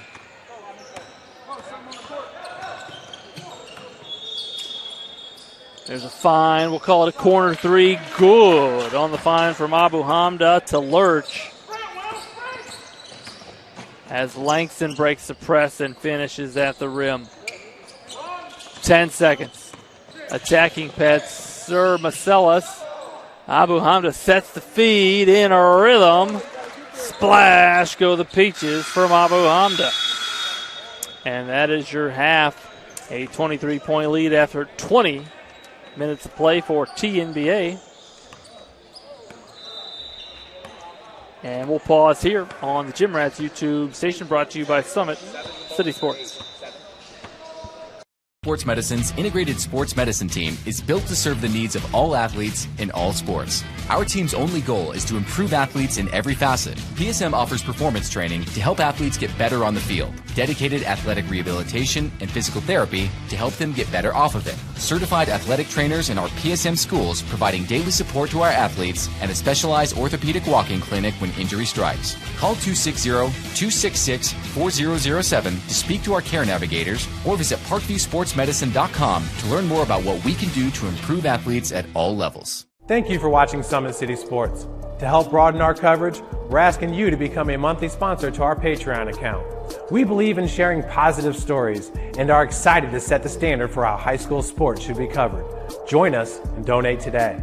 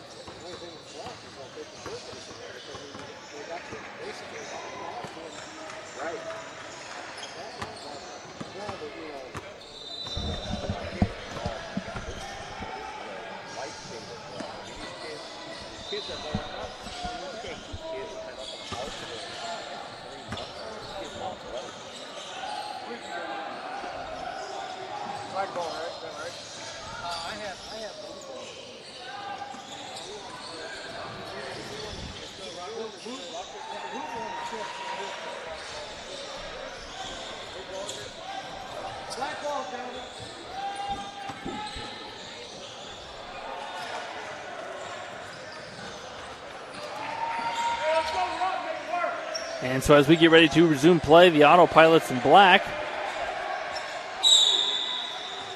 Our away team for this one will start with it. And again, 2 20-minute running clock halves.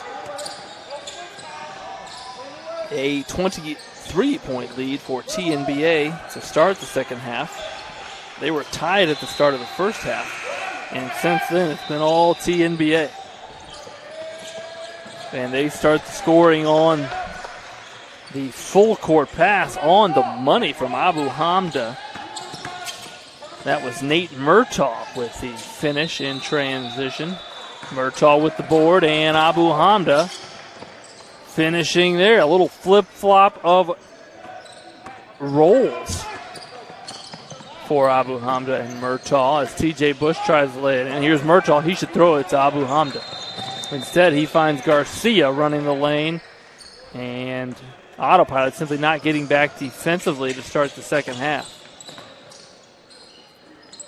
Sometimes people have energy when the ball's in their hands. Garcia, the pull-up. Couldn't get it to go, but there's number 1, Johnny on the spot. We'll call him Connor on the spot, Connor Meyer. And so the first 8 points scored by TNBA. This is Drayshawn Jones with it. Driving left, running over number 1, but they're going to say a foul before the contact. That foul called on number 9, I believe, Justin Garcia, the 6'7" forward from Westlake High School. And so an underneath out of bounds here for the Autopilots.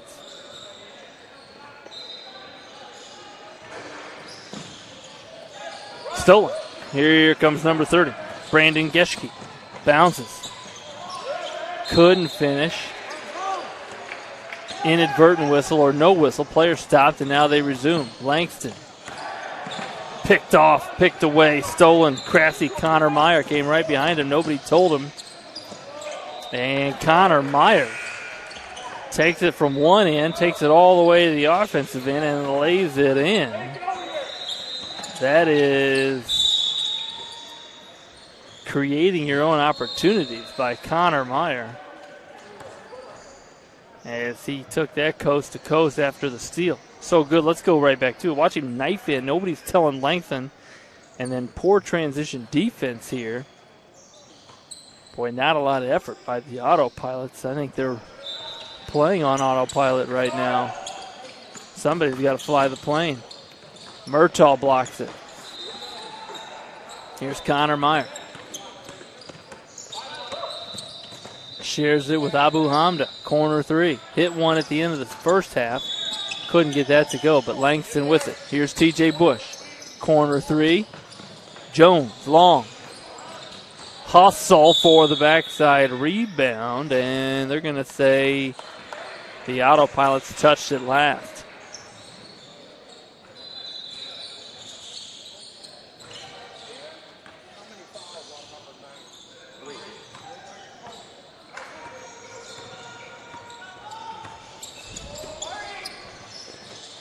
Connor Meyer wide open under the basket. Nobody guarding him. And give Murtaugh the assist. Followed one of those basketball rules. Always see the basket area. As Murtaugh caught it there, he immediately took his eyes to the basket area. And here's a leak out by Abu Hamda. Point blank miss. And Langston will rebound.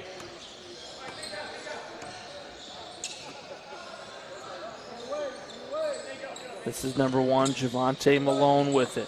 Sweeps it middle, floater, got it to go. Garcia in transition, tried to dunk it, got it to go. Nice pass from Connor Meyer as Garcia sprinted the floor. Here's Malone looking for Bragg Bavell, and the two could not connect.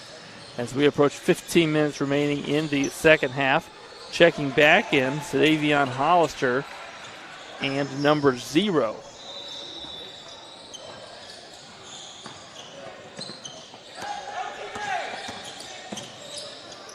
Meyer up fake, kick, extra pass, shimmy, extra pass. Abu Hamda thought about the 24-footer. There's a flash by Garcia.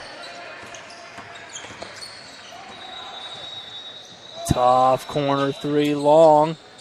And trying to rebound that was Hollister. They're going to say last touch by TNBA. Line change for the TNBA squad again out of Cleveland, Ohio. Again, this is day one of a 3-day GRBA National Championship here on Court D. Pool play action, and one more game following the results of this one. An expected 8:30 tip for the final game of day one, pool play action. And TJ Bush gets all the way to the rim for the Autopilots.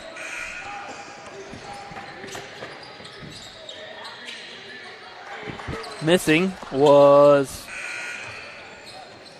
Petsoris, but right there for the tip was Will Yontek.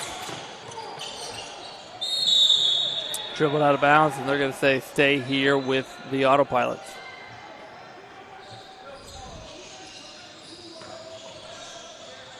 Autopilots, an interesting team now. You don't hear that a lot in sports, but still better than the football team. The recently chosen name by the former Washington Redskins. They are now called Washington the Football Team, or the Washington Football Team.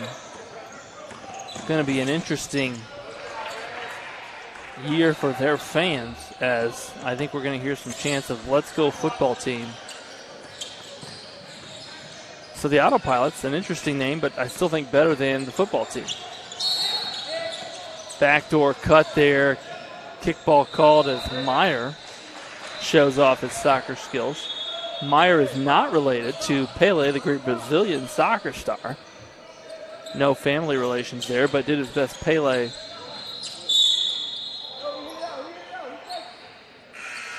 Imitation there as he stopped it.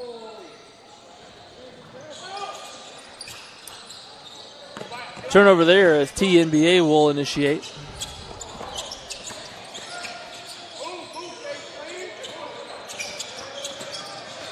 Driving was Lurch, but blocked out of bounds.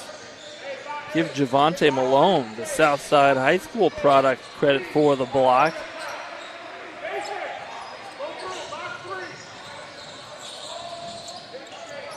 Here's an inbound. Lurch. And no good, rebounded by the Autopilots. Here's Langston. Surrounded and stolen again by Meyer. That's twice now Meyer's come from behind Langston and taken it away. Here's a skip, or at least it ends up being a skip. Lurch, the 3 ball from the wing. Count the peaches.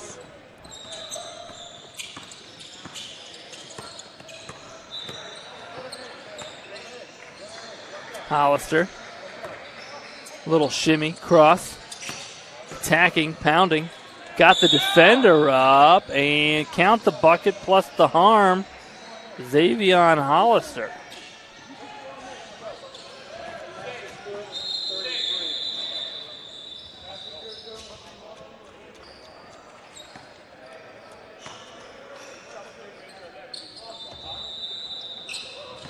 Couldn't get the free throw to go, and pushing. Little 3-on-2. Missing the 3, rebounded there by Hollister. Looking for Langston.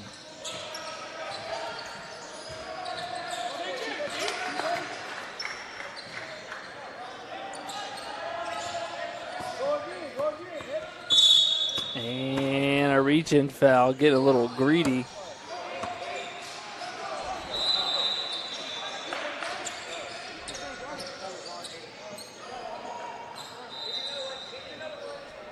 Getting a little greedy there. Number 8, Pete Petsuris. Simply playing hard out there. Here's a post entry to Langston. Spins away from the help. Nice interior move by Langston.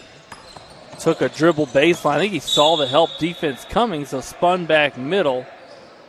And able to finish that with his strong hand. 10 minutes remaining. Post entry on the inbound. Kick out Petsuris. He drives it baseline and finishes on the other side. Petsuris, the long reach. 6'4" player out of Lakewood High School. Petsuris, the steal. Pull up 15-footer long. Nice box out on the baseline. Here's Malone. And they're going to see a reach in by Petsuris. 9:20 remaining. Another line change by TNBA.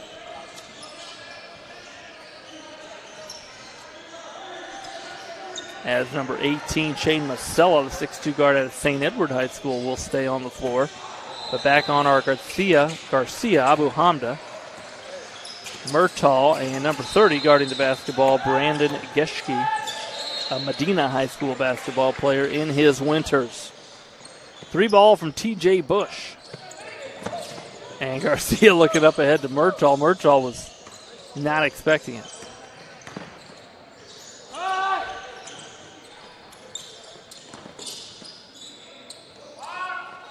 Eight-footer, boy, I've always called that the toughest shot on the basketball floor. The 8-foot baseline. You can't rise up and shoot the 15-footer. It's definitely not a 3. No way to use the window. And so the 8-footer, you find a player that can hit the 8-foot baseline jump shot.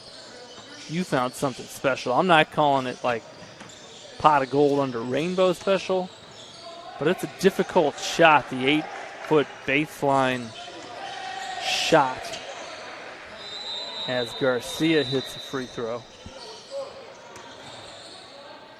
I don't know if players practice the 8-foot baseline shot enough. Hollister bouncing on the left wing. A little between, a little behind, a little behind, a little between. Attacking, boy, uses his body well. Can't get it to go, and TNBA going to push. Abu Hamda. Here's Geschke. Boy, went up and under. Would have been spicy could he finish it. And then avoiding the charge was Masella. Ravel was standing in there. And then a leak out. Give the lay in to Hollister. Here's Geschke. Masella. 20-footer splash. Go the Peaches from Shane Masella. Let's go right back to that highlight if we can. Watch it here as the Autopilots and transition defense have not been friends this game. Watch it on the kick up. Wide open Shane Masella splash. Peaches could be nectarines, I don't know, but Shane Masella putting him in the basket. And then earlier, watch this post entry. Let me run that back for you as we didn't get to see the post entry pass, but give Malone credit. As watch, he's going to dribble to an angle where he's got a good angle for Langston. Takes one dribble, sees the help side come, and then middle of the floor is wide open. Nice finish there by the big fella, Javion Langston. 7 minutes remaining. Malone guarded by Geschke. Garcia comes over for a trap. Tried to nutmeg Geschke. Didn't work, and fouled was Geschke.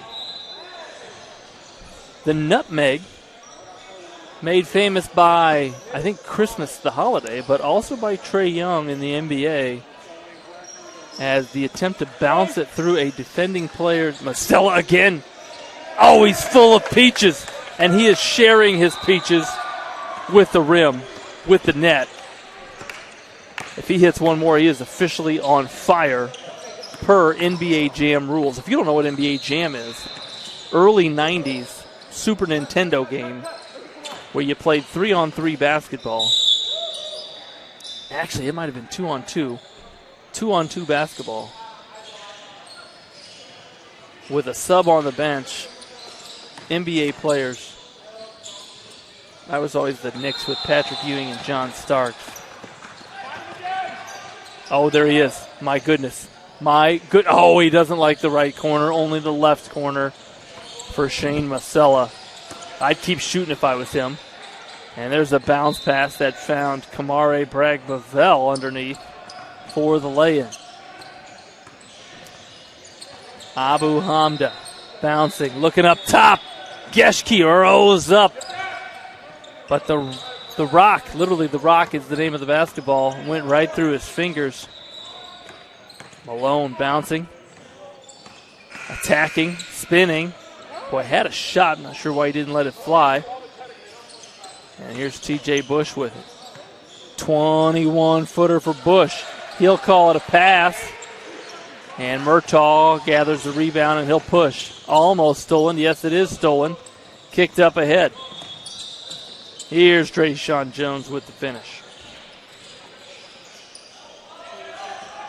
Abu Hamda trying to dribble out of that trap, able to find Murtaugh. Murtaugh trying to find a teammate. Gets it back, and there's a tough 12-footer from Murtaugh. Murtaugh, the 6'6 player out of Avon Lake.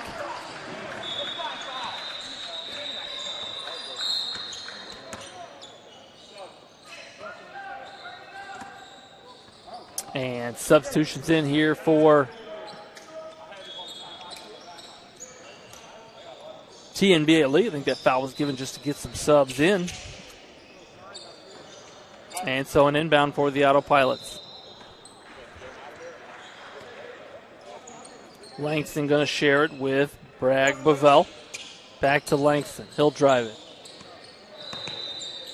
Going to skip it or try to. It was deflected out of bounds.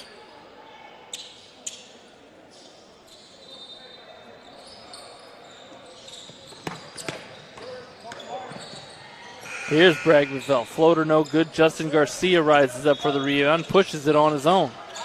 Here's Pat Suris. Back to Garcia. Up high, Montek. Nice passing there by TNBA. We'll call it elite passing by TNBA. Hollister driving. Had to cradle it. Looked like a running back. as he plays his basketball for Southside High School. Might see him this fall. A little fullback action. Langston playing through the defense. Here comes Connor Meyer. Tried to find a teammate, but stolen by Malone. Stolen back. Montague with the oop after Murtaugh shares the alley. And the first alley-oop, I believe, was recorded by the Flint Tropics in the 1970s. Fans really didn't know what it was. They had to learn the name for that basketball move, the alley-oop. Malone finishing through, sliced through two defenders, but couldn't get the lay-in to go. And then Murtaugh spicing it up with the finish. Little Statue of Liberty. And then laid it in. I believe the officials are going to stop this once we reach the under 2-minute mark. And I apologize, there's a little over 2 minutes remaining. My time is incorrect as Langston hits the deep three. 2:02. Garcia gonna lay it in. I think that'll cap the scoring. It will. There's your final. As due to the lead, the officials will stop play with 2 minutes to go. And so your final score in an up and down game, the TNBA Elite group out of the Cleveland area, Ohio, 78, and the Autopilots 34. There's your final in pool play for both of those teams today. They will continue their competitions tomorrow as the the Gym Rats Basketball Academy National Championship continues on day 2 tomorrow. One more game coming up here on Court D. That expected to be an 8:30 tip, I believe. We'll let you know if we air early. And for Denise, our videographer extraordinaire, I'm Andrew Wiss on the call. Stay with us on the Gym Rats YouTube network, brought to you by Summit City Sports. Sports Medicine's integrated sports medicine team is built to serve the needs of all athletes in all sports. Our team's only goal is to improve athletes in every facet. PSM offers performance training to help athletes get better on the field, dedicated athletic rehabilitation and physical therapy to help them get better off of it, certified athletic trainers in our PSM schools providing daily support to our athletes, and a specialized orthopedic walking clinic when injury strikes. Call 260-266-4007 to speak to our care navigators or visit parkviewsportsmedicine.com to learn more about what we can do to improve athletes at all levels.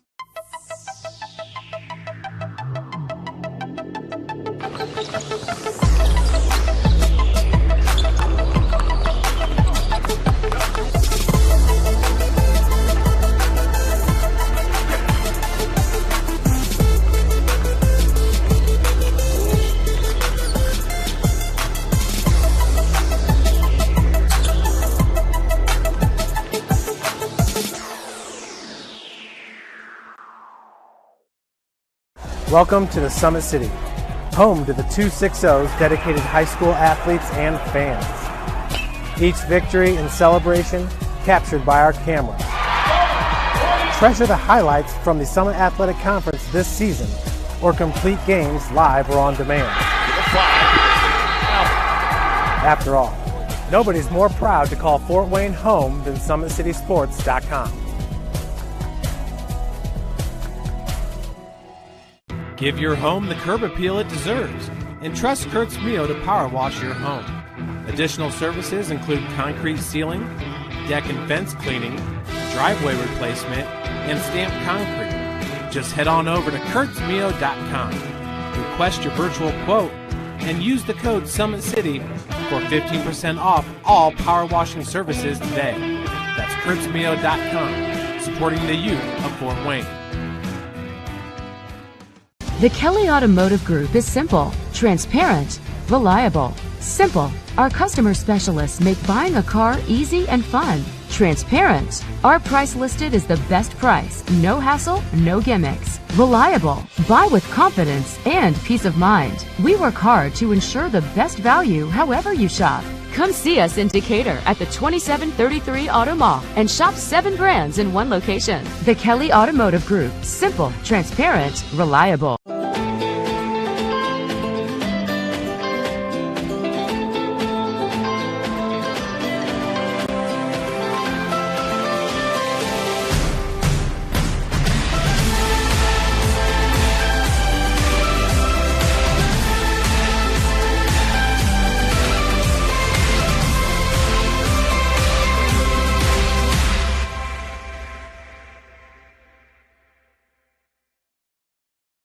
Joint pain, sprains, strains, or a possible broken bone? Make the Parkview Ortho Express Walk-In Clinic your first stop when you have an orthopedic or sports injury. Parkview Ortho Express, located at the Sport One Parkview Fieldhouse, gives you access to quick care and orthopedic physicians when you need it most.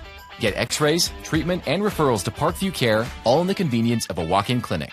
Parkview Ortho Express is open Monday through Thursday, 7 a.m. to 7 p.m., Friday, 7 a.m. to 5 p.m., and Saturday, 8 a.m. to 12 p.m. Call 260-266-4007 for more information. Thank you for watching Summit City Sports. To help broaden our coverage, we're asking you to become a monthly sponsor to our Patreon account. We produce weekly highlights and live video broadcasts. When the Homestead girls golf team won its first state title in program history, we were there. When Fort Wayne brought back 3 state titles in cross country, we were there. We believe in sharing positive stories and setting the standard for how high school sports should be covered. Join us and donate today. Take the next step in your training with the Parkview Sports Medicine Performance Edge program. The Edge program is high-intensity, personalized performance training built to help you reach the next level in your sport. Over 100 college-bound athletes have trained with PSM Performance in the last 2 years, and we want to help you achieve that goal.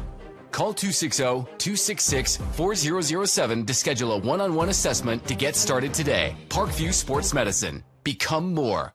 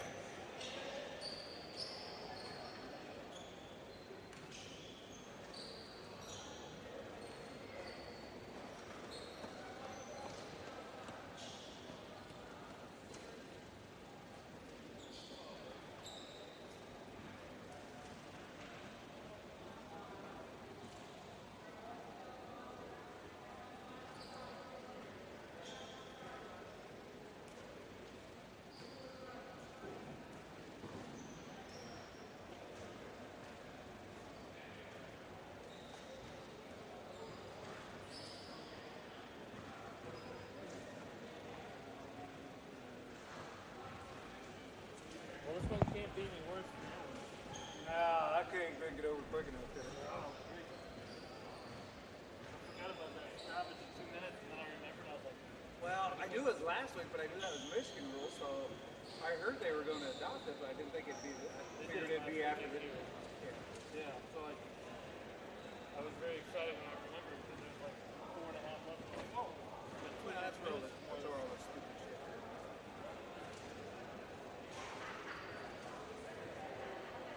That game is about last 6 minutes. That game, all the stupid stuff started happening. And they weren't even trying to. They weren't going to get a foul. But it was like, let's run the clock out, hold the ball. No, they didn't. Yeah. Go to that.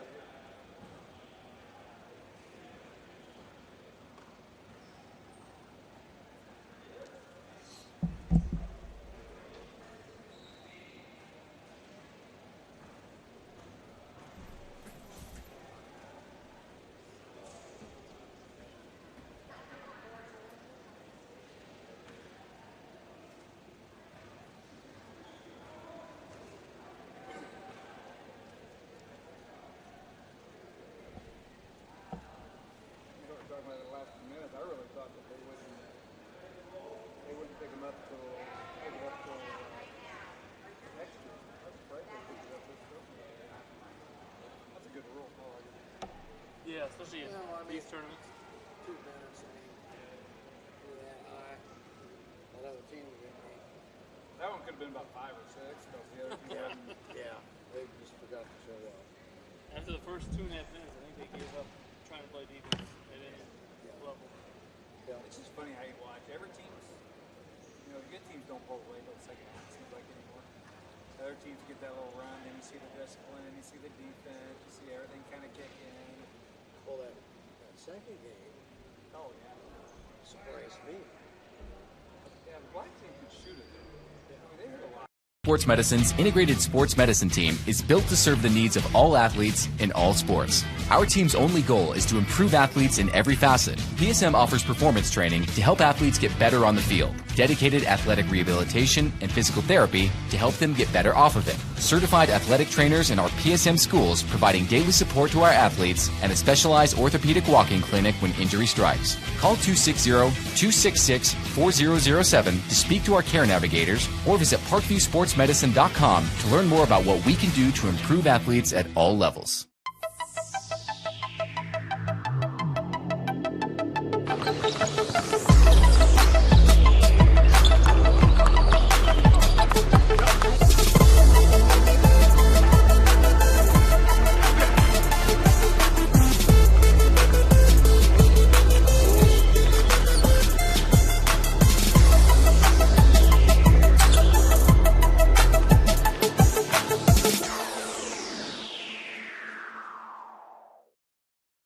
Welcome to the Summit City, home to the 260's dedicated high school athletes and fans. Each victory and celebration captured by our camera. Treasure the highlights from the Summit Athletic Conference this season, or complete games live or on demand. After all, nobody's more proud to call Fort Wayne home than SummitCitySports.com. Give your home the curb appeal it deserves and trust Kurt's Mio to power wash your home.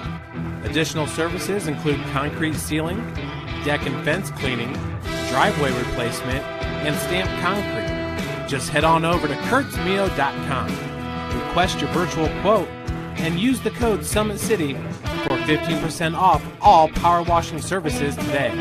That's kurtzmio.com, supporting the youth of Fort Wayne. The Kelly Automotive Group is simple, transparent, reliable. Simple. Our customer specialists make buying a car easy and fun. Transparent. Our price listed is the best price. No hassle, no gimmicks. Reliable. Buy with confidence and peace of mind. We work hard to ensure the best value however you shop. Come see us in Decatur at the 2733 Auto Mall and shop 7 brands in one location. The Kelly Automotive Group. Simple, transparent, reliable.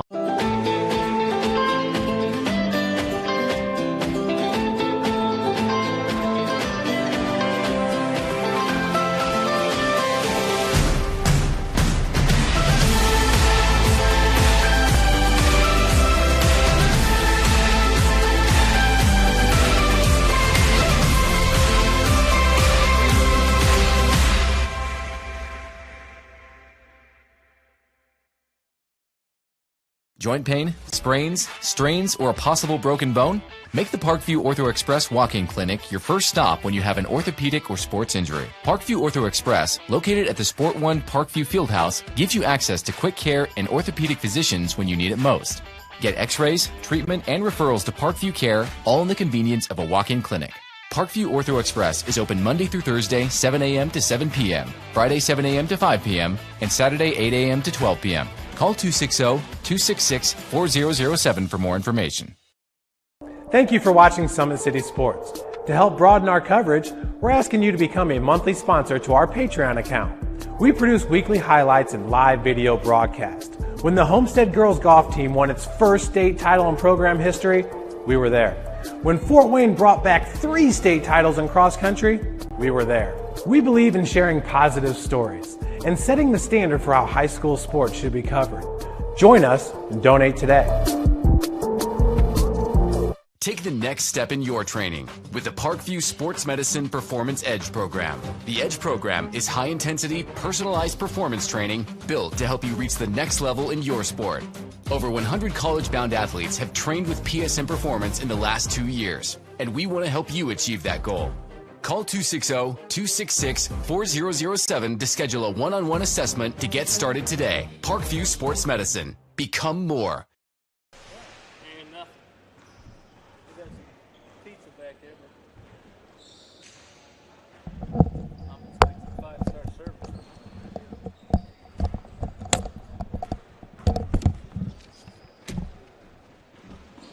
You guys back tomorrow for some more? Here, there, everywhere? I don't know, I'm here.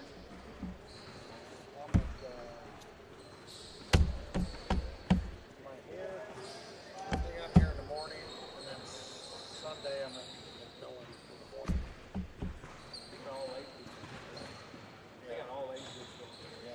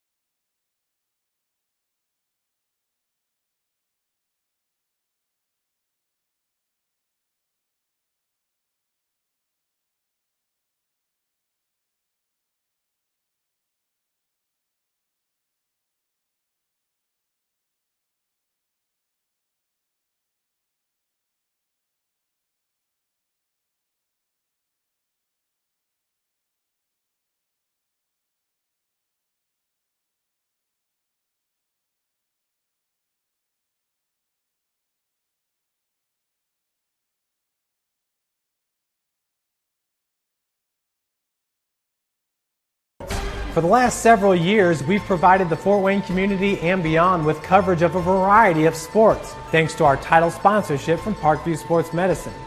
Since we began in 2015, our annual budget has covered the cost of videographers and commentators to over 300 plus games each year. New equipment and maintenance of that equipment, along with increased broadcast rights fees from the IHSAA. This season, we're reaching out to friends, families, and local businesses for additional sponsorships and donations. You can help us grow and get coverage to your favorite team or sport. A Summit City Sports sponsorship or donation will help make that happen. We have the goal of bringing fans live stream games of every SAC game we cover. With the additional funds, we'd invest in mobile internet devices, allowing us to bring our supporters every SAC conference football and boys and girls basketball games live, as well as more coverage for sports like cross country, tennis, golf, swimming, wrestling, track and field, baseball, and softball. For more information on sponsorships or how to donate, visit SummitCitySports.com. Take the next step in your training with the Parkview Sports Medicine Performance Edge program. The Edge program is high-intensity, personalized performance training built to help you reach the next level in your sport. Over 100 college-bound athletes have trained with PSM Performance in the last 2 years, and we want to help you achieve that goal. Call 260-266-4007 to schedule a one-on-one assessment to get started today. Parkview Sports Medicine. Become more.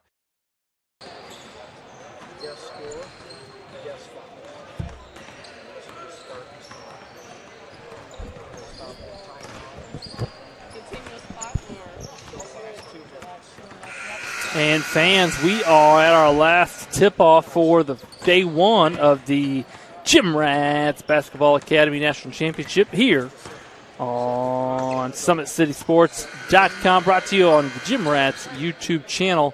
Again, this is day one, Court D action. It's been a full day of AAU basketball, primarily 17U action, which is this final contest here on Court D. Featuring in red, your Wisconsin Elites. They rock the swing on their jersey and shorts. That might be a shout-out to the Bo Ryan swing offense. I'll have to ask the coaches. And pool play action for both teams. And, again, they're facing in gray the TNBA Demons, a group out of the Cleveland area, Ohio. So a little Ohio-Wisconsin Midwest action here in Fort Wayne, Indiana at the Sport One Parkview Fieldhouse. Bringing you the action on the video camera. Denise, she'll be scanning left to right. Andrew Wiss is me on the call all game long. 2 20-minute running clock halves. We'll stop it in the final 2 minutes of each half. And we got officials. We got them all. It's The Rock. We got players. We got coaches. Socially distanced fans. And Wisconsin Elite, by design, looking to attack off the tip. And, boy, you see a lot of teams with an offensive set off of the tip, and that time is number 25, Dylan Keel, a 6'6" center out of Hudsford High School in Wisconsin. Led his teammate right to the rim, but no goal on the finish.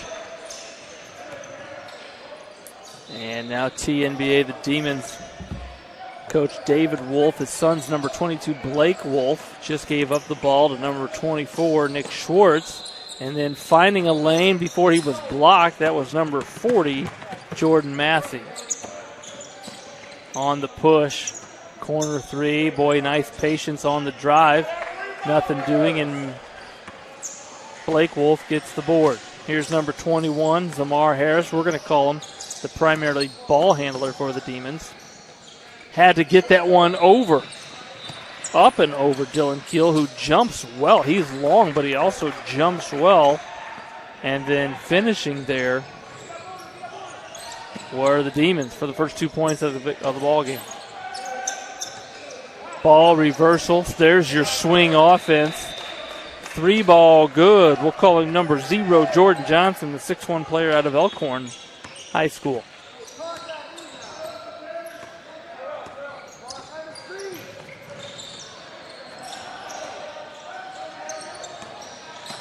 Spinning, keeping it in the right hand. Nice finish there by Blake Wolf, 6'4" player out of Westlake High School. This is number 35, Bryce Thomas. Letting another 3-ball fly. That was Zach Bester, a 5'10 player from Reedsburg High School. 3-ball hand in the face, short, but bounce back side, and another 22-footer. That one long. This one will. Boy, number 12 was going to let go out of bounds. It was saved, though, before he threw it away. That was Zamar Harris. And number 12 now letting his own 3-ball fly, and Wisconsin swing has 6 points, and they've come from 3 balls. That one by Bester. Here's a couple of away screens, nothing doing. Hesitation. He'll bounce it out. Here's Wolf.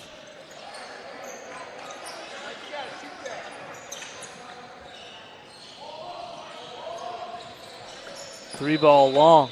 And on the push, this is Jordan Johnson bouncing it, and I'm not sure Bryce Thomas was expecting that. It would have been a tough catch as it was at his feet. So here's Nick Schwartz, the 6'2 player out of Rittman High School. Here he'll share it with Blake Wolf. Middle attack. Pull up, and there is another block shot by number 25, Keel. He killed that shot. Sorry, that was a bad joke. Into his own team's bench. I think he might have broken the bench with that block. My goodness. Keel. Looked like a volleyball spike on that shot block, and that was a jump shot. The ball slippery when wet. Nobody put up the sign, the caution sign. And the near official is going to say, stay here.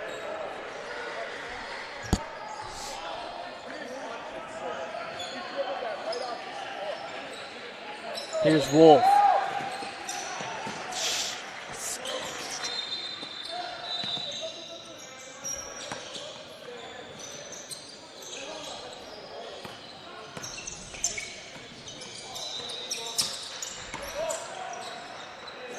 Boy, no hesitation there as, give him credit, Nick Schwartz took it right at Keel, who had just blocked his shot. Took it right back at him, and then Johnson rises up, tried to keep it alive. Here comes the Demons. Nice driving kick. Wolf was spotted and ready long, though. And then Bestor the rebound. He's going to be defended by Massey. Shares it. This is number 5, Torin Hanna, the 6'2 player out of Mount Horeb. Ball reversal. Here's a back screen. And the screeners for this Wisconsin team really do a nice job of showing themselves after the screen. Back screen and flash. Down screen. Immediately pop the hands up above the shoulders. And that's part of that swing offense that Bo Bryant really made famous as Wisconsin men's basketball head coach up there in Madison. And still implemented by the current Wisconsin Badgers head coach, whose name I cannot recall. Greg Gard. Shout out to me because I just remembered his name. Greg Gard still implementing that swing offense in Madison. Here's Schwartz. Not a lot doing. They ran him off. Here's a ball screen. Zamar Harris trying to find a seam. Can't. Gives it to number 11. This is Cameron Smith, the 6'3 player at a university school. This is now the 9th pass. And keeping it alive. Give him credit. Zamar Harris. As he missed that first one but stayed with it.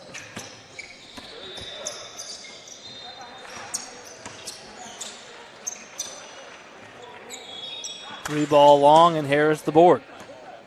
Boy, you love that as a guard. You get your defensive rebound. You can bring it up, scan the defense. I was probably the worst rebounding guard in the history of rebounding guards. As keeping it alive there was Jordan Massey, and that leads to a Wisconsin timeout. We'll stop the clock at 13:10. First timeout of the half as TNBA has just taken the lead. We'll be right back here on the Gym Rats YouTube network, brought to you by Summit City Sports.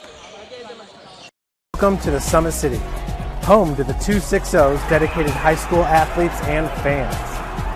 Each victory and celebration captured by our cameras.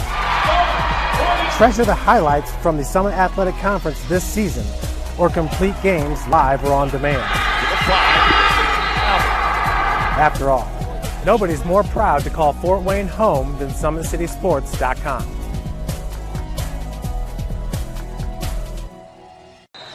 Welcome back to live play. TNBA has just taken the lead and inbounding after their own timeout, Wisconsin Elite. And the Demons going to pick up a little full court as the just checked in. Number 19, Norman Pomalis, takes defensive responsibilities on Bestor. Here's Jordan Johnson.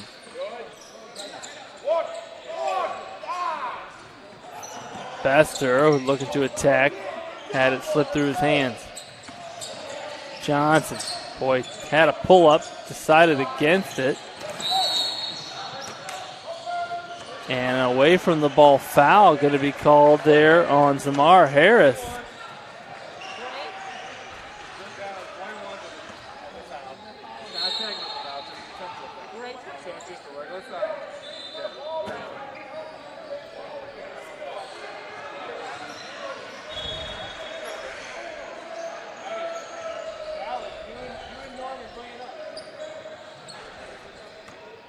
And so with 12-13, an intentional foul call there. Let me get that time right in front of you. I apologize.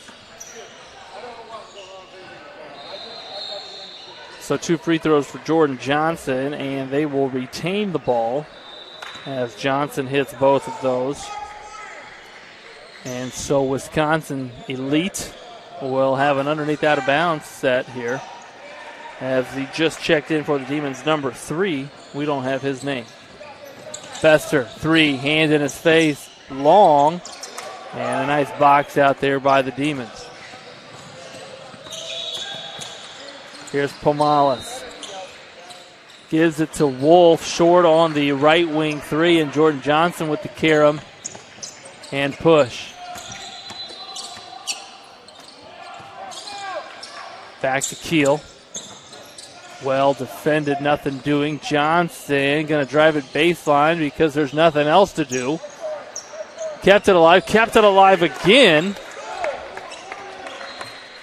And the bucket for Johnson. He's got 2 free throws and that tip in.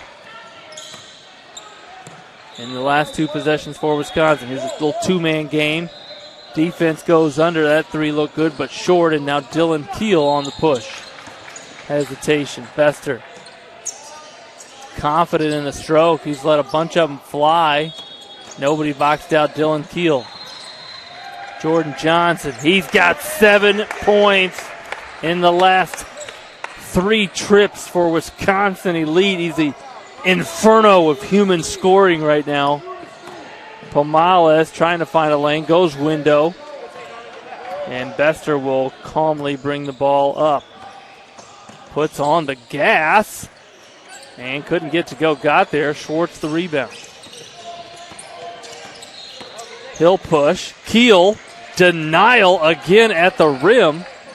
And here's a leak ahead.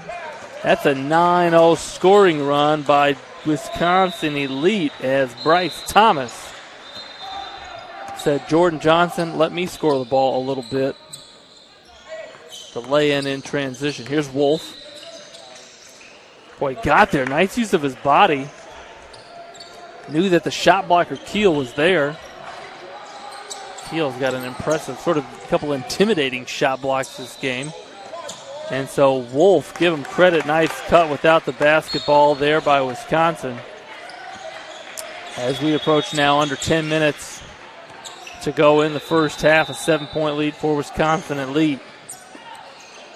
Here's Schwartz, jab step. He'll share it, Pomalis. Jab step, spin, nothing doing.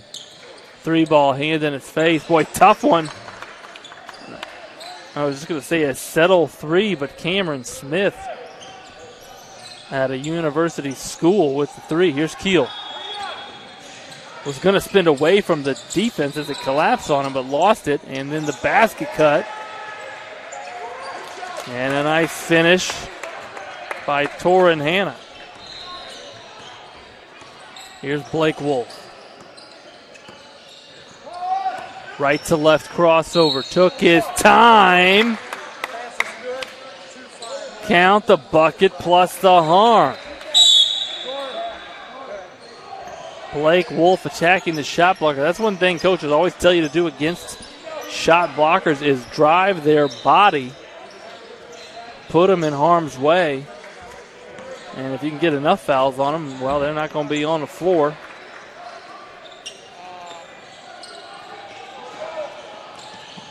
Blocking your shot. And so can't convert on the free throw. Wolf misses. And here's Keel. Up, under, Jordan Johnson. Good closeout by Pomalis. Hesitation. Middle drive. Johnson hanging. And I think the score now is correct. I apologize. 22-17 is what our scoreboard here says. Here's a right sidewalk drive, and Keel. Another block. He's got three. He jumps well, does number 25 in red, the 6'6 player at a Hustisford High School.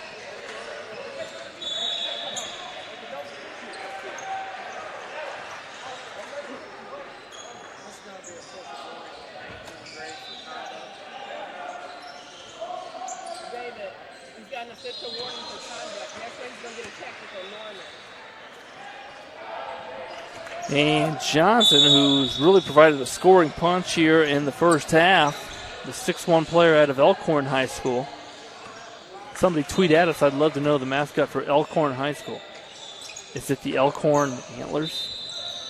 Could be the Elkhorn Pasture Grazers, I'm not sure. But I want to know. Elkhorn almost sounds like the mascot. Number 3, we don't have his name for the Demons, but a little hesitation three ball and got it to go. That was with a hand in his face. Zane Langer out of Bangor had a hand right in his face, but a three ball from the right wing. Couple of ball screens for Johnson. He's looking to get it inside. Here's Langer from Bangor. Nothing doing but track down. Here's another post entry pass. You see Wisconsin's goal here. 3 balls and post entry. Nice kick out there. Inside, outside basketball. Back inside. Spin move. Almost lost his balance. Was number 14, Damon Thompson. 6'6 post player out of Madison West. As Massey and Harris will check back in for TNBA. 5:30 remaining. Johnson, boy, he has been a scoring machine, and it continues in the first half. Nice set for him on the underneath, out of bounds. Jordan Johnson. He is a volcano of points in the first half and erupting. That makes him an active volcano, not dormant if you're a geology major. Massey getting bumped all over the place, and finally a whistle blows. So timeout here, Demons, and let's keep it here as we go to some highlights. Watch this one. A little intimidating on the shot block. Dylan Keel spiking it into his own bench. Almost broke the bench. And then watch him again. This is about 5 minutes later. Little right hand, right sidewalk drive. Dylan Keel, the help side defender, that time slapping it off the backboard. The young fella rises well. And then on the other end for Wisconsin, who's doing the scoring? Jordan Johnson. Watch him run this set here. He's going to be your ball side block, but he's going to run off of the opposite block screen for the fadeaway. That's a tough X's and O's execution there. Well run by Wisconsin Elite. But get it to the hot hand, number 0 in red. So Massey, number 40, Jordan Massey, 5'8" guard out of Warrensville High School, will initiate. He gets it to Harris. Harris! That is how you respond to a Jordan Johnson 3. You hit your own. And nice execution. That's exactly what you want to see if you're the coach out of a timeout. And that time the player Langer threw it to the Demons coach, who was standing out of bounds. The Demons coach not allowed to play. I'm sure David Wolf played back in the day, but he is no longer allowed to play. And so that's a turnover.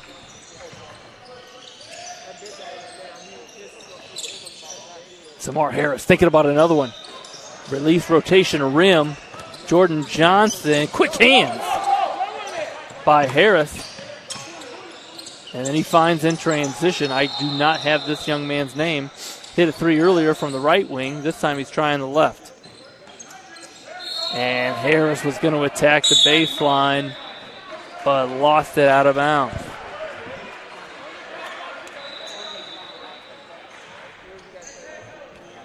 Number 3 could be Shane Cambrick. I don't have his number. He looks to be about 6'4".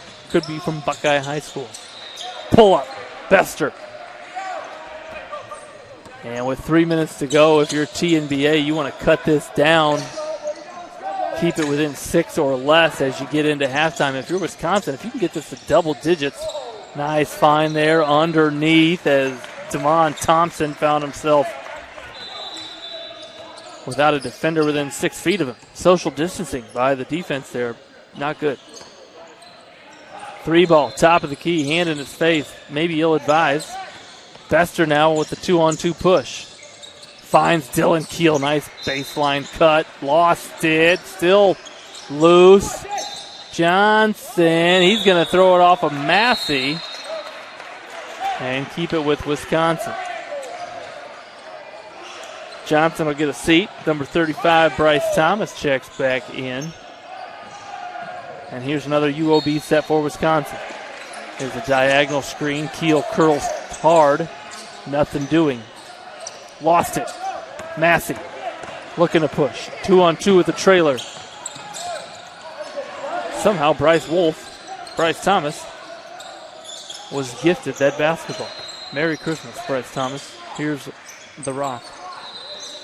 Nice post defense there by Samar Harris. He was outside but found his way around. And Massey, backside board. Gets it to Swartz.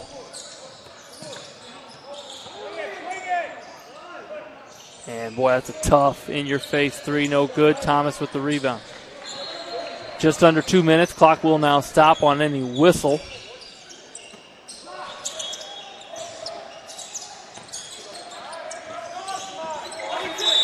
We apologize. That time on your screen is not correct. 120 remaining.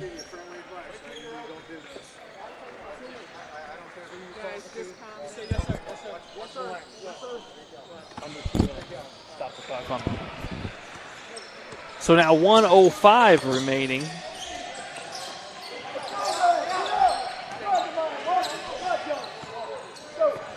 Pomalis with it, as they say it was last touched by Wisconsin. That 3 short, and you see the Demons now really sort of letting it fly from behind the arc, and Damon Thompson with the rebound. 51 seconds remaining. Bestor going to bring it up for Wisconsin Elite. Bester driving. Shook off the defense, and again, Harris battling the much taller Thompson. And he wins the battle again. Schwartz inbounds. Here comes Harris. Driving is Massey. Threw it to Keel. Keel got the breakaway. Little harm. Keel, give him credit. He sought out the contact to help him get his shot off. 3 ball, Schwartz, tough with the hand in your face. Bryce Thomas, another long rebound. Under 8 seconds. And here comes Keel with the flush in transition. A nice find. I thought he was going to go upstairs for the oop, but the bounce pass just as nice from Torin Hanna. And that is how you put an exclamation mark on the first half scoring. So nice. We'll watch it twice. And this after a defensive rebound. Watch it here as Schwartz going to let it fly. Bryce Thomas, the rebound. Watch Keel just run the floor, get wide. Hanna going to push. And the bounce, two-hand hammer from Dylan Keel, Hustisford. Their fans are going to love cheering for that guy in the winter. And so we'll pause it here at Summit City Sports on the Jim Rats YouTube channel. Be right back here with second half action from Sport One Parkview Fieldhouse. Thank you for supporting Summit City Sports.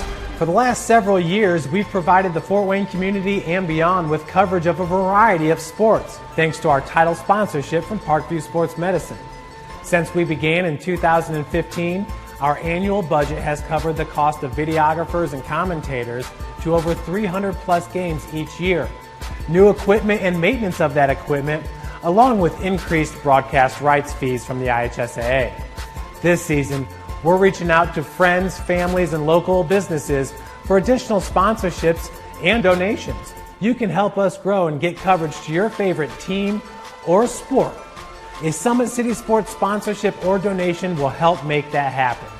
We have the goal of bringing fans live stream games of every SAC game we cover. With the additional funds, we'd invest in mobile internet devices, allowing us to bring our supporters every SAC conference football and boys and girls basketball games live, as well as more coverage for sports like cross country, tennis, golf, swimming, wrestling, track and field, baseball, and softball. For more information on sponsorships or how to donate, visit SummitCitySports.com. Take the next step in your training with the Parkview Sports Medicine Performance Edge program. The Edge program is high-intensity, personalized performance training built to help you reach the next level in your sport. Over 100 college-bound athletes have trained with PSM Performance in the last 2 years, and we want to help you achieve that goal. Call 260-266-4007 to schedule a one-on-one assessment to get started today. Parkview Sports Medicine. Become more. Trying to remember, I threw it up. Which way did I not go? Right. When you get older, it's like, yeah, what's hard? Like, if you do one game, super easy. It's when you got to do the 45th and 6th, you can lose the track. You'll be pointing that way, and it'll be that way, and you'll be going that way.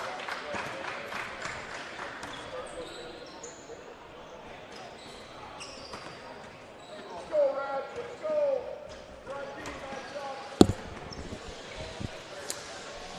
Welcome back to live action as we get ready after that 3-minute halftime for the second 20 minutes of action here at Court D in Sport One Parkview Fieldhouse between the Wisconsin Elite Squad and the TNBA Demons. This Wisconsin Elite Squad out of the Madison area and the Demons out of the Cleveland area in Ohio. And as play resumes, it'll be the Demon basketball in gray. They're going to run Harris off of a couple of screens to the corner. Ball reversal. This is number 11, Cameron Smith. And then getting into the interior, that was Massey with the penetration and finish. Jordan Massey, a 5'8 guard out of Warrensville High School in Ohio. And Harris got his hands on another on the defensive end. He is tough down there, oftentimes finding himself on a taller player.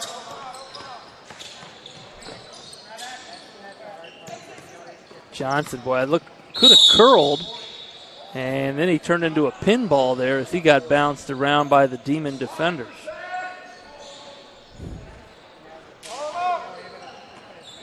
Shout out to my fourth grade life, as that was when I was the best at pinball. I've since been on the decline. And as Johnson got the offensive rebound on the backside, he was fouled by Massey on the putback attempt.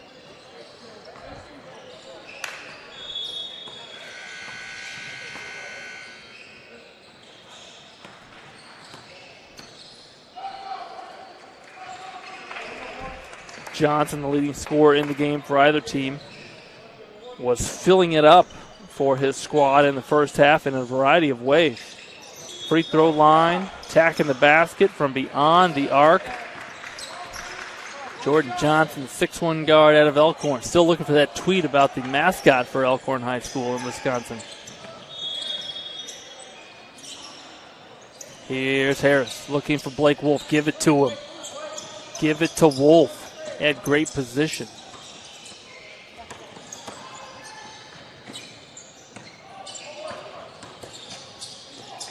Wolf avoiding the defending shot blocker.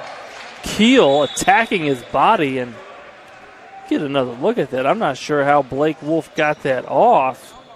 He had great post position earlier. Watch it as he attacks and then jumps sideways. Great body control there by the 6'4 player out of Westlake. Can't finish the three-point play, though, and here's Keel.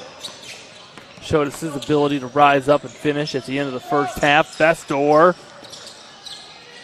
Wolf the rebound. Massey gonna push. Wisconsin gets back defensively. And then had a point-blank lay-in but couldn't finish. He's upset with himself. It's Cameron Smith. As Bryce Thomas, boy, you miss a lay-in on one end. Turns into 2 points for Elite on the other.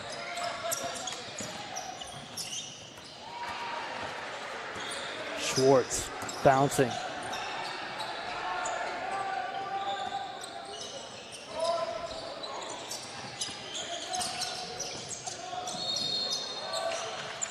And Blake Wolf keeping his team alive. Big 5 points in the last 2 possessions for that guy.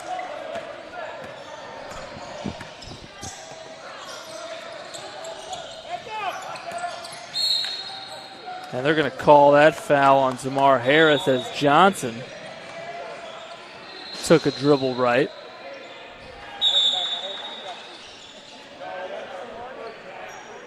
I didn't reset it. Yeah, if you can just reset it to, I think they have 2 team fouls.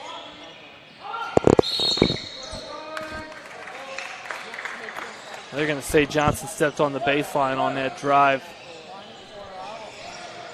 And so 15-50 remaining here in the second half. A little full court pressure here by Wisconsin Elite. And a quick reach-in foul there called on Bestel.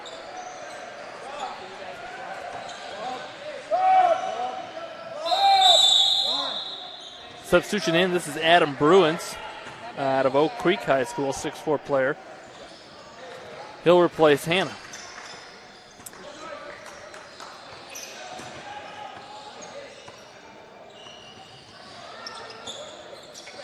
Left wing, this is a clear out for Wolf. Boy, tough move, tough finish. Blake Wolf is having a half. He's got an and 1, 3 ball, and that spin hook shot. I'd give it to him again on the left wing with a little clear out and see what kind of heat he's feeling right now. And Johnson trying to pick up right where he left off. Hits a 17-footer. Schwartz, catch, drive, blocked by Keel. That's his 4th block of the game. If he gets to 10, ice cream's on me, everybody. Everybody in attendance will get an ice cream cone from Andrew Wiss. Kick up ahead, Massey, boy, turned on the jets just to get to that. And a nice catch and lay-in. Jordan Johnson being guarded now by Massey. He'll enter it, top of the key, Bestor. Baseline cut, Bryce Thomas. Here's a kick, Bestor, boy, he will let it fly. Got the green light from behind the arc. Massey spinning, almost lost it. Zamar Harris would have been big. Massey is everywhere. And that leads to a timeout. Let's go right to some highlights, ones that we just saw. Watch it. This is what you call a box clear out for the hot hand. And Coach Wolf going to get it, I believe, to his son, Blake Wolf. Just going to run the guard off, clear out the left side, put it on the deck. Wolf uses his body, got it into the shot block Keel. I thought he was going to go right up with it with the left. Put it on spin cycle and hit the tough hook over Keel. And then Massey got a lay-in and that putback, and what was a 12-point Wisconsin elite at the scoreboard says 42-36.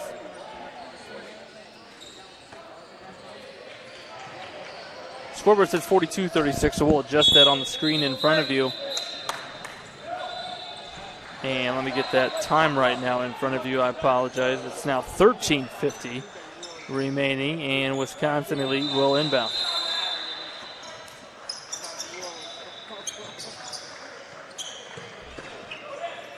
This is Bestor, guarded by Zamar Harris out of Streetsboro High School, 5'10" guard.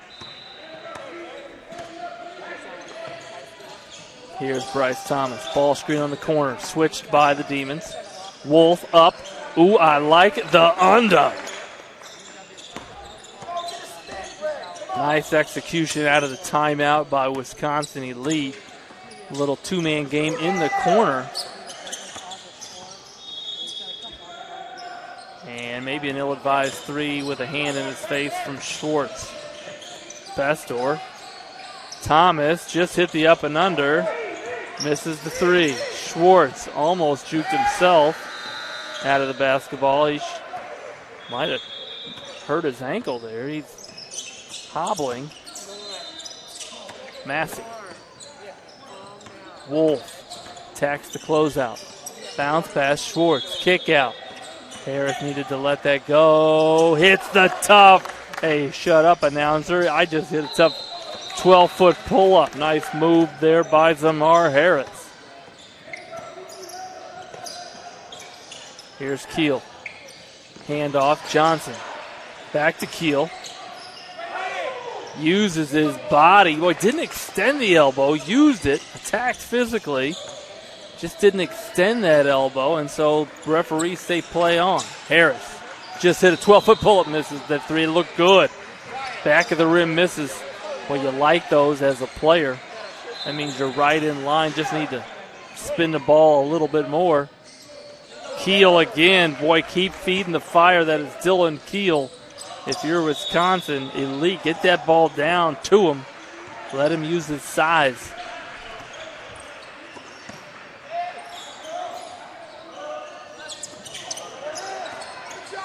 Little fatigue maybe setting in for TNBA.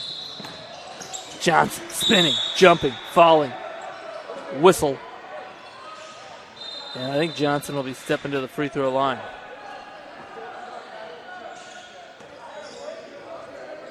Foul's going to be called on 11, Cameron Smith.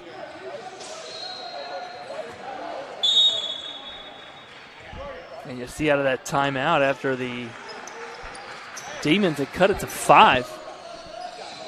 Some stops on the defensive end, couple of buckets by Keel. And now Johnson a chance to make it a 12-point lead. Couple of subs in for both squads. As Pomala's back on the point for the Demons. We are under now 11 minutes here in the second half. Post entry. Wing entry almost stolen. 3-ball corner. Nothing doing, and Keel now going to push. Gets it to Langer. Tough on the baseline, but he was bumped, and so he'll step to the free throw line.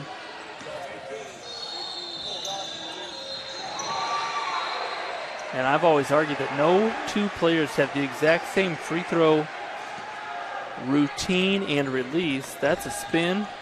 5 dribbles, spin, free throw. Gets it to go.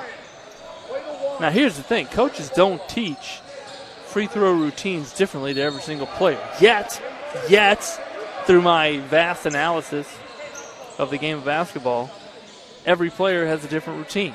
Watch it again. Spin. 5 bounces, spin, knee bend, release. If it works, do it. And Zane Langer at a banger gets a couple of points for his team. I'm going to put my hypothesis to the test. Next free throw we see. Zamar Harris. Big shot from number 21. Again, he's a 5'10" guard out of Streetsboro High. Here's that swing offense. 2-man. And what you like is it really pulls the help defense as ball reversal happens. And the clear out on the far left corner. Coach is yelling triangle. Look for diagonal screens. Last time they had a real hard curl. Let's see if Langer is our cutter here. He's right now at the free throw line, and it's Mr. Purple Shoes. Ties him up. Here's a diagonal. Going to go ball side. And then nice read.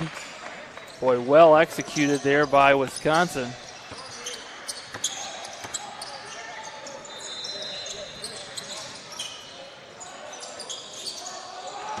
Langer with the carom. He'll think better of it, and he gives it to Adam Bruins. Hannah. Keel the handoff. Here's a post entry to Langer from Banger. Short. And the Demons. Inside out move, dribble drive, tough finish by the Demons. Number 3, I think we're calling him Shane Cambrick. 6'4" guard out of Buckeye High. So nice, we'll watch it twice. And you love it when you can take your own defensive rebound, put it on the deck, attack the shot blockers. Cambrick. Nice hesitation, in-out move. And finishes with the free throw. Demons needing a stop now here on the defensive end. 3 ball. Short, and Wolf going to rebound an outlet to Pomalis. And nice outlet there by Wolf. Boy, caught that, snapped his eyes up, took a peek, as coaches like to say, at the basket area. Saw Pomalis deep, and then looking like a left fielder, throwing the runner out at third. Unleashed the baseball pass. Bester checking back in. Speaking of left fielders, baseball, shout out to the MLB. Back in action. Go Cubs.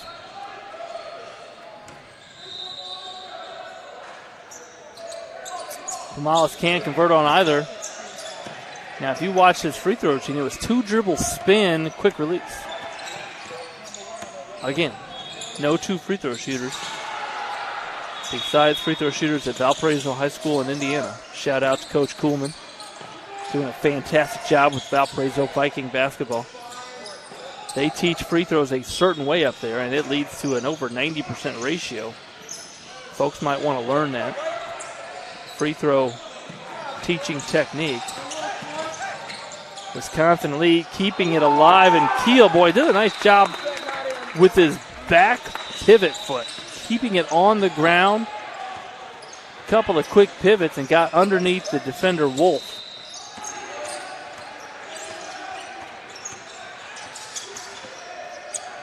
Wolf rolls. Schwartz, I thought he was going to throw it to him. Had him on the 3D post entry. Pomalis, quick release. No good. Rebounded by number 1. I don't have his name. I'm sure his friends know his name, but I do not.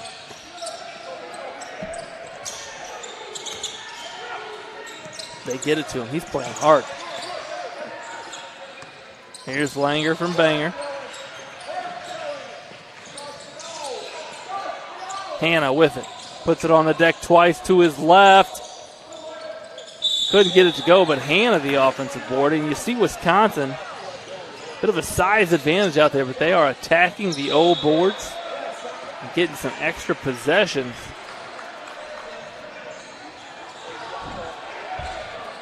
For themselves.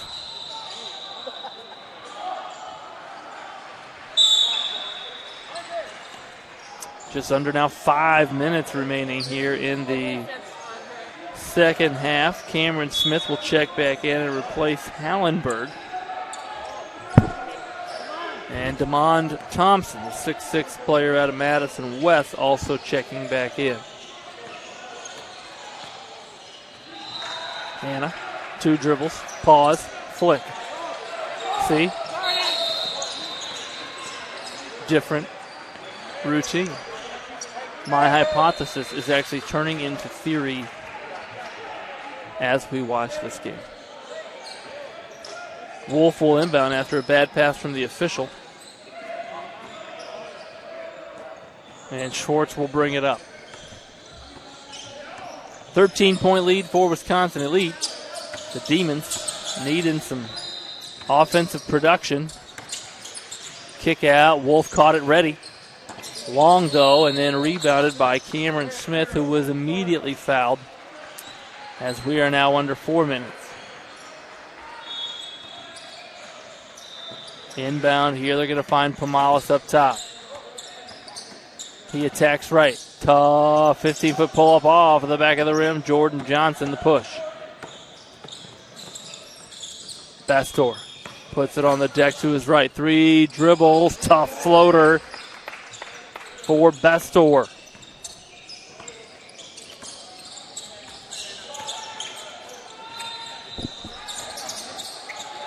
Schwartz, ball screen. Wisconsin switches it. Here's Wolf now avoiding the double team. Boy, nice. He has attacked the rim a couple of times. That time a nice reverse lay-in as he attacked DeMond Thompson. Here's Johnson. Bounces in between. Going to hand off with Langer. Langer going to share it with Keel. Keel looking inside. Got a nice post entry. Oh, take that up, big fella. Why shoot a 2 when you can find Bester for 3? Eat your heart out, Summit City Sports announcer. Wolf on the bounce. Schwartz. Attacking baseline. They're going to say he was bumped before he hit the deck. As Bryce Thomas and Adam Bruins check back in. Langer and Keel will get a rest. As we approach the 2-minute mark, minor clock will stop under 2 minutes.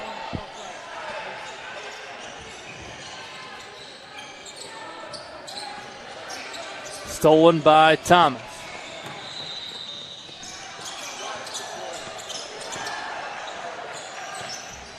And now that clock is correct in front of you. Bastor blocked by Wolf. Thompson shares it with Johnson. Thomas. Peaches in the peach basket from Bryce Thomas. Wolf crossover, and boy, he can get to the hoop. Can Blake Wolf, the 6'4 player out of Westlake High. Pomales got a chance here for some transition. Wolf tried to go window from 3.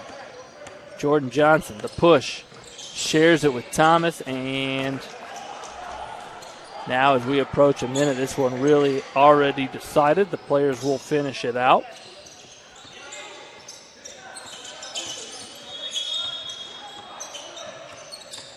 Hesitation, he likes that in out on the right side. And a nice bounce underneath. Fans, reminder, this GRBA National Championship continues into pool play tomorrow. And then Championship Sunday will kick off at 8 a.m. We'll be here to bring you that action all day tomorrow. A slew of games all over the city of Fort Wayne here at Sport One Parkview Fieldhouse. Age groups playing at Spieth, Turnstone, I believe McMillan as well.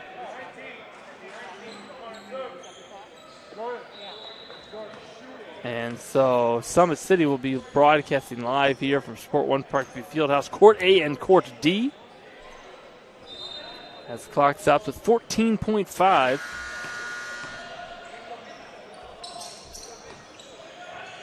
As Johnson makes another free throw.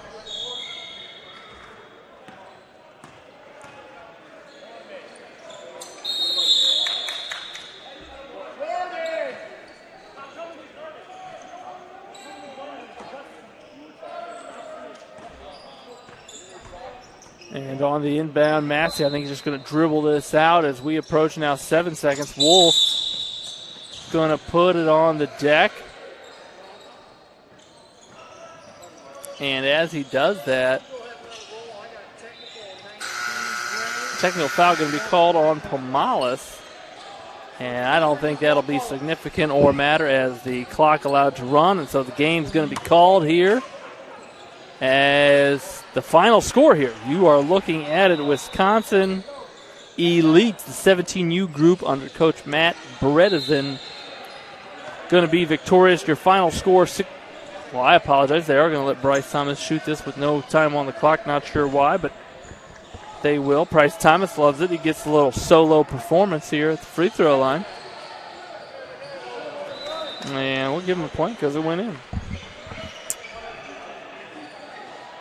And so now after this, we will say it's your final. 1-2. After he rubbed the knee, I think he rubbed the knee on the free throw routine. So there's your final. 71-50 Wisconsin Elite. Victorious as they advance in pool play over the TNBA Demons, again out of Cleveland. This is a little Wisconsin-Ohio battle. And that is it for day one here at Sport 1 Parkview Fieldhouse. We appreciate you streaming with us on the Gym Rats YouTube channel, brought to you by SummitCitySports.com. For our videographer extraordinaire, D-Nice, I'm Andrew Wiss. We'll see you tomorrow, bright and early, for more GRBA National Championship basketball.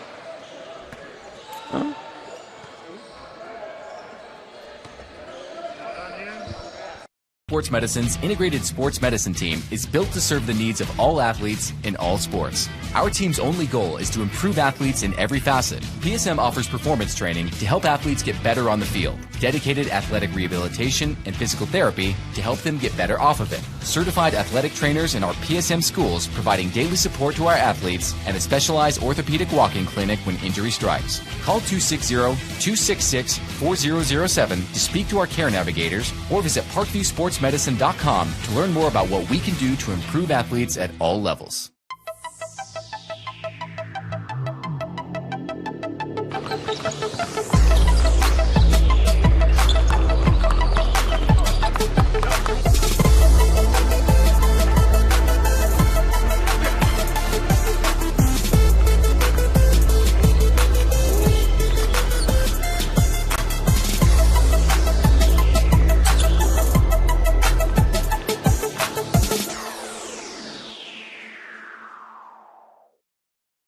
Welcome to the Summit City, home to the 260's dedicated high school athletes and fans.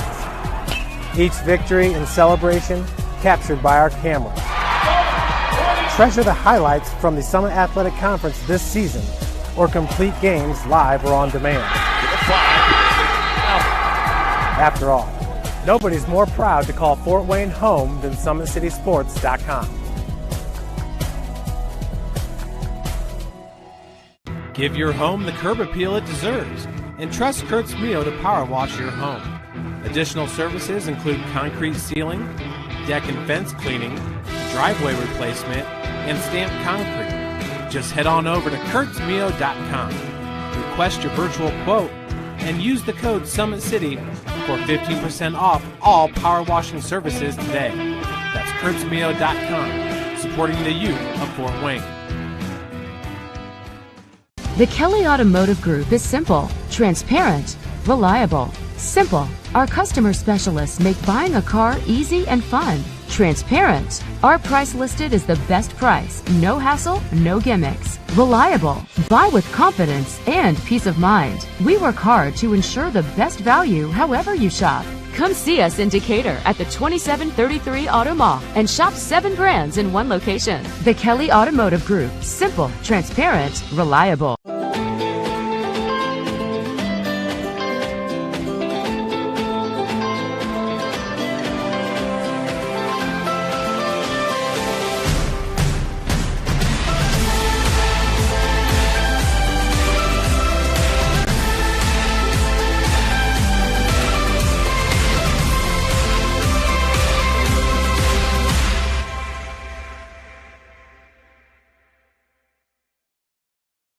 Joint pain, sprains, strains, or a possible broken bone? Make the Parkview Ortho Express Walk-In Clinic your first stop when you have an orthopedic or sports injury. Parkview Ortho Express, located at the Sport One Parkview Fieldhouse, gives you access to quick care and orthopedic physicians when you need it most.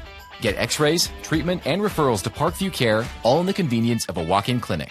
Parkview Ortho Express is open Monday through Thursday, 7 a.m. to 7 p.m., Friday, 7 a.m. to 5 p.m., and Saturday, 8 a.m. to 12 p.m. Call 260-266-4007 for more information. Thank you for watching Summit City Sports. To help broaden our coverage, we're asking you to become a monthly sponsor to our Patreon account. We produce weekly highlights and live video broadcasts. When the Homestead girls golf team won its first state title in program history, we were there. When Fort Wayne brought back 3 state titles in cross country, we were there. We believe in sharing positive stories and setting the standard for how high school sports should be covered. Join us and donate today. Take the next step in your training with the Parkview Sports Medicine Performance Edge program. The Edge program is high-intensity, personalized performance training built to help you reach the next level in your sport. Over 100 college-bound athletes have trained with PSM Performance in the last 2 years, and we want to help you achieve that goal.